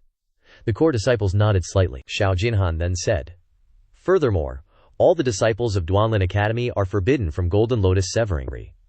Whether Duanlin Academy can gain a foothold in the cultivation world depends on this." As night fell, the Maitian sect was completely silent. Beneath the northern pavilion, hanging precariously on the mountainside, the three old elders were lying down, gazing at the moon. Pan Lishan softly spoke. Lao Hu couldn't figure out how the sect leader did it. There was a power of talisman in that Daogang seal. Even a master of Tianxi Dao would find it very difficult to erase. Hua Wudao replied, "If Elder Wan doesn't know, then I understand even less. I have checked Princess Yongning's meridians many times, and the destroyed meridians have all been healed. Truly miraculous." The two turned their heads to look at Leng Luo, who had been silent all along. Leng Luo looked up, gazing at the moon, and replied, "Although Leng is younger than the sect leader, I also have some knowledge. Such strange healing methods, Leng has never seen before." Pan Lishan asked old Leng, "Weren't you seriously injured from self-detonation back then? How could you have survived?" Leng Luo glanced at Pan Lishan. This old bastard really has nothing to say. Seeing that Leng Luo didn't answer, Pan Lishan didn't continue to joke with him and said, "How much cultivation do you two think the sect leader is hiding?" Hua Wudao shook his head. "On the surface, the sect leader only has the cultivation of the Shenting realm transformation Dao, but in reality, he is still at the peak of the 8th leaf." Pan Lishan laughed and said, "The sect leader is truly unfathomable, but I feel that perhaps the sect leader is already at the 9th leaf." The two elders simultaneously looked at Pan Lishan. In fact, both Leng Luo and Hua Wudao had thought about this a long time ago. The problem is, if the sect leader is really at the 9th leaf, then why bother disguising himself as a Shenting realm cultivator? Why not go and wipe out the forces that have always been eyeing the Maclean sect, and let them grow freely, and even establish some kind of demon-slaying alliance? Leng Luo spoke. 9th leaf is impossible, but the sect leader has actively publicized the Golden Lotus severing method, which shows that he is still pursuing the 9th leaf. That makes sense? Pan Lishan asked. Then how do you explain Princess Yongning's matter? Leng Luo glanced at him, lightly touched his toes, and flew towards the Machian sect as lightly as a swallow, leaving only one sentence. "Even if Leng knows, I won't tell you. Elder Hua, what about you?" Pan Lishan kindly looked at Hua Wudao. "Don't be afraid. Although this old man is older than you, this Maitian sect is so big, and you're the only one who can talk to this old man." Ugh. Hua Wudao was slightly stunned. Why did this sound like a threat? Hua Wudao immediately stood up and said, "I have things to do. Recently, Hua Yuexing wants to break through to the 3rd leaf, and I have to protect him." As soon as he finished speaking, Hua Wudao flew away. Pan Lishan chuckled. "Old Hua, isn't it because you made that mistake when you were young?" Hua Wudao's old face flushed red, and he stepped on a bagua circle and flew away. In an instant, only Pan Lishan remained on the mountainside. Pan Lishan lay on his back, looking at the bright moon in the sky, and muttered, "If only this old man were 200 years younger." As soon as he finished sighing, a rustling sound suddenly came from below. Pan Lishan's ears twitched, and he struck a palm on the stone beside him. Boom! His whole body spun and flew into the air, taking advantage of the momentum to land. His voice no less imposing. From what direction did this little thief come from? Immediately afterward, the elder's seal flew towards the woods, and the rustling sound disappeared without a trace. TCH, so fast, where are you running? Russell. Pan Lishan stepped through the air and rushed down, passing through the woods, and a dark shadow flew down from above. Pan Lishan waved his gourd, his whole body as fast as lightning, rushing down the mountain. But Old Ginger is spicier. Although Lishan's cultivation hasn't fully recovered, and he was severely injured in the battle with the three-horse great shaman, that doesn't mean that an intruder can easily escape under his nose. As soon as he reached the foot of the mountain, Pan Lishan immediately stopped, no longer chasing. Want to play the trick of luring the tiger away from the mountain? Pan Lishan muttered. How could this old man be fooled? After saying that, Pan Lishan turned around and flew back. Just at this moment, a voice came from the foot of the mountain. Senior, why don't you come down for a moment? Pan Lishan frowned and looked towards the dark woods. Who are you? The effeminate pink-haired man replied. Junior is Feng Liu of Zhensheng Academy. Feng Liu stepped out from behind a tree, and he smirked. How could Pan Lishan possibly remember a nobody like that? After thinking for a sec, he couldn't recall, and just scoffed. This is Jinting Mountain's Monishan Pavilion, I'm telling you. Scram now. If the Mogashan Pavilion disciples catch you, you're screwed. Feng Liu bowed, cupping his hands. My master is Feng Qinghe, head of the Zhensheng Academy. He once had the honor of meeting Senior Pan a few times. Pan Lishan pressed. You're Feng Qinghe's disciple? Feng Liu quickly replied. That's right. Zhensheng Academy was one of the top 10 famous sects. Back when the Jingming Dao was at its peak, of course Pan Lishan had a decent relationship with them. Pan Lishan landed, glancing at Feng Liu. What do you want from me? And Feng Liu was about to launch into a long spiel, but Pan Lishan cut him off, saying tersely, My time is precious. Feng Liu was taken aback. He had planned to deliver a righteous speech and talk about how the Jingming Dao was wiped out by Yu Zhenghai. After all, Yu Zhenghai was still a Moatian Pavilion disciple. Pan Lishan was now chilling in the enemy's lair. But Pan Lishan didn't even give him a chance to explain. Feng Liu frowned and glared. Senior, the righteous alliance to slay demons has been formed. Sooner or later, the Moatian Pavilion will be destroyed. As soon as he finished speaking, his pupils constricted sharply. Whoosh! Pan Lishan suddenly swung the gourd in his hand, and the gourd glowed with golden light. Feng Liu blocked, and was knocked back 3 steps before stabilizing himself. Feng Liu looked at the old guy floating in front of him and said, Senior is as strong as ever. Your cultivation is indeed recovering, but unfortunately you still have serious internal injuries. Pan Lishan's heart skipped a beat. He didn't expect Feng Qinghe's disciple to be so skilled. He asked grimly, Did you come to drive a wedge between me and Moatian Pavilion? Feng Liu, not holding back at all, said forcefully, The demonic path is rampant. You guys want to annihilate everyone. Yu Zhenghai has ravaged the 9 provinces, causing the people to suffer. Senior. Pan Lishan's voice was low. Shut your mouth. Feng Liu calmly repeated the past. If that's the case, please fulfill your promise from back then. My master helped you leave Jingming Dao back then. You shouldn't have forgotten. And Lishan didn't answer. Feng Liu continued, bowing. I dare not hide anything. Feng Ping is my younger brother. He encountered Ji Laomo in Liangzhou City, and was seriously injured, losing all his cultivation. Now he's a waste. I don't ask for much. Moatian Pavilion has 9 great disciples. You just need to pick one and cripple their cultivation. The debt between you and my master will be settled from now on. What do you think? Pan Lishan said. What does the matter between me and Feng Qinghe have to do with Moatian Pavilion? Feng Liu asked. Are you trying to weasel out of your debt? He was seriously afraid that Pan Lishan would join the demonic path and then refuse to repay his debt. But after all, Pan Lishan came from Jingming Dao and was a top expert. Not repaying debts isn't his style. Rescued by the 4th prince, Pan Lishan guarded the frontier for many years to repay the favor. Pan Lishan said, A junior like you isn't qualified to talk to me. Take me to Feng Qinghe. Feng Liu said, All right, senior, please. The 2 flew into the air, heading southeast. In the darkness, they flew and talked. Feng Liu asked, Senior, with your status and position, you could easily join the 7 great famous sects. At least you'd get an elder position. Why did you want to join the Moatian Pavilion? Pan Lishan bluntly replied, I like it that way. Feng Liu continued, Ji Laomo's cultivation is terrifying, but he can't defy fate after all. Besides, he's too old to sever the golden lotus to continue cultivating. Pan Lishan glanced at Feng Liu. You know the method of severing the golden lotus? Feng Liu replied quickly. The method of severing the golden lotus has spread throughout the cultivation world. Who doesn't know? Pan Lishan smiled. If I were you, I would obediently hide and focus on researching the method of severing the golden lotus.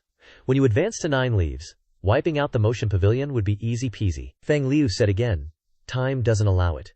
Waiting to reach 9 leaves takes too long. Which sect wouldn't covet the treasures and supreme techniques in Mocation Pavilion? If they really just wanted to eliminate Jilaomo, the top 10 famous sects could patiently wait for, at most, 10 years. Why bother fighting to the death with Mocation Pavilion? All disputes and conflicts ultimately boil down to self-interest. Therefore, whoever strikes first against Motation Pavilion will gain the greatest benefits. Feng Liu suddenly stopped flying, suspended in the air, and said, "Senior." Pan Lichen grunted. Feng Liu asked again, "Why didn't you join Zhenshang Academy?" My master said, "As long as you're willing to join, no one is more worthy of the position of Grand Elder than you." Pan Lichen suddenly felt that this young junior didn't know what was good for him. "Didn't you understand what I said?" Feng Liu replied concisely. "No, talking more to this blockhead is useless," Pan Lichen said sternly. "You'll understand when you meet Feng Qinghe." Feng Liu suddenly smiled strangely. "I'm afraid you won't meet my master." Whoosh, whoosh, whoosh. More than 100 cultivators suddenly appeared in the forest, some holding bows and arrows, some holding weapons, surrounding Pan Lichen. "Ambush!" Pan Lichen frowned. He didn't expect Zhenshang Academy to be so shameless. "Reinforcements arrive." Feng Liu stepped back, laughing. "I had no choice. I originally wanted to persuade you to turn back, but if you insist on not listening, then die here."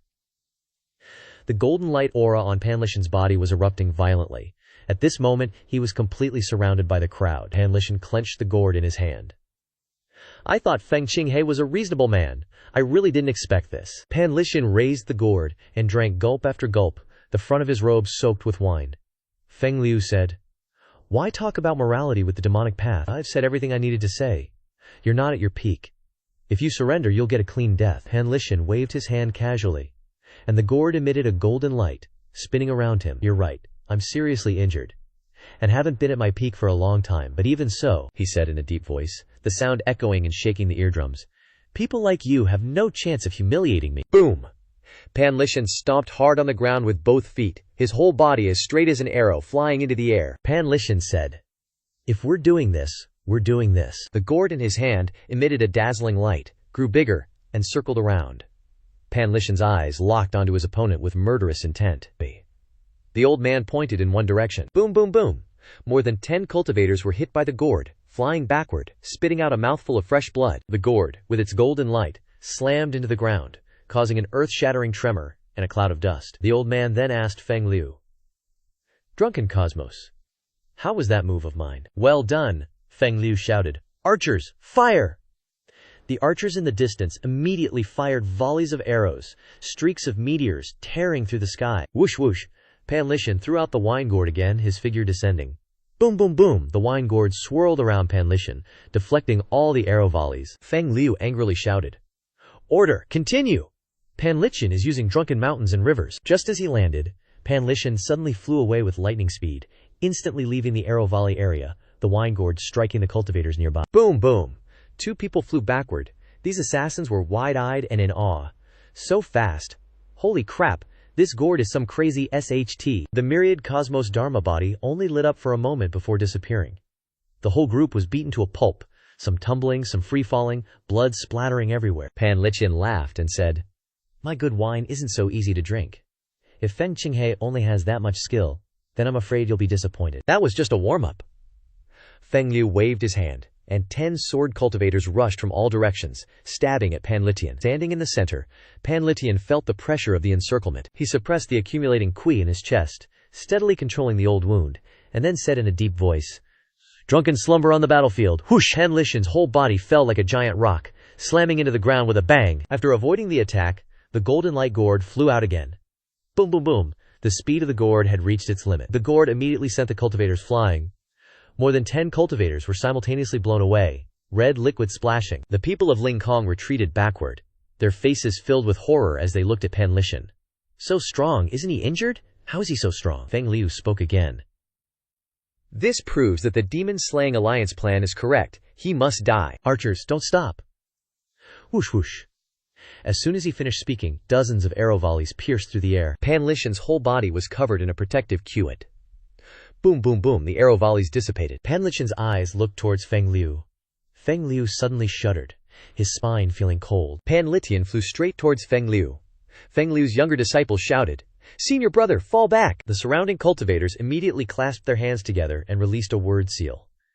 Pan Lishan had no choice but to abandon his attack, once again looking up. The Righteous Qi Seal of Confucianism. The Righteous Qi seal is a kind of surging key, only it replaces the key with a seal, forming the shape of a seal. This seal is essentially the same as the Taoist talisman, except that the Taoist talisman needs to use more brush and ink to draw the talisman. The Righteous Qi seals filled the sky, gradually becoming regular, forming a unified body and flying towards Pan Lishan to block him. The golden light gourd spun faster and faster, the word seals constantly attacking the gourd, the sound of the intersection reverberating. Even ripples appeared, shaking Lian Tian's arm. Fang Liu stared at Pan Lishan and gave a sinister smile.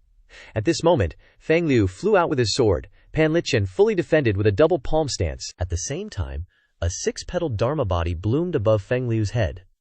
Buzz! Righteous Qi sword Qi. A huge stream of qi surrounded the sword in Feng Liu's hand, turning it into a long sword sparkling with golden light, the blade rubbing against the air, forming a sharp point like a bullet. Pan Lishan glared. The old man waved his hand, and a gourd flew diagonally upward to block the word seals. Pan Lishan's double palms closed together. Boom! Pan Lishan's hands clamped tightly onto the tip of the sword. Swish! Pan Lishan was pushed back by the enormous force. Feng Liu's sword strikes! Pan Litian clamps it tight with both hands. Yo, that sword almost pierced old Pan's gut. Crazily powerful energy erupts. It stops barely 2 centimeters from Pan Lishan. The gourd spins non-stop, blocking all the sword energy. The old dude grunts.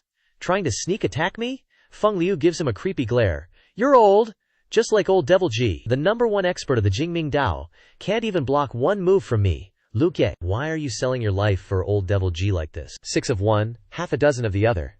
Pan Lishan glares. Kid, you're still wet behind the ears. Golden light shines from Pan Lishan's hands, slowly turning red like molten steel. His hands still grip Feng Liu's sword. The two secretly wrestle with their energies, causing a buzzing sound. Pan Lishan stomps, stabilizing himself, and explodes with primal energy instead of retreating. Feng Liu is briefly shocked, sweating buckets. Boom! Feng Liu is blasted back by the sudden energy. His longsword flies away. Feng Liu flips backward, spinning a few times before regaining his balance. He stares at Pan Lishan in horror. That move shook him. Both arms tremble, his chest aches, and his blood churns. Still, a skinny Lu Pao is still bigger than a fat horse. At the same time, the gourd returns to Pan Lishan's palm. The sky full of sword energy is completely blocked by the flames around him. Pan Lishan has a heaven-tier weapon. The surrounding swordmasters don't dare attack carelessly, instead circling in the sky, waiting for an opportunity. Feng Liu's eyes gleam. Your cultivation hasn't recovered, and you're still heavily injured. You can resist this long? Respect. Respect. Pan Lishan shakes the gourd. Sadly, not a single drop remains. The old man utters, boring. Feng Liu retorts. It'll be interesting soon. Feng Liu waves his hand again, and over a dozen sword-wielding cultivators fly down. Pan Lishan is a little surprised. Still more? Pan Lishan throws the gourd again, and it emits an even brighter golden light. The Lingkong crowd retreats, with sword energy occasionally piercing through. After all, you can't resist for much longer. Self-imprints appear all over the sky, glittering gold like butterflies flying back and forth. All around are Zhenshang Sect disciples, constantly condensing energy into symbols. Each self-imprint symbol revolves around Pan Lishan. The imprints form a formation. This time, the self-imprints are even more intense than before. The gourd spins faster and faster. Cough, cough. Pan Lishan coughs a few times. Hearing this sound, the Zhenshang Sect disciples show joyful expressions. Opportunity! Above, a group of cultivators launch self-imprints, besieging Pan Lishan from above. Pan Lishan shouts. One drunken rest! The gourd suddenly grows large and long, blocking the Zhenshang Sect disciples' attacks. At the same time, the gourd erupts with dozens of energy imprints, each shaped like the gourd, shooting out from behind. Feng Liu flies into the air and shouts, Stop him! The self-imprints become denser and denser, but Pan Lishan's dozens of energy imprints are not to be trifled with, stopping the self-imprint attacks. Feng Liu stares at Pan Lishan without blinking. Dharma body. Boom! The 100 Tribulation Cave Illumination Dharma body appears, and the golden lotus throne blooms with Lu Ye. The surrounding cultivators also summon their Dharma bodies. The entire forest looks like it's on fire. The moment he summons his Dharma body, Feng Liu yells, Now's the time, one sword to break the void. Feng Liu and his Dharma body fly straight towards Pan Lishan. Pan Lishan immediately feels a coldness from behind, and hurriedly turns his head.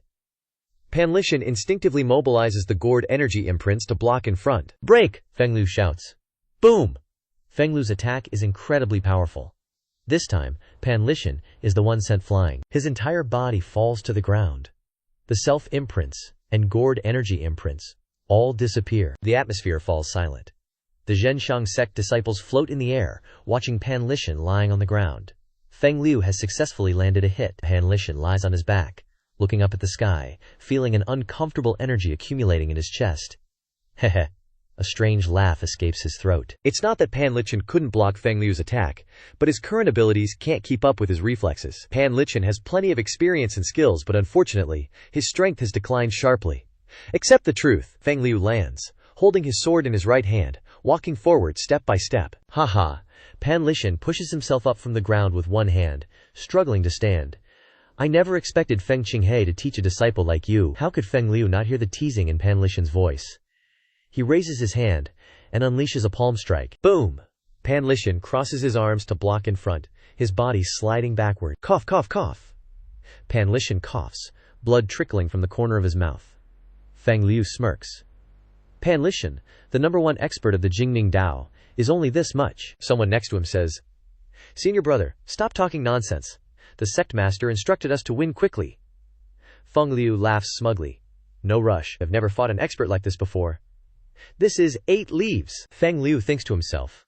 Who doesn't want to be someone everyone respects, and who doesn't want to be a master that others respect? Seeing that Pan Lishan hasn't gotten up, Feng Liu unleashes another palm strike. Boom! Pan Lishan flies backward again, his body slamming hard into a large tree behind him. The old man coughs a few more times. Not stopping there, Feng Liu continues to unleash a flurry of palm strikes. Pan Lishan tries to resist, but the attack power is too strong. The old man retreats non-stop.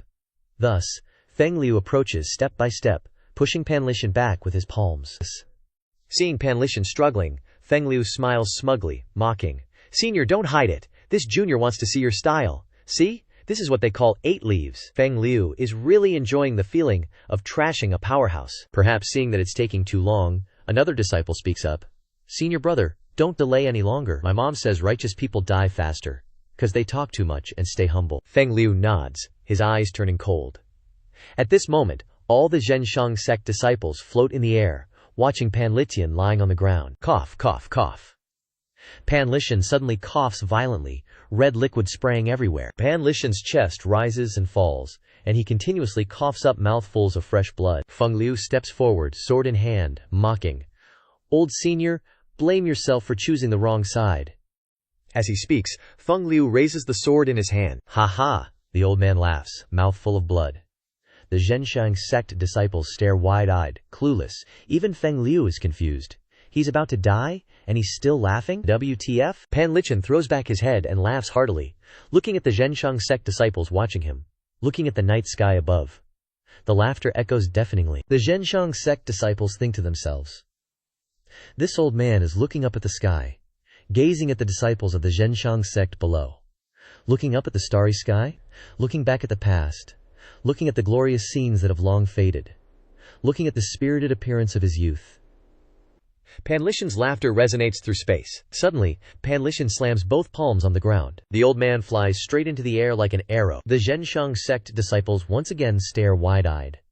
The energy on Pan Lishan explodes. The old man growls. If I were younger, you wouldn't be so gleeful. Taking himself as the center, Pan Lishan's Dantian sea of energy erupts with primal energy like a river overflowing and a sea being filled. The primal energy condenses into sword energy that fills the sky, shooting out from behind. Old man Pan Lishan, wreathed in flames with murder in his eyes. Genki condenses into sword ki, shooting towards the Henghua sect disciples. This sect also has another hilarious name, Trauma Sect, because they always end up with fatal injuries in fights. Each and every one of them gets utterly skewered. One dude, pierced through the torso, manages to utter his last words. His Danshin and Qihai suddenly explode with earth-shattering primordial Qi, which condenses into sword Qi, blasting in all directions. Sword Qi fills the sky like a raging storm. Guess I'm dead. No way. Retreat now. Feng Liu's eyes widen as he and his Dharma body quickly retreat. The other disciples also fly backward to avoid the incoming sword Qi barrage. One unlucky bastard doesn't make it in time and kicks the bucket. Pan Lishan's sword Qi rains down, continuously targeting Feng Liu's 100 Tribulation Cave abode. Pan Lishan's eyes sharpen, and his 8-leaf 100 Tribulation Cave abode Dharma body manifests. Pan Lishan leaps into the air, his Dharma body wielding the sky-filled sword Qi, rampaging across the battlefield. Some cultivators get their limbs severed by the sword Qi and fall helplessly from the sky. The trauma sect disciples can't outrun their fate. Red goo splatters everywhere, and they barely manage to scream their last words. "I'm dead." Another one chimes in. "Me too." Feng Liu's face changes drastically. Panic sets in. He wants to bail ASAP, almost forgetting that he's facing a former top expert of the Jingming Dao sect. How could a Taoist master not know swordsmanship? How could such a master be defenseless? Feng Liu's eyes are glued to Pan Lishan, a cold shiver running down his spine. But Pan Lishan is only staring at him. Feng Liu trembles, desperately yelling, "Why are you staring at me?" The cultivators standing far away desperately flee for their lives. Pan Lishan only has eyes for Feng Liu, immediately chasing after him. Feng Liu retreats in terror. "Don't chase me." Squarehead is observing the situation from below, providing detailed commentary. The 8-leaf Dharma body is chasing the 6-leaf Dharma body, like an adult chasing a child. Wherever the sword Qi goes, the land is flattened, trees are broken, some are sliced into 100 pieces. Feng Liu is probably about to piss his pants. The unfolding scene is like a movie, captivating Squarehead and the pets. Very quickly, Pan Lishan's colossal Dharma body catches up and blocks Feng Liu's Dharma body. Feng Liu stutters. How is this possible? Squarehead continues his daily live commentary. The 8-leaf Golden Lotus Dharma body is arrogantly observing him, just like he was observing Pan Lishan earlier. Pan Lishan is using one hand to lift the bottom of his supersized gourd, flames blazing around him. The old geezer roars, "My gourd hasn't tasted blood in ages, now I'll use your blood to consecrate it." The old man glares with murderous intent and immediately strikes. "I'll block it!" Feng Liu, cornered, snaps back. Pan Lishan growls. "You can't stop it." The giant gourd descends. Feng Liu tries to block with both palms, but life ain't a fairy tale. The gourd emits a brilliant golden light and slams down on Feng Liu's head, like an adult smashing a giant wine barrel on a kid's head. Feng Liu's face contorts in pain, red goo splatters, and a front tooth sprouts wings and flies away. Oof! Feng Liu doesn't even get a chance to scream before the gourd slams him deep into the ground, smoke and fire billowing out. A massive shockwave. From a distance you can see a very tall pillar of fire. At the scene, the gourd's impact has created a deep crater in the ground. The red glow on Pan Lishan's face gradually fades. The 8-leaf Dharma body pauses in mid-air and dissipates. Pan Lishan also falls freely, the old man lying flat on the ground. Everyone nearby was like, eyes popping out, not believing what they were seeing. The atmosphere went dead silent and plunged into total darkness. The Zhenshang disciples who dodged a bullet were still shook and didn't dare to approach. They were heavily injured, most of them straight up deleted by Pan Lishan's sword. The rest were just stragglers. Blockhead and his pets were also like, "OMG!" Then one of them ordered, "Go back and report to the sect master." The first senior brother went all out against Pan Lishan and died. Pan Lishan burned his danshin and qi. "Yes, sir. How would the trash dare to step forward?" They turned tail and ran. Zhao Shi was shrouded in endless darkness. Pan Lishan quietly lay on the ground. All these years, he'd been wandering everywhere, using the sky as his blanket and the ground as his bed. He was too used to chilling in this kind of rough situation. Even if he had to burn his dantian and qi, Pan Lishan didn't regret it. The old geezer lay still, a lot of fresh blood oozing from his mouth. In the Zhenshang sect's council hall, Feng Qinghe frowned as he listened to the disciples' report, not daring to believe it. "Feng Liu is dead?" he asked. A disciple reported in detail. The first senior brother fought fiercely with Pan Lishan. Who knew that old fart would burn his danshin and qi? Feng Qinghe's eyebrows twitched non-stop. He clenched his fist in anger, his arm trembling. An elder standing beside him bowed and said, "Sect master, please prioritize the big picture. Pan Lishan burning his qi means he's lost his fighting power. Hua Wu Dao is a turtle hiding in its shell. When the time comes, the people of 7-Star Villa will completely control him." It's said that Lang Luo was heavily injured in the battle at Gangzi town. Let the Celestial Master Dao deal with him, and use seals to suppress his Dao hiding technique. As for Henghua Academy, Duanlin Academy, Ruyi Nunnery, and Dengxin Sect, they will join forces with us to deal with Ji Laomo. Hearing this, Feng Qinghe's anger gradually subsided. Don't underestimate the Demon Heaven Pavilion's disciples. Even though Duan Musheng and Ming Shiyin had their cultivations suppressed by Ji Laomo, they are not the type to be trifled with. Moreover, Si Wuyai is still on Golden Court Mountain. We must be vigilant. Another old fart spoke up. Si Wuyai is a traitor to the Demon Heaven Pavilion. With Ji Laomo's temper, he won't easily forgive him. Yu Shangzhong's life or death is unknown, so he won't appear in this battle. The other disciples aren't capable of changing the tide of the war. What about Yu Zhenghai? Feng Qinghe was most worried about this guy. After all, Yu Zhenghai is still the Demon Heaven Pavilion's eldest disciple. On the surface, he's the biggest traitor of the Demon Heaven Pavilion, but anyone with brains can see that the Nether Sect has always been very respectful to the Demon Heaven Pavilion since its rise to power. The four great protectors running away as soon as they see the Demon Heaven Pavilion's masters is nothing new in the cultivation world. Please rest assured, Sect Master, Yu Zhenghai is currently dealing with the royal family. To make things harder for him, the people from the Dangxin Sect have taken a trip to Ruli country. Feng Qinghe pressed further. Ruli? The old elders smirked, unable to contain their glee. The Nether Sect had a major victory in Liang province, killing the fourth prince and 2,000 Ruli and Lulan experts. The Ruli royalty wished they could chop Yu Zhenghai into 1,000,000 pieces. Hearing this, Feng Qinghe raised an eyebrow again. The Dangxin Sect is colluding with the Ruli country. After all, foreign races are still foreign races. Their true goal is probably to throw the Great Yan Empire into chaos. Well, the 7 great sects have no choice but to bite the bullet. Even the ancestor of Henghua Academy was invited to come out of seclusion. Feng Lu's death can be considered meaningful.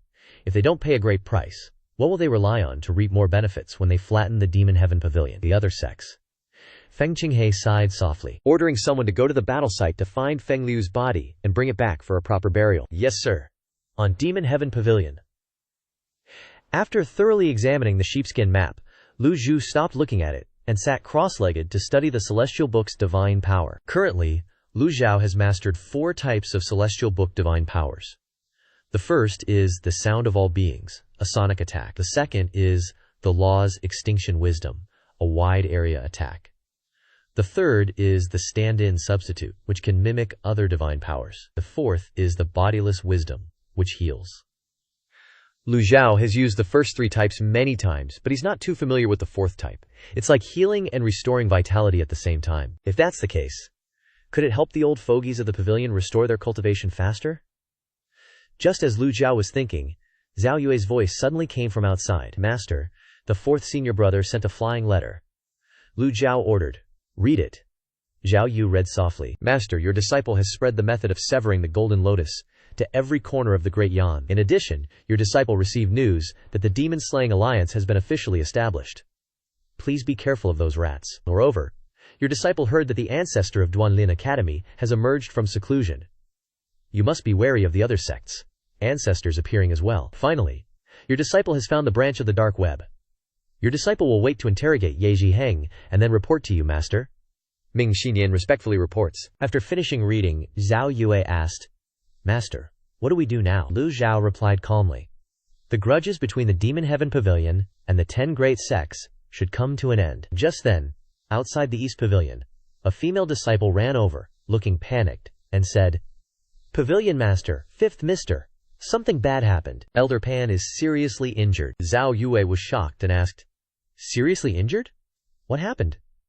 The female disciple stammered, I don't know either. Seeing this, Lu Zhou glared and said sternly, Where is he? Lu Zhou, hands clasped behind his back, calmly left Dongge, looking chill but inwardly sus. Bad timing much? Connecting it to Ming Xinyan's letter, Lu Zhou immediately thought of the 7 great sects. Where's Elder Pan at? The female cultivator replied.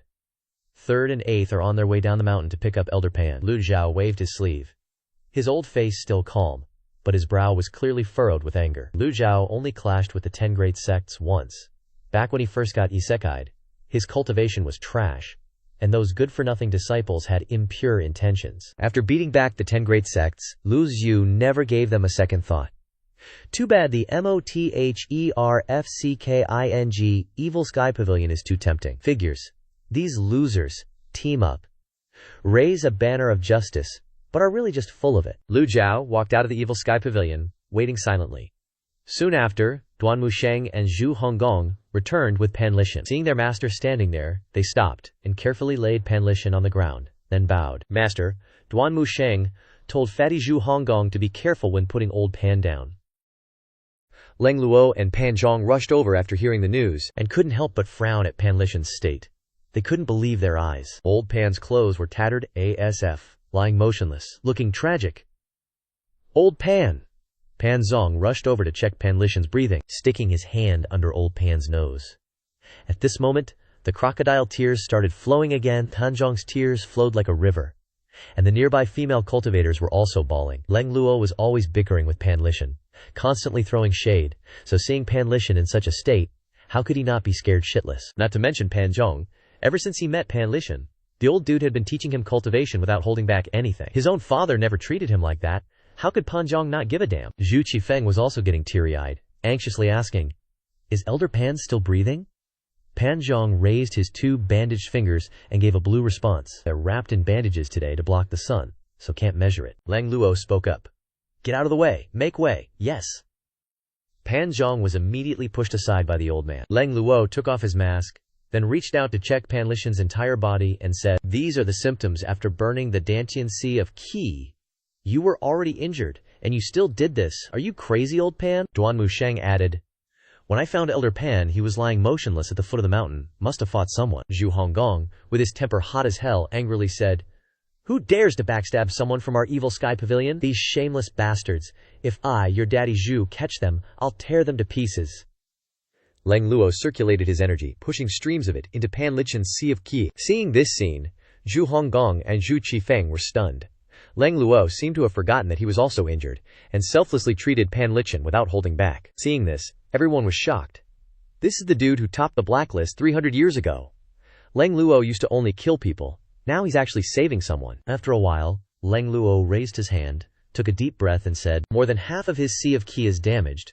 Old Pan's opponent wasn't an 8-leaf. Suddenly remembering Lu Zhao's treatment of Princess Yongning, Leng Luo immediately said, "Only Pavilion Master can save him." He immediately cupped his fist and begged Lu Zhao to take action. Everyone looked at Lu Zhao. Lu Zhao examined Pan Lishan's wounds, wondering if the 4th divine power could save someone who burned their Dantian Sea of Qi. But with Pan Lishan in this state, only a healing type, heavenly script divine power could save him. Even the Wasteland healing card could only reduce his pain, but couldn't restore his injuries. Once the Sea of Qi is crippled, a cultivator can no longer cultivate. Moreover, this is the 2nd time Pan Lishan's cultivation has been crippled. Old wounds, on top of new wounds, the difficulty is obvious. Lu Zhao waved his hand at Zhu Honggong and said, "Step back!"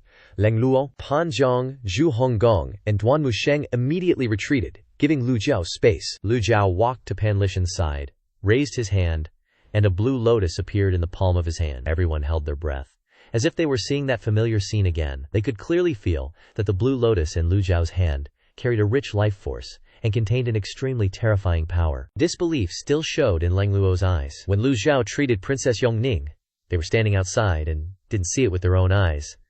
This was the first time they had seen Lu Zhao's healing methods. The blue lotus rotated, creating a tidal wave of energy. Lu Zhao struck out a palm, and the blue lotus fell into Pan Lishan's chest, rotating and piercing with countless roots. The flood of life force healed Pan Lishan's Sea of Qi and his existing injuries. The treatment lasted for about a quarter of an hour before the blue lotus slowly disappeared. The group of onlookers stared wide-eyed, mouths agape, marveling at the powerful life energy. Cough cough. Pan Lishan coughed, then the old geezer bounced back to life.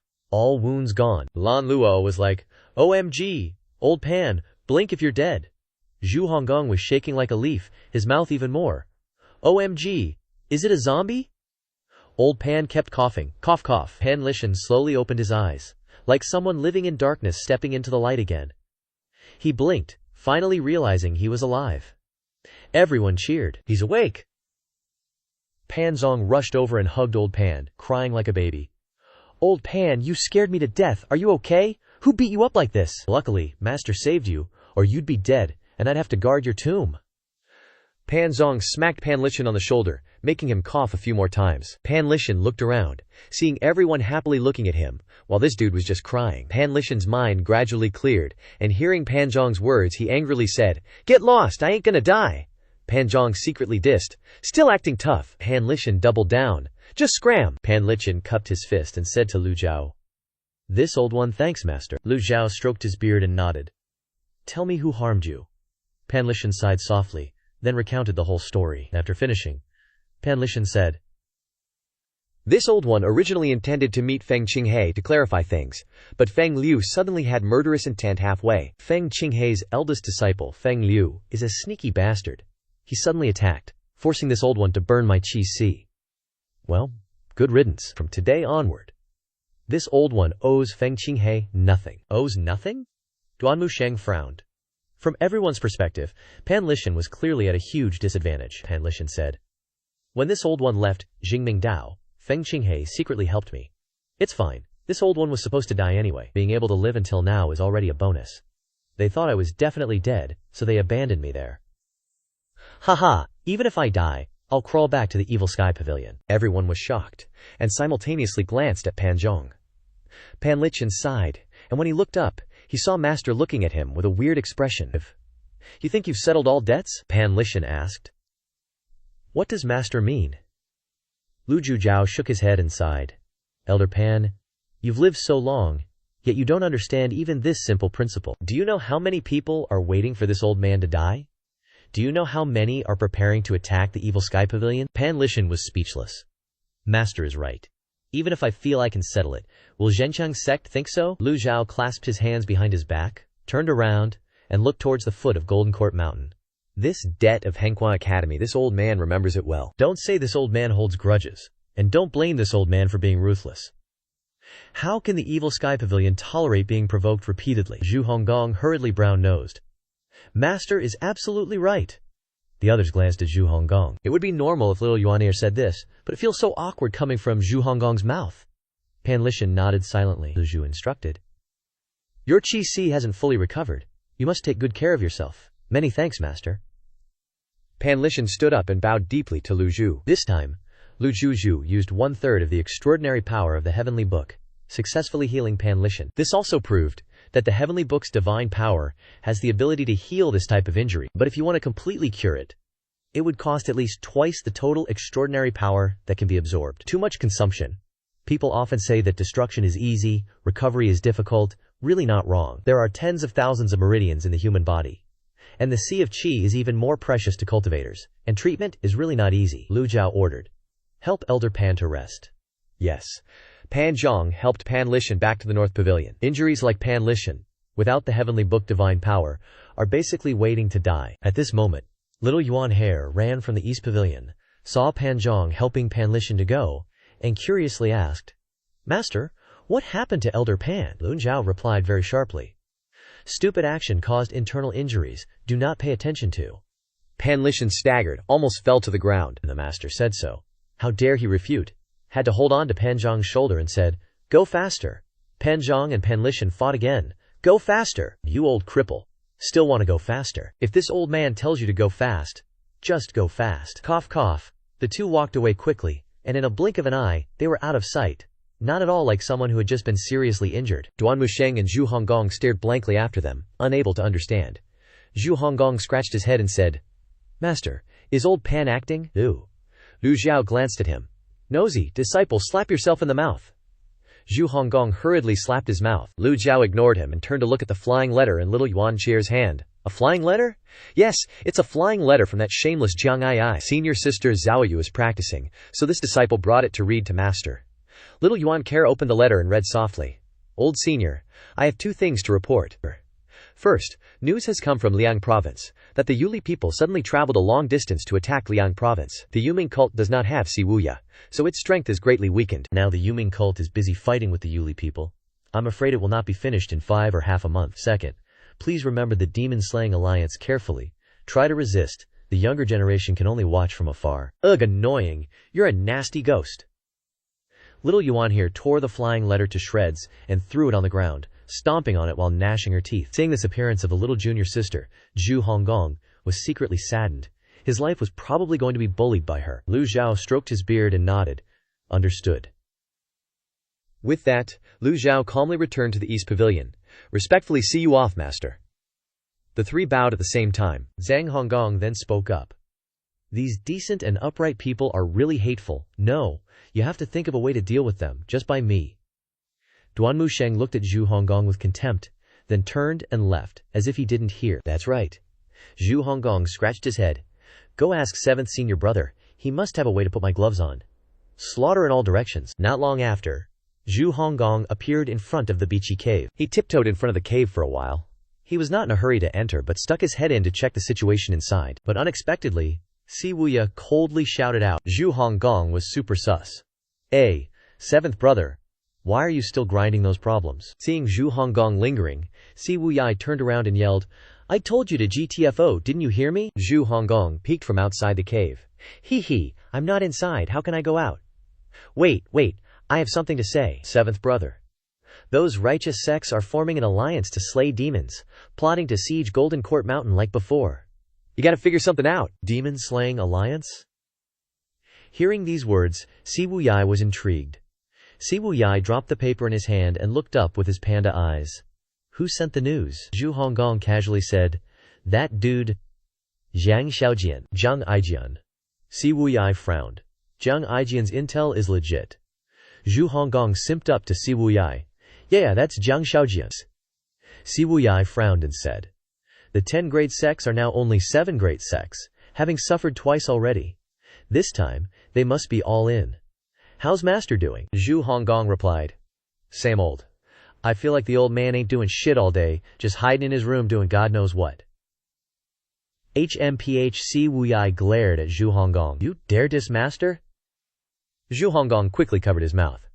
He knew his trash mouth shouldn't have said those words. Si Wuyai frowned and asked, What's the cultivation level of those 3 old geezers? Spill the tea. Pan Lishan was just scammed, got heavily injured in a fight midway. If Maester hadn't saved him, he'd be worm food. Zhu Honggong kept yapping. Elder Hua only knows defense. Always hiding his head like a turtle. No attack power. Elder Leng's movement is good. Slippery like an eel. But he can't go toe-to-toe like Pan Lishan. True that. After all, Pan Lishan has a heaven-grade weapon, the Wine Gourd, so his combat power is much stronger than the other two. Si Wuyai thought. Looks like the Dark Heaven Pavilion is in danger this time. Zhu Honggong continued. Hua Yuexing is alright. Almost a 3-leaf divine archer. Si Wuyai analyzed.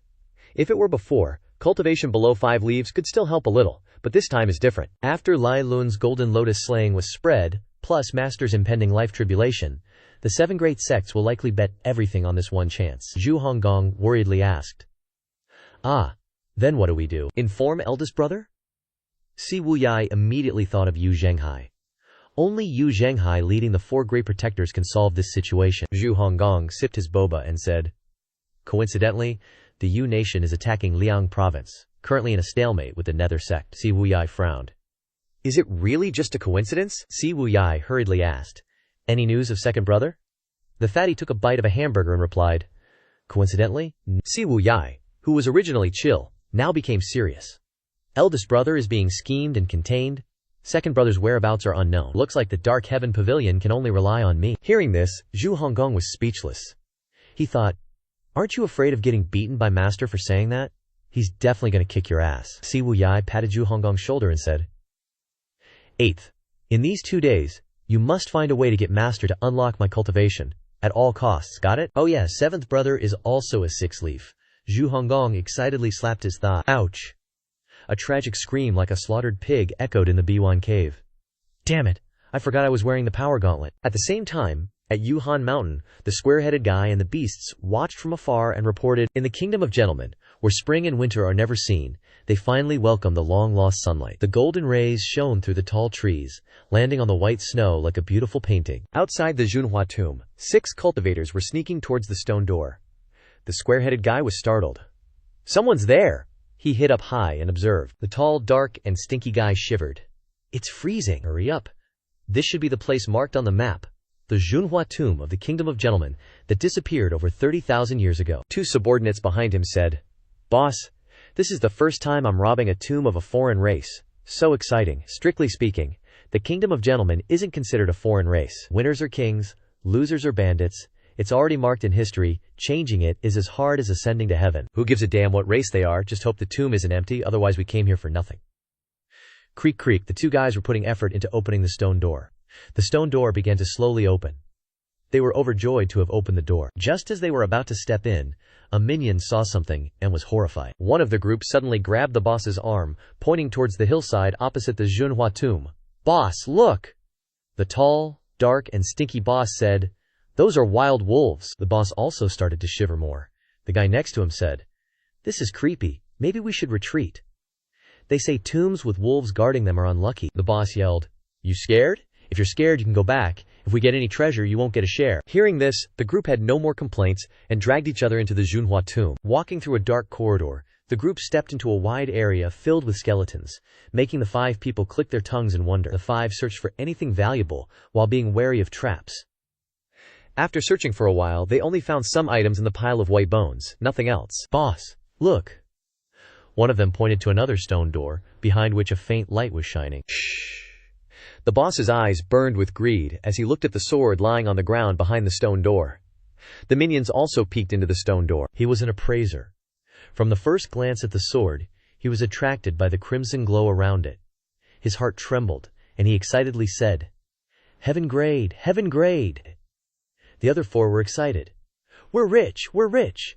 A heaven grade weapon is enough for us to live the good life." The 5's attention was drawn to the sword, and they stepped towards the stone door. Reaching the door, seeing the ground littered with hidden weapons, the boss raised an eyebrow and said, "Careful of hidden weapons. Someone might have been here before, so this sword."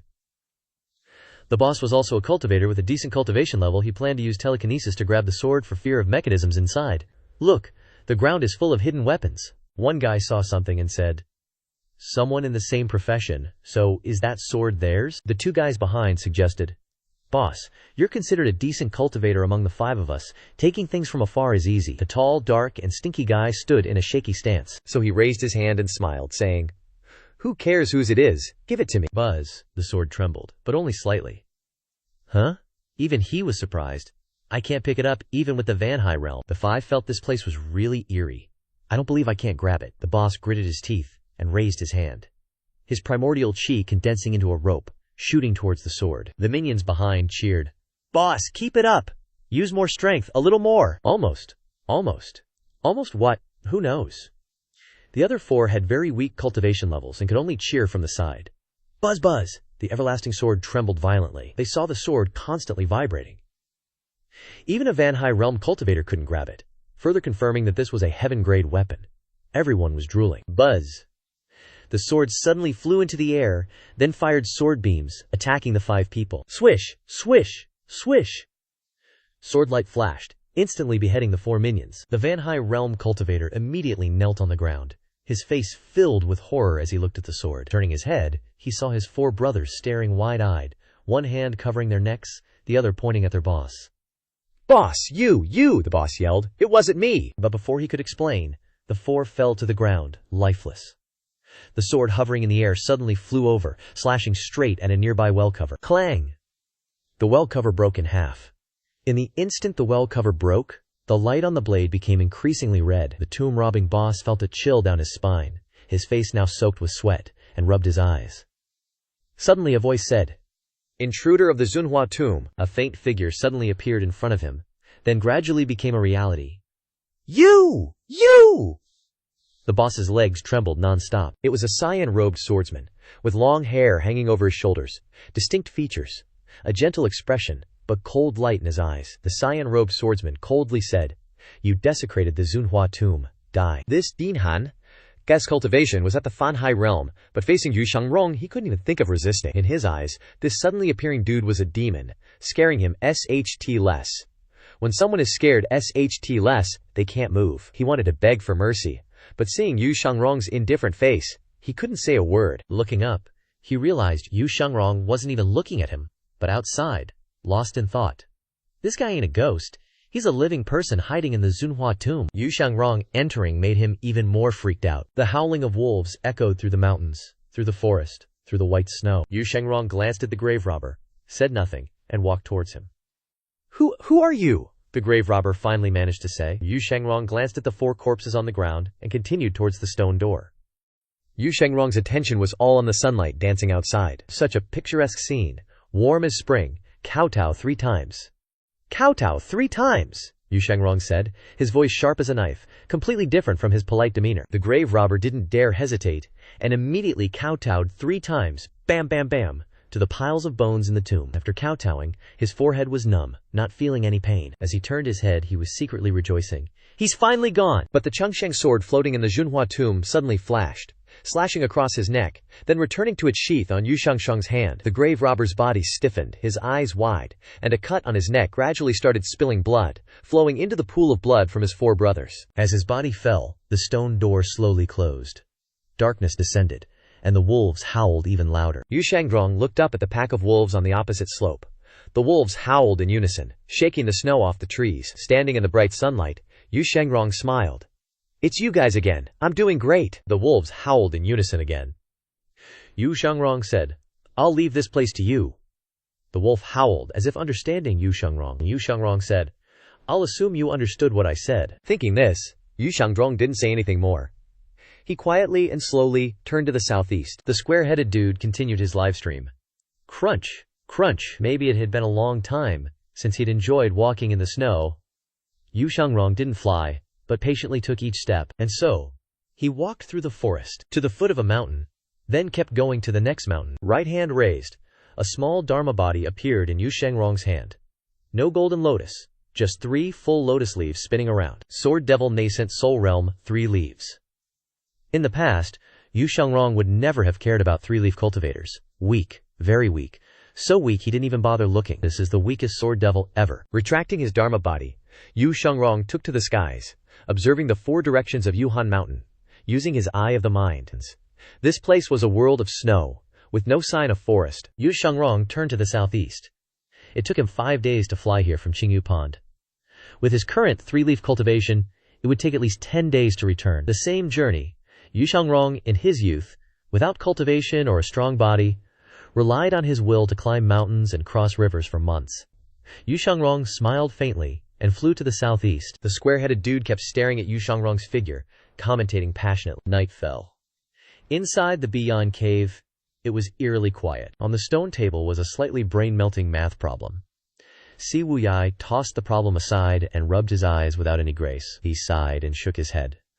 The great thousand world never lacks strange things. Where did Master get these weird problems? So far, he hasn't solved any except for the first 2. This made him feel very tired and annoyed. Moonlight shone into the Beyond Cave. Si Wuyai suddenly heard a sound. "Russell, Russell, listen!" Si Wuyai shouted. "Who's there?" Si Wuyai went to the cave entrance, searching. The sound was tiny, but Si Wuyai heard it. He mumbled, "Inner breath technique." The inner breath technique is a technique suitable for gathering intelligence. The practitioner breathes through their internal organs, conceals their gang qi, and becomes as silent as a corpse. The inner breath technique cannot be used for too long, or it will cause internal injuries. Therefore, major sects have to build all sorts of formations and barriers to guard against these guys. Although the Golden Court Mountain barrier has disappeared, with the prestige of the Monetian Pavilion, not many people dare to sneak in. Suddenly, whoosh! A figure jumped out from a nearby tree and knelt on one knee in front of the cave entrance. "Master!" Si Wuyai said in surprise. "Yi Zhiheng, what are you doing here?" Yi Zhiheng put his hand up to shush. Yi Zhiheng looked around for a moment, then came to Si Wuyai's side, pulling out a dagger. "This subordinate is here to save you." "Wait, hold up." Si Wuyai stopped him. "Who told you to come here?" Yi Zhiheng replied, "Master, time is precious. The 7 great sects have formed a demon-slaying alliance. Golden Court Mountain will be full of blood and chaos. You're in danger here." Yi Zhiheng assessed the environment in the cave. After confirming that Si Wuyai's cultivation was sealed, he became even more determined to save his master. Si Wuyai shook his head and said, "You've come at the right time. Tell me about the situation of the 7 great sects." Yi Zhiheng was very worried, raising his dagger. "Ugh!" Si Wuyai frowned, his voice low. "Yi Zhiheng."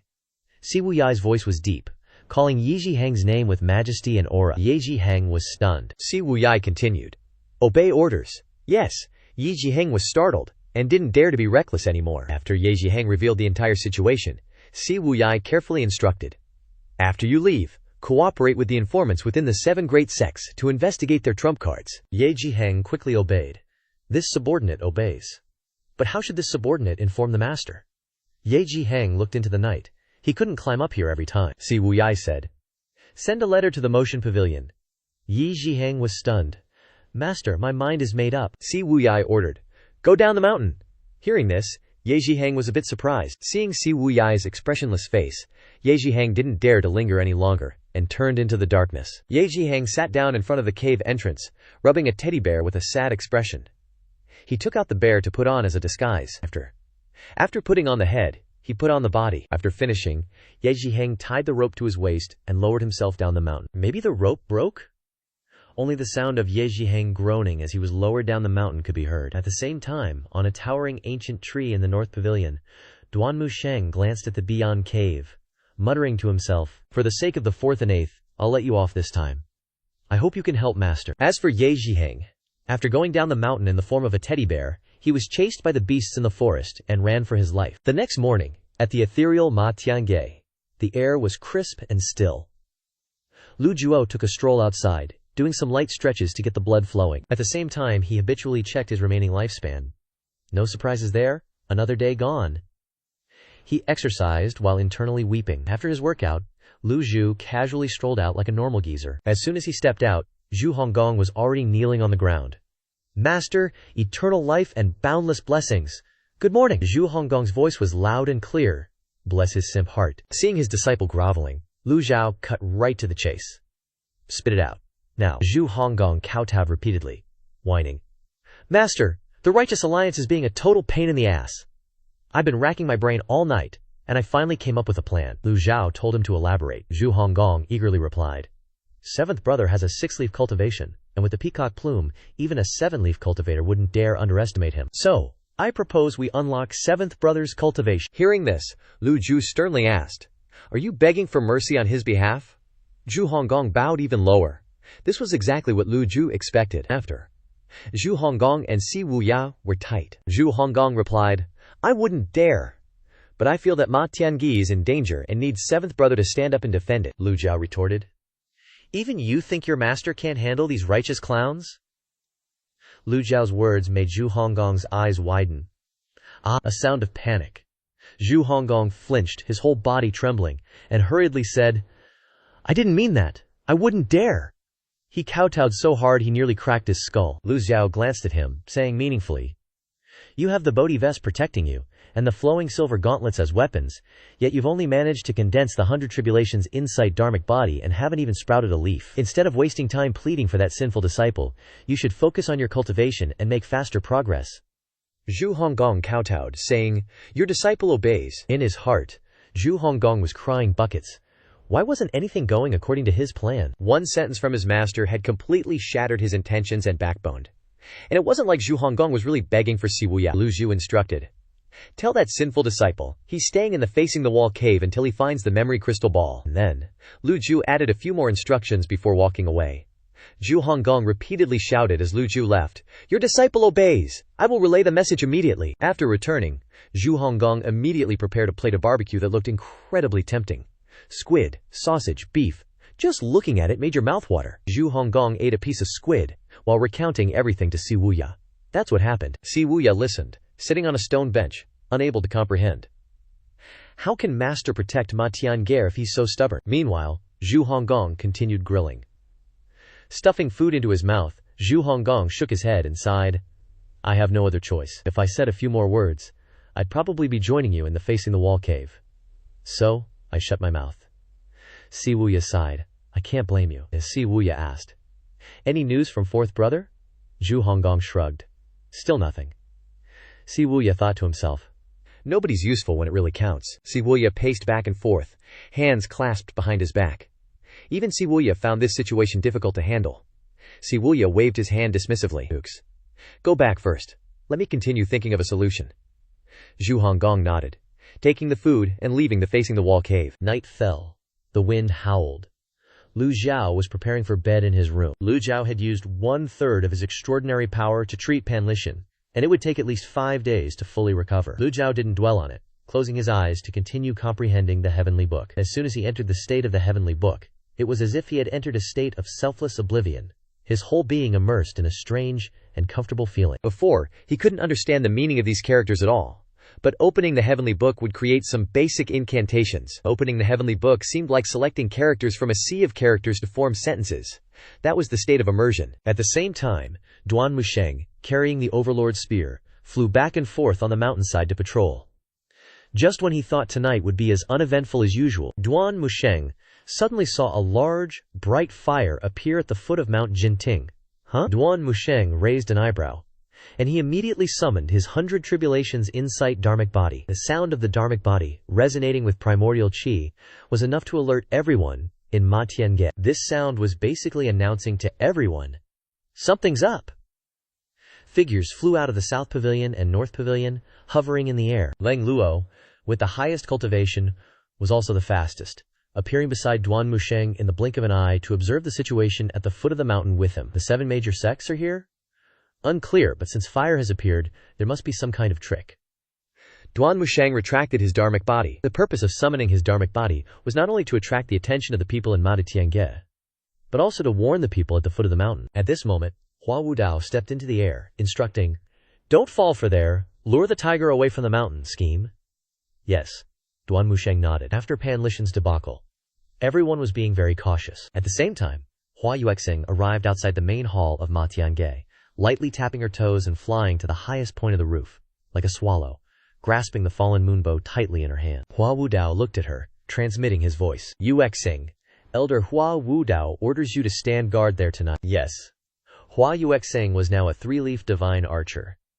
With her abilities, she could hit a target several miles away from the sky, making her the perfect choice for standing guard. Just then, flames appeared again at the foot of the mountain, but unlike before, this time the flames spread into a horizontal line with extreme speed, like a blazing carpet attacking Mount Jinting. Fire attack!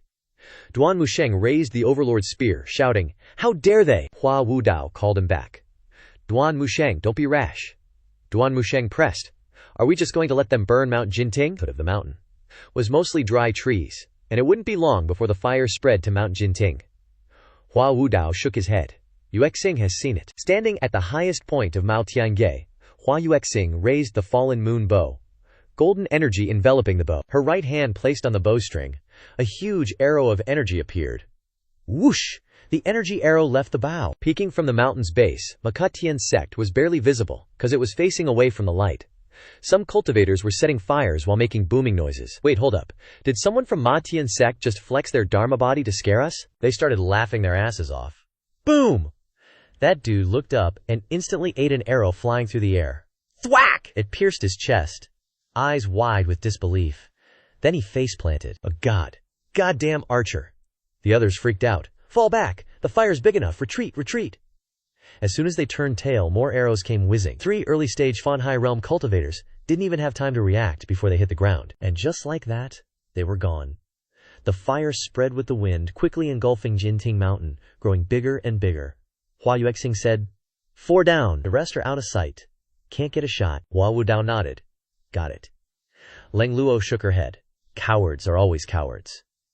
They thought this would work to take over Matian's sect? Duan Musheng, watching the fire spread, said, "We gotta stop it." Hua Wudao announced, "I'll use my footwork to walk on air."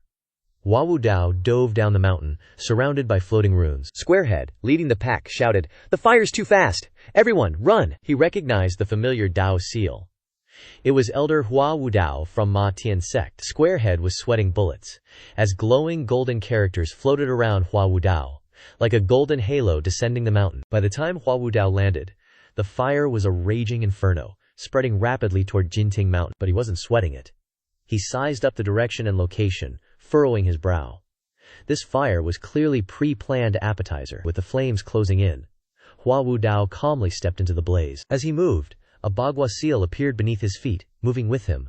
The characters on his body, Qian, Kun, Sheng, Si, Shui, Huo, Yu, Wu, reappeared. The 9 golden characters spun around Hua Wudao, forming a protective barrier against the fire. Hua Wudao clasped his hands in front of his dantian, and his primordial energy surged. Centered on the Bagua seal, the 9-character 6-harmony Dao seal rapidly inflated like a balloon, expanding outwards from below, like a shimmering, golden bubble, expanding in all directions. Peng Zhang was stunned by the spectacle. Leng Luo was impressed. This move imitates Sect Master's 10-character 6-harmony Dao seal, almost enough to cover the entire Jinting Mountain. Not bad using the 9 characters to put out a fire. Squarehead commented, "This is kinda sad. A 7-leaf expert just putting out fires? What a waste. But we can't die again." The sea of fire covered a vast area. Zhu Honggong saw this and said, "The fire's too big, I gotta tell Master." But Zhao Yu, rushing over, stopped him. "No need. I've arrived at the East Pavilion. Master is resting, not a good time to disturb him." "Yes." Zhu Honggong nodded. The flames at the base of the mountain were pushed back by the giant halo. Nearly half of the fire was extinguished by the 9-character 6-harmony Dao seal's halo. Hua Wudao kept going, using his great divine power to move to another spot and keep using the technique. After 4 uses of the 6 Harmony Dao's seal, all the fire at the base of Jinting Mountain was finally extinguished. Jinting Mountain was plunged back into darkness. Squarehead looked around, grimacing. This moonlight ain't enough to see far. Leng Luo looked at Hua Yuexing, noticed her eyes were glowing with a faint, golden light. Leng Luo nodded in approval. Such talent at such a young age. Her future is limitless. Duan Musheng noticed Hua Yuexing's unusual eyes and asked, "What technique is that?" Leng Luo replied, "Archers often attack from long range, so they need incredible eyesight and reflexes. As their cultivation increases, their reflexes get even better. Hua Yuexing uses a secret art of the Luo sect to enhance her vision in the dark." Duan Musheng nodded, understanding. Leng Luo sighed. The younger generation is truly stronger than the last. Hua Yuexing stopped using the secret art. Her eyes returned to normal, and she said to everyone, "Elder Hua is still at the base of the mountain. The fire was pretty big, easy for it to reignite, so he wants to wait and see." Everyone nodded. Zhu Honggong suddenly felt bored. Thought there'd be some action. Should've just kept sleeping. Hua Wudao was indeed observing the situation at the base of the mountain, making sure the fire didn't flare up again. After confirming everything was okay, Hua Wudao shook his head, regretting the scorched landscape. Just as he was about to leave, 10 cultivators flew over from a distance. They weren't being loud, just enough for Hua Wudao to notice. Hua Wudao frowned, thinking, better head back to Matian Sect. The 10 figures were still approaching, their voices arriving before they did. Hua Wudao was shocked and looked ahead. As they got closer, the moonlight revealed the newcomers. Great Elder Fang Wenxian of the Yun Sect. This made Hua Wudao feel weird. Why are there people from Yun Sect in the Demon Slayer Alliance? Moreover, Matian Pavilion didn't even bother with Yun Sect's actions when they descended upon Luo Sect's sacred ground last time. What the hell are they doing here now? Appearing time and time again after the Great Fire, this can't help but make people feel strange. Too coincidental. Fang Wenxian led 10 people over. Ling Kong stopped in mid-air. Fang Wenxian gestured.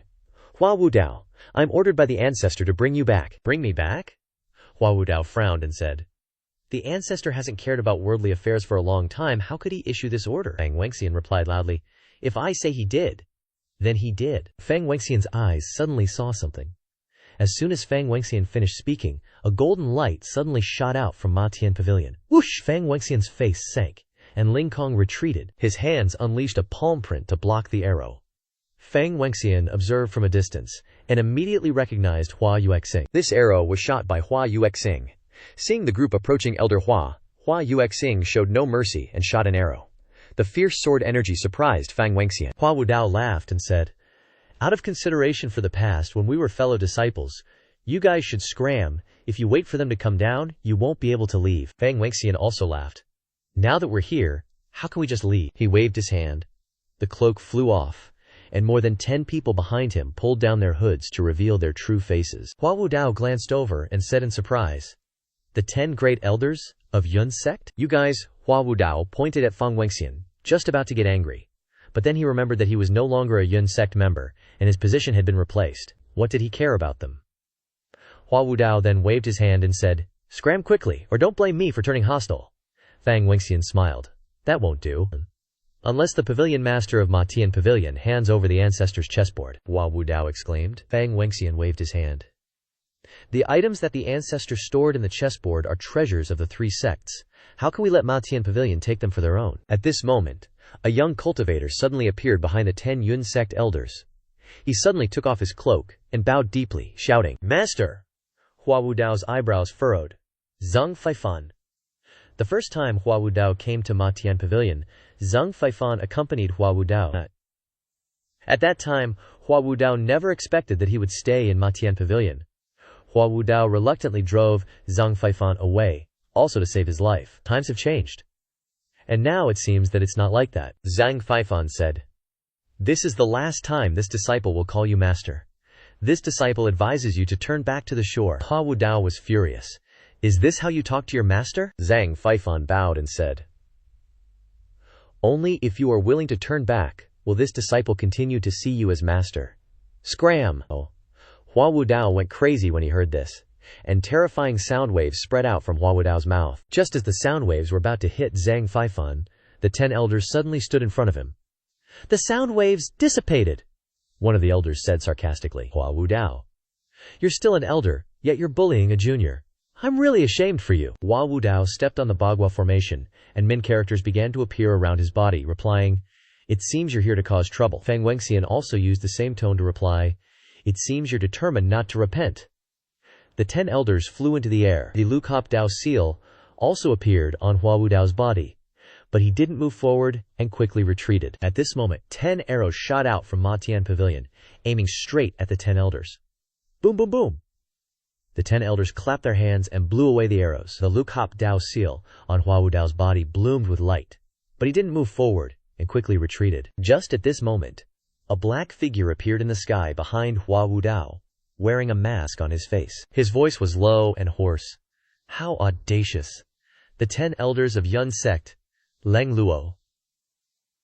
Seeing Leng Luo, the 10 elders stopped. When they were in the sacred land of Luo's sect, they had witnessed Leng Luo's methods with their own eyes. This was the 8-leaf expert who had topped the black rankings 300 years ago.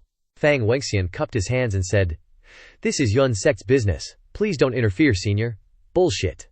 Leng Luo didn't mind being vulgar. Hua Wudao is an elder of Ma Tian Pavilion. What does it have to do with you?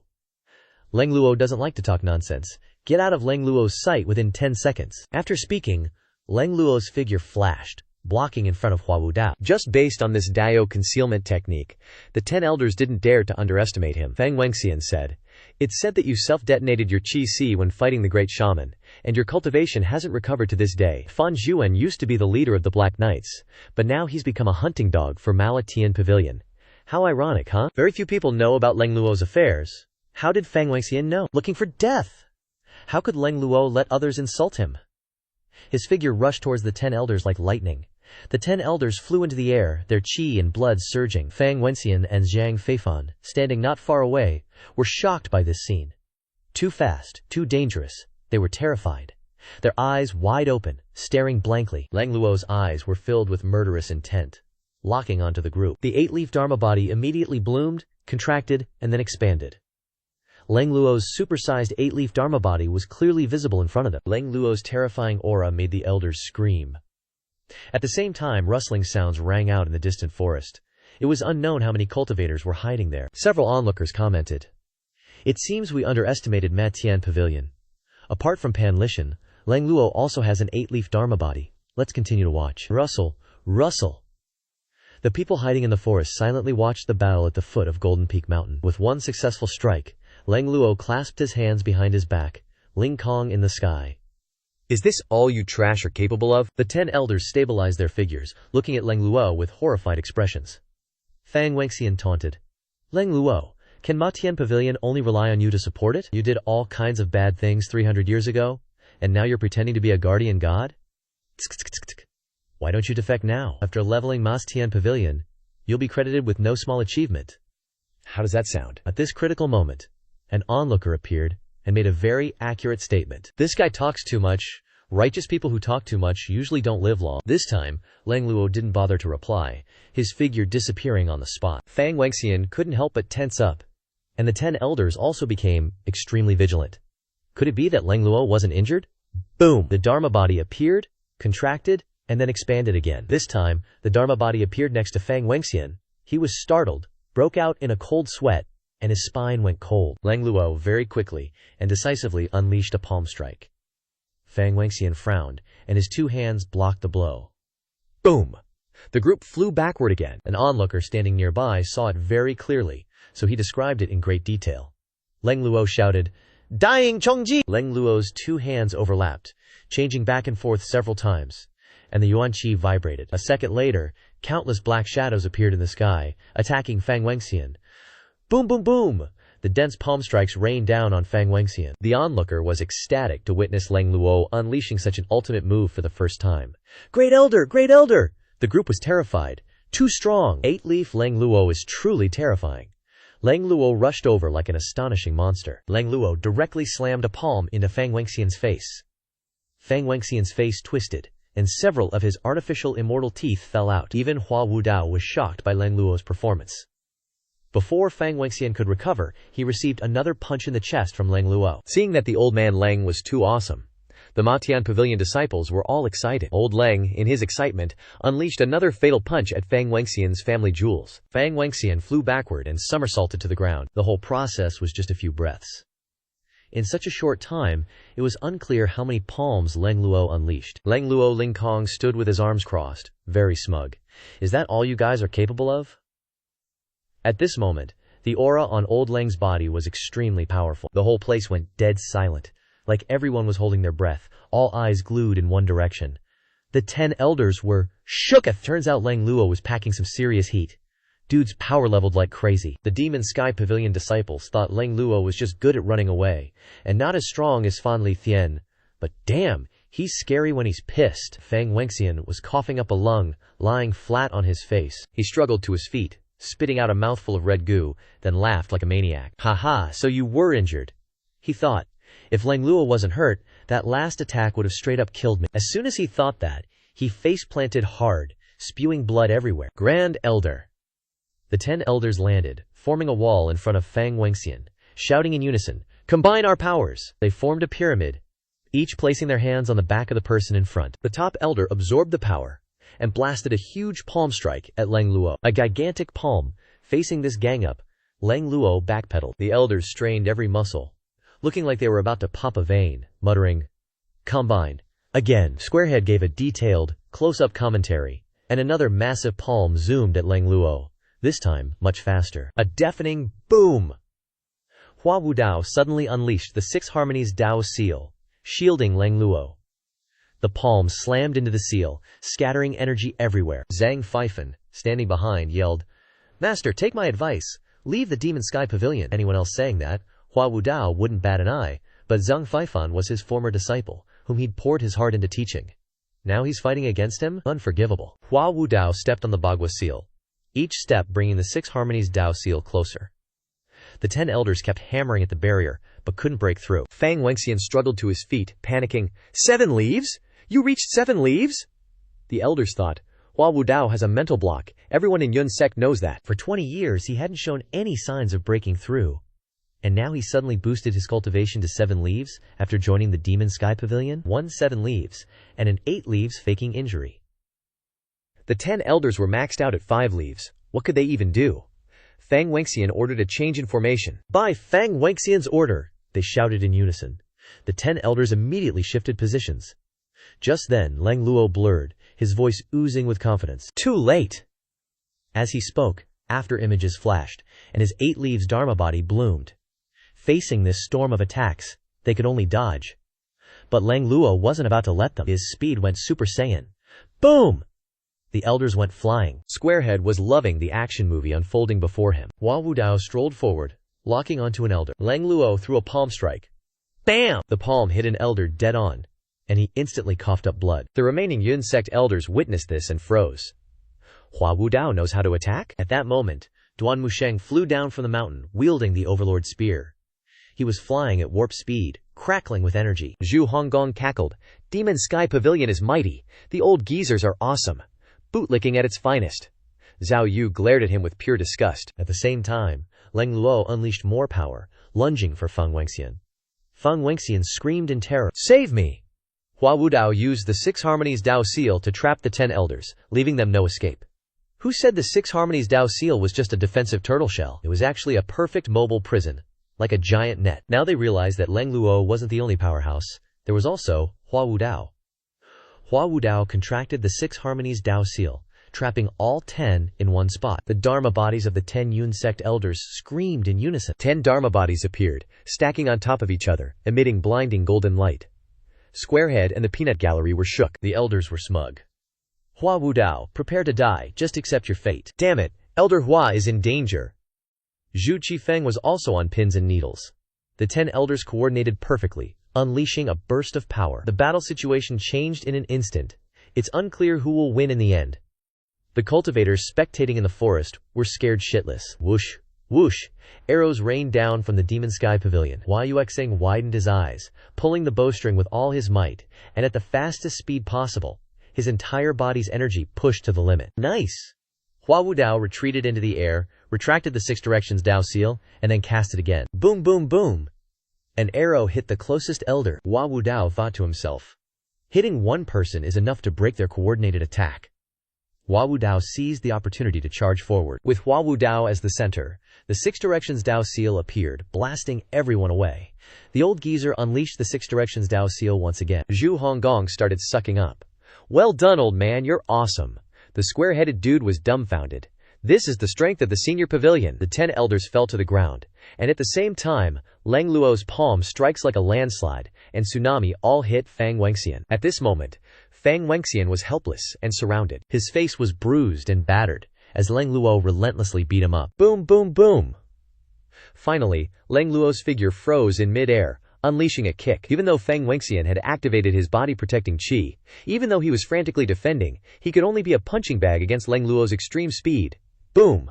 With a violent tremor, Fang Wenxian was once again flattened on the ground. Zhang Feifan, Hua Wudao's former disciple, watched from a distance, stunned. He originally thought that this action, even if it couldn't kill Hua Wudao and Lang Luo, could force them into a desperate situation, forcing the disciples of the Demon Sky Pavilion to appear. Unexpectedly, Fang Wenxian was crushed by Lang Luo before he could even make a move. Zhang Feifan's lips trembled slightly, and he hurried over to check on Fang Wenxian.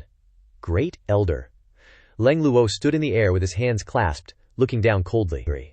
If there's anyone in the Demon Sky Pavilion who's the most cold-blooded, it's probably Lang Luo. The square-headed dude reported that Lang Luo's attacks were like a storm, defeating Yun Sect's great elder Fang Wenxian so thoroughly that he didn't even have a chance to retaliate. His life hangs in the balance. Zhang Feifan struggled to help Fang Wenxian up. Tui! Fang Wenxian spat a mouthful of blood directly into his face. Zhang Feifan wiped his face with his hand. Fang Wenxian's lips trembled, his eyes were white. He grabbed Zhang Feifan's right arm tightly, pulling hard. Then he tilted his head, exhaled his last breath, and had no more aura. He's dead!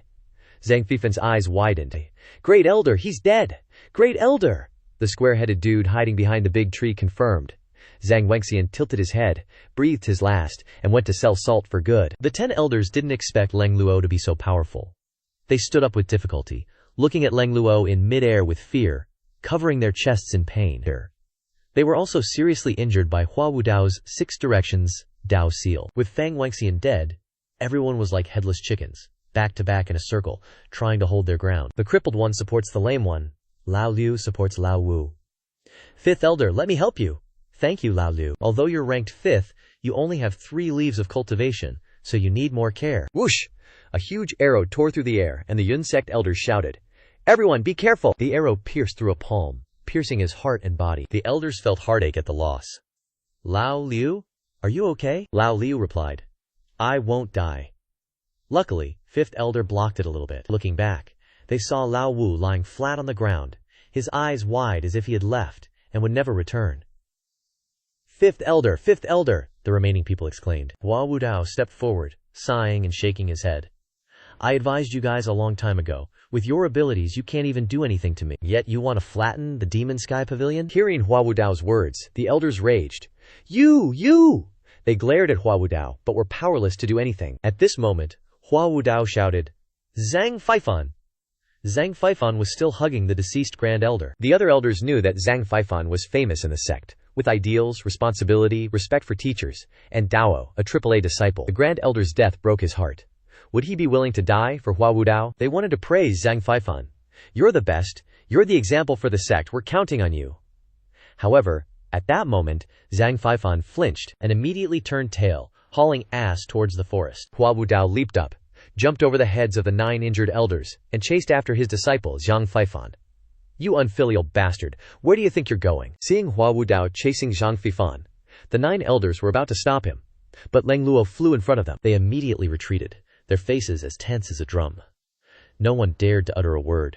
Just Lang Luo's aura silenced them. Even with a black mask, Lang Luo couldn't hide his coldness and ferocity. Squarehead returned to his usual job of commentating on the chase. Zhang Feifan is running for his life.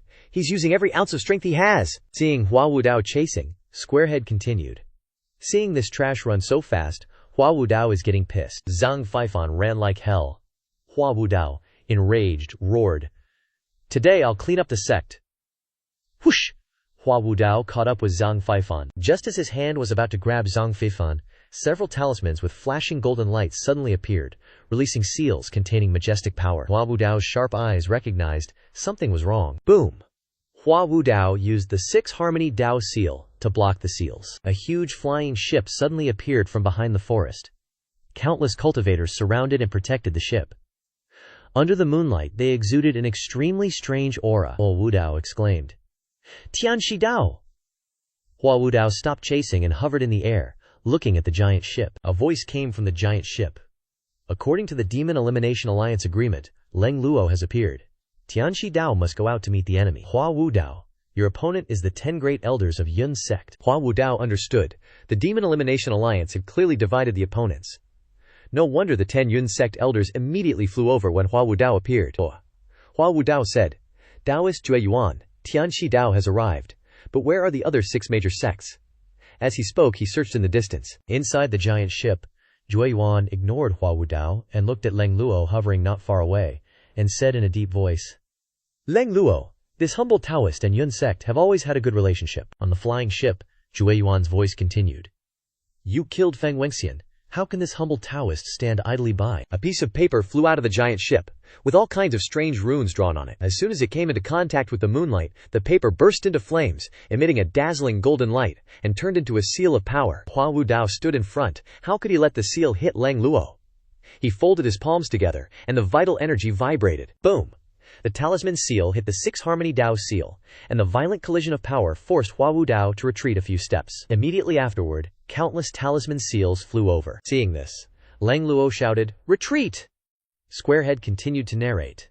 In fact, Leng Luo burst out his strength to crush Feng Wenxian from beginning to end. Feng Wenxian didn't even have time to use his moves before he was killed. But Leng Luo can't always be so strong. Tianxi Dao has appeared. He can only choose to retreat. A voice rang out again on the flying ship. "You can't retreat!" A figure flew out of the giant ship, with cold eyes and a smile on the corner of his mouth, holding a talisman in his hand. He quickly threw the talismans towards Hua Wudao. Hua Wudao knew that this person was Taoist Jue Yuan of Tianxi Dao, with unfathomable cultivation, so he quickly mobilized his vital energy, and the 9 characters 6 Harmony Dao seal rotated at the fastest speed. Soon, Hua Wudao was in the center of the rotating 9 characters 6 Harmony Dao seal. At this time, the talismans were also rushing over. Taoist Jue Yuan sneered, his face full of confidence. He cast the talisman in his hand. The talisman turned into a drill-shaped energy, attacking Hua Wudao's 6 Harmony Dao seal. Boom in the air. Squarehead's voice became louder. Several symbols facing forward emit energy, forming a conical attack. Boom! Taking the point of impact as the center, a vertical ripple spread out. Hua Wudao's eyes were surprised and a little frightened when he saw Jue Yuan's attack. Jue Yuan's golden energy hit straight through Hua Wudao's 6 Harmony Dao seal and quickly hit the ground, creating a huge shock. Squarehead couldn't help but scream and covered his eyes to avoid the bright light. Even so, Squarehead continued to narrate. He squinted his eyes and said, "The point of impact created a huge explosion that cracked the ground. Hua Wudao hovered and flew backward. The 6 Harmony Dao seal was broken." Hua Wudao's eyes were a little unwilling at this time. Taoist Jue Yuan put his hands behind his back and said in a deep voice, "The 6 Harmony Dao seal originally came from Taoism. To break your Taoist seal, this humble Taoist spent a lot of effort." Jue Yuan's voice was as cold as ice. "But it's not impossible to break." Hua Wudao's eyes flashed with fire. "You prepared in advance." Jue Yuan thought to himself. Hua Wudao can research this defensive move, so of course others can research how to break it. The 6 Harmony Dao seal originated from Taoism, and so does Tianxi Dao. Talismans are the best method. They can erode and break the shield, like Dao seal. Taoist Jue Yuan didn't intend to hide it. "Yes, I came prepared." Hua Wudao shook his head. "Jue Yuan, your skin is so thick." Jue Yuan said with great righteousness, "This humble Taoist is just acting on behalf of heaven." Grand Elder Zhang Daoren of Tianxi Dao died in the hands of Yu Shangrong, and Zhang Yunshan died in the hands of Protector Bai Yuqing under the command of Yu Zhenghai. A life for a life. This is a matter of course. Not to mention your demonic path is used to being arrogant. Everyone wants to destroy you." Hua Wudao said disdainfully, "Those people deserve to die." After speaking, Jue Yuan flew straight towards Hua Wudao. "Hua Wudao, you have entered the demonic path. There is no cure." At the same time, several arrow energies shot down from the Demon Heaven Pavilion, and the disciples of the Demon Heaven Pavilion, Zhu Honggong, Zhao Yu, Duan Musheng, and Xiao Yaner, also came down. Leng Luo glanced at the forest and said in a deep voice, "Zhuo Yuan, don't be too happy too soon." Squarehead said with a tense expression. Leng Luo's 10 zang high Dharma body flew toward Zhuo Yuan, and the dazzling light illuminated the entire forest area, revealing many figures hiding under the trees. Holy crap, these are all Leng Luo's afterimages. 8 leaves, returning to 1 is 8 leaves. How can it compare to 7 leaves? Seeing this, Leng Luo withdrew his Dharma body and shouted, "Retreat!" At the same time, he burst out his speed and quickly retreated with Hua Wu Dao. At this time, Zhuo Yuan was holding a talisman and aimed it at Leng Luo and threw it. He threw countless of them. The talismans formed a straight line, and the curves moved continuously in the air. The arrow energy collided with Zhuo Yuan's talisman, causing sparks to fly everywhere.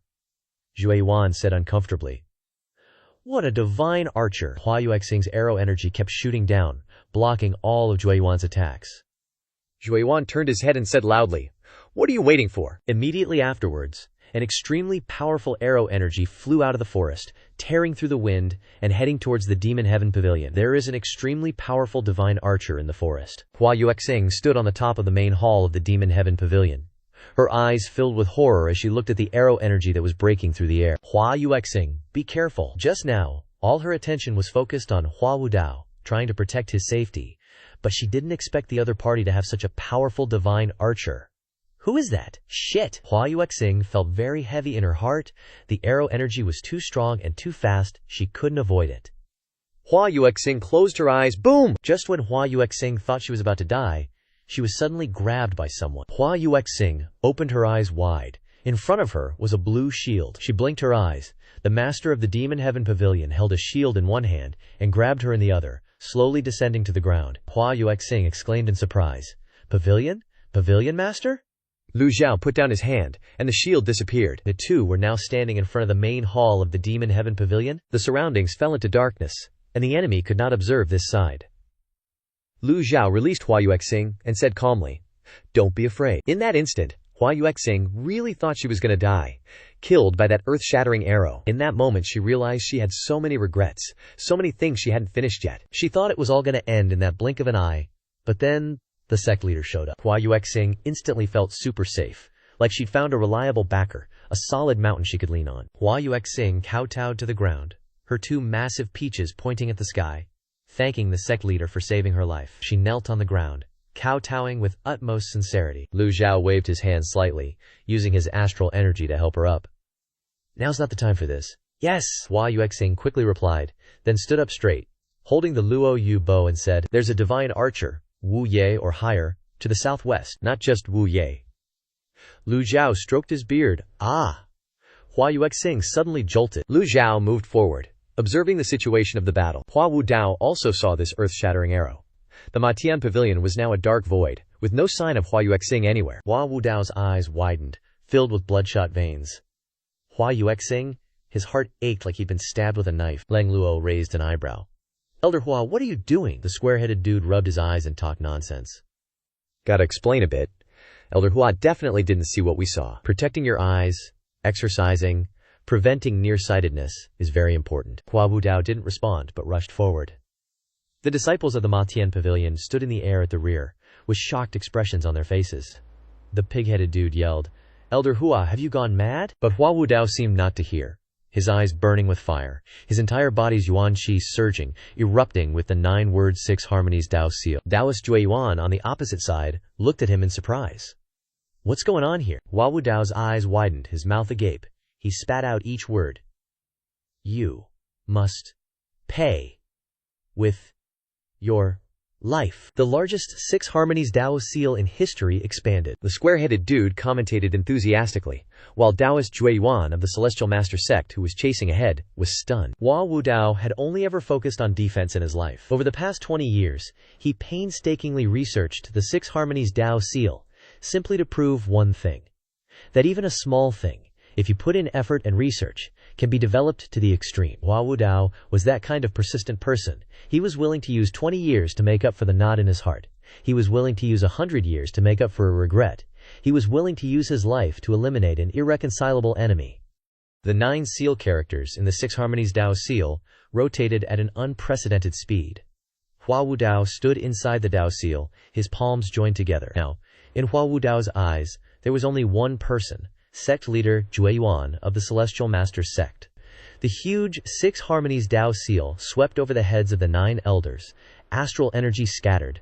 The 9 people flew backward, blood splattering everywhere. Their strength was completely disparate, unable to withstand a single move. Taoist Jue Yuan revealed an excited expression, soaring into the air, striking out dozens of Taoist talismans. The talismans blazed fiercely, then formed a circular astral shield in front of his body.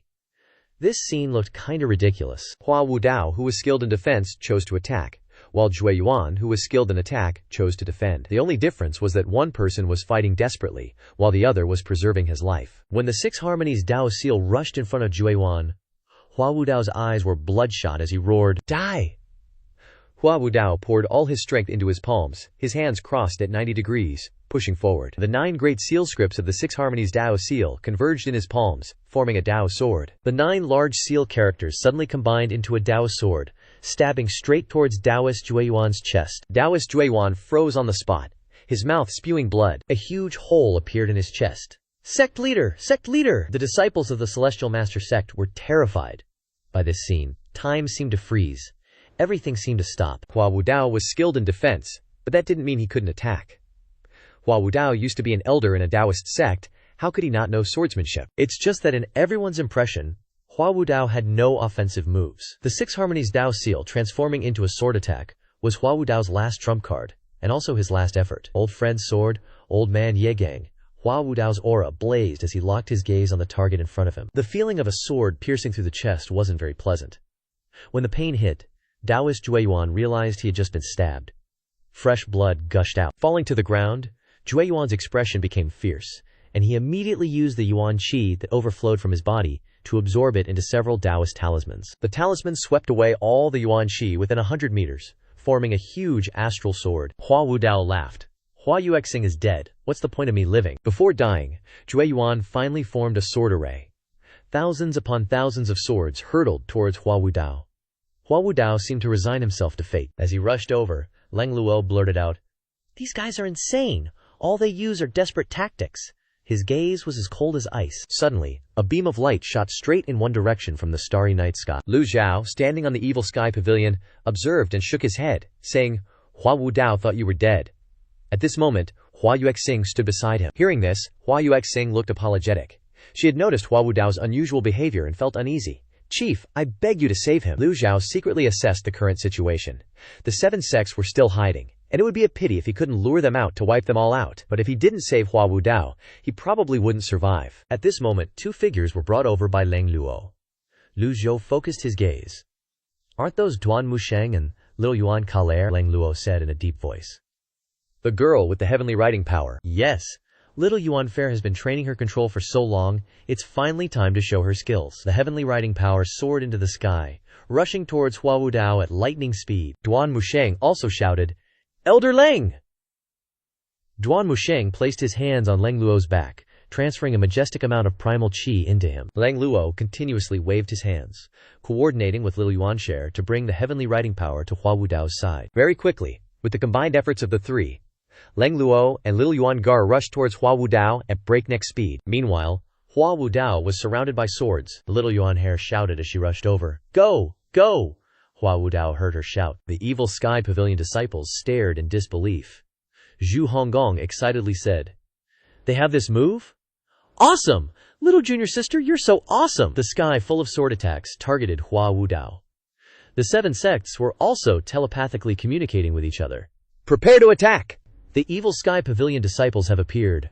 "Prepare to attack!" Order 2 people to sneak attack Jilaomo from the back mountain. As soon as the order was given, a major change occurred in the sky, shocking the square-headed god. This time, over 1,000 cultivators from the 7 sects went all out, with a dense army on the ground and giant flying beasts and various other mounts in the sky. In the sky, Leng Luo hurriedly shouted, "Girl, pull the heavenly writing power back! Focus!" Little Yuaner quickly replied, "Yes." With that, she began to pull. Little Yuan Care held her breath and focused her mind. Sure enough, the heavenly writing power obeyed her command, wrapped around Hua Wudao, and quickly flew back. Little Yuan Care cheered excitedly. It worked! The heavenly writing power was like a net, enveloping Hua Wudao and helping him block all the sword energy. The square-headed guy continued to narrate with all his heart. Hua Wudao thought he was going to die this time, but seeing the Evil Sky Pavilion disciples and Leng Luo doing their best to save him, he roared, draining the primal chi in his dantian and quickly flying out of the sword formation with the heavenly writing power. The talisman sword energy was terrifying, but its weakness was also very obvious. It couldn't attack from too far away. Hui Yuan was severely injured and didn't have much time left. He couldn't carry the sword formation forward yet. At the same time, 1,000 cultivators from the 7 sects appeared under the moonlight. Jue Yuan covered the bloody hole in his chest, his eyes flashing with cold light. Damn it! He gritted his teeth in frustration, red liquid still on his mouth. What the hell? Hua Yuexing isn't dead. As soon as he finished speaking, a tiny arrow energy suddenly shot out from the Evil Sky Pavilion, flickering with a blue light. The square-headed guy and everyone else looked up at the arrow energy soaring through the air. Its target was clearly sect leader Jue Yuan. Wei Yuan suddenly felt a chill down his spine and roared, "Block it!"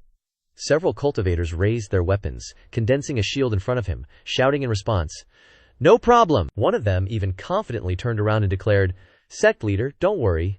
The 5 of us working together are the strongest meat shields in the orthodox path. It's just an arrow, what's there to mention?" So the 5 of them lined up, determined to block the arrow.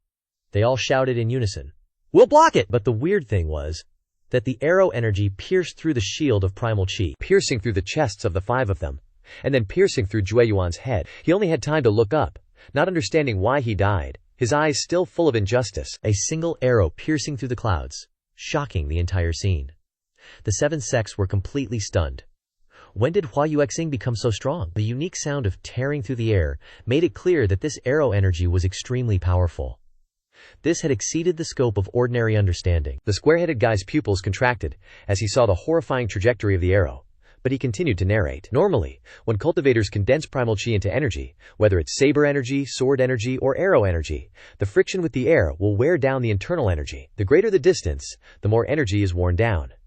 Therefore, when they want to shoot, god-tier archers usually condense very large arrow energy. But the arrow energy just now was very unusual, both small and exquisite, but its penetration power was unimaginably great. The other cultivators riding pigs and cows in the air were also shocked by Hua Yuexing's arrow. How could Hua Yuexing shoot this arrow energy? She's only a 3-leaf cultivator. The 5 cultivators and Taoist priest Jue Yuan ultimately lost all signs of life, and 6 corpses fell straight to the ground. At the same time, at Lu Zhao's location, the system sent a notification.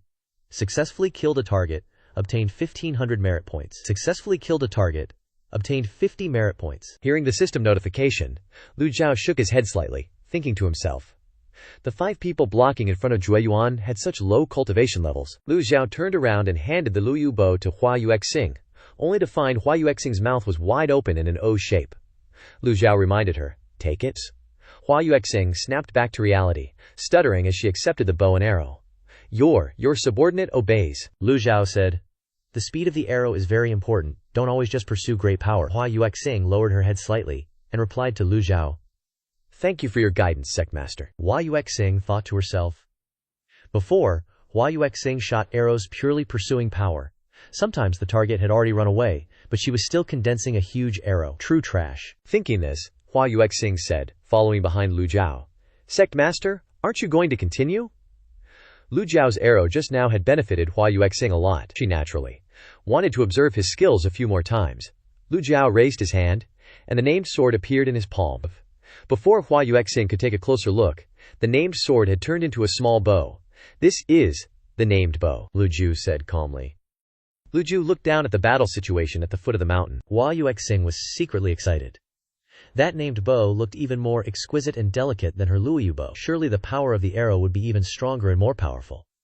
Even heaven-tier weapons have high and low grades. Lu Zhao stroked his beard silently, quietly waiting for the opportunity to come. The extraordinary power of the heavenly book, coupled with a heaven-tier weapon, could restrain the experts of the 7 great sects. Seeing the 7 great sects begin to launch an attack, Lu Zhao said softly, "Just a bunch of Junkian peak trash. If they like to hide like this old man will accompany them to the end." Snipe shooting? Hua Yuexing frowned, but soon she understood. An archer should hide from a distance to snipe. Just now she was standing in the highest place on Mocation Pavilion, becoming too easy of a target. She was almost killed by the opponent's sharpshooter. Hua Yuexing secretly sighed in her heart. Senior is indeed a senior. His combat experience is much, much richer than hers. Thinking this, Hua Yuexing also ran quickly.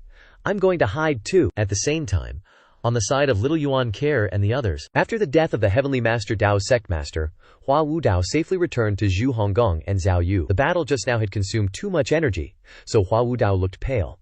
He even staggered for a while before standing firm when he landed. Zhu Honggong supported Hua Wudao, praising him non-stop.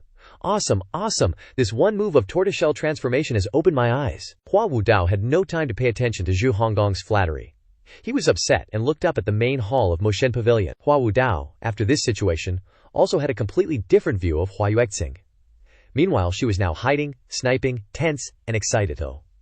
The cultivators gradually advanced. The 9 Yun sect elders breathed a sigh of relief, quickly blending into the crowd. Leng Luo called out, "Duan Musheng! Little girl, come back!" Little Yuan He glared at the people in front of her. No way. With her warlike nature, how could she easily return? Elder Leng, you've consumed too much energy. Go back and rest quickly. My junior sister and I can handle it. Yes. As he spoke, Duan Musheng held the Overlord spear and advanced into the air. Little Yuan Care also flew beside him. The flying chariot in the sky had now stopped. A voice sounded in the sky. Call Ji Laomo out here. Duan Musheng held the Overlord spear horizontally and said disdainfully, "You're not worthy." Not far away, another flying chariot also emitted a sound. I am Feng Qinghe of the Zhenshang school. One person finished introducing himself, and another said, I am the Sect Master Tai Liang of the Hengqua school. The voices of the two were full of arrogance, as if they wanted to overflow. A female voice followed. This poor nun is Miao Yin, the host of Ruyi Nunnery. A guy dressed like a zombie wearing cool glasses spoke up. I am Village Master Jia Yuan of the 7-Star Villa. Next was a young man who also looked good, introducing himself. I am Sect Master Liu Ruyan of the Dangxin Sect. The last person in the introduction program was a guy with a fierce expression. I am Shao Jinhan, the eldest disciple of the Duanlin school. From a place where everything could be seen, the representatives of the 7 great sects had all appeared, except for the Zhuiyuan Taoist of the Heavenly Master Dao, who was just shot to death. There were still 6 flying chariots hovering in the air, surrounded by disciples. The previous sieges of Golden Court Mountain by the 10 great sects were not as grand as this. Duan Musheng snorted coldly. How dare you repeatedly provoke Motion Pavilion? Do you really think Motion Pavilion doesn't dare to start a great slaughter? Feng Qinghe laughed loudly and said, Everyone here. Is there anyone who hasn't had their core disciples killed by Motion Pavilion? You not only attacked the 10 great sects, but also didn't spare the people of Yun sect. Now you want to talk about reason with us?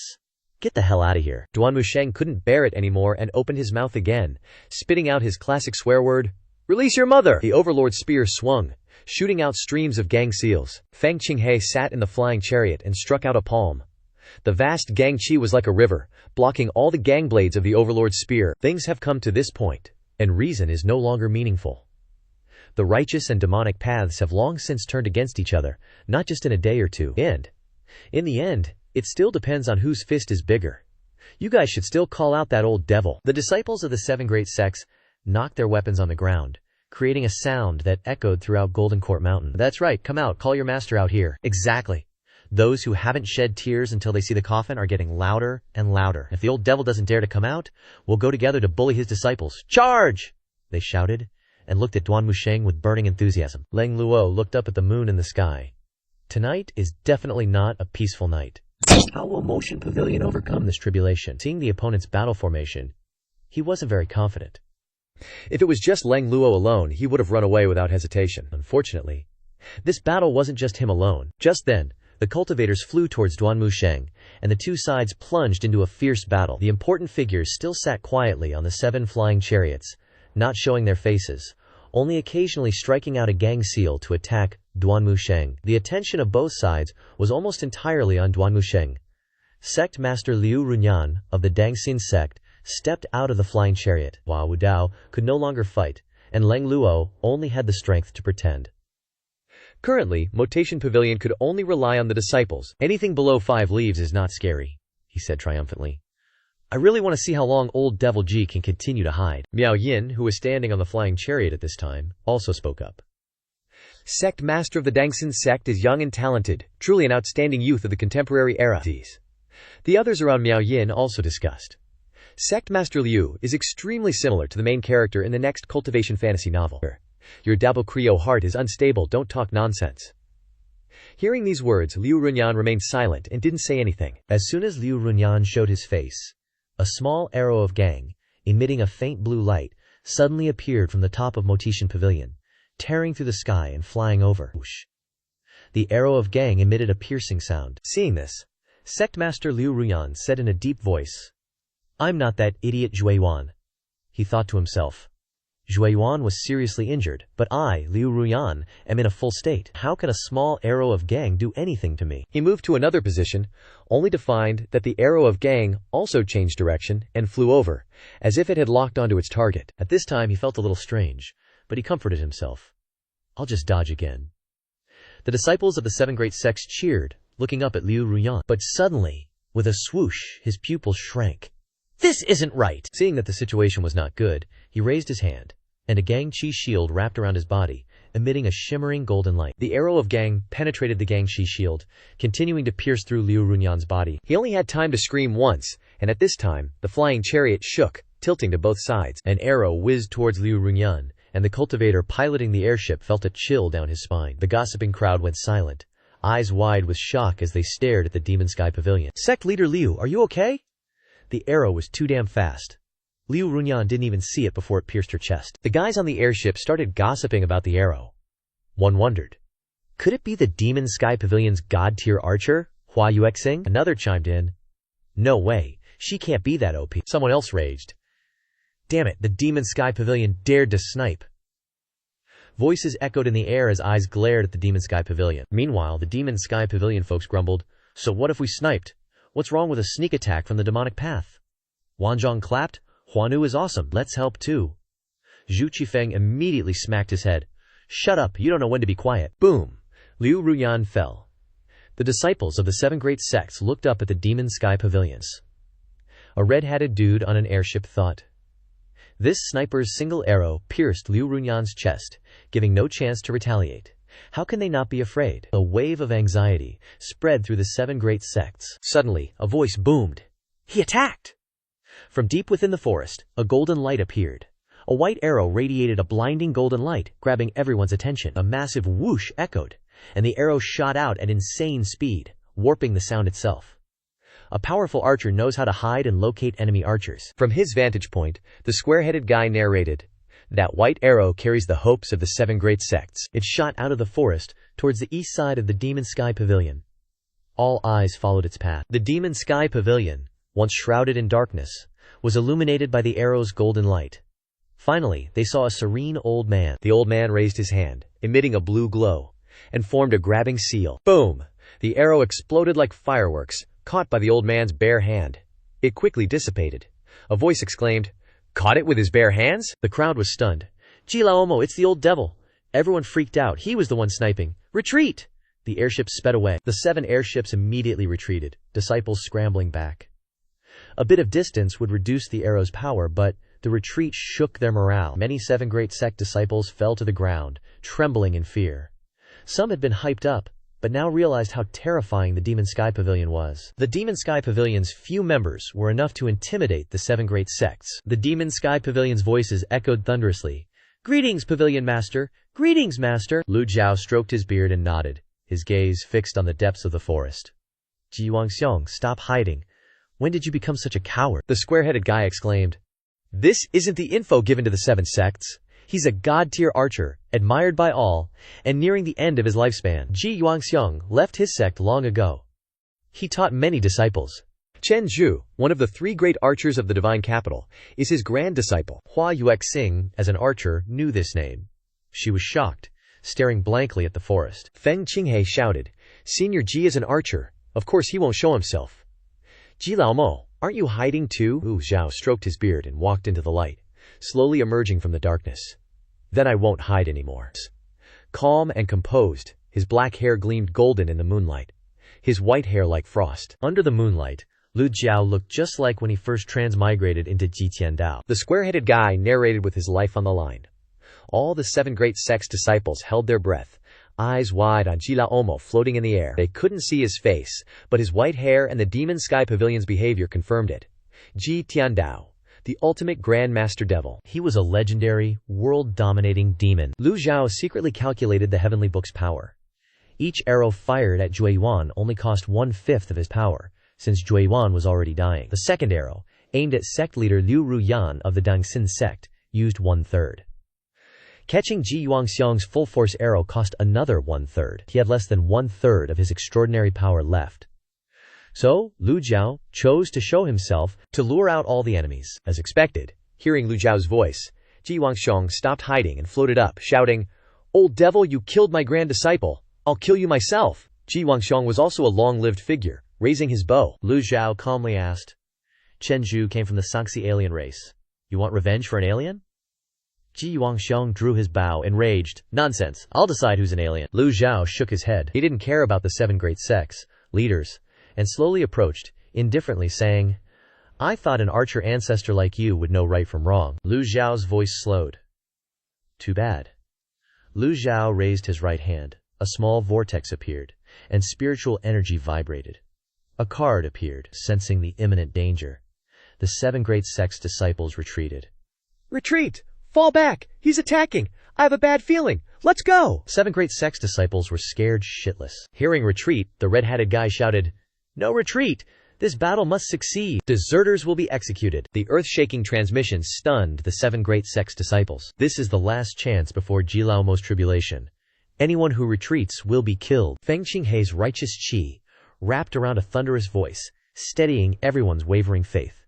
This was it, their last shot before the Reaper came knocking. No turning back now, baby. Meanwhile, Lu Zhou unleashed a great fearless seal with a flick of his wrist. Golden light zipped towards Qi Yuanchang. Qi Yuanchang roared, drawing his bow taut. The scene was giving Major Chen Zhu at the Ferry of Heavenly Tribulation vibes. Desperate, last-ditch effort. Boom! A bunch of arrow projectiles shot out, hitting the seal, creating only a few weak ripples. Not even a scratch. Suddenly, Qi Yuanchang had a hold-up moment. That ain't right. HMPH, the best archer, doesn't just have mad shooting skills. My escape game is top tier. I've dodged attacks for centuries. "I'm outie," Qi Yuanchang suddenly asked Zhen Jinghai. The seal zoomed between 2 flying ships. Shredded sounds. The great fearless seal smashed a third of each ship. A dozen disciples face-planted into the ground, their screams echoing in the air. The great fearless seal kept coming for Qi Yuanchang. Sensing danger, Qi Yuanchang booked it, but the seal was like a heat-seeking missile catching him at lightning speed. Boom! Dust to dust, crickets chirping. Total silence. The 7 major sect disciples lost the ability to think, breathe, and their confidence was shattered again. You see in this SHT? Blink, and you're gone. Didn't even get a good look at old man Qi. Lu Zhou, not caring about the cost, dropped that nuke card. No mercy for snipers. He'd pay any price to off that old fart. Lu Zhou kept walking on air. Feng Qinghei's eyes flashed, but inside he was straight up terrified. No turning back now. He had to give the order. "Kamikaze squad, go kill!" The cultivators roared in unison. The cultivators guarding the 7 flying ships swarmed like ants. "Master! Sect leaders!" The only remaining powerhouses in the Evil Sky Pavilion are Duan Musheng and Little Yuan Air. Lang Luo can only run. Seeing this, they rushed to intercept the cultivators. Lu Zhou floated in the sky, standing on a blue lotus, radiating blue light. Divine Tribunal Realm cultivation? Please. Trash in front of a Primal Spirit Realm cultivator. Cultivation World saying, "Ants under Primal Spirit." These people were mere small fries. But right now, everyone was hella sus of old geezer Luan's supposed Divine Tribunal Realm, trying to sense if Lu Anju had really been nerfed. But no matter what, they could only sense Divine Tribunal Realm. Lu Zhou nonchalantly eyed the ant-like cultivators swarming towards him. The blue lotus under his feet suddenly expanded to a 100-meter radius, then bloomed. The Evil Sky Pavilion crew gawked. Every time Master made a move, it was always jaw-dropping. Hua Wudao, Duan Musheng, Zhao Yue, and Little Yuan Hair had seen this before. When Lu Zhou was in closed-door cultivation, they worried and barged in, only to get blasted by this very move. The only difference? The power radius was now, like, 1,000,000 times bigger. "Get back!" Lang Luo, the most experienced, urgently yelled. The Evil Sky Pavilion gang finally remembered.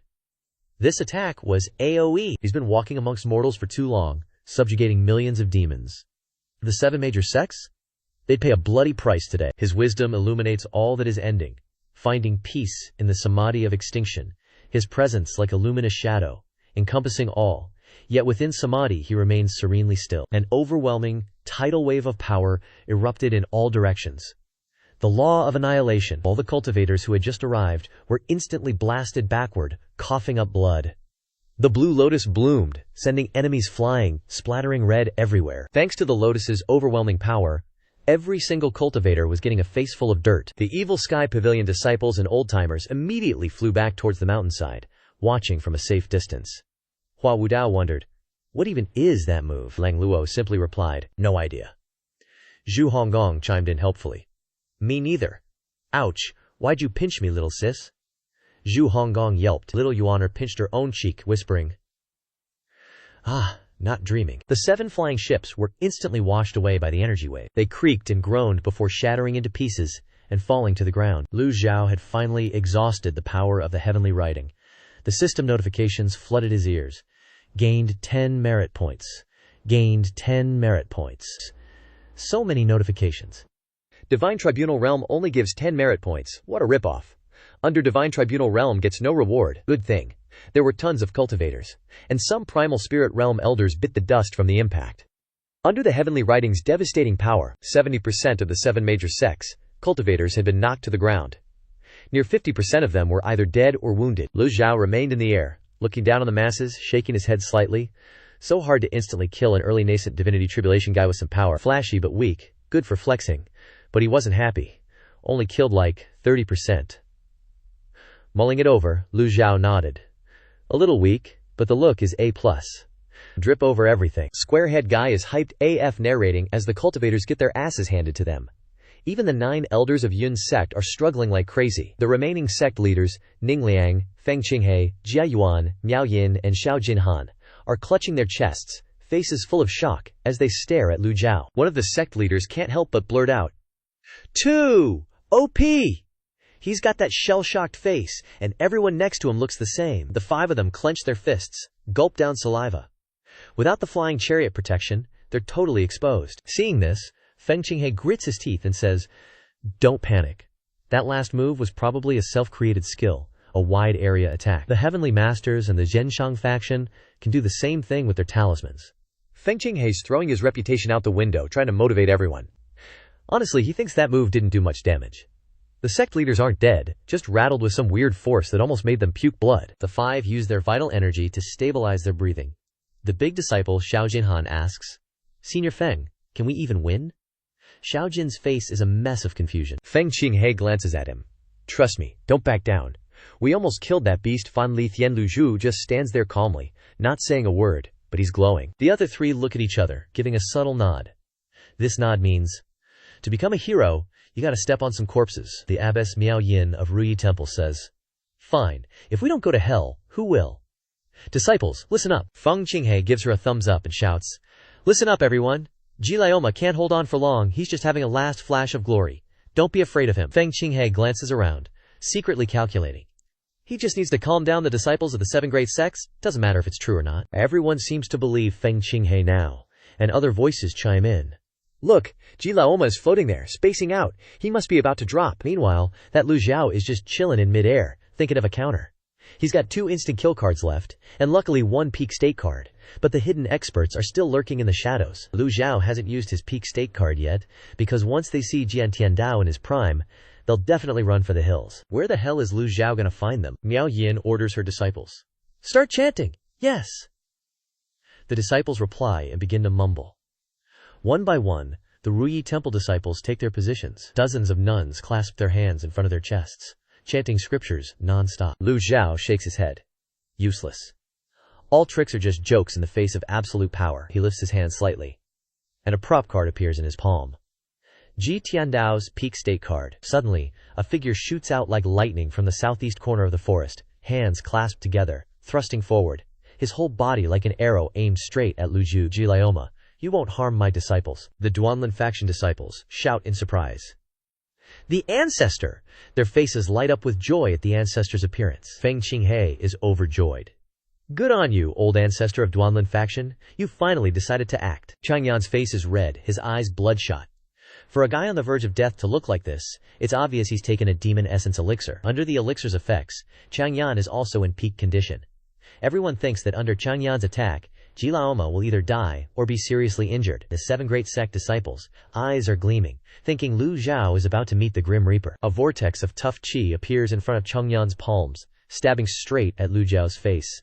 His powerful fist is aimed directly at Lu Zhao's forehead. Lu Zhao is holding a card, and even he is a little surprised by this sudden appearance. Lu Zhao turns his head to look at Chengyan flying through the air, and shakes his head slightly.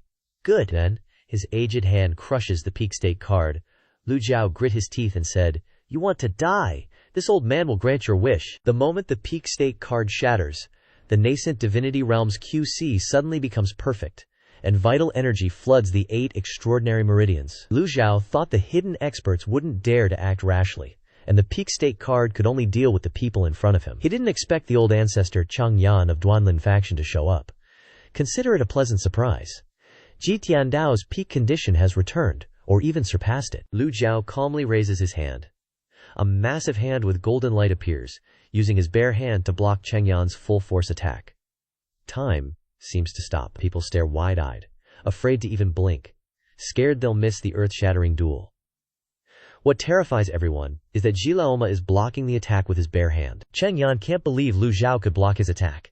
Chengyan realizes Ji Laoma has always been at the unreachable peak, never weakened. The old ancestor Chengyan used the demon essence elixir, yet his attack was stopped with bare hand. Everyone's hearts are trembling. Chengyan's eyes widen, and he shouts, "Ji Laoma, die with me!" With those words, he charges towards Lu Zhao again with fierce, murderous eyes. At this moment, a massive Dharma body appears in the sky. 8-leaf Dharma body. Lu Zhou replies loudly in the sky, "You're thinking too much." Hearing this, Chengyan's eyes become horrified, his pupils shrink. Lu Zhao clenches his hand, forming a mudra that looks like the Buddha's hand seal, then suddenly becomes bigger and attacks, bang, to ashes in mid-air. An extremely powerful column of light is aimed straight at Chengyan. What demon essence elixir? What old ancestor of Duanlin faction? What 8-leaf peak? Just one move. Lu Zhao did that because he wanted to save time. He only had 30 minutes, but his primordial Q seemed boundless, so he just went all out, unleashing his most powerful moves. The people from the 7 great sects were dumbfounded to see how insanely powerful Lu Zhao was, unable to stop themselves from exclaiming, How is this even possible?" One dude, awestruck, blurted out, "Why is old Devil Ji so strong?" "No, that can't be." The sect members cried out, "Sect Master! Sect Master!" Even if someone tried to calm them down, facing such a super-tier powerhouse, who wouldn't be terrified now? No matter how clueless someone was, after seeing Lu Zhou punch an 8-leaf peak cultivator to death with bare hands, could they still shout, "Old Devil Ji is about to be annihilated"? There's nothing else to do but run. The people from the 7 great sects were so scared they nearly peed their pants. Seeing their sect master flee, the disciples yelled, "Sect masters, wait for me!" Just as he was about to run, he felt his body become incredibly light. What the hell? A great divine ability? Who dares to casually unleash such a powerful ultimate move? Lu Zhao's figure flickered, unleashing the great divine ability of Thousand Lies Soul Pursuit. Seeing Lu Zhao chase after one of the sect masters, the crowd rejoiced. "Don't panic, everyone! The old devil is chasing their sect master!" It was the sect master who lured the old devil away. What a true goat!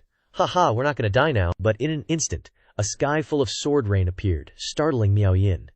And who the hell summoned that sky-shattering sword rain? Soon, screams echoed. "The sword rain is here! Run! Run! Boom!" Attacks rapidly rained down on everyone. A palm strike slammed into Duanlin Academy's chief disciple, just as he was about to turn and escape. Xiao Jinhan's chest was busted open by a palm print, and as he fell, another ultimate move struck. With Lu Zhao at the center, sword ki shot out like drilling projectiles. The disciples of Ruyi Temple, still chanting, were instantly wiped out, all falling to the ground. Miao Yin, the abbess of Ruyi Temple, stared wide-eyed, her hands clasped before her chest, trembling uncontrollably. How is this possible? When she looked up, she saw the old man, radiating golden light, floating mid-air before her. Miao Yin stammered, unable to form words. "Ji!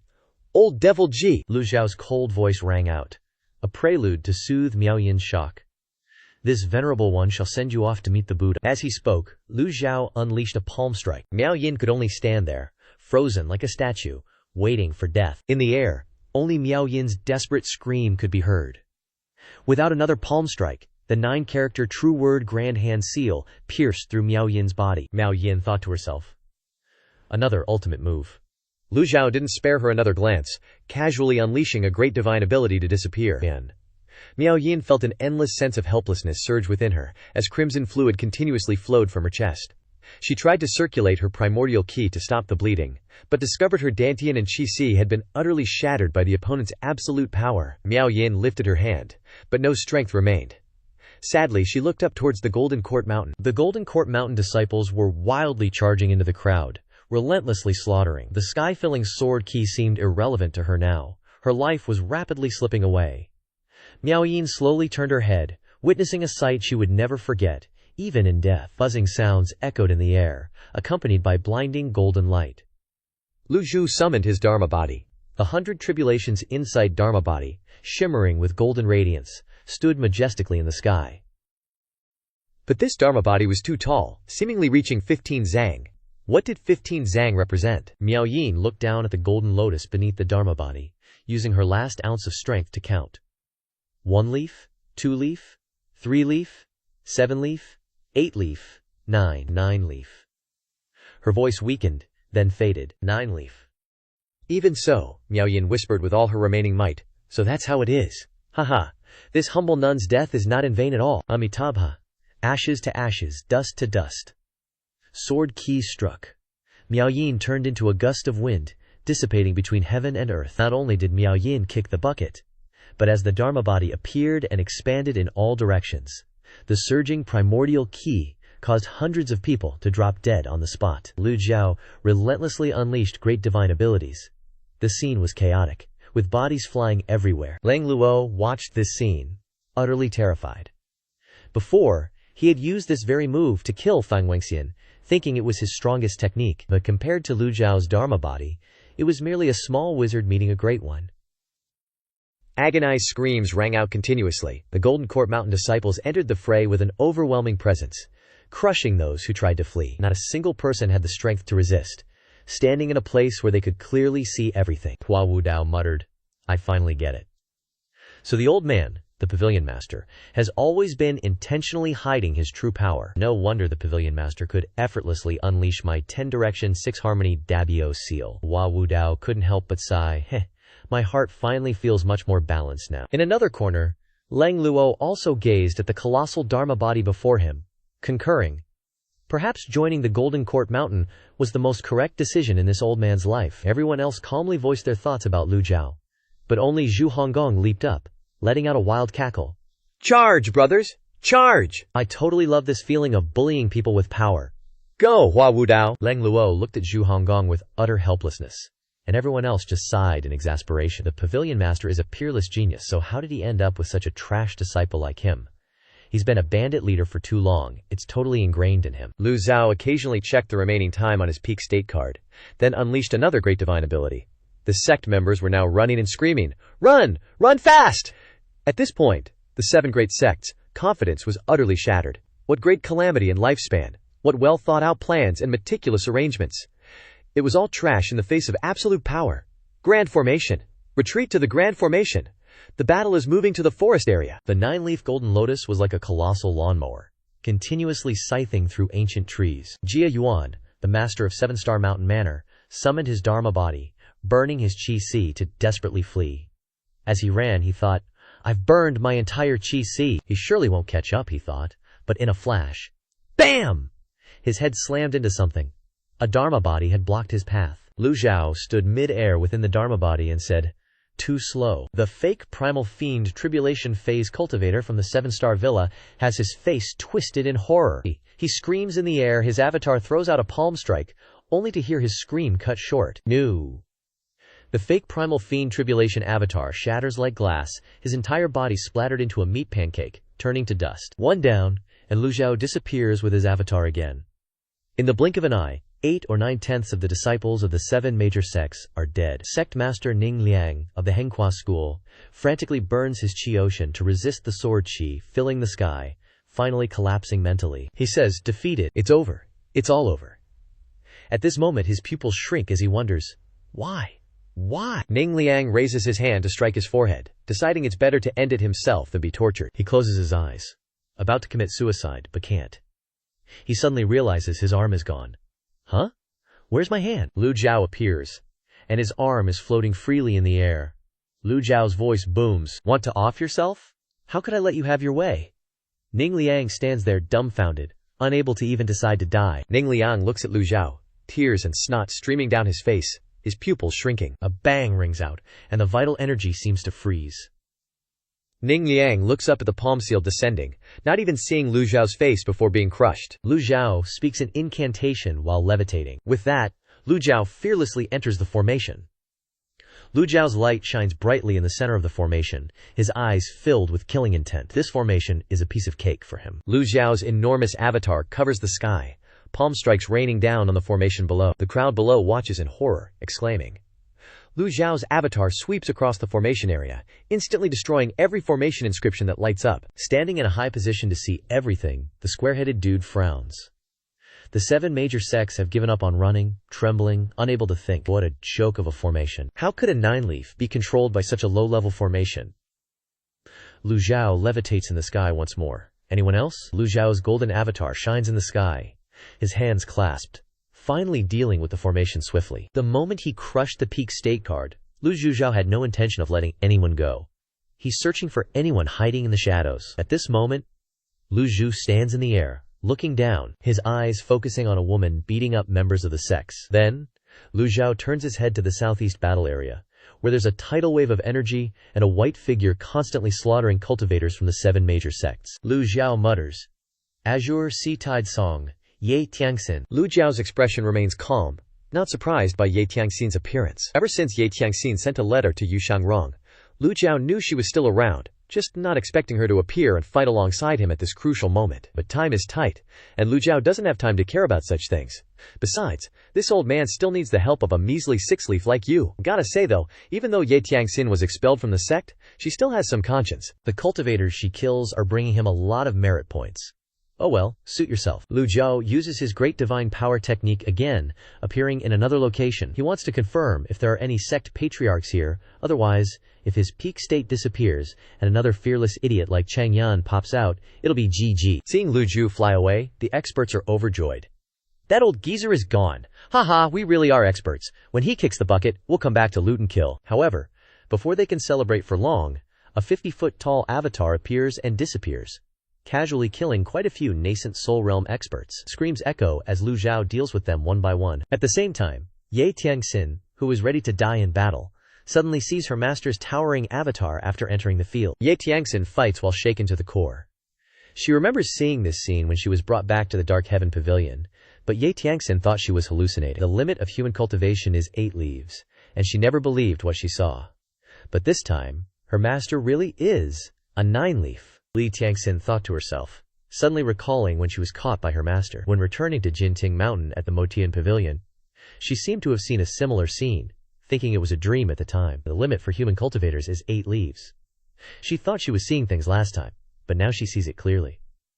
Lian Tiangxin wondered, how did the old man do it? Could what the eldest brother said be true? The master has always been searching for the secret of the 9 leaves. Many thoughts ran through Li Tiangxin's mind. Looking at the low-level cultivator who had just fallen before her, she suddenly realized that helping the Mulpatian Pavilion might just be her wishful thinking. With the current situation, the Mulpatian Pavilion doesn't need her at all. On the southwestern corner of the battlefield, a group of elder-level cultivators were collectively burning their Shi in a desperate attempt to escape. One shouted, "Elders, we are the last group of elder cultivators. Let's burn our Chi together and fight him to the death." One suggested, "You go first. We'll cover you." Suddenly, Huang Yuexing saw the massive avatar appear, and she was terrified. 9-leaf God Archer, Lu Zhou shouted softly, carrying the avatar and flying high. At this moment, the 9-leaf 100 Tribulations illumination avatar stood tall, emitting a brilliant golden light that illuminated hundreds of miles. Lu Zhou summoned the nameless bow, his movements fluid, left hand holding the bow, right hand drawing the string taut. Swoosh, swoosh, swoosh,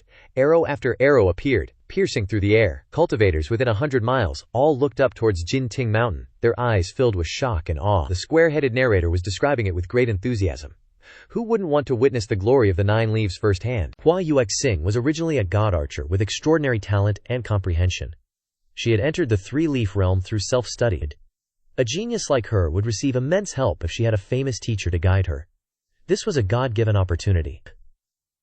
Hua Yuexing tried her best to engrave the image of the 9-leaf god archer into her mind. This was her future cultivation goal. She stared intently, wondering, This is the 9 leaves. Each arrow accurately struck the elders who were burning their qi. One by one they fell and crashed to the ground. She tried to imprint the scene before her into her mind, as this would be her goal for future advancement. The 9 golden shining leaves and the massive avatar swept across the battlefield. Lu Zhou, in his peak state, was not afraid to expend his primal qi. The avatar constantly flashed, and great divine power techniques were continuously used.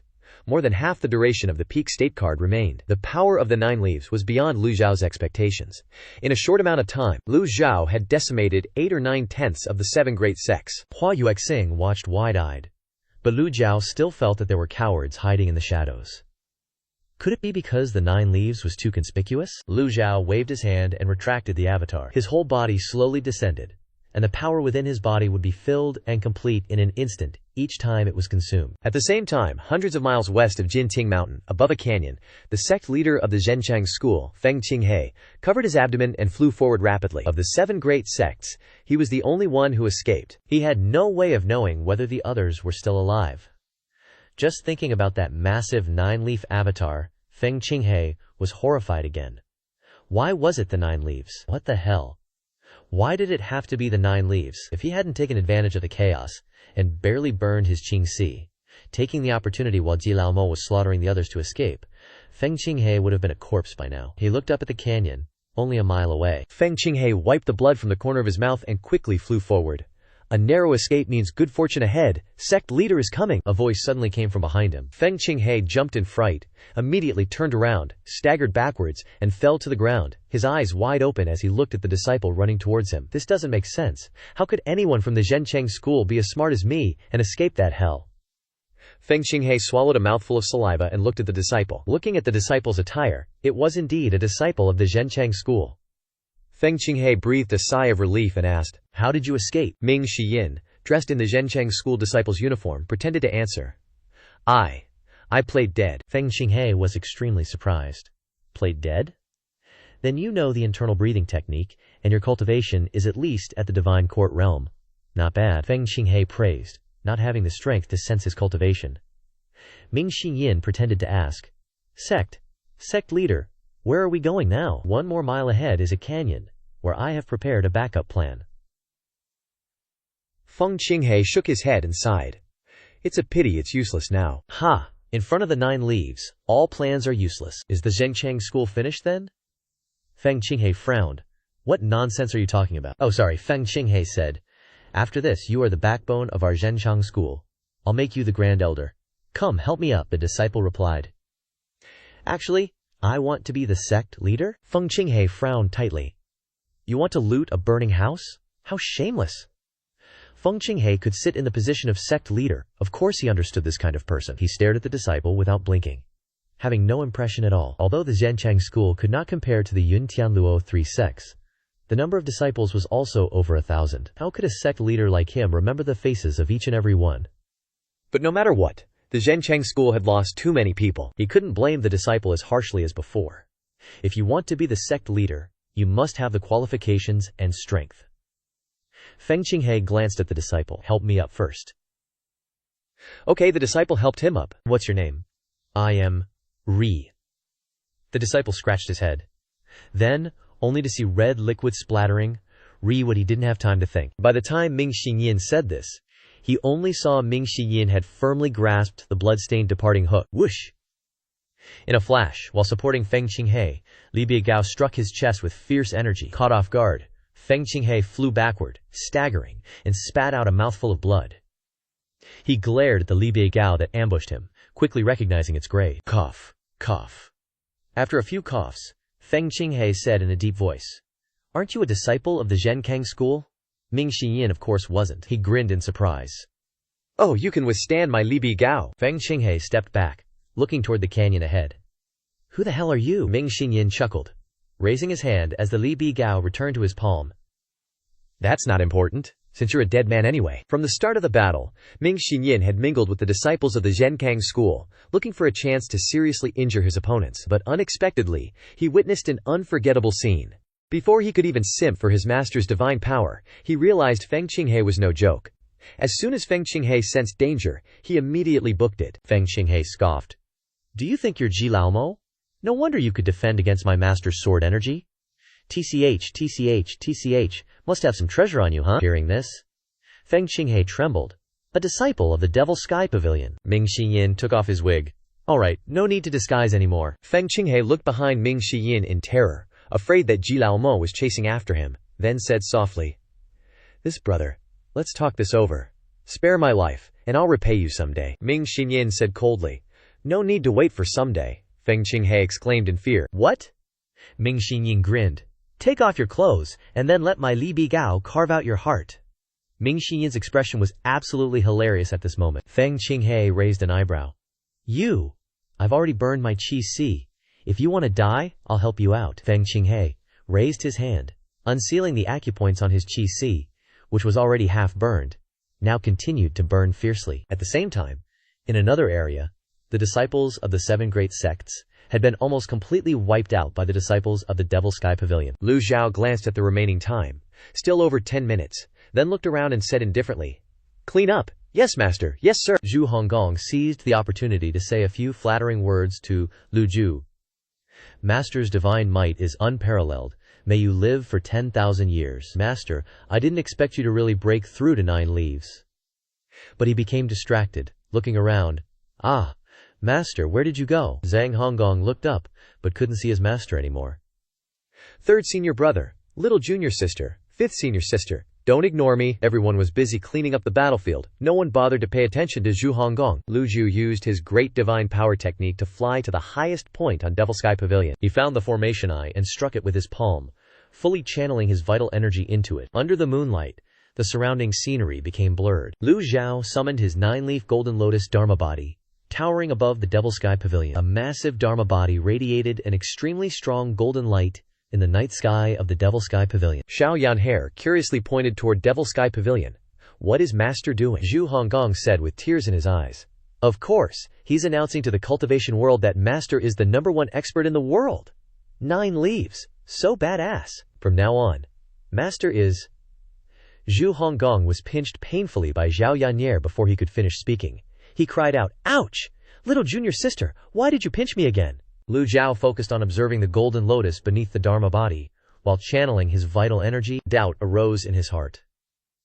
According to the current cultivation theories, it was difficult for cultivators to escape the great tribulation of lifespan. Judging from what happened to Yun Tianlam, the golden lotus would absorb the cultivator's cultivation base and lifespan, and the amount of lifespan absorbed was no less than 1,000 years. Severing the golden lotus would solve this problem. But now, Lu Zhou was using a peak state card that was 9 leaves. Lu Zhou began to recall the time when he first transmigrated. The first time he used the peak state card, he was only 8 leaves. The second time he used it was when he captured Ye Tiangxin. It was already 9 leaves, but at that time his knowledge of the golden lotus was very limited, so he didn't think much about it. This was the 4th time, and Lu Zhou could be sure that he was 9 leaves. The name of this card was the peak state card of Ji Tiandao, and the notes clearly stated that it reached the peak state of Ji Tiandao for 30 minutes. In other words, Ji Tiandao was previously 9 leaves. But due to lifespan reasons, his cultivation base was lowered to 8 leaves. Later, Lu Zhou used the reverse card, so his body could accept the 9-leaf state. If Ji Tiandao had broken through to 9 leaves long ago, then how could the 10 great experts have ambushed him to the point of serious injury? Therefore, the time when Ji Tiandao reached 9 leaves must have been when he had just finished a battle with the 10 great experts. That is, the time before Lu Zhou transmigrated. After a moment of contemplation, a big question arose in Lu Zhou's mind. Ji Tiandao needed 1,000 years of lifespan to break through to 9 leaves. Where did that 1,000 years come from? Boom! A sound jolted Lu Zhou back to the present. The formation was fluctuating constantly. This brief sound pulled Lu Zhou back from his chaotic thoughts. Lu Zhou looked up at the Jinting mountain barrier formation that was about to appear, and he continued to channel his vital energy. In the cave of facing the wall, Si Wuya was awakened by the loud commotion outside. He hurriedly ran to the entrance of the cave, slamming hard into the barrier outside. Fierce fighting sounds came from the foot of Jinting mountain, occasionally flashing with brilliant golden light, constantly reminding him that Devil Sky Pavilion was in danger. Si Wuya told himself, "I must go out and find Panzhong to undo my cultivation." Si Wuya's heart burned with anxiety. Bang! He didn't remember how many times he had crashed into the barrier. He wanted to go out and find Panzhong to undo his cultivation. "Master, you're such a stubborn, muddle-headed, and unchanging old fool." Bang! Si Wuya staggered as he broke through the barrier, not because of his own power, but because the formation on Jinting Mountain was fluctuating violently, affecting the barrier in the cave of facing the wall. The formation was like a machine that had just been turned off and on again, and in just a moment the barrier reappeared. Si Wuya blankly turned his head to look at the barrier behind him. Without thinking about the reason, he desperately got up and ran madly toward the forest behind the mountain. Only I can save Evil Sky Pavilion. The night sky, faintly lit by the moon, suddenly blazed as bright as day, like the sun itself had descended. The colossal 100 Tribulation Cave barrier stood tall on Golden Court Mountain. The entire mountain, its back hills, the cave's face, the Evil Sky Pavilion, the forests, and the layered mountain ranges were all bathed in light. The Golden Court Mountain barrier reappeared once more. Si Wuyai was running for his freaking life, head down, booking it. One misstep, and he's tumbling ass over tea kettle down the mountainside. But as soon as he reached the back hills, Si Wuyai froze, mind blown. What the hell happened?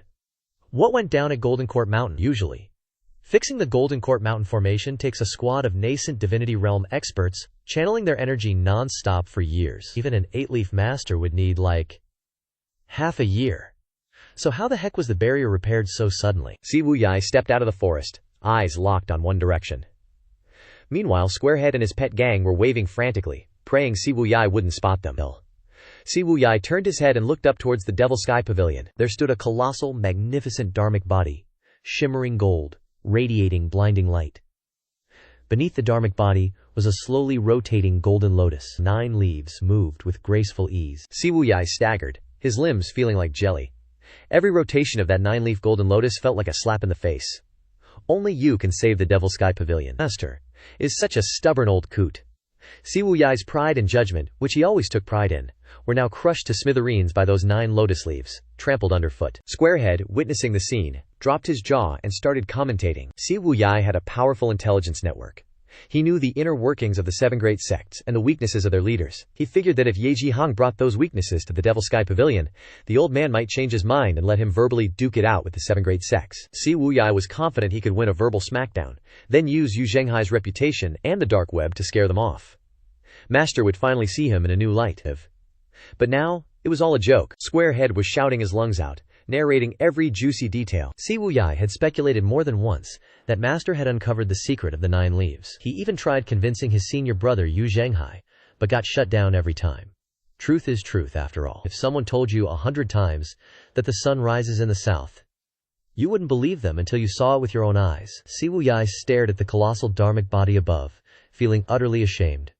9 leaves needs help? GTFO. Before absolute power, all schemes and tricks are just a laughingstock. Squarehead, seeing Si Wuyai still standing there dumbfounded, yelled to the pets, "Run! The last one gets chopped!" The whole gang took off, sprinting for their lives. Si Wuyai was now like a man possessed, his pupils constricted, his whole body trembling. The Golden Court Mountain barrier and the 9-leaf dharmic body blazed across the sky. The Evil Sky Pavilion seemed to have returned to its most glorious moment. But Lu Zhou didn't stop channeling his primal chi. He kept hearing notifications in his ear about gaining 200 merit points for educating Si Wuyai. Lu Zhou didn't have time to investigate, just thinking, did that trash disciple start grinding math problems again? Lu Zhou continued channeling primal chi to stabilize the formation. Besides, he had endless 9-leaf power right now. Waste not, want not. The old geezer kept slamming his palm down on the ground, golden light exploding and expanding. Si Wuyai kept staring at the dharmic body, eyes glued to it. A moment later, Si Wuyai suddenly remembered something. Where are those 7 great sects dudes? He took a deep breath and ran to a high point to observe the base of the mountain. Standing on the summit, Si Wuyai gazed straight down into the abyss below. So majestic. Si Wuyai's eyes widened. This is the power of the 9 leaves. Just then, a burst of brilliant light shone down. Si Wuyai could clearly see countless sword energy carved ravines below, all kinds of deep pits, and the bodies of the 7 great sects disciples scattered on the ground. Some of the lucky ones even had a few graves marked with white flags. At the same time, a mile away from the ravine, Ming Xinyin looked in astonishment at Feng Qinghe, flipping him the bird. "Burn it! Looks like you have a lot of backup plans." Feng Qinghe's face changed. He frowned and snapped angrily. "Heaven has a path you won't take. Hell has no gate, yet you barge in." Ming Xinyin continued waggling his middle finger. I'm so scared. If you've got the guts, come and get some." Feng Qinghe immediately got triggered, wishing he could hack this guy into a million pieces. "Burning my sea of qi is on a timer." Feng Qinghe didn't waste any more words, charging at Ming Xinyin with lightning speed. Boom, boom, boom! Palm strikes rained down, but Ming Xinyin's footwork was nimble, dodging each palm print. He kept taunting and mocking. Faster, faster! The wounded are so slow! What are you, a turtle, old man? Feng Qinghe was beyond pissed, grinding his teeth. The bloodlust had reached his brain. The palm strikes came like a tidal wave.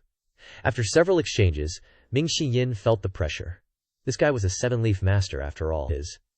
If Feng Qinghe hadn't been seriously injured by master before, Ming Yin wouldn't have dared to mess with someone of that caliber. Squarehead and his pet gang, having just arrived in this forest, accidentally got a front-row seat to an ultra-thrilling action flick. Ming Yin kept speeding up, finally reaching the middle of the forest. Whoosh! After chasing Ming Yin for a while, Feng Qinghe suddenly felt like something was off and retreated in mid-air, scanning his surroundings. You intentionally led me here? Ming Yin, drenched in sweat, nodded vigorously. Feng Qinghe summons his Dharma body, wanting to quickly finish off Ming Yin before his Qi burning state ends. The longer it drags on, the worse it is for him. Originally a seven-leaf cultivator, but having burned more than half his Qi, Feng Qinghe's cultivation is only equivalent to 6 leaves. But 6 leaves should be enough to deal with Ming Yin, right? Nope, I'm out of here. Ming Yin ain't no fool, not planning to go head-to-head. He lightly taps his toes, leaping and hiding into the forest. Squarehead and the crew are jaw-dropped in shock. This Feng Qinghe is kinda badass. Feng Qinghe throws a palm strike while shouting, "Too bad, you're still too young and naive. This palm is enough to deal with you." Boom! The Dharma body smashes through a swath of towering trees. Feng Qinghe floats mid-air, observing below. Ming Yin's teasing voice suddenly comes from afar. "Yo, I'm over here." Ming Yin stands behind a large tree on the left, beckoning to him. Feng Qinghe starts to feel uneasy and sweats bullets, thinking, "Can't keep going like this. He's never met someone as cunning as this guy." Feng Qinghe ignores him. Unleashing a series of palm imprints, the Dharma body flies towards the ancient trees. Rumble, rumble, rumble. Feng Qinghe takes a stack of talismans from his chest. His index finger swipes across. The stack of talismans bursts into flames and flies towards the forest. In an instant, the entire forest erupts in fierce flames. Feng Qinghe contentedly flies high to observe the burning forest area, while also being vigilant for other experts appearing. Squarehead had described those steamy scenes in great detail. Ouch. You're pretty good, I give you that. Ming Yin's figure flickers, moving everywhere. If I can't beat him, can't I at least escape? Ming Yin, scorched by the flames, immediately summons his protective qi and flies towards the canyon ahead. There are no trees there, so he won't be caught by the fire. Feng Qinghe continuously pursues from behind, launching attacks. Wanna run? Die for me. Feng Qinghe throws out several more talismans. As the talismans ignite, a glittering golden formation appears in the sky, transforming into a talisman seal that locks onto Ming Yin's position. Feng Qinghe directs his Dharma body to lunge at Ming Yin with full force, smashing him into mincemeat. Even though Feng Qinghe currently only has 6 leaves, that Dharma body is 6 or 7 zang tall, not something ordinary cultivators can compare to. Heh. Feng Qinghe smirks triumphantly. Ming Yin, prepare to go to hell. Separated by several realms, Feng Qinghe completely overwhelms Ming Yin. All his tricks and cunning become meaningless. Rumble, rumble, rumble. Earth-shattering vibrations, the Dharma body slams down hard on the ground. Feng Qinghe sees a deep, circular pit created, and continues to laugh triumphantly. "Ha, Ming Yin, you must have been squashed into mincemeat." At this point, Feng Qinghe no longer has the composure of a sect leader, laughing madly, seemingly losing his mind. "Ha, disciples of the Evil Sky Pavilion, serves you right. Ha. Squarehead hears Feng Qinghe's maniacal laughter and sweats profusely. Feng Qinghe is now like a madman. Over the years, the righteous factions have never managed to kill a disciple of the Evil Sky Pavilion. Even someone with low cultivation like Zhu Honggong can turn danger into safety. Now that he can kill one, how can Feng Qinghe not be happy? He looks up to the sky and laughs wildly, his Dharma body disappearing at the same time. Ha. Feng Qinghe suddenly remembers something and mutters, "Almost laughed until my throat hurt. First seal the acupoints on my Dantian Qi." Just then, a figure flies out of the deep pit, striking hard towards Feng Qinghe. A separation hook pierces from Feng Qinghe's taint all the way up to his throat. Feng Qinghe's old bird also feels a throbbing pain. Boom! Ming Yin delivers another palm strike. Feng Qinghe flies backwards. He slides along the ground, spraying red liquid everywhere. Ming Yin raises his hand. The separation hook floats in his palm. "Indeed, you are strong. So strong that you forced me to use 1/N3 of my true strength." Feng Qinghe, intelligent his whole life, is muddle-headed for a moment. When he understands everything, he frowns, trying to endure the pain, and shouts in question, "Earth escape!" Ming Yin slowly emerges from the ground and replies, "Just a little trick. Just learning to play around." Feng Qinghe could survive in the hands of Ji Laomo, a 9-leaf cultivator, but he was schemed against by a small disciple of the Evil Sky Pavilion, How can he be willing? Feng Qinghe goes mad and shouts, "Then let's die together!" Feng Qinghe strikes his dantian, rushing forward. Ming Xiyin says in a deep voice, "3 leaves, you really overestimate yourself." His hands continuously unleash palm imprints. Bang! Ming Xiyin suddenly summons his Dharma body. Ming Xiyin suddenly flies into the air, the separation hook in his hand firmly resisting Feng Qinghe's offensive. Boom! Ming Xiyin's hands tremble, but he still stands firm, while the one sent flying is Feng Qinghe. Feng Qinghe is sent flying, his eyes widen, not daring to believe as he looks at Ming Xiyin floating in front of him. He asks in confusion, 4 leaves? The corner of Ming Xiyin's mouth curves into a smile. The heavenly grade weapon in his hand flashes with a cold light. "You're pretty good, almost forcing me to use 2/3 of my strength." Feng Qinghe feels his scalp tingle. He has been careless. In order to reduce the consequences of burning his qi si, he didn't unleash his full power. Feng Qinghe kept struggling. Unable to swallow his anger, he roared, "You can't kill me!" His whole body was bursting with momentum, but Ming Xinyin's figure vanished in a flash. Feng Qinghe tensed up, instantly blasted backward, terrified. Is this really the pressure of a 4-leaf nascent divinity realm cultivator? Whoosh! In midair, Ming Xinyin smiled, while Feng Qinghe's hair stood on end. He thought, is this the pressure a 4-leaf cultivator exerts? A cold glint flashed. Feng Qinghe landed on the ground, also noticing the cold glint earlier. As if nothing else had happened, Ming Xinyin's phantom stopped right behind Feng Qinghe. The fight was over. Ming Xinyin smiled, observed the Libby hook for a moment, then shook his head, picked up a fallen leaf from the ground, and wiped the blade. Feng Qinghe laughed. "I told you, you can't kill me." Suddenly, a scream rang out. I. Ming Xiyin ignored Feng Qinghe and walked towards the canyon, wanting to see what backup plans Feng Qinghe had left behind. Feng Qinghe raised an eyebrow. Just as he was about to turn around, he felt a chill on his neck. The wind blew, and it seemed like some liquid was flowing out. Feng Qinghe reached out and touched his neck, his fingers covered in bright red blood. A feeling of pain spread throughout his body. He wanted to scream, but his throat could only choke out a few cough sounds. The world spun, and Feng Qinghe fell. Ming Xinyin knew that Feng Qinghe had some kind of life-saving treasure on him, but he was very careful, not rushing to grab it. Powerful cultivators like Feng Qinghe, even when killed, could still bite back before dying. Feng Qinghe could escape from his master's grasp, proving his cunning. On the surface, Ming Xinyin's killing of him seemed easy, but in reality, it took a lot of effort. So what if he had a protective treasure? His neck was still exposed. A moment later, Ming Xinyin entered the canyon. Inside were towering trees, dense like a grand formation. Ming Xiyin observed carefully, and realized that all kinds of patterns were engraved on each tree trunk. He sighed to himself. How strange. Under the cover of darkness, these patterns occasionally flashed with light, looking extremely eerie. Looking further, Ming Xinyin discovered a simple and isolated wooden house at the end of the forest.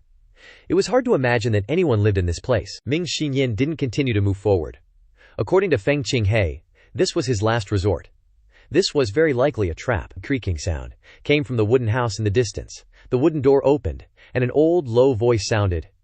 "You've come from afar. I haven't had time to welcome you." Ming Xinyin sensed a powerful sound wave in the words just spoken, and immediately took 2 steps back. This junior didn't intend to offend. From inside the door, another voice exclaimed in surprise. "Huh?" Creak! The door opened wide. An old woman with a hunched back and a cane stepped out. She walked slowly, looked up at Ming Xinyin, then shook her head and said, "Young man, did you kill Feng Qinghe?" Ming Xinyin felt a heavy weight in his heart. She guessed it even from such a distance. Seeming to see his doubt, the old woman chuckled. "This old woman has been living in seclusion in this canyon for many years, and no one has ever come. Only Feng Qinghe used to come here." Ming Xiyin was ready to run. He asked her, "Are you a member of the Zhenshang school?" But sensing that the old woman didn't have any killing intent, he tried to talk a few words. The old woman replied, "Consider it so." Hearing this, Ming Xiyin quickly said, "In that case, this junior will take his leave." He ran so fast that he bumped into a pillar nearby. Ming Xiyin was annoyed. Why is there a pillar here all of a sudden? The old woman spoke again. Wait, this old woman promised Feng Qinghe something. Ming Xiyin rubbed his face and asked, "What is it?" The old woman continued, "No matter who comes, once someone steps into this canyon, this old woman will do everything in her power to kill him." Hearing these words, Ming Xiyin wanted to freeze in place for a moment. Ming Xiyin felt extremely stifled in his heart. Damn it! Curiosity killed the cat. If he had known, he wouldn't have come here even if he was beaten to death. Don't, senior. Feng Qinghe wanted to kill me. I was forced to retaliate. The old woman looked up at the moonlight above her head, and then looked towards the entrance of the canyon. You can kill Feng Qinghe. Your cultivation isn't low either. This old woman won't bully the weak. Let's have a fair fight. Ming Xiyin desperately explained. No. Senior thinks too highly of me. I just got lucky and picked up a bargain. As soon as he said that, Ming Xiyin quickly covered his mouth. Damn it. Isn't saying that the same as admitting that he killed Feng Qinghe? He figured if he shut his mouth and stayed silent, maybe there would still be a chance to live. The old woman slowly nodded and walked towards Ming Xiyin. You are very brave. Ming Xiyin backed away while protesting. There's no bravery. His legs were already shaking and he could barely stand. Hopefully you won't blame this old woman after you die. Of course, I must fulfill what I promised someone. The old woman sighed softly, leaning on her cane as she walked forward. Being a little weaker is also good. This is easier than I imagined. Ming Xiyin widened his eyes and said quickly. It's because Feng Qinghe didn't know his own limits and dared to challenge my teacher. He deserves to die. Is my teacher someone to be trifled with? In this urgent situation, Ming Xiyin said whatever came to mind. Hearing Ming Xiyin mention his teacher, the old woman asked, Your master? At this point, Ming Xiyin's momentum soared, no longer looking as scared as before. My teacher is the sect master of the Matian Sect, Ji Tiandao. A rustling sound made Ming Xiyin's skin crawl. He looked towards the old woman and saw the two stakes still floating in the air. The old woman stood there dumbfounded, and Ming Xiyin secretly breathed a sigh of relief. Still, my master's reputation is too great. You were so scared you peed your pants, didn't you? The old woman suddenly asked. How is your master doing these days? Ming Xiyin thought for a moment, cocked his tail up, and struck a pose like a dog relying on its master's power. My master has advanced to 9 leaves and is now the #1 expert in the world, he said, with a very proud expression, figuring that using his master to intimidate people was actually effective. However, Ming Xiyin's pupils suddenly contracted. Whoosh! A sound rang out, and a wooden stake was pulled up from the ground, carrying the Haorangang seal and hitting Ming Xiyin wildly. Bang, bang, bang! Ming Xiyin kept raising his hands to block, while constantly retreating to barely avoid it. In his heart, he admired that this old woman was more competitive than he imagined. The old woman snorted and said, You little brat! Do you think this old lady is easily fooled? Just a wooden stake made Ming Xiyin unable to fight back. Since when did the Zhenshao sect invite such a master? This place is more than 100 miles away from Jinting Mountain, extremely remote, and surrounded by towering trees, without any protective formation. Just the roaming fierce beasts are already a headache. This wooden house looks so ancient, the weeds are even taller than a person's head. Obviously the old woman has been here for a long time. Ming Xiyin thought to himself, what backer? Just a life-saving straw for Feng Qinghe. Thinking this, he continued, Senior, how dare I deceive you? My master really is 9 leaves. Hearing this, the old woman angrily pointed the stick in her hand at Ming Xiyin, and the stake followed, her voice angry. Keep talking! As soon as the words were spoken, the wooden stake once again struck at Ming Xiyin. Ming Xiyin jumped up, summoned the heaven-grade weapon departing hook, and the wooden stake was immediately chopped in half. Seeing the weapon in his hand, the old woman revealed a look of doubt. Heaven-grade weapon departing hook? Ming Xiyin landed on the ground, surprised, and asked, Senior knows it? The old woman didn't answer him, but continued, You really are his disciple. Hearing her call his master him, Ming Xiyin was speechless. All his smooth talking was for naught. Turns out she didn't believe him at all. The older, the wiser. Not easily swayed at all. Trying to scheme in front of this kind of person is useless. Might as well be well behaved. At least she might spare him out of respect for his master. Senior, how should I address you? The old woman said. This old one has long left the cultivation world and doesn't care about worldly affairs. After this matter is over, I will seal off the canyon and no longer interact with outsiders. These words made Ming Xiyin speechless again. Ming Xiyin knew that the old woman in front of him was unfathomable, but his knowledge was limited, and he couldn't recognize her origin. Senior, I can't escape anyway. If you don't believe me, go outside and take a look. Feng Qinghe's body is still out there. Ming Xiyin pointed into the distance. Feng Qinghe joined forces with the 6 major sects to besiege the Maotiange. In a fit of anger, my master took action and leveled the 7 sects. The old woman looked up. Has his great calamity not arrived yet? Ming Xiyin replied, Of course. The old woman then ordered him to lead the way, and the two walked towards the place where the battle had just taken place.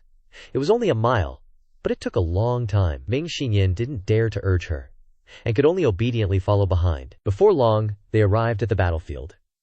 Seeing Feng Qinghei's body, the old woman stopped, sighed softly, and bent down to examine it. "Come here." Ming Xinyin was curious. "Senior is calling me? Is she talking to a ghost?" Ming Xinyin hurried forward. "Oh yeah, when the old woman shouted just now, he thought she was summoning Feng Qinghei's soul." Ming Xinyin rushed closer to the old woman. The old woman grabbed Ming Xinyin's wrist, and a faint burst of vitality circled for a moment and then disappeared. The old woman exclaimed in surprise. "4 leaves?" Ming Xinyin said resentfully. "That's right, I'm really wronged. How could I, with my cultivation, kill Feng Qinghei of 7 leaves?" The old woman fell into thought. Even with all his tricks, Ming Xinyin of 4 leaves couldn't possibly kill Feng Qinghei by overcoming 3 levels. Moreover, Feng Qinghei had burned his qi. Even experts at the same level couldn't defeat Feng Qinghei. Ming Xinyin realized that the old woman had been swayed. "Senior, there's something I don't know if I should say." The old woman then said, "Speak." Ming Xinyin said directly, "Feng Qinghei joined forces with the 6 major sects to besiege the Mao Tiange. You can verify this information with a little investigation. Feng Qinghei fled to this place, clearly with the intention of luring my master here. This guy has no good intentions. Do you still want to help him?" The old woman frowned. "What this brat says makes sense. I'll temporarily believe you, but if you say he's advanced to 9 leaves again, I'll kill you on the spot." Ming Xinyin was tense. This old woman is truly ruthless, but it's not surprising. If Ming Xinyin hadn't seen his master's 9-leaf avatar with his own eyes, he wouldn't have believed it either. "Thank you, senior. This junior will take his leave." Too much talk leads to mistakes. This place is not suitable for staying long. It's better to scram quickly. My little life is important. Just as he was about to leave, the old woman said, "Wait." Ming Xinyin stopped, his eyes a little wary. The old woman continued, "I promised Feng Qinghei after all. Letting you go means I've broken my word. In a few days, I will personally go to the Ma Tiange to speak with your master. Don't die too soon. It's been a long time since I've seen him. It would be a pity if I didn't see him once before I die." A pity? A pity for what? Ming Xinyin was puzzled in his heart, but on the surface he still smiled and said, "This junior will definitely pass on the message." After speaking, Ming Xinyin glanced at Feng Qinghei's body with reluctance. He originally wanted to bury the treasures on his body, but now he had to give up. It was covered in blood and smelled of sweat. "I'm a clean freak, you know." After some sour grapes, Ming Xinyin disappeared into the forest like lightning. The old woman looked in the direction he had fled, shaking her head slightly. "What a waste of your cultivation, to take in such a cowardly disciple. How sad." The Jinting mountain egg shone so brightly that the common people in Gangxi town could see it clearly. A brief moment passed, and the light gradually faded. Lu Zhou didn't continue to pour in vitality. The Jinting mountain egg was now completely restored. Lu Zhou gently landed on the ground. Lu Zhou heard the notification sound in his ear that the peak state card time was over, and the vast power in Lu Zhao's body quickly disappeared. His cultivation returned to the divine court realm. The feeling of being full of power was really great. As Lu Zhou was thinking, a voice rang out. "Disciple pays respects to master!" Si Wuya, who was nearby, quickly ran over, knelt down, and kowtowed. Si Wuya's body trembled slightly, drenched in cold sweat, forehead pressed to the ground. Not daring to look his master in the eye, Lu Zhou said in a deep voice, "Who allowed you to leave the Bi-Emerald Grotto?" Si Wuya, kneeling on the ground, replied, "This disciple knows his crime." The barrier outside the Bi-Emerald Grotto disappeared, and this disciple, wanting to relieve the siege of the Evil Sky Pavilion, left the grotto in haste, with absolutely no intention of fleeing. "Please, master, have mercy." "Relieve the siege?" Lu Zhou snorted disdainfully. "With your meager cultivation, you think you can relieve the siege?" Hearing his master's words, Si Wuya hesitated, continuing to lower his head, his voice faltering. "This disciple." He started to say something, then trailed off. Lu Zhou, with his hands behind his back, continued. "You think the 7 great sects can be suppressed by you?" This question left Si Wuya speechless. After all, everything in this world relies on brute force. The 7 great sects are fighting to the death. Even if you talk their ears off, you won't convince them to retreat. After looking at the battlefield at the foot of the mountain, Si Wuya wavered greatly. The 7 great sects dared to besiege even a 9-leaf expert. How could they be controlled by a few weaknesses? At this moment, Leng Luo, Hua Wudao, and the other disciples of the Evil Sky Pavilion returned. Arriving before the main hall, seeing Lu Zhou standing there, everyone bowed and paid their respects. "Greetings, Pavilion Master. Greetings, Master." Zhu Honggong raised his hands to the sky, loudly proclaiming, "Master's divine might is unparalleled, invincible under heaven." with 9 leaves appearing, who dares to compete? This blatant flattery made everyone's skin crawl. Duan Musheng couldn't resist charging forward and kicking that old pig in the face, a scene that pleased everyone. Duan Musheng did well. That 8th senior brother should have been dealt with long ago. Lu Zhou stroked his beard and nodded. Take him away. Yes. Si Wuyai respectfully followed Zhao Jifeng back to the Emerald Grotto. Lu Zhou looked up at the night sky. He originally intended to give some instructions, but it was already late, so he said, "Everyone, dismiss! Farewell, Pavilion Master." "Farewell, Master." Lu Zhou waved his sleeves and walked towards the East Pavilion. With a 9-leaf expert present, who dared to move? Everyone held their breath, maintaining their bowing posture, including Leng Luo and Hua Wudao. At the same time, in the imperial city of Chengdu, in the Chengqing Palace, in the study, the current emperor, Liu Chang, was writing and drawing, constantly wielding his brush, as if writing calligraphy. But upon closer inspection, it was not. Suddenly, the hurried footsteps of the chief eunuch came from outside. Liu Chang instinctively paused, put down his brush, and looked towards the door. The chief eunuch hadn't even entered the study before kneeling down and saying, "Your Majesty, scouts report that the 7 great sects have been wiped out by the Evil Sky Pavilion, with no power to resist." Liu Chang originally thought this battle would be a mutually destructive one. No matter how strong Ji Laomo was, he couldn't withstand so many experts besieging him. Moreover, even the ancestor Chang Yan of the Duanlin Academy had taken action. Sacrificing his life to severely injure Ji Laomo wouldn't be difficult. The remaining disciples of the Evil Sky Pavilion were not to be feared. From then on, the greatest threat to the imperial family would disappear. But what does no power to resist mean? Liu Chang frowned and said in a deep voice, "Repeat that again." The chief eunuch's voice trembled as he replied, "Scouts report that the 7 great sects, no, including the Yun sect, have been wiped out by the Evil Sky Pavilion with no power to resist." As he spoke, he was almost crying, fearing that Liu Chang would go berserk and strike him with a palm, causing his head to explode. Such a scene was not uncommon. The chief eunuchs of previous generations had all died like that.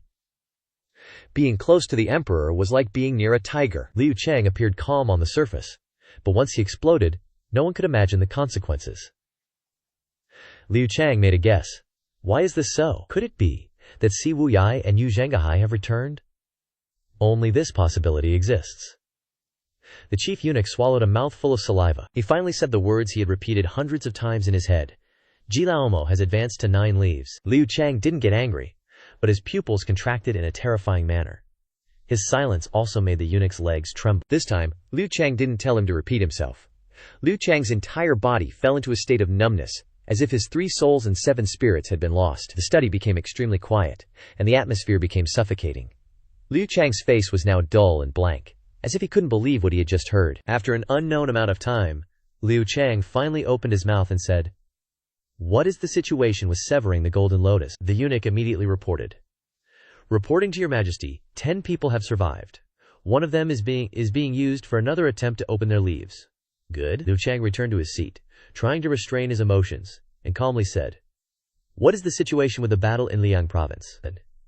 "The Newly people and the underworld sect are fighting to the death. Yu Zhenghai went to Liang province long ago. In a short time, I fear the Newly people will not be able to cause any trouble." The chief eunuch spoke these words very smoothly, without stuttering. After hearing him speak, Liu Chang picked up his brush. He calmly dipped it in ink and wrote 2 words on the paper: unification. The final stroke in the word unification flicked upwards slightly. Suddenly, with a whoosh sound, the word unification seemed to have a life of its own, transforming into a word seal enveloped in golden light, striking towards the chief eunuch kneeling at the door of the study. In the blink of an eye, it pierced through his head. The chief eunuch didn't have time to react, and his pupils contracted. The chief eunuch didn't even have time to scream. Then, there were only droplets of red liquid splattering all over the door of the study. Liu Chang didn't look at the chief eunuch and continued to write 2 more words: all races. After writing 4 words, he finally put down his brush and said coldly, "Carry him away." Another eunuch tremblingly replied, "Yes, your majesty." The chief eunuch's head was shattered, his eyes wide open, and even in death he couldn't understand why Liu Chang had suddenly attacked him. Yu Zhenghai of the underworld sect was causing chaos in the 9 provinces. What did it mean that, in a short time, he wouldn't be able to cause any trouble? Wasn't that insulting Liu Chang himself? The other eunuch patted his forehead anxiously. Chengdu was the most prosperous city in Great Yan, and also the place with the most accessible information. It was no wonder that Liu Chang was the first to know the news. There was no wall that could block the wind. let alone hide the great battle at Jincourt Mountain from the world. Soon, the news that the pavilion master of the Evil Sky Pavilion had advanced to the 9-leaf stage spread throughout Chengdu, and then throughout the 9 provinces. In one night, the Evil Sky Pavilion once again became famous throughout the world. In a postal station in Chengdu, several cultivators were drinking and discussing. From now on, the Evil Sky Pavilion was the most powerful force in the world. Who would dare to disobey? One cultivator discussed. As expected of the place I admire the most. If I could enter the Evil Sky Pavilion, I would gladly reduce my lifespan by 10 years. The crowd laughed heartily. Come on. With your trash talent, they wouldn't even need you to be a servant pouring tea and water. The cultivators who already supported the Evil Sky Pavilion became even more enthusiastic, while the cultivators who opposed the demonic path all became silent overnight. At this moment, a handsome man asked, "Excuse me, is it true that there are 9 leaves?" One person immediately replied, "Brother, you seem to be an outsider. The founder of the Evil Sky Pavilion is definitely a 9-leaf expert, no doubt about it," the handsome man exclaimed in surprise. Severing the golden lotus? The others also discussed. Probably not. The method of severing the golden lotus has only recently appeared in the cultivation world, and the number of survivors is still very small, and it takes time to open the leaves again. So I suspect that the old man must have another method. Someone nodded in agreement. That's right. Severing the golden lotus is just one of the methods to advance to 9 leaves. I heard people say that some great sects are researching how to directly open the leaves without condensing the golden lotus when entering the nascent soul realm. There are also people using pills to bind the golden lotus. New methods are emerging more and more. The surrounding cultivators nodded in agreement. The handsome man smiled. Thank you. With that, he stood up and left. The inn's waiter rushed to stop Yu Shangzhong. Greetings, guest. Tea fee is 2 coins. The man froze, searched his pockets, and said helplessly, I'm really sorry. Not convenient today. I'll pay next time. The waiter was troubled. Ah, guest, everyone's watching. We're just a small business. People around shot daggers at Yu Shangrong, looking at his refined appearance, yet he couldn't even cough up 2 coins. The man searched himself again, but found nothing useful. Only then did he understand what it meant to be penniless. The waiter saw the sword on him, and said, How about you leave the sword here temporarily and come back with the money? Hearing sword, the surrounding cultivators turned their heads. Those with any discernment recognized it as an extraordinary blade. They also knew what a sword meant to a swordsman. How could a true swordsman part with his sword? I'll pay for him. An elegant woman suddenly appeared in the inn, tossing out 2 coins. The man glanced at her, muttering, Thanks, what a simp. A cultivator reduced to letting a woman pay for him. Everyone felt embarrassed for him. Just then, the woman suddenly bowed deeply, prostrating herself. Please, second master, take me as your disciple. Hearing this, everyone was stunned.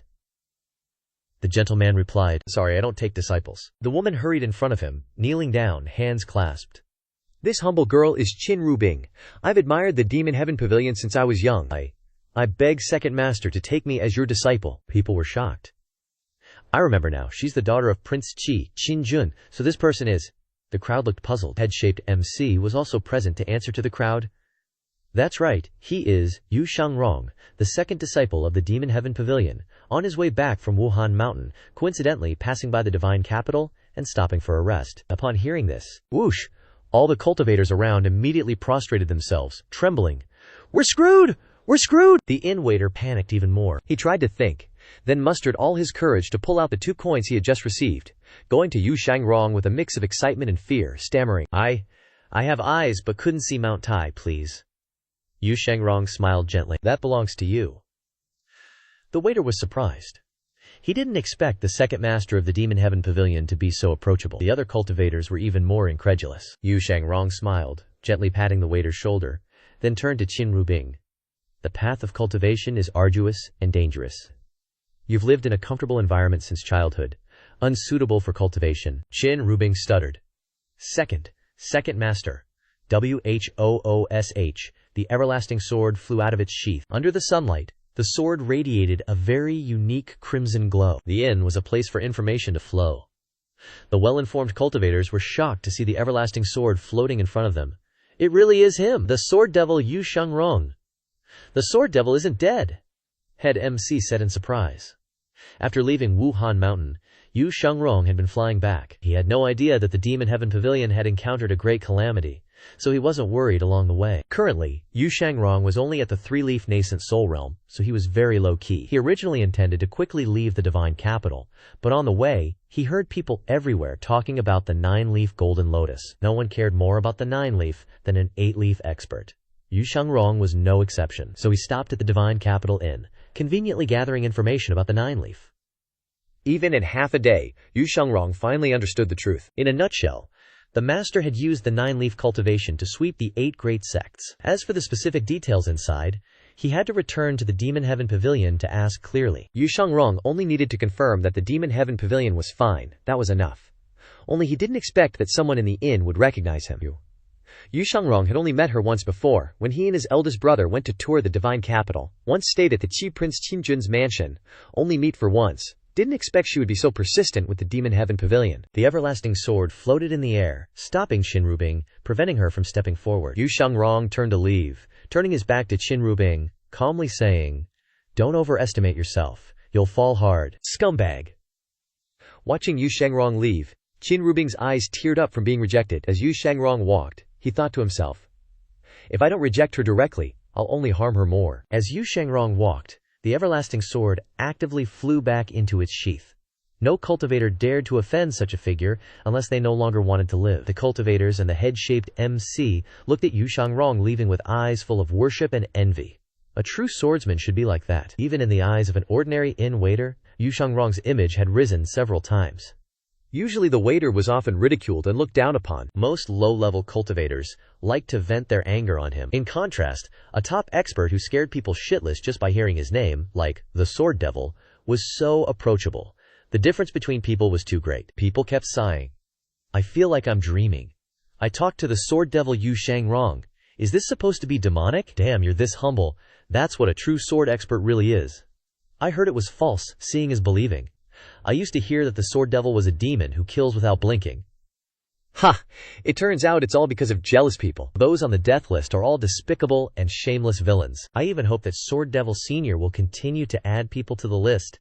That's more interesting." The news of the 9-leaf golden lotus appeared had spread with unimaginable speed. The 4 great protectors of the Netherworld Sect, in distant Liang province, who were originally planning to fight with the Newly people, suddenly became quiet overnight. Yu Zhenghai looked at the 4 capable protectors whom he valued the most, his eyes full of disbelief. Yu Zhenghai said in a deep voice, "Hua Zhongyang, the person I trust the most is you. Who the hell spread this nonsense?" Hua Chongyang said, "Chief, all our branches are out scouting. This 9-leaf thing ain't fake." Bai Yuqing bowed beside him. Ma Tian Pavilion got swarmed, and the Ruoli people attacked at the same time? Too sus. Someone's deaf playing games. Hua Chongyang. The foreign tribes dipped suddenly, probably scared of the 9-leaf. Good for us, we can focus on the royal family. Yu Zhenghai, listening to their blah blah, ain't happy. He's pacing, feeling uneasy. How's Ma Tian Pavilion doing? So what if he conquers the world? 9-leaf showing up will trash the whole plan in a sec. Another dude chimed in. Confirmed, the 7 great sects got clapped trying to siege Ma Tian Pavilion. Jinting Mountain's back in business. This 9-leaf is probs OP, man. Master getting strong ain't making Yu Zhenghai happy. He's actually freaking out. How am I gonna off the royal family like this? Gotta fight, Jiam to take down Jia De Yan. What if Master summons a golden lotus 9-leaf and rolls up? NOPE. Can't even think about it, makes him want to choke. Hua Chongyang, sensing Yu Zhenghai's freakout, cautiously says, "Chief, Liang province is stable. Maybe chill in Qing or Yang province. Staying here is just begging to get exposed." Yu Zhenghai's eyebrow twitches, stops dead, and says seriously, "Why would I run? I'm the freaking chief of the #1 demonic sect. I ain't running from nobody." Hua Chongyang realizes he messed up, bowing quickly. "Just a suggestion, chief." The others nod blankly. Yu Zhenghai asks, "Of the Great Yan's 9 provinces, aside from the divine capital, the underworld sect will control the rest soon. Which areas are still hard to take?" Hua Chongyang replies, "Jing province. Rugged terrain, lots of trees, formation protecting it, easy to defend, hard to attack." Yu Zhenghai nods. "I'll personally oversee Jing province." Hua Chongyang simps. "Wise move, chief. With you there, no way we lose Jing province. I'll escort you a bit in the morning." Bai Yuqing says, "Chongyang's been grinding for days, let me do it." Another guy jumps in. Nah, you both look tired. I'll go. Di Qing joins the fight. You guys are beat. Leave it to me. Yu Zhenghai glances at the four of them and says, Hua Chongyang, you're coming with me. The rest of you three stay and guard Liang Province's Mo City. If you see that Ruoli trash Zuelia Lair again, execute him first. Report later. IDC if they beg for peace or surrender. Bai Yuqing, Di Qing, and Yang Yantong reply, Understood, Chief. Hua Chongyang looks stoked, bowing. I'll go prepare then. No need. Hua Chongyang is confused. What does Chief mean? Yu Zhenghai, hands behind his back, stares towards Jing Province. Let's bounce now. Hua Chongyang bows, stunned. Understood. Meanwhile, at the East Pavilion, after 2 days of chill time, Lu Zhou's mental state's kinda recovered, and the heavenly book's extraordinary power is slightly recharged. Suddenly, Lu Zhou hears the system notification. Reward, 1,500 merit points.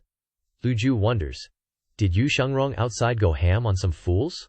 Or was it Ming Xiyin? Ever since Shuntian Manor, Ming Xiyin could kill a 5-leaf with his 3-leaf cultivation, skipping 2 levels. Lu Zhao is sure Ming Xiyin is holding back, but either way, Lu Zhao wins, so he doesn't sweat it. Lu Zhao opens the system interface. 102, 300 merit points. This battle earned him nearly 60,000. Compared to before, this is a huge glow-up. As usual, Lu Zhao ain't rushing to buy a dharmic body, decides to roll some gacha.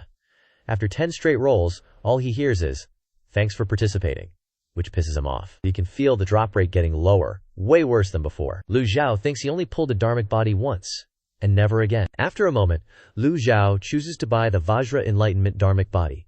Ding! Consumed 100,000 merit points. Acquired Vajra Enlightenment dharmic body. Ding! First time activating Vajra Enlightenment dharmic body. Can unlock 1 leaf. Seeing his merit points drop from over 100,000 to 1,800, Lu Zhao feels a pang of pain, and then a scary thought hits him.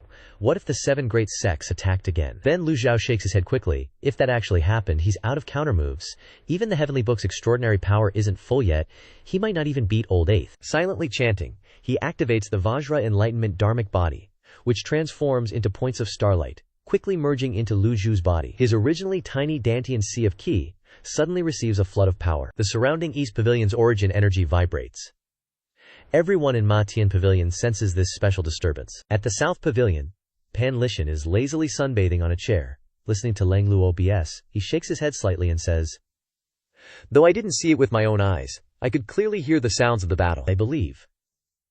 Lang Luo laughs loudly. Old Pan, what's with the believe stuff? It's the truth, I ain't exaggerating. You old geezer must be regretting not seeing it, huh? Hearing this, Pan Lishan is uncharacteristically silent. Before Lang Luo arrived, Pan Zheng had already told him about the earth-shattering events of that night over and over again. Who wouldn't want to see the 9-leaf with their own eyes? Too bad he's still recovering, can't see the 9-leaf style. Pan Lishan also can't just run to the East Pavilion and ask Lu Zhao to summon his dharmic body for him to see. Lang Luo said, Now it seems, the truth of the great tribulation of fate has been broken. I feel honored to personally experience this historical moment. Pan Lishan sighed. Me too. I originally thought there was nothing worth living for in this life. I thought I had enough. But I didn't expect to experience this. Interesting. As the two were talking, a violent commotion came from the East Pavilion. Lang Luo and Pan Lishan both turned to look. They're used to this special kind of disturbance. Pan Lishan shook his head. Chief is researching something new again. Perhaps the method of advancing to a true 9-leaf is in Chief's hands. Both their eyes lit up at the same time. They're both 8-leaf experts, and now the 9-leaf is right in front of them. How could they not be tempted? The two looked at each other and nodded slightly. At the same time, Lu Zhou lifted his hand. A miniature Vajra Enlightenment dharmic body appeared in his palm. Lu Zhao is very experienced and skilled, easily compressing the dharmic body to the size of a fist. Under the dharmic body's feet is a golden lotus, without any leaves yet. Lu Zhao raised his hand, mobilizing the power of origin energy to compress the dharmic body floating in front of him. The golden lotus under his feet continuously rotates, beginning to sprout leaves. Circles of golden light appear, enveloping the dharmic body and falling onto the golden lotus. The golden lotus is absorbing more and more energy. At this moment, Zhu Honggong and Zhao Yu entered the East Pavilion. A nascent divinity realm cultivator is unlocking a leaf. Zhu Honggong jumped. No way. Master's going 10-leaf already. Zhao Yu, with a surprised expression, affirmed. This is not the fluctuation level for opening a single leaf. During this time, Zhao Yu had also been trying to open a leaf, so she understood this level of fluctuation very well. Zhu Honggong dragged Zhao Yu quickly out of the East Pavilion. Haha, master isn't gonna fool me, let's go. Zhu Honggong and Zhao Yu scrambled out of the East Pavilion, their hearts filled with dread. You kidding me? Master cultivates alone? Disturbing him now is just asking for death? End. And what's with the single leaf, engon, condensing a dharma body? It's all fake phenomena, don't you dare fall for it. This wasn't just Zhu Honggong's thought, but also the thought of everyone in the Evil Sky Pavilion. The two junior female cultivators also knew about the commotion, but they casually went about their business, feeding birds and hanging clothes. As for Zhao Qifeng and Pan Zhang, who were practicing swordsmanship together behind the mountain, they also told themselves, anyway, we're already used to this. Even if Lu Zhou stood before them now, manifesting a genuine nascent divinity one-leaf dharma body, no one would believe it, because Lu Zhou had always done strange things. About half an hour later, the ring of light finally disappeared. Lu Zhou saw a vibrant, brightly glowing leaf appear on the golden lotus. It's done. Even though he had only opened a single leaf, Lu Zhou felt extremely comfortable and satisfied. From now on, he was truly a cultivator of the nascent divinity one-leaf realm. After opening the leaf, Lu Zhou once again entered the state of comprehending the heavenly scripture. The next morning, as soon as he opened his eyes, Lu Zhou heard little Yuanhair's voice. Master, fourth senior brother has returned. Tell him to come in. Little Yuanhair immediately replied, yes. Lu Zhou clasped his hands and walked out of the East Pavilion. He calmly raised his head to look at the Golden Court mountain barrier. Everything was in order, even more powerful and magnificent than before. Lu Zhou thought to himself, the power of the peak state card is truly captivating. If only I had another one. Ming Xinyin, upon entering the East Pavilion, immediately knelt and kowtowed, his forehead touching the ground. Disciple pays respects to master. Just as he was about to imitate Zhu Honggong, Lu Zhou frowned and waved his hand. Cut it out! Ming Xinyin said. Disciple truly admires master. Jilong is nothing. Master is the number 1 9-leaf. No one can dispute that. Lu Zhou glared at Ming Xinyin. Are you done talking? Lu Zhao's eyes were filled with doubt, wondering what the hell this guy was thinking. If he had time to think about flattering, he might as well focus on cultivation to improve his realm. Ming Xinyin shook his head, not daring to continue flattering, and thought to himself, this kind of low-level flattery really can't be imitated carelessly. Why does an old eighth get scorned by Maester when he does it? Lu Zhou asked, where have you been these past 2 days? Ming Xinyin immediately recounted in detail how he infiltrated the 7 great sects, tracked Feng Qinghe, and then killed him. Lu Zhou heard this and asked, puzzled, you killed Feng Qinghe? Ming Xinyin excitedly said, by luck, just luck. Feng Qinghe burned his qi to fake his death, and after escaping he sealed his qi and fled straight into the forest. Fortunately, he was severely injured by master, so disciple was able to succeed. Hearing this, Lu Zhou thought to himself, the battle situation that day was too chaotic. It wasn't strange for some fish to slip through the net, it's just that Lu Zhou didn't expect Feng Qinghe to actually escape. A 9-leaf dharma body can lock onto places with strong QO fluctuations. This Feng Qinghe guy is quite cunning. At this moment, little Yuan Kaber suddenly interjected. Fourth senior brother, how did you track him? Did you also fake your death like him? When Ming Xinyin heard little Yuan Kaber say this, he immediately fell silent. He cleared his throat, his expression unchanged. No need to fuss over such minor details. Regardless of how Ming Xinyin tracked him, being able to kill Feng Qinghe was a meritorious deed. How could Lu Zhou blame him? Lu Zhou encouraged. Well done, Ming Xinyin said. Thank you, master. Disciple has one more thing to report. Lu Zhou then said. Speak. Ming Xinyin continued. After disciple killed Feng Qinghe, I met an old woman. Ming Xinyin began to recount his encounter with the old woman in the canyon, including a full description of her appearance. After he finished, he added, that old woman tried to help Feng Qinghe kill disciple. Fortunately, disciple cleverly mentioned master's name, and she was so scared she didn't dare to make a move. Lu Zhou calmly uttered 3 words. Zuo Yushu. Ming Xinyin scratched his head and asked, who is Zuo Yushu? Just then, Leng Luo's voice came from behind. It's normal that you don't know her. Zuo Yushu was a cultivation prodigy renowned in her era in the Confucian school 500 years ago, also the person with the potential to become the first female saint of Great Yan. It's just that the Confucian school's Haoran Tiangang was only passed down to males, not females. Zuo Yushu's personality was unyielding, and from then on she severed ties with the Confucian school. Ming Xinyin scratched his head, recalling the old woman's stern appearance. A person who says they'll sever ties and actually does it, looks like she's got quite a temper. This matter might not be as simple as Leng Luo says. Ming Xinyin asked, puzzled. Only passed down to males, not females? Leng Luo walked up to Lu Zhou, clasped his hands, and bowed. Lu Zhou nodded at him, acknowledging his greeting. Leng Luo turned to explain to Ming Xinyin. From ancient times until now, successive dynasties have governed the nation through both civil and military means. Commoners, at best, could only cultivate to the body-tempering realm. If lucky, they might reach the spirit-connecting or condensing consciousness realms. If one wanted to continue cultivating, the only way was to join a sect and rely on one's talent and effort to ascend. For a nation to prosper, it couldn't rely solely on martial power, hence, civil affairs also had their place. It's just that this faction had always only accepted male disciples. Some young ladies from wealthy families, who wished to study, could only hire private tutors. Thus, currently, in the court, yang energy is flourishing while yin energy wanes. Even to this day, the Confucian school's prosperity is due to both civil and military factions. These things were similar to the memories in Lu Zhao's mind. He just hadn't expected this world to be similar to ancient Earth, the only difference being that in Great Yan, there was no male chauvinism. In cultivation, many sects also respected strong female disciples. Ming Xinyin said, "How ridiculous!" Leng Luo continued. 500 years ago, Zuo Yushu was peerlessly beautiful and talented. After severing ties with the Confucian school, she lived in seclusion and never appeared again. No one knew where she went. Lu Zhao secretly assessed that Leng Luo's tone seemed to greatly admire this type of powerful individual.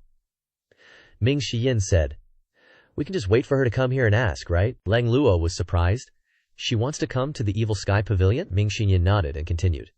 "Yes, she wants to stand up for Feng Qinghe, the sect master of the Zhenchang school." If Zuo Yushu had wanted to stand up for Feng Qinghe before, Leng Luo might have worried for the pavilion master. But now the pavilion master is a nine-leaf expert. What can she possibly do? Leng Luo said. "She really doesn't know her place." Lu Zhao gently stroked his beard.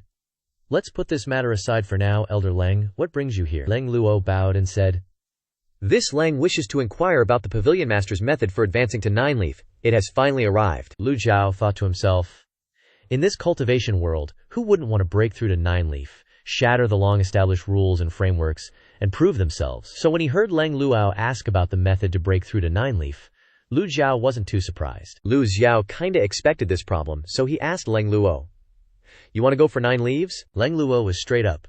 "The door's right here. If I don't try kicking it down, I'll regret it forever." Lu Zhao stroked his beard and nodded. Which 8-leaf cultivator wouldn't want to level up? Right now, there's 2 methods floating around. One's chopping the golden lotus and resprouting leaves. That's doable. Leng Luo was shooketh, looking up at Lu Zhao. Even Ming Xinyin was surprised. He'd been out and about, heard some folks survive chopping the golden lotus, but never anyone successfully resprouting. If someone pulls that off, cultivation's gonna change forever. Why is the master so sure it's possible? Lu Zhou kept going. 2. When you hit the nascent divinity realm, don't condense the golden lotus. Both ways can get you to 9 leaves. Since you ain't in the nascent divinity realm yet, you can pick the second one. If you're already in it, you're stuck with the first. Leng Luo, confused, asked, "Did the sect leader pick the first method?" In his head, he's like, "When did the sect leader chop the golden lotus? And how's he resprouting so fast?" Lu Zhao was like, "Neither." Lu Zhao casually dropped, "You guys already got golden lotuses, so you're stuck with method 1. Leng Luo, all nervous, clasped his hands and asked, "How can we be sure we'll survive chopping the golden lotus? Teach us, O wise one." Leng Luo bowed, super sincere. In any sect, asking about advanced techniques is a big no-no, especially for something like the 9-leaf upgrade. Leng Luo knows this, so he's treading carefully. "I ain't greedy. If you can't tell me, I won't ask again." Lu Zhao casually said, "It's nothing. Chopping the golden lotus is just the beginning. Soon enough, the cultivation world will figure out a better way." They both felt relieved. Ming Xinyin piped up, "Then I'll chop my golden lotus now so I don't lose out later. If an 8-leaf has to start from scratch, then me, at 4 leaves, might as well chop now. Why even bother leveling up?" Lu Zhao shook his head. "Nah. 8-leaf cultivators got mad skills, experience, and insight. They'll resprout hella fast. Plus, they might even come back stronger than before." Lu Zhao finished explaining, and they clasped their hands and bowed. Leng Luo is enlightened. "Thanks for the lesson, master." Right then, Lu Zhao heard the system go off. Ding! Mentored Ming Xiyin, gained 500 merit points. Lu Zhao wasn't surprised. He's prepping the oldies for the future. After all, he's only a 1-leaf nascent divinity himself. Now that everyone's chopping golden lotuses, the cultivation world's gonna be wild. Plus, those alien races are eyeing the Evil Sky Pavilion. Gotta have some serious power. Actually, Lu Zhao knows a third way. Just level up to 9 leaves normally. But that takes too much lifespan. No good for the Evil Sky Pavilion crew. So no need to tell them. After a bit, Lu Zhao waved them off. "If that's all, scram." They bowed. Leng Luo takes his leave. Disciple takes his leave. After they left, Lu Zhao went back to his room to keep studying the celestial book. Without the peak trial card, He's got to rely on it. Before diving in, Lu Zhou checked his merit points. 2,300 left. What's the point of saving them? They're just annoying. So he went for it. Draw, the system chimed in. Ding! Consumed 50 merit points, 20 luck points. Obtained disguise card X5. A disguise card? Use it to make your current avatar look like a 9-leaf for 10 seconds. A new item dropped, and Lu Zhou was kinda surprised. But this disguise card is kinda useless. Is this supposed to be for flexing? Whatever, better than nothing. Lu Zhou kept drawing. The system announced, Ding! Consumed 50 merit points, awarded reversal card X10. Not bad. Maybe I got lucky after breaking through to the nascent divinity realm? Kept drawing. Ding! Consumed 50 merit points. Thanks for playing. Lu Zhou kept going. He blew through all his merit points, but didn't win anything else. His luck shot up to 44. He didn't have much merit to begin with, so he didn't care. After drawing, Lu Zhou checked the item column. Yep, all the cards went up 500 merit points each. He saw that coming. But then, Lu Zhou saw the store selling disguise cards for 10,000 merit points. What the hell? The system's gone money crazy. A one-hit kill card's only 4,000 merit points. Who's gonna drop 10,000 to buy a disguise card to trick people? Unless they're brain dead. Lu Zhou looked at the celestial avatar of Barsha for 500,000 merit points. Note: this avatar can also be obtained through cultivation. Golden lotus leaf sprouting. 50,000 merit points. Note: limited to the 8-leaf realm and below. Can be obtained through cultivation. I can't take it anymore. Lu Zhou took a deep breath, trying to chill out. Being Ji Tiandao for so long, Lu Zhou felt like he's being influenced by Ji Tiandao's memories, blending into the role more and more. Can't afford it? Gotta keep studying the celestial book. The next morning, Lu Zhou did his usual jump rope routine. Little Yuan ran up yelling, Master! Master! Master! Lu Zhou frowned. You think I'm deaf or something? No. Disciple wouldn't dare. Little Yuan lowered her head, acting all obedient. Lu Zhou casually asked, What's up? Little Yuan replied, 7th senior brother wants to see you. He said he's got a lot to tell you. Lu Zhou thought, that brat. Took him long enough to spill the beans. The smarter they are, the cockier they are. If you want to win them over, you gotta beat them where they're strongest. Lu Zhou had clearly done that. I want to see what he's got to say. Lu Zhou said, Bring him here. Yes, master. Little Yuan turned towards the cliffside cave. Soon, little Yuan brought Si Wuya to the East Pavilion. Seeing the master looking at him calmly, Si Wuya immediately knelt and said, Ungrateful disciple Si Wuya greets master.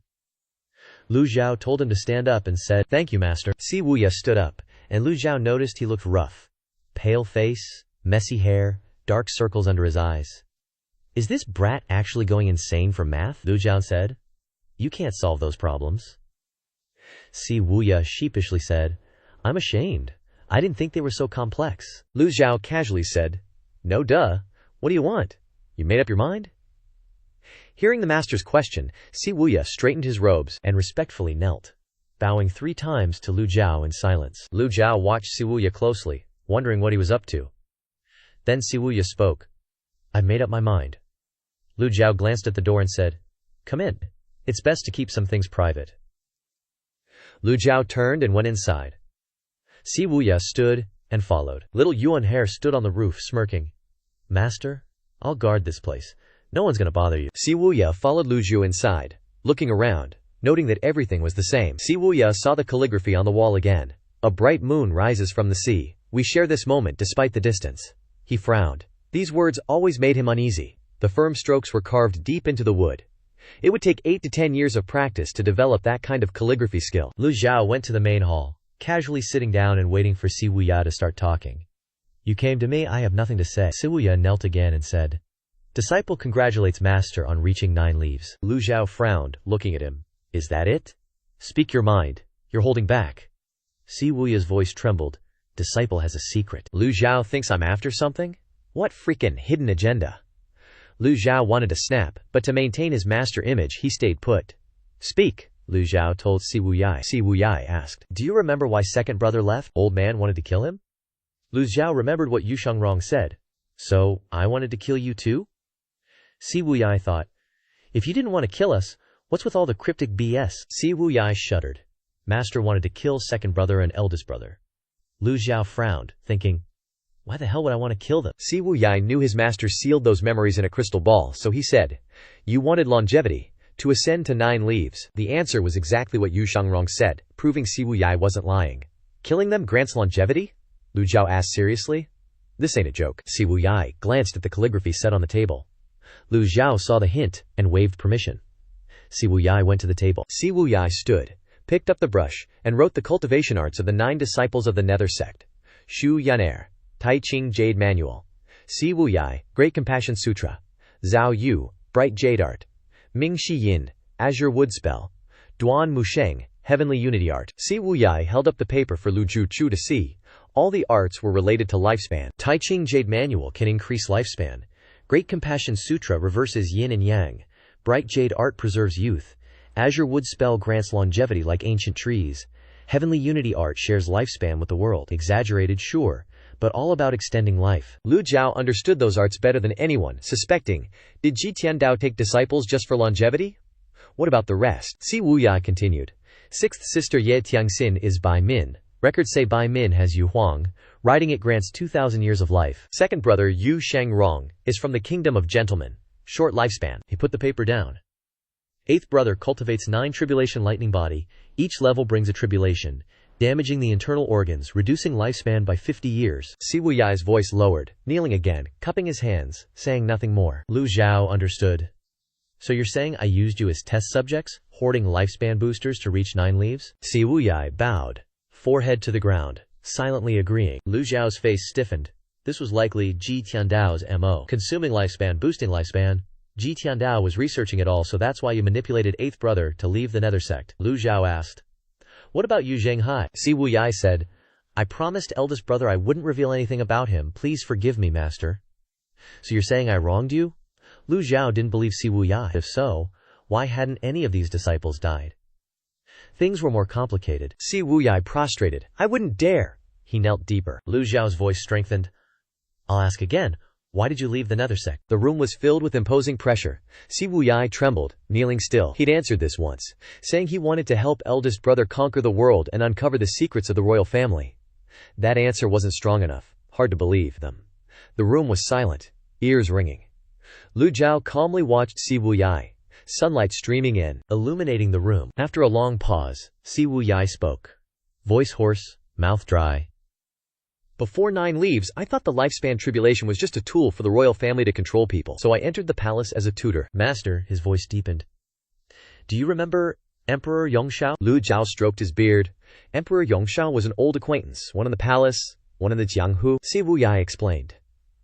The imperial treasury was created by Emperor Yongshu. Only the emperor or someone with the royal token could enter. Yongshu researched 9 leaves. Many secrets buried in the treasury after his death. I thought, if truth is truth, why is the royal family so obsessed with researching 9 leaves, trying to overturn the truth? 9 leaves clearly doesn't exist, so why is it in history?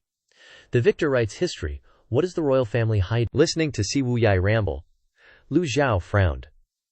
The little punk actually wanted to research this, but he still wasn't getting to the point. Si Wuyai kowtowed. Over the years, I secretly built a network across Great Yan, investigating in the shadows. I later learned that you weren't the only one pursuing 9 leaves. Yun Tianluo, Yuandu Palace, king of Mobei, the Lu Lan tribal leader, and the old ancestors of the great sects were researching it. And the funny thing is, perhaps it was a habit, he said. Funny. The words slipped out. Si Wuyai paused. All ended in failure. Lu Zhou remained calm, watching Si Wuyai. Then what? Si Wuyai's expression turned serious. I've always wondered. The golden lotus absorbs energy, yuan-qi, or lifespan. But, he kneeled, questioning. Where does that energy go? Lu Zhou was shaken. If others, or even Ji Tiandao, heard this, they might beat him senseless, call him a crazy talker, using demonic words to mislead people. But Lu Zhou, being a modern man, was surprised by Si Wuyai's idea. That was a damn good question. The cultivation world has existed for 30,000 years. Since humanity began Taoist cultivation, countless immortal sages have fallen before the gates of the 9 leaves, buried for eternity. Li Fan suddenly remembers something. During the battle at Shuntian Garden, the second prince, Liu Huang, once said, if you are ever smart enough, you'll realize the whole world is just a cage of the heavenly Tao cycle. The chessboard sealing Yun Tianluo's memories only made Li Fan pay attention to the secret of the golden lotus, without thinking further. Just as Si Wuyai said, where exactly did the energy absorbed by the golden lotus go? Back to the world between heaven and earth, Li Fan calmly stated, "Heaven and earth are the cage. The golden lotus is the shackle." Si Wuyai knelt on the ground, hurriedly saying, "This disciple is merely speculating. I beg master for clarification." Li Fan asked, "This old man has advanced to 9 leaves. What do you think of it?" Si Wuyai was instantly speechless. This Si Wuyai thought, if the theory that heaven and earth are a giant cage holds true, then why was master able to break through to 9 leaves? Seeing that he couldn't answer, Li Fan continued, "Cutting the golden lotus is no different from breaking the shackles. If what you say is true, those who reach 9 leaves are still suppressed by the cage of the heavenly Dabio." Si Wuyai lowered his head and asked, "This disciple dares to ask, how did master break through to 9 leaves?" He didn't believe that master used the method of cutting the golden lotus. Cutting the golden lotus only to condense it again would be no different from being bound by it again. Li Fan shouted loudly, "How dare you!" The shout startled Si Wuyai. Si Wuyai hurriedly said, "This disciple knows his mistake."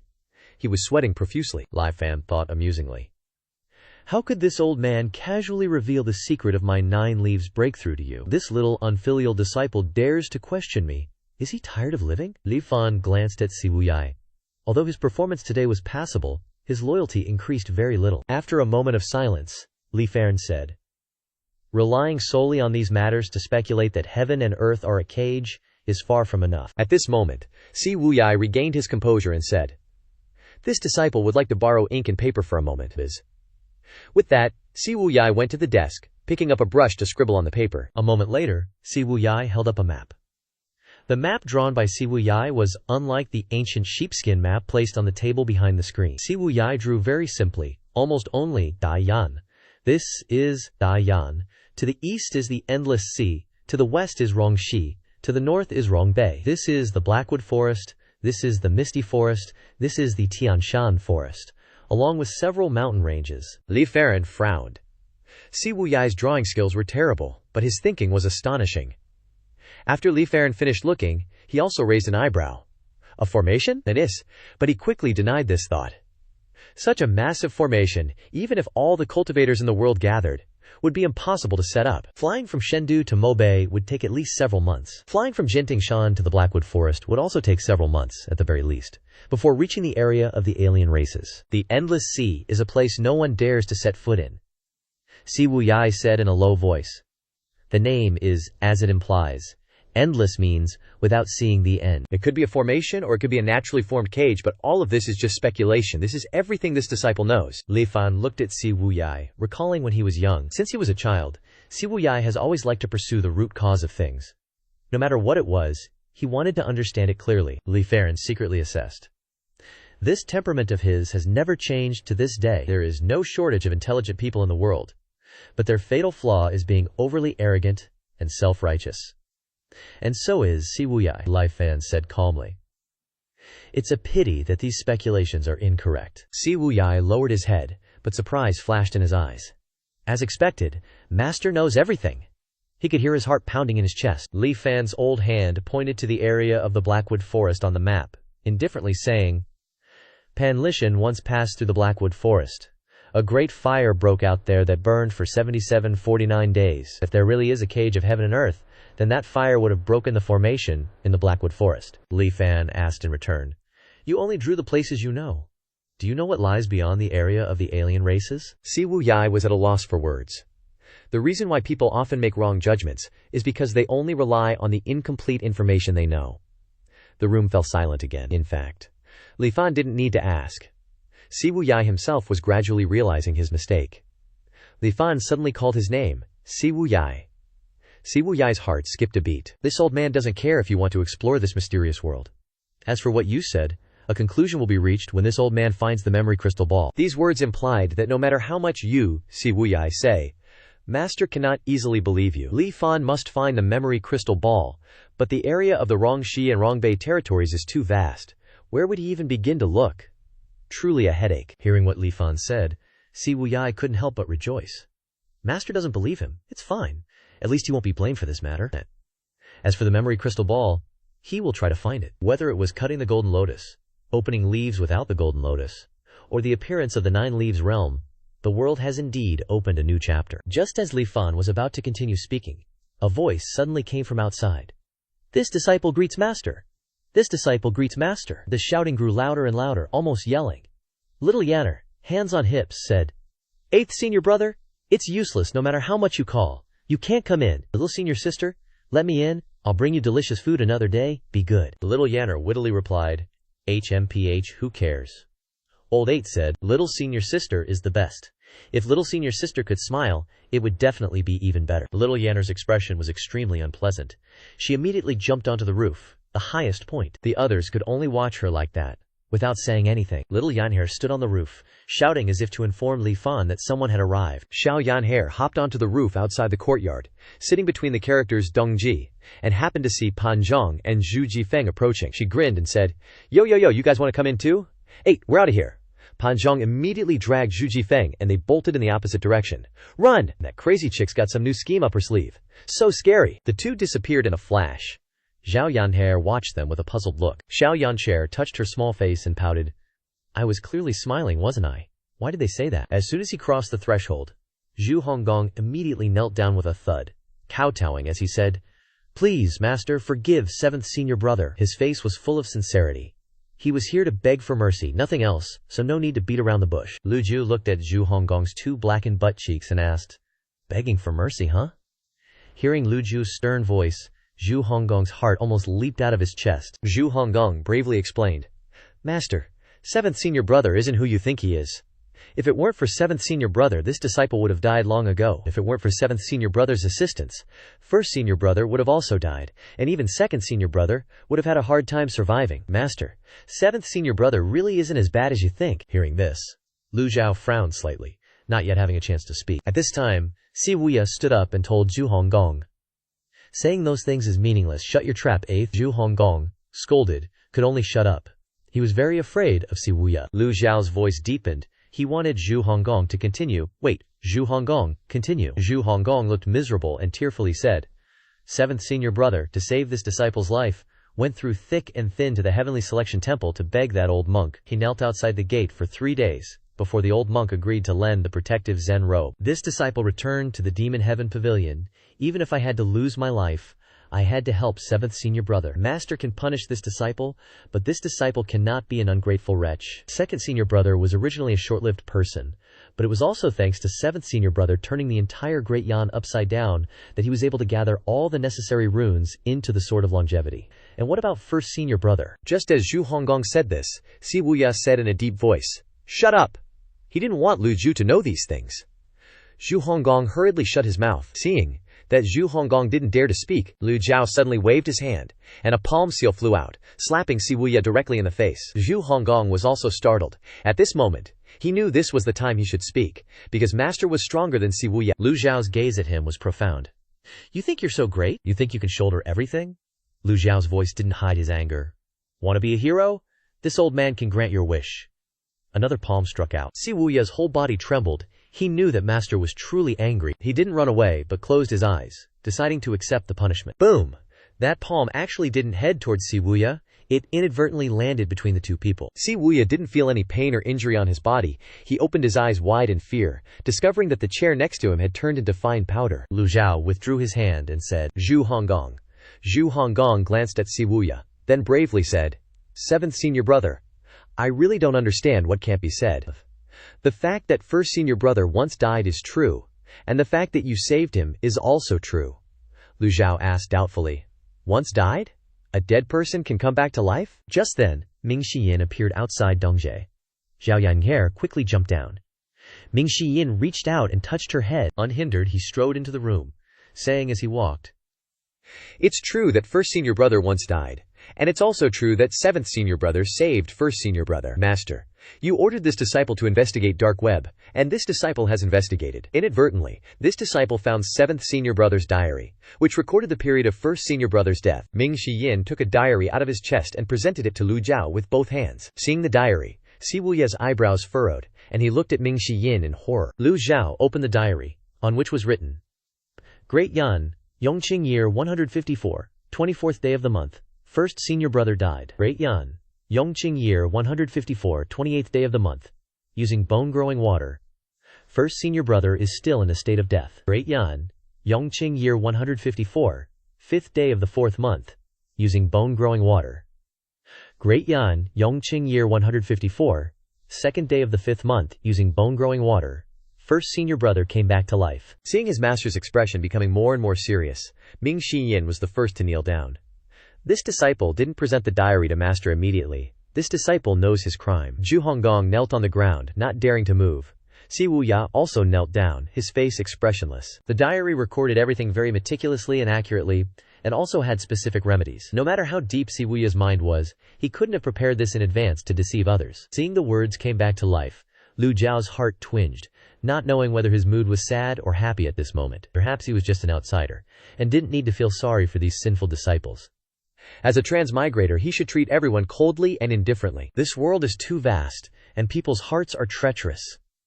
One moment of weakness will lead to eternal damnation. Since transmigrating, Lu Zhou has known that he must not be merciful.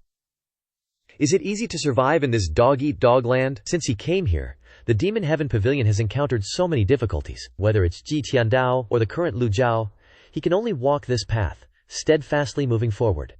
Other things don't need to be asked. It's better to let Yu Zhanghai tell him himself. Lu Zhu Giao cannot lose his mind, nor will he lose his mind. Ming Yin spoke again. This disciple also has something to report. The Confucian expert Zuo Yushu seeks an audience with Master. Lu Zhao seemed not to hear, as if he had fallen into deep thought, sometimes frowning, and sometimes his eyes shining. After waiting for a while and not seeing his master respond, Ming Yin spoke again. Master, the Confucian expert Zuo Yushu seeks an audience. Lu Zhao then replied, I will not meet. At this time, the old woman has come to the Demon Heaven Pavilion. Liu Zhao searched his brain for memories related to Yu Zhanghai and Ji Tiandao's trip to Rongxi and Rongbei. Looks like both the 9-leaf thing and the lifespan thing are related to the 9 disciples. When he first transmigrated, Liu Zhao couldn't remember a lot of things, like killing disciples, the heavenly book, breaking through the 9-leaf stage. He thought it was all a coincidence. Now that he thinks back, ain't no such thing as coincidence. It's clear that Ji Tiandao deliberately sealed everything related to the 9-leaf stage and lifespan in the crystal ball. The question is, why the hell did he do that? Liu Xiao is a bit confused here. Seeing his master lost in thought, Ming Yin didn't dare to disturb him, so he winked at Zhu Honggong and Si Wuya.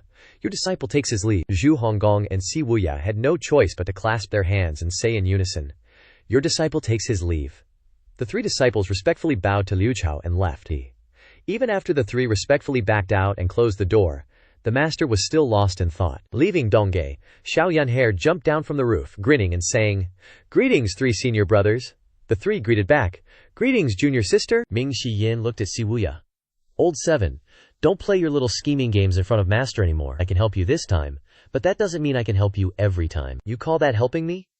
Si Wuya said. Ming Yin sighed and said, You always call yourself smart, but master has already advanced to the 9-leaf stage, so why would he care what senior brother does? You're just being delusional. Hearing this, Si Wuya was speechless. Ming Yin said, Alright, master might be swayed by you, but I'm not.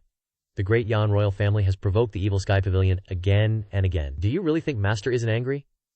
It's great that senior brother wants to smack the royal family. At least the Evil Sky Pavilion can vent some anger. I believe master won't cause trouble for senior brother in the short term. Si Wuya nodded slightly upon hearing this. The atmosphere in the room was too stifling just now, so he couldn't think clearly. Hearing Ming Yin's explanation, which made a lot of sense, Si Wuya clasped his hands and said, Thank you, 4th senior brother. Ming Yin looked pleased. You're welcome. Just as he finished speaking, 2 screams suddenly came from the mountainside. Ouch! Be gentle. The Evil Sky Pavilion isn't a place for you to show off your might. You old hag, you'll regret this. This scream was even worse than the last. Ming Yin shook his head. What to do? She's charging again. Si Wuya replied, Leave it to me. With that, he rode his pig down the mountainside. Xiao Yanhair, Zhu Honggong, and Ming Yin followed closely behind. Looking down from the Evil Sky Pavilion, the group saw an old woman with a cane slowly walking up the steps on the mountainside, while Pan Zhong and Zhao Jifeng were constantly retreating, faces bruised and battered, screaming incessantly. The 2 of them had bruised faces at this moment. Si Wuya frowned, remembering Ming Yin's words, and asked, This is the master of Confucianism, Zuo Yushu? The old woman didn't mind barging into the Evil Sky Pavilion when she sensed that she wasn't welcome. Ming Yin raised his hands and shrugged helplessly. It's her. This old woman went straight here without bothering to ask anyone, so you have to be careful. Even if you beat her to death, She won't believe the 9-leaf stage has appeared. Si Wuya was originally planning to scare Zuo Yushu with the 9-leaf stage, but now he's met a difficult old woman. Zuo Yushu has lived in seclusion in the valley for many years and hardly knows how to interact with anyone. Now that she's suddenly left the valley, of course she'll just charge straight ahead. There's no way she'd listen to rumors about the 9-leaf stage from others. Before long, screams rang out again. Pan Zhong and Zhao Jifeng ran in front of Si Wuya. "Seventh mister, quickly stop her!" Although Si Wuya looked very haggard at the moment, with dark circles under his eyes and looking as weak as someone who hadn't rested well, Zhu Honggong looked at Si Wuya with admiration and said, but when he stood up straight, Si Wuya exuded his original demeanor and aura. Tap, tap. The sound of the cane rang out as the old woman approached. The hunched-back old woman, Zuo Yushu, finally arrived at the Bluestone Square. She raised her head, glanced at the group, and then turned to Ming Shi Yin. "Young man, we meet again." Ming Shi Yin said helplessly, hello, senior." Ming Shi Yin was a little embarrassed. Aren't older people supposed to have bad eyesight and memory? This old woman is the opposite. How can her memory be so good? At this moment, Si Wuya spoke up. "So it's Senior Zuo." Hearing this, the old woman asked, "Who are you?" Si Wuya replied straightforwardly, "Seventh disciple of the Evil Sky Pavilion, Si Wuya." Zuo Yushu laughed heartily. I really overestimated his eyesight. A lunatic? A silly girl? A fat kid? And a young man running around everywhere. He really accepts all kinds of people as disciples. Hearing this mockery, Zhu Honggong and Xiao Yanher could only look at each other and wonder, huh? Did we do anything to anyone? Why are we getting randomly attacked? Si Wuya didn't care, and asked, "Senior Zuo wants to see my master?" Zuo Yushu lifted her cane and pointed it at Ming Shi Yin. "Hasn't this guy told you the purpose of my visit?" She pointed the cane forward with an angry look and tone. Ming Shi Yin hurriedly said, "Senior, you already know the cause of Feng Qinghei's death. Why bother doing this?" Si Wuya immediately understood and said with a smile, "Senior Zuo wants to stand up for Feng Qinghei." Zuo Yushu said, "I just want an explanation. I promised Feng Qinghei that I would kill anyone who entered that valley. I spared this little brat out of respect for him, but at least he has to give me an explanation, right?" Si Wuya nodded. "Let me explain to you on behalf of my master." The old woman's face clearly showed contempt. "You?" She didn't seem to like Si Wuya very much. Si Wuya didn't care at all, and slowly explained, Feng Qinghei, as the head of the Zhenghang school, colluded with the 6 major sects, and even incited the 10 great elders of the Yun sect to besiege the Evil Sky Pavilion behind their backs. May I ask, Senior Zuo, are you satisfied with this explanation? Zuo Yushu frowned and began to examine the young man in front of her. She slammed her cane on the ground. Suddenly, with a loud bang, the ground cracked into cobweb-like patterns, and these cracks lit up with self-inscriptions. Ming Shi Yin took 2 steps back, realizing these symbols were identical to those carved all over the canyon. Si Wuya was like, "Wait, hold up, you were hiding, bruh." Si Wuya and the others also backed off. Senior wants to bully the weak? Seeing that Zuo Yushu was old, he didn't want to make a move. The light of the Ziyin seal gradually dimmed. Zuo Yushu replied, "This old woman has nothing to say to you. Get your master out here." Her tone was super urgent and angry, because she hadn't seen Lu Zhou forever. Si Wuya still stood his ground. "My master is unwell and is currently resting. I hope Senior will forgive him," Zuo Yushu said angrily. "Are you looking down on me, old woman?" No. Si Wuya waved his hand and said, "You should drop the lookin'. I never meant that." Zuo Yushu's old face stiffened. She huffed, her anger rising. "Can't see the master. Only a bunch of disciples." Then the crutch in her hand stood upright, and Ziyin seals appeared on the body of the crutch. "Young man, if you don't know the rules, then this old woman will teach you a lesson on behalf of your master." Whoosh whoosh. In the air, the Ziyin seals left the crutch and flew towards Si Wuya. Si Wuya quickly grabbed Zhu Honggong, stood behind him, and held him out in front of him. At this moment, Zhu Honggong was the most effective shield. Zhu Honggong cried out in horror. "Ouch! 7th senior brother, what are you doing? Why are you using me?" Very quickly, bang bang bang, a pile of Ziyin seals hit Zhu Honggong's chest. Then Zhu Honggong stroked his chest, as if nothing had happened. All of Zuo Yushu's attacks were like mosquito bites to Zhu Honggong. Zuo Yushu looked up at Zhu Honggong and asked in surprise, "You're not injured?" She was like, "WTF, this guy can block my attacks?" Si Wuya said nonchalantly, "The Heoran righteousness chi of the Confucian school is really powerful." Si Wuya's words, although light, made her angry. Zuo Yushu heard the sarcasm in his words, and her wrinkled hand angrily grabbed the crutch and slammed it on the bluestone floor. With a deafening bang, the surrounding yuan qi vibrated, and Ziyin seals appeared within a 10-meter radius around Zuo Yushu. The crowd retreated one after another. Just as Si Wuya was about to speak, a deep voice suddenly came from not far away. "Enough." A pair of feet walked over calmly. Hearing this voice, Zuo Yushu also focused her attention on that side. Zuo Yushu looked up, her eyes fixed on the old man who had just arrived, and her eyes were full of surprise and awe. The crowd turned their heads to look back, and Lu Zhou, with a celestial appearance, wearing a white robe and a cold and indifferent expression, appeared in everyone's sight. "Greetings, master!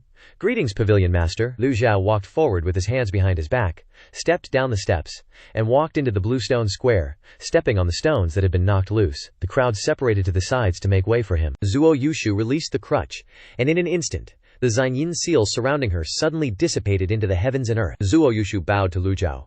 "This old woman has finally met you again." Lu Zhou stopped and looked at Zuo Yushu, who was hunched over in front of him, and couldn't help but sigh.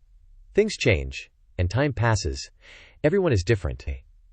In the blink of an eye, many years have passed. Back then, the Confucian master shouted and stirred up the clouds, and Zuo Yushu was a rare, ice-cold beauty in the cultivation world. Now she has become an old woman with white hair. "After so many years, your temper hasn't changed a bit." Zuo Yushu then replied, "I'm making you laugh." Lu Zhou glanced at the disciples. "Why aren't you paying respects to Senior Zuo?" The crowd hurriedly bowed to Zuo Yushu. Zuo Yushu waved her hand. "Forget the formalities." She looked at Lu Zhou and said softly, "Although this old woman comes from the Confucian school, I rarely pay attention to these troublesome etiquettes." Lu Zhou nodded. "You don't knock on the door if you don't have anything to do. What did you come to this old man's place for?" Zuo Yushu replied, "This old woman wants to hear an explanation about Feng Qinghei's matter." Lu Zhou asked in surprise. "Explanation?" She continued, "Feng Qinghei is the head of the Zhenshang school. This old woman has been living in seclusion in the canyon for the past few years, and has received a lot of care from the Zhenshang school. Now that something has happened to Feng Qinghei, how can this old woman stand by and watch?" Lu Zhou didn't answer immediately, but slowly walked towards the rock, while signaling her to follow him. Zuo Yushu understood, and followed behind, looking down at the foot of Jinting Mountain with Lu Zhou. Lu Zhou pointed to the foot of the mountain and said, "The corpses of the 7 great sects are buried there." Zuo Yushu was shocked. Just now when she passed by, she only felt that the ground there was unusual. There were many traces of battle, and not a single blade of grass grew. Lu Zhou said without any politeness, "Feng Qinghei should have been lying there too." These words made Zuo Yushu jump. Zuo Yushu stared at the flags of the 7 great sects on the mountain peaks, feeling a little surprised and chilly in her heart. Zuo Yushu looked at Lu Zhou in disbelief. "The 7 great sects are really besieging Jinting Mountain?" Lu Zhou sighed lazily. "You've been hiding in the canyon all year round, knowing nothing about the outside world. Didn't you hear anything from others when you came out? At least after going down the mountain, you should have listened around, right?" Hearing this, Zuo Yushu hesitated. "Well, I didn't ask anyone. I just came straight here to question you." Zuo Yushu came from a Confucian background, and knew right from wrong. Lu Zhao's few words left Zuo Yushu speechless. If what Ming Shiyin said was true, and Feng Qinghei besieged Jinting Mountain, then it was the Demon Heaven Pavilion who deserved an explanation, not Zuo Yushu. The disciples behind him nodded. "Master is still the best." The same words, coming from different people, had completely different results. Ming Shiyin muttered to the others, "Did you guys notice? In front of Master, Senior Zuo doesn't even have any aura." Zhao Yanhe replied, "Yeah, I thought so too." Of course. Zhu Honggong seized the opportunity to brown nose. This shows how awesome Master is. Listening to Zhu Honggong's rambling, this idiot didn't forget his main job even after 3 sentences. Zuo Yushu ignored these detestable juniors and asked suspiciously, "I remember that Jichong's great tribulation is coming. Today I am fortunate to meet you again, and see that you are as radiant as ever. How did Jichong drive back these powerful enemies?" It seemed that Zuo Yushu still had some doubts about what he had just said. Lu Zhou didn't bother to hide it, and said calmly, "I won't hide it from you. I have entered the 9 leaves." Zuo Yushu's old eyes suddenly widened, the wrinkles around her eyes stretched out, and her face showed a very special expression, her eyelids even blinking a few times. This expression was trying to say, "Yeah, right." In her heart, Zuo Yushu cursed Lu Zhou. "Like hell I'll believe you, you sly old fox." Thinking this, Zuo Yushu glared at Lu Zhou, her tone disbelieving. "Does Jinjiang think I'm easily fooled?" Lu Zhou didn't care whether she believed it or not, just glanced at her and said, "If it weren't for the sake of old times, just for breaking my blue stone floor, you would be dead already." Lu Zhao's tone was very calm, but his words made people tremble, each word piercing straight into the heart. The disciples standing nearby felt extremely relieved when they heard Lu Zhao's words, and Zuo Yushu's old body couldn't help but tremble. Even if she had once been a heaven's proud daughter, she had to suppress all her pride in front of Ji Tiandao. Zuo Yushu bowed and said, "Then did Feng Qinghei die in vain?" At this moment, a figure suddenly appeared in the square and said coldly, He deserved to die. The person who came was none other than Leng Luo. Everyone turned their heads to look. Leng Luo, wearing a silver mask, looked at Zhuo Yushu's hunched and aged appearance. As soon as she saw Leng Luo, Zhuo Yushu exclaimed in surprise, "It's you!" Leng Luo didn't care about the rules, and spoke very bluntly, "Zhuo Yushu, you're just someone who was famous when you were young. It's not your turn to run wild in the Demon Heaven Pavilion." This made sense. Zhuo Yushu became famous when she was young. In terms of age, she was not even as old as Leng Luo, let alone Ji Tiandao. Leng Luo was qualified to criticize her. Zhuo Yushu replied to Leng Luo, "I'm not afraid of you." Just then, a voice suddenly rang out. "What about me then?" Two more people appeared in the square. Hua Wudao pushed Pan Lishan's wheelchair and slowly walked over. Zhuo Yushu looked over, her wrinkled hand trembling slightly. Pan Lishan recognized her at first glance. Pan Lishan laughed and said, "I didn't expect anyone to recognize this old man." Zhuo Yushu then replied, "The #1 expert of the Jingming Dao? Of course I recognize you. Now that you know, why do you still dare to run wild here?" Although Pan Lishan was sitting in a wheelchair, he could still fully observe the surrounding environment. The bluestone floor was cracked. The traces were very obvious. Daring to run wild here, truly courting death. Pan Lishan cupped his hands and said to Lu Zhou, "Greetings, Pavilion Master."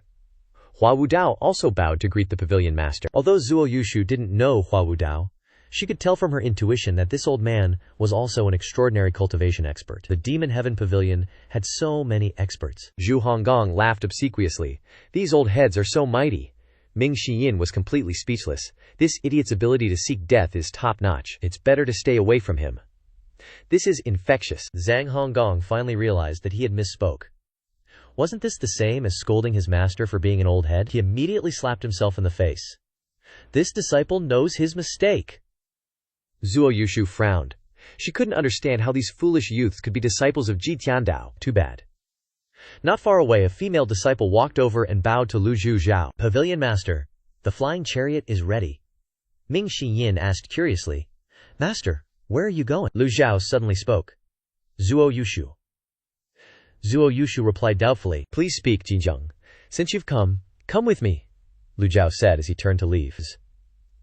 Zhuo Yushu was curious and didn't know where he was going, but without thinking much, she quickly followed behind. Ming Xiyin said, "Eighth, take 7th back to the Bian cave."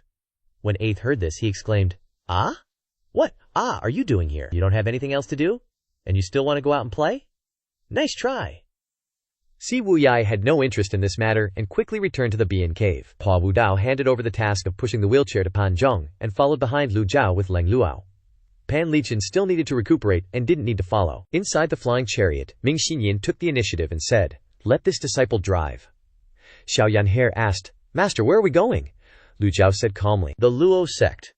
Zhuo Yushu asked doubtfully, "The Luo Sect is a sect founded by Yun Tianluo. I don't know what Jinjiang is going there for." Lu Zhou stroked his beard and replied, "An old friend is about to leave, so I'm going to say goodbye one last time." Hearing this, Zhuo Yushu was stunned for a moment. Her pupils constricted as if she couldn't believe what she had just heard. Hua Wudao sighed softly again. "These plebs think Master is going to stir up trouble with Yun Sect. After all, the 10 elders of Luo Sect participated in the siege of Jinting Mountain. Turns out, Master just wants to meet Yun Tianluo. Everyone can see that Yun Tianluo and the Evil Sky Pavilion have a great relationship. Yun Tianluo even gave the memory sealed in the chessboard to the Evil Sky Pavilion.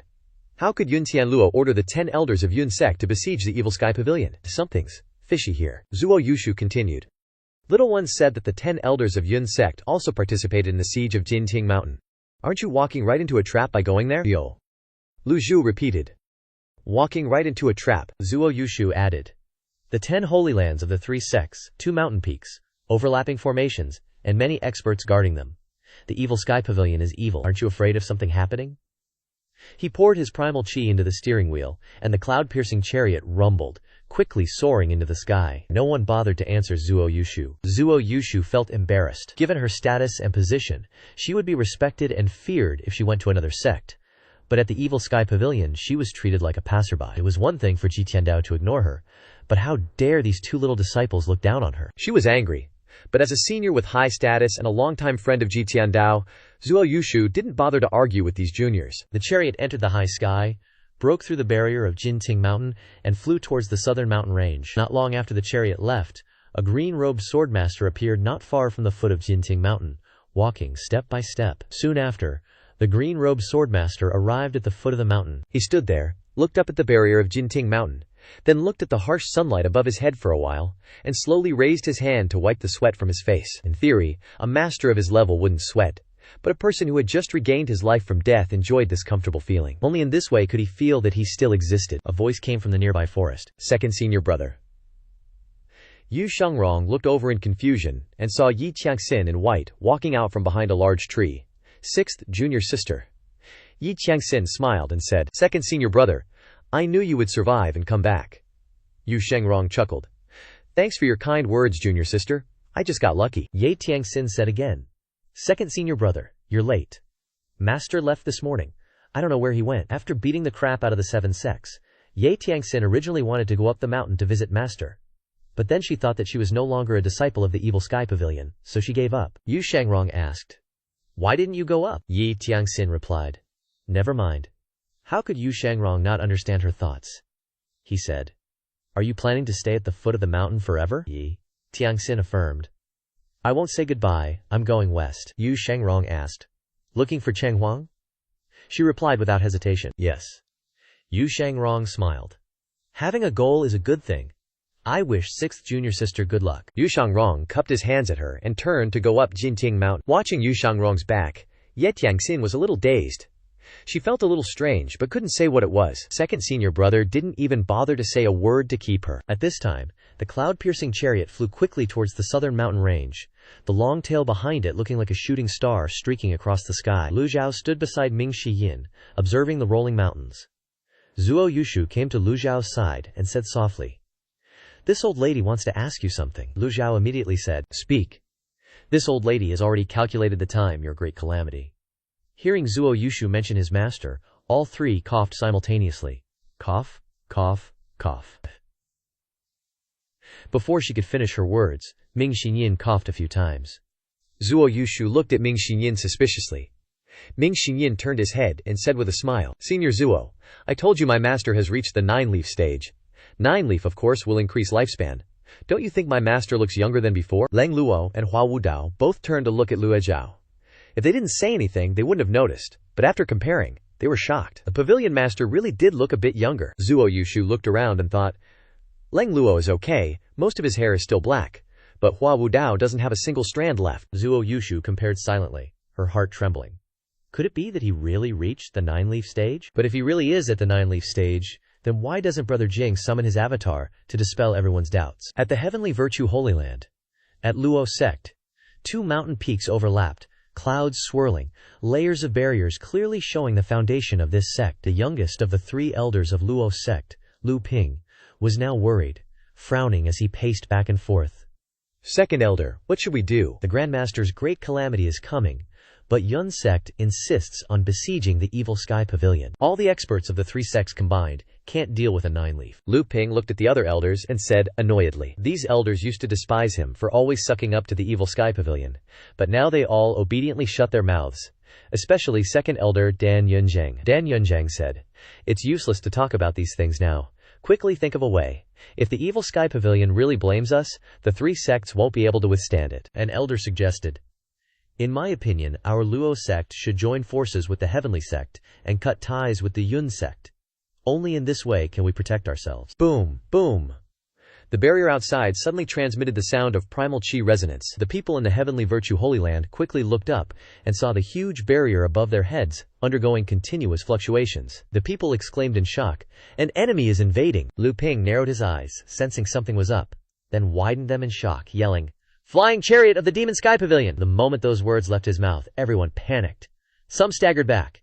Others, legs trembled, and they collapsed to the ground. Hearing Demon Sky Pavilion made them feel imminent danger. People cried out in a frenzy, Zhuye's here for revenge. He's come to collect debts. What had to come has finally come. After a few seconds of calming down, Lu Ping said solemnly, Don't panic, everyone. It was Yun's sect that messed up, not Luo sect or Tian sect. It has nothing to do with us. Lu Ping's words relieved the crowd a bit.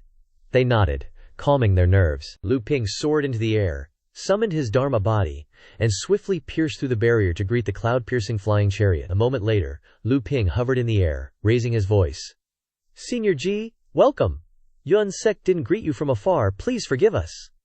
The flying chariot paused slightly. Ming Xinyin saw Lu Ping and immediately waved, calling out, "Hey you! Take the reins of the chariot for me!" Lu Ping was overjoyed.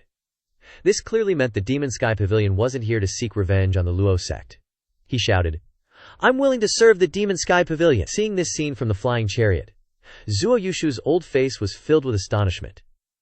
The three sects truly live up to their name. They treat everyone with extreme politeness and are very well-mannered. Thinking about how coldly she was treated when she arrived at the Demon Sky Pavilion, Zuo Yushu felt a surge of resentment. Lu Ping flew into the flying chariot and immediately knelt down, his forehead slamming against the ground with loud thuds. "It's my ancestors' blessings that allow me to drive for you, senior." Zuo Yushu was utterly bewildered by Lu Ping's actions.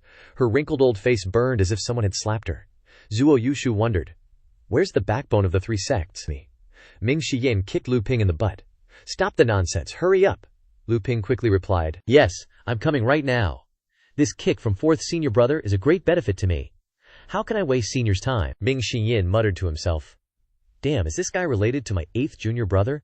Why is he so smooth-tongued just like him?" Lu Ping immediately replaced Ming Shiyin at the reins of the flying chariot, easily gliding through the layers of barriers and into the heavenly virtue sacred ground. The square-headed guy was also present, directly waving flags to guide the flying chariot to land. Soon, Lu Zhou's flying chariot landed. What Zuo Yushu hadn't expected at all was that all the disciples and elders of the Luo sect present in the heavenly virtue sacred ground were already standing in neat rows, waiting. As soon as Feng Qing heard the news, Luo sect's sectmaster Feng Yizhi hurriedly flew over, not even having time to comb his hair. Still wearing shorts as he quickly entered the sacred ground, he personally led the 10 great elders forward, bowing to the flying chariot. Luo sect's sectmaster Feng Yizhi pays respects to the old senior. The others also bowed in unison, paying respects to the old senior. Not only that, disciples from the surrounding sacred grounds also rushed over in a continuous stream, joining the welcoming ranks. Ming Xinyin felt incredibly important. This feeling is freaking awesome.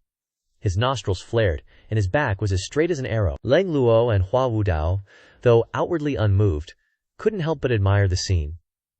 The rules and logic of this world have always been the same. The biggest fist has the most sense, regardless of righteousness. Standing on the flying chariot, Zuo Yushu's eyes were completely opened.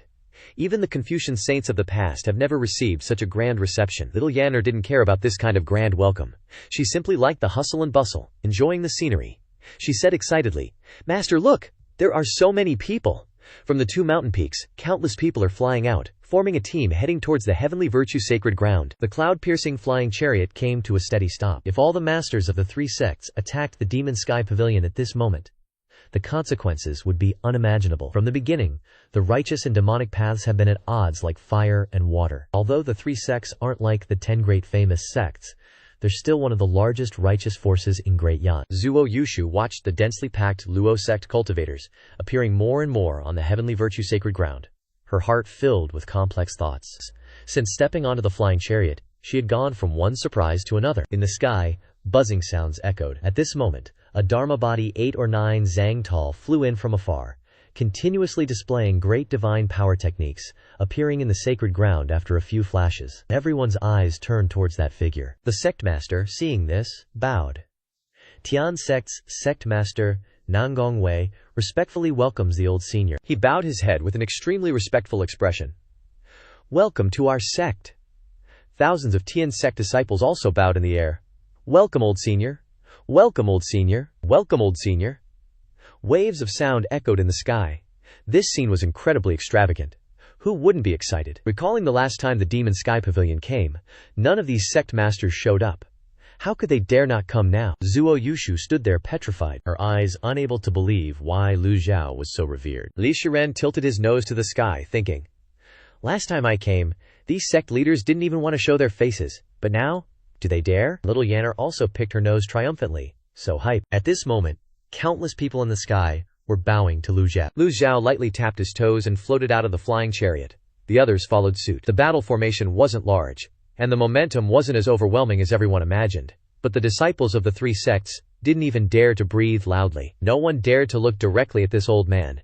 Lu Zhou's voice rang out coldly. "Dispense with the formalities." Lu Zhou's voice echoed over the heavenly virtue holy land. Squarehead was also present to report on today's meeting. No matter how vast the heavenly virtue holy land was, the entire central area was instantly filled with people. Only when Lu Zhou spoke did everyone secretly breathe a sigh of relief and descend to the ground one after another. How does one even illustrate this scene with tens of thousands of people? No wait, how does one even describe it? The sect leader of the heavenly sect, Nangongwei, and the sect leader of the Luo sect, Feng Yizhi, landed on the ground and bowed simultaneously. One of them said respectfully, "I don't know what business senior has that brings you here." Hearing this, Lu Zhou glanced at him, not answering but asking, "Where is Yunzong's Yunwuji?" As expected, Nangongwei and Feng Yizhi revealed troubled expressions at Lu Zhao's question. The disciples also exchanged glances, whispering among themselves. Squarehead's face turned ugly as he said, "Senior, the heavenly sect had no idea about Yunzong's affairs. Only after the incident did this junior learn that they participated in the siege. The Luko sect also knew nothing about this. Yunzong is truly trash now, and we will definitely give Motion Pavilion a satisfactory explanation." The internal strife between the Yun, Tian, and Luo sects wasn't a recent thing. It wasn't surprising that it had escalated to this point. Lu Zhou asked in a deep voice, "How will you explain?" Nangongwei's voice faltered. This matter, Nangongwei and Feng Yizhi were both sect leaders. Their words carried enough weight, so Lu Zhou only questioned them. Standing nearby, the two immediately bowed and replied, "Senior, please state your demands. However you want it to be handled, that's how it'll be handled." This statement greatly surprised Zuo Yushu. Nangongwei and Feng Yizhi were both sect leaders, prominent figures in the three sects. Their words carried enough weight. Yet in front of the Moxian Pavilion, the three sects were this obsequious. Just then, a disciple hurriedly flew over from afar, his face filled with horror, sweat drenching his entire body. Two sect leaders, something's wrong." When the disciple landed, he stumbled and fell to the ground due to excessive anxiety. Nangongwei's expression darkened, and he hurriedly said, "What kind of decorum is this? What's so urgent?" The disciple, sweating profusely, pointed towards Yunzong's holy land, trembling as he said, Yun sect leader, wants to commit suicide?" Squarehead glanced at Lu Zhao's expression. The people of Motation Pavilion remained calm, as if nothing had happened. Lu Zhao still maintained an indifferent demeanor, as if it was none of his business. The crowd exclaimed in unison. The disciples of the heavenly sect and Luo sect all turned to look towards Yunzong. Only Zuo Yushu was even more surprised. At this moment, she seemed to understand everything. So Yunzong really participated in the siege of Moanation Pavilion. That's why the Yunzong sect leader couldn't withstand the pressure and wanted to commit suicide. Sure enough, a 9 zang tall Dharma body suddenly appeared in Yunzong's holy land. Its entire body shimmering with golden light, its hands clasped together. In the middle of the Dharma body was a figure floating in the air. This person was the Yunzong sect leader, Yun Wuji. Yun Wuji's voice echoed throughout the major holy lands. Yun Wuji is ashamed of his ancestors. Yun Wuji knows that he has committed a heinous crime, and can only use death to atone for it. Then he laughed loudly, filled with helplessness. Squarehead saw Yun Wuji and spoke loudly. The sound was resonant, but didn't carry any offensive power. The final ha has sounded both helpless and unwilling. Several thousand disciples from the three sects all looked towards Yun Wuji's Dharma body. Everyone knew that the Yunzong sect leader acted decisively and was a rare talent in the cultivation world, rising from the bottom to the highest position in Yunzong. He had put in so much effort and dedication. It was a pity that just one step away made all the difference. Nangongwei and Feng Yizhi looked towards the Dharma body, their hearts unmoved. With Lu Zhao present, no one answered Yun Wuji. After a moment of silence, Yun Wuji sadly revealed a helpless smile. Was I really wrong? Each question formed sound waves, causing the Dharma body to flicker, floating in the air. Maintaining the Dharma body for a long time consumed extremely, making Yun Wuji feel the pressure. But these things didn't matter. At this distance, Yun Wuji finally saw the pavilion master of the Mocation Pavilion, standing in the middle of the heavenly virtue holy land, the 9-leaf legend of the great flame cultivation world. Even though he had seen through life and death, even though he had prepared himself to use death to atone for his crimes, when he saw Lu Zhao, his heart still pounded wildly. Yun Wuji choked as he asked Lu Zhao, "Senior Lu, was I wrong?" His voice was both choked and clear. It was unclear if he was crying or laughing. Lu Zhao remained indifferent and didn't answer, but Nangongwei said in a deep voice, "Yun Wuji, you've lost your mind." Yun Wuji angrily said, "I haven't lost my mind. I just want to know if I've done anything wrong to Yunzong." Nangongwei, Feng Yizhi, Yun Wuji scorns being friends with you. I despise you. At this moment, Ming Yin suddenly spoke sarcastically. "You're not just wrong, you're completely wrong." Yun Wuji's gaze shifted from Lu Zhao to Ming Yin standing beside him. Ming Yin continued. "Someone like you isn't worthy of my master's attention, yet you dare to pretend to be virtuous and sing your own praises. Just die quickly, don't waste my master's time." Seeing him stunned, Ming Yin added, "What are you still standing there for? The disciples of the 3 sects are waiting for you to commit suicide. Hurry up and die. Ming Shi Yin had seen too many of these righteous people, always claiming to be for the sect, but behind their backs, they did all sorts of terrible things, even singing their own praises for doing good deeds. Yun Wuji's chest tightened with frustration. He had no other choice. Ming Shi Yin's attitude was strange. His emotions gradually became intense. Ming Shi Yin continued.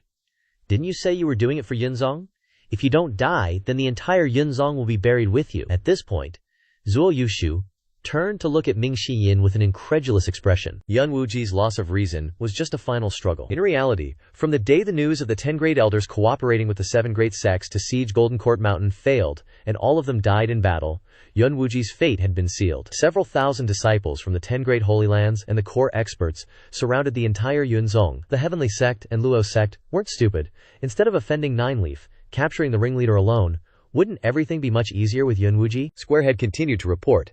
The conflict between the 3 sects had completely erupted at this point, and Yun Wuji had instantly become a sinner of the 3 sects. Not only couldn't he die a decent death, but he also had to bear eternal infamy. How could Yun Wuji be willing? He looked towards Ming Shi Yin, hesitating endlessly in his heart. The 9 zang tall Dharma body showed a small tremor. Maintaining the 100 tribulation domination Dharma body for too long was extremely laborious, and it was fruitless. Hearing that the entire Yunzong would be buried with him, Yun Wuji had no choice. He looked towards Ming Shi Yin and said, "All right." Ming Shi Yin waved his hand, bored, and said, "Go die a little further away." Not a single disciple of the 3 sects spoke up. Not a single person stood up for Yun Wuji. He felt extremely wronged. Looking at the lifeless expressions of the crowd, Yun Wuji suddenly felt that he had really done wrong. Based on what? Based on what would everyone share the benefits? But he alone had to take responsibility? The more he thought about it, the angrier he became. People could sometimes be like this, their attitudes changing in an instant. Was he going to commit suicide for these people? It wasn't worth it. Yun Wuji retreated. Retreating further and further. The disciples of the 3 sects stared unblinkingly at Yun Wuji, who retreated all the way back to the barrier. A wang sound rang out in the sky, the Dharma body retracted, and the barrier emitted a resonant sound, forming ripples. In the instant the ripples spread out, Yun Wuji rushed out of the barrier. Ming Shi Yin's eyes widened. Huh? He ran away? The disciples of the 3 sects stared blankly at Yun Wuji's fleeing figure, unable to believe it. Just a moment ago, he was standing tall and firm, questioning everyone, with the demeanor of a Yunzong hero. But, in the next second, he turned around and ran away. Yun Wuji flew further and further away, performing great divine powers as he flew. His figure flashed, and he pierced through 3 layers of barriers in one go. Ming Shi Yin, who was speaking, suddenly stopped. "Master, let this disciple go after him." As soon as he finished speaking, Ming Shi Yin looked over and saw his master pulling on the bowstring. The crowd from various sects looked around, collectively recoiling at Lu Zhou's action. Whoosh! An arrow left the bowstring, but hardly anyone noticed. They were all glued to Yun Wuji, completely forgetting about the top expert of the era. Zuo Yushu was drawn in by the sharp sound. When she turned to look at Lu Jiao, the arrow had already been fired. Her eyes couldn't hide her shock. Dafio arrow was super thin and compact. The crowd stared, eyes wide, as the Dafio arrow, radiating blue light, smashed through layer after layer of barriers. The speed of the arrow exceeded everyone's wildest imagination. Yun Wuji was now as small as a fist, as the Dao arrow pierced through the air and him. A moment later, everyone heard the sound. Boom! The sonic wave spread across the horizon. Yun Wuji's figure froze in midair, a gaping hole appearing in his upper body. Yun Wuji stammered. "How is this possible?" Red goo splattered from his mouth, his pupils contracted, and he kept muttering, 9 leaves? Godly archer? Guess he realized it a little too late, huh? Immediately afterward, the vital energy from his Dantian Qi Si scattered outwards. Yun Wuji plummeted straight down into the forest below, disappearing from sight. At that moment, the system pinged Lu Zhou. Ding! Killed a target, gained 1,500 merit points. Yun Wuji's fall shook the pigs and dogs deep within the forest. Tianda Shrine became completely silent. Until Yun Wuji fell, everyone was still in shock, eyes filled with tremors. Even Zuo Yushu felt a tremor she'd never experienced before. Zuo Yushu had known Ji Tiandao for a long time, but never knew he possessed such superb archery skills. To shoot down a 7-leaf expert from such a distance. Who else but a 9-leaf could do that? But the people of the Dark Halberd faction were completely calm. They'd seen Lu Zhou casually murder 7 leaves multiple times. They used to wonder how their master was so OP, but now it all made sense. 9 leaves killing 7 leaves? Totally reasonable. Lu Zhou retracted the unnamed bow, secretly measuring the remaining extraordinary power in his body. Only about half left. To ensure a guaranteed kill on Yun Wuji, Lu Zhou used a considerable amount of extraordinary power. At close range, Lu Zhou only needed to use 1/3 of his extraordinary power. But could Lu Zhou let Yun Wuji escape? Hell nah. Ming Shiyin suddenly spoke, breaking the silence. Might as well have offed himself. At least he would have left some reputation. Trash. Little Yuaner chimed in. Yeah, who's like him? Runs away as soon as things get tough. Even more shameless than fourth brother. Little Yuan Care's words made Ming Shiyin give her a helpless glance. Everyone finally snapped out of it.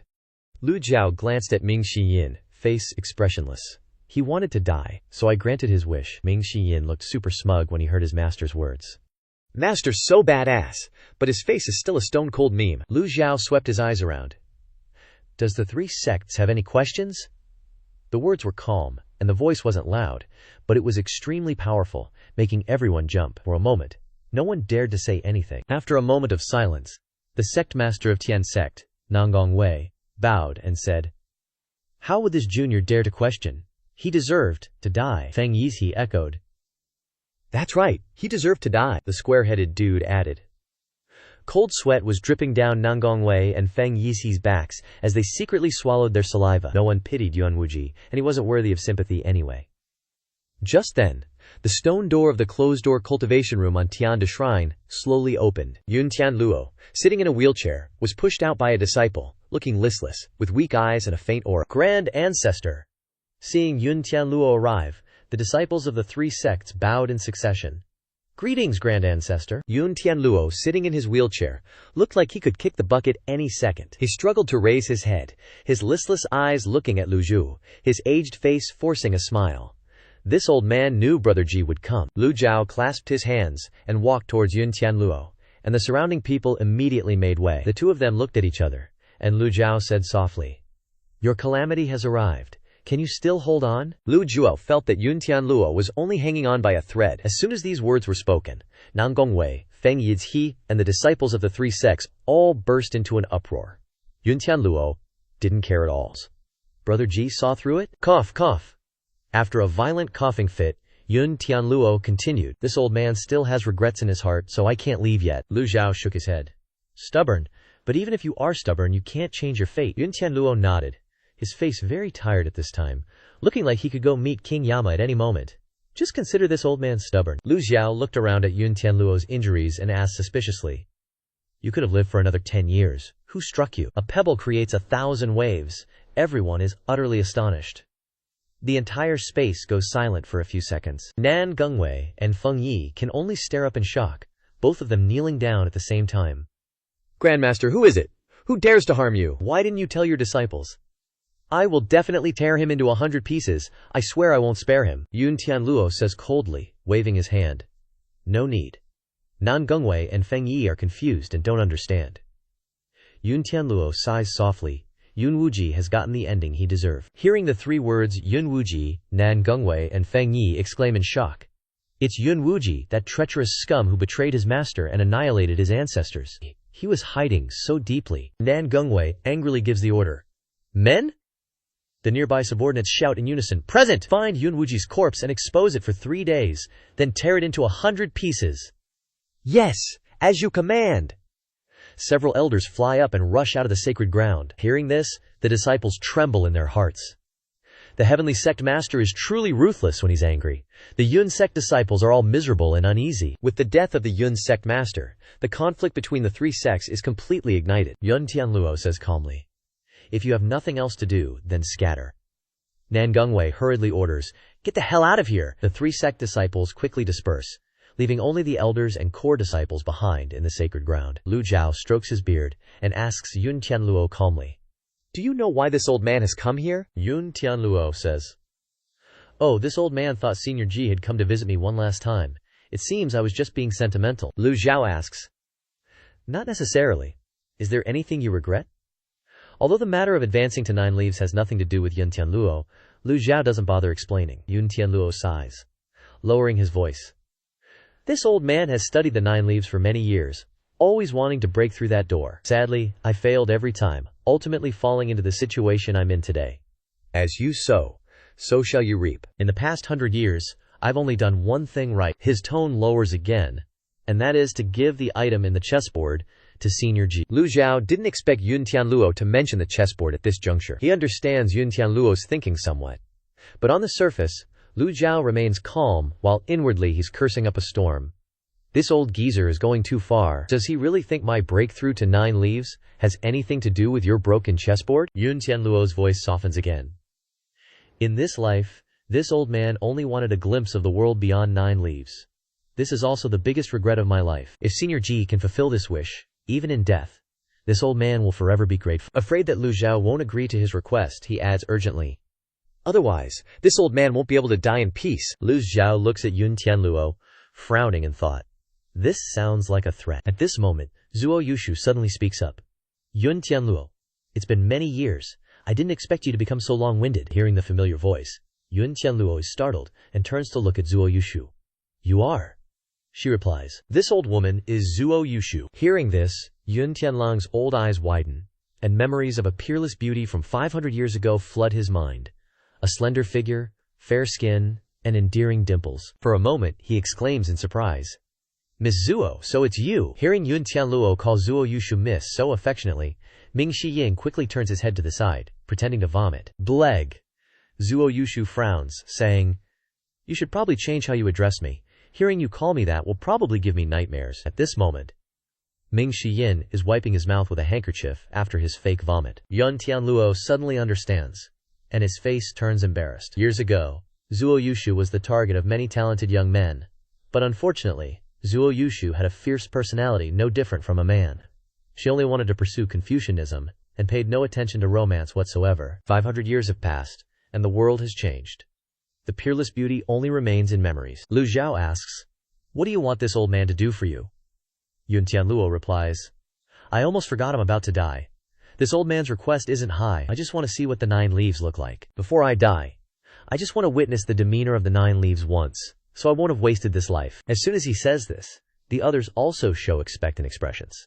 They also want to see the 9-leaf avatar again. Even those who had seen it before, especially Zuo Yushu, wanted to see the 9-leaf avatar more than anyone. Ming Shiyin, Lang Luo, Hua Wudao, and Zhao Yanhe also really want to see the 9-leaf avatar again. Lu Zhao's heart stirs slightly. Good thing this old man can disguise himself, or else this old geezer would definitely die in regret. Lu Zhao agrees. Alright. He raises a hand, circulating energy in his dantian, and a disguised token appears in Lu Zhao's hand. Immediately afterward, the token shatters, and a unique energy radiates out. The avatar appears. Several booming sounds resonate in the air. The sound of resonating energy echoes throughout the heavenly virtue's sacred ground. The group opens their eyes wide to look at the enormous 150-foot-tall avatar in front of them. Because the distance is too close, they have to look up very high. Unfortunately, they can't see the top. The golden lotus seat beneath it shines brightly, and the 9 full leaves spin continuously. Everyone holds their breath. This is the 9-leaf golden lotus avatar. Everyone looked up at the same time. Is that really the 9-leaf golden lotus avatar? They were stoked, trembling, and emotionally unstable AF. Squarehead Dude glances around at everyone's faces and says, this is the goal of the entire cultivation world. Every ray of light, every leaf, is super impressive, blindingly dazzling. Plus, how can it be so huge? Yun Tianla stares up at the massive avatar above, eyes glued. Zuo Yushu staggers back, completely shook by the 9-leaf avatar. Before this, Zuo Yushu was a bit skeptical, but now all doubts have vanished without a trace. Actually, when Zuo Yushu stepped onto the flying chariot, she was already persuaded by Lu Zhou. From the respectful attitude of the 3 sects, disciples, she already understood it was true. But even after seeing the 9-leaf golden lotus avatar with her own eyes, she was still rattled by the 9 leaves. Lately, the 3 sects, disciples, have been hesitant about whether to try chopping the golden lotus. Chopping early means condensing lotus leaves sooner, but the danger is much higher. The disciples of the sects were stunned when they saw the 9 leaves for the first time, mixed with excitement. They stood motionless, staring at the avatar like they were turning to stone. A moment later, the sect disciples couldn't help but exclaim, can chopping the golden lotus really bloom leaves and condenses another golden lotus? So that's what a 9-leaf golden lotus looks like. How is the Evil Sky Pavilion so fast? Others haven't even chopped yet. Squarehead Dude recounted everyone's mood with a very focused look. How could they not be scared shitless?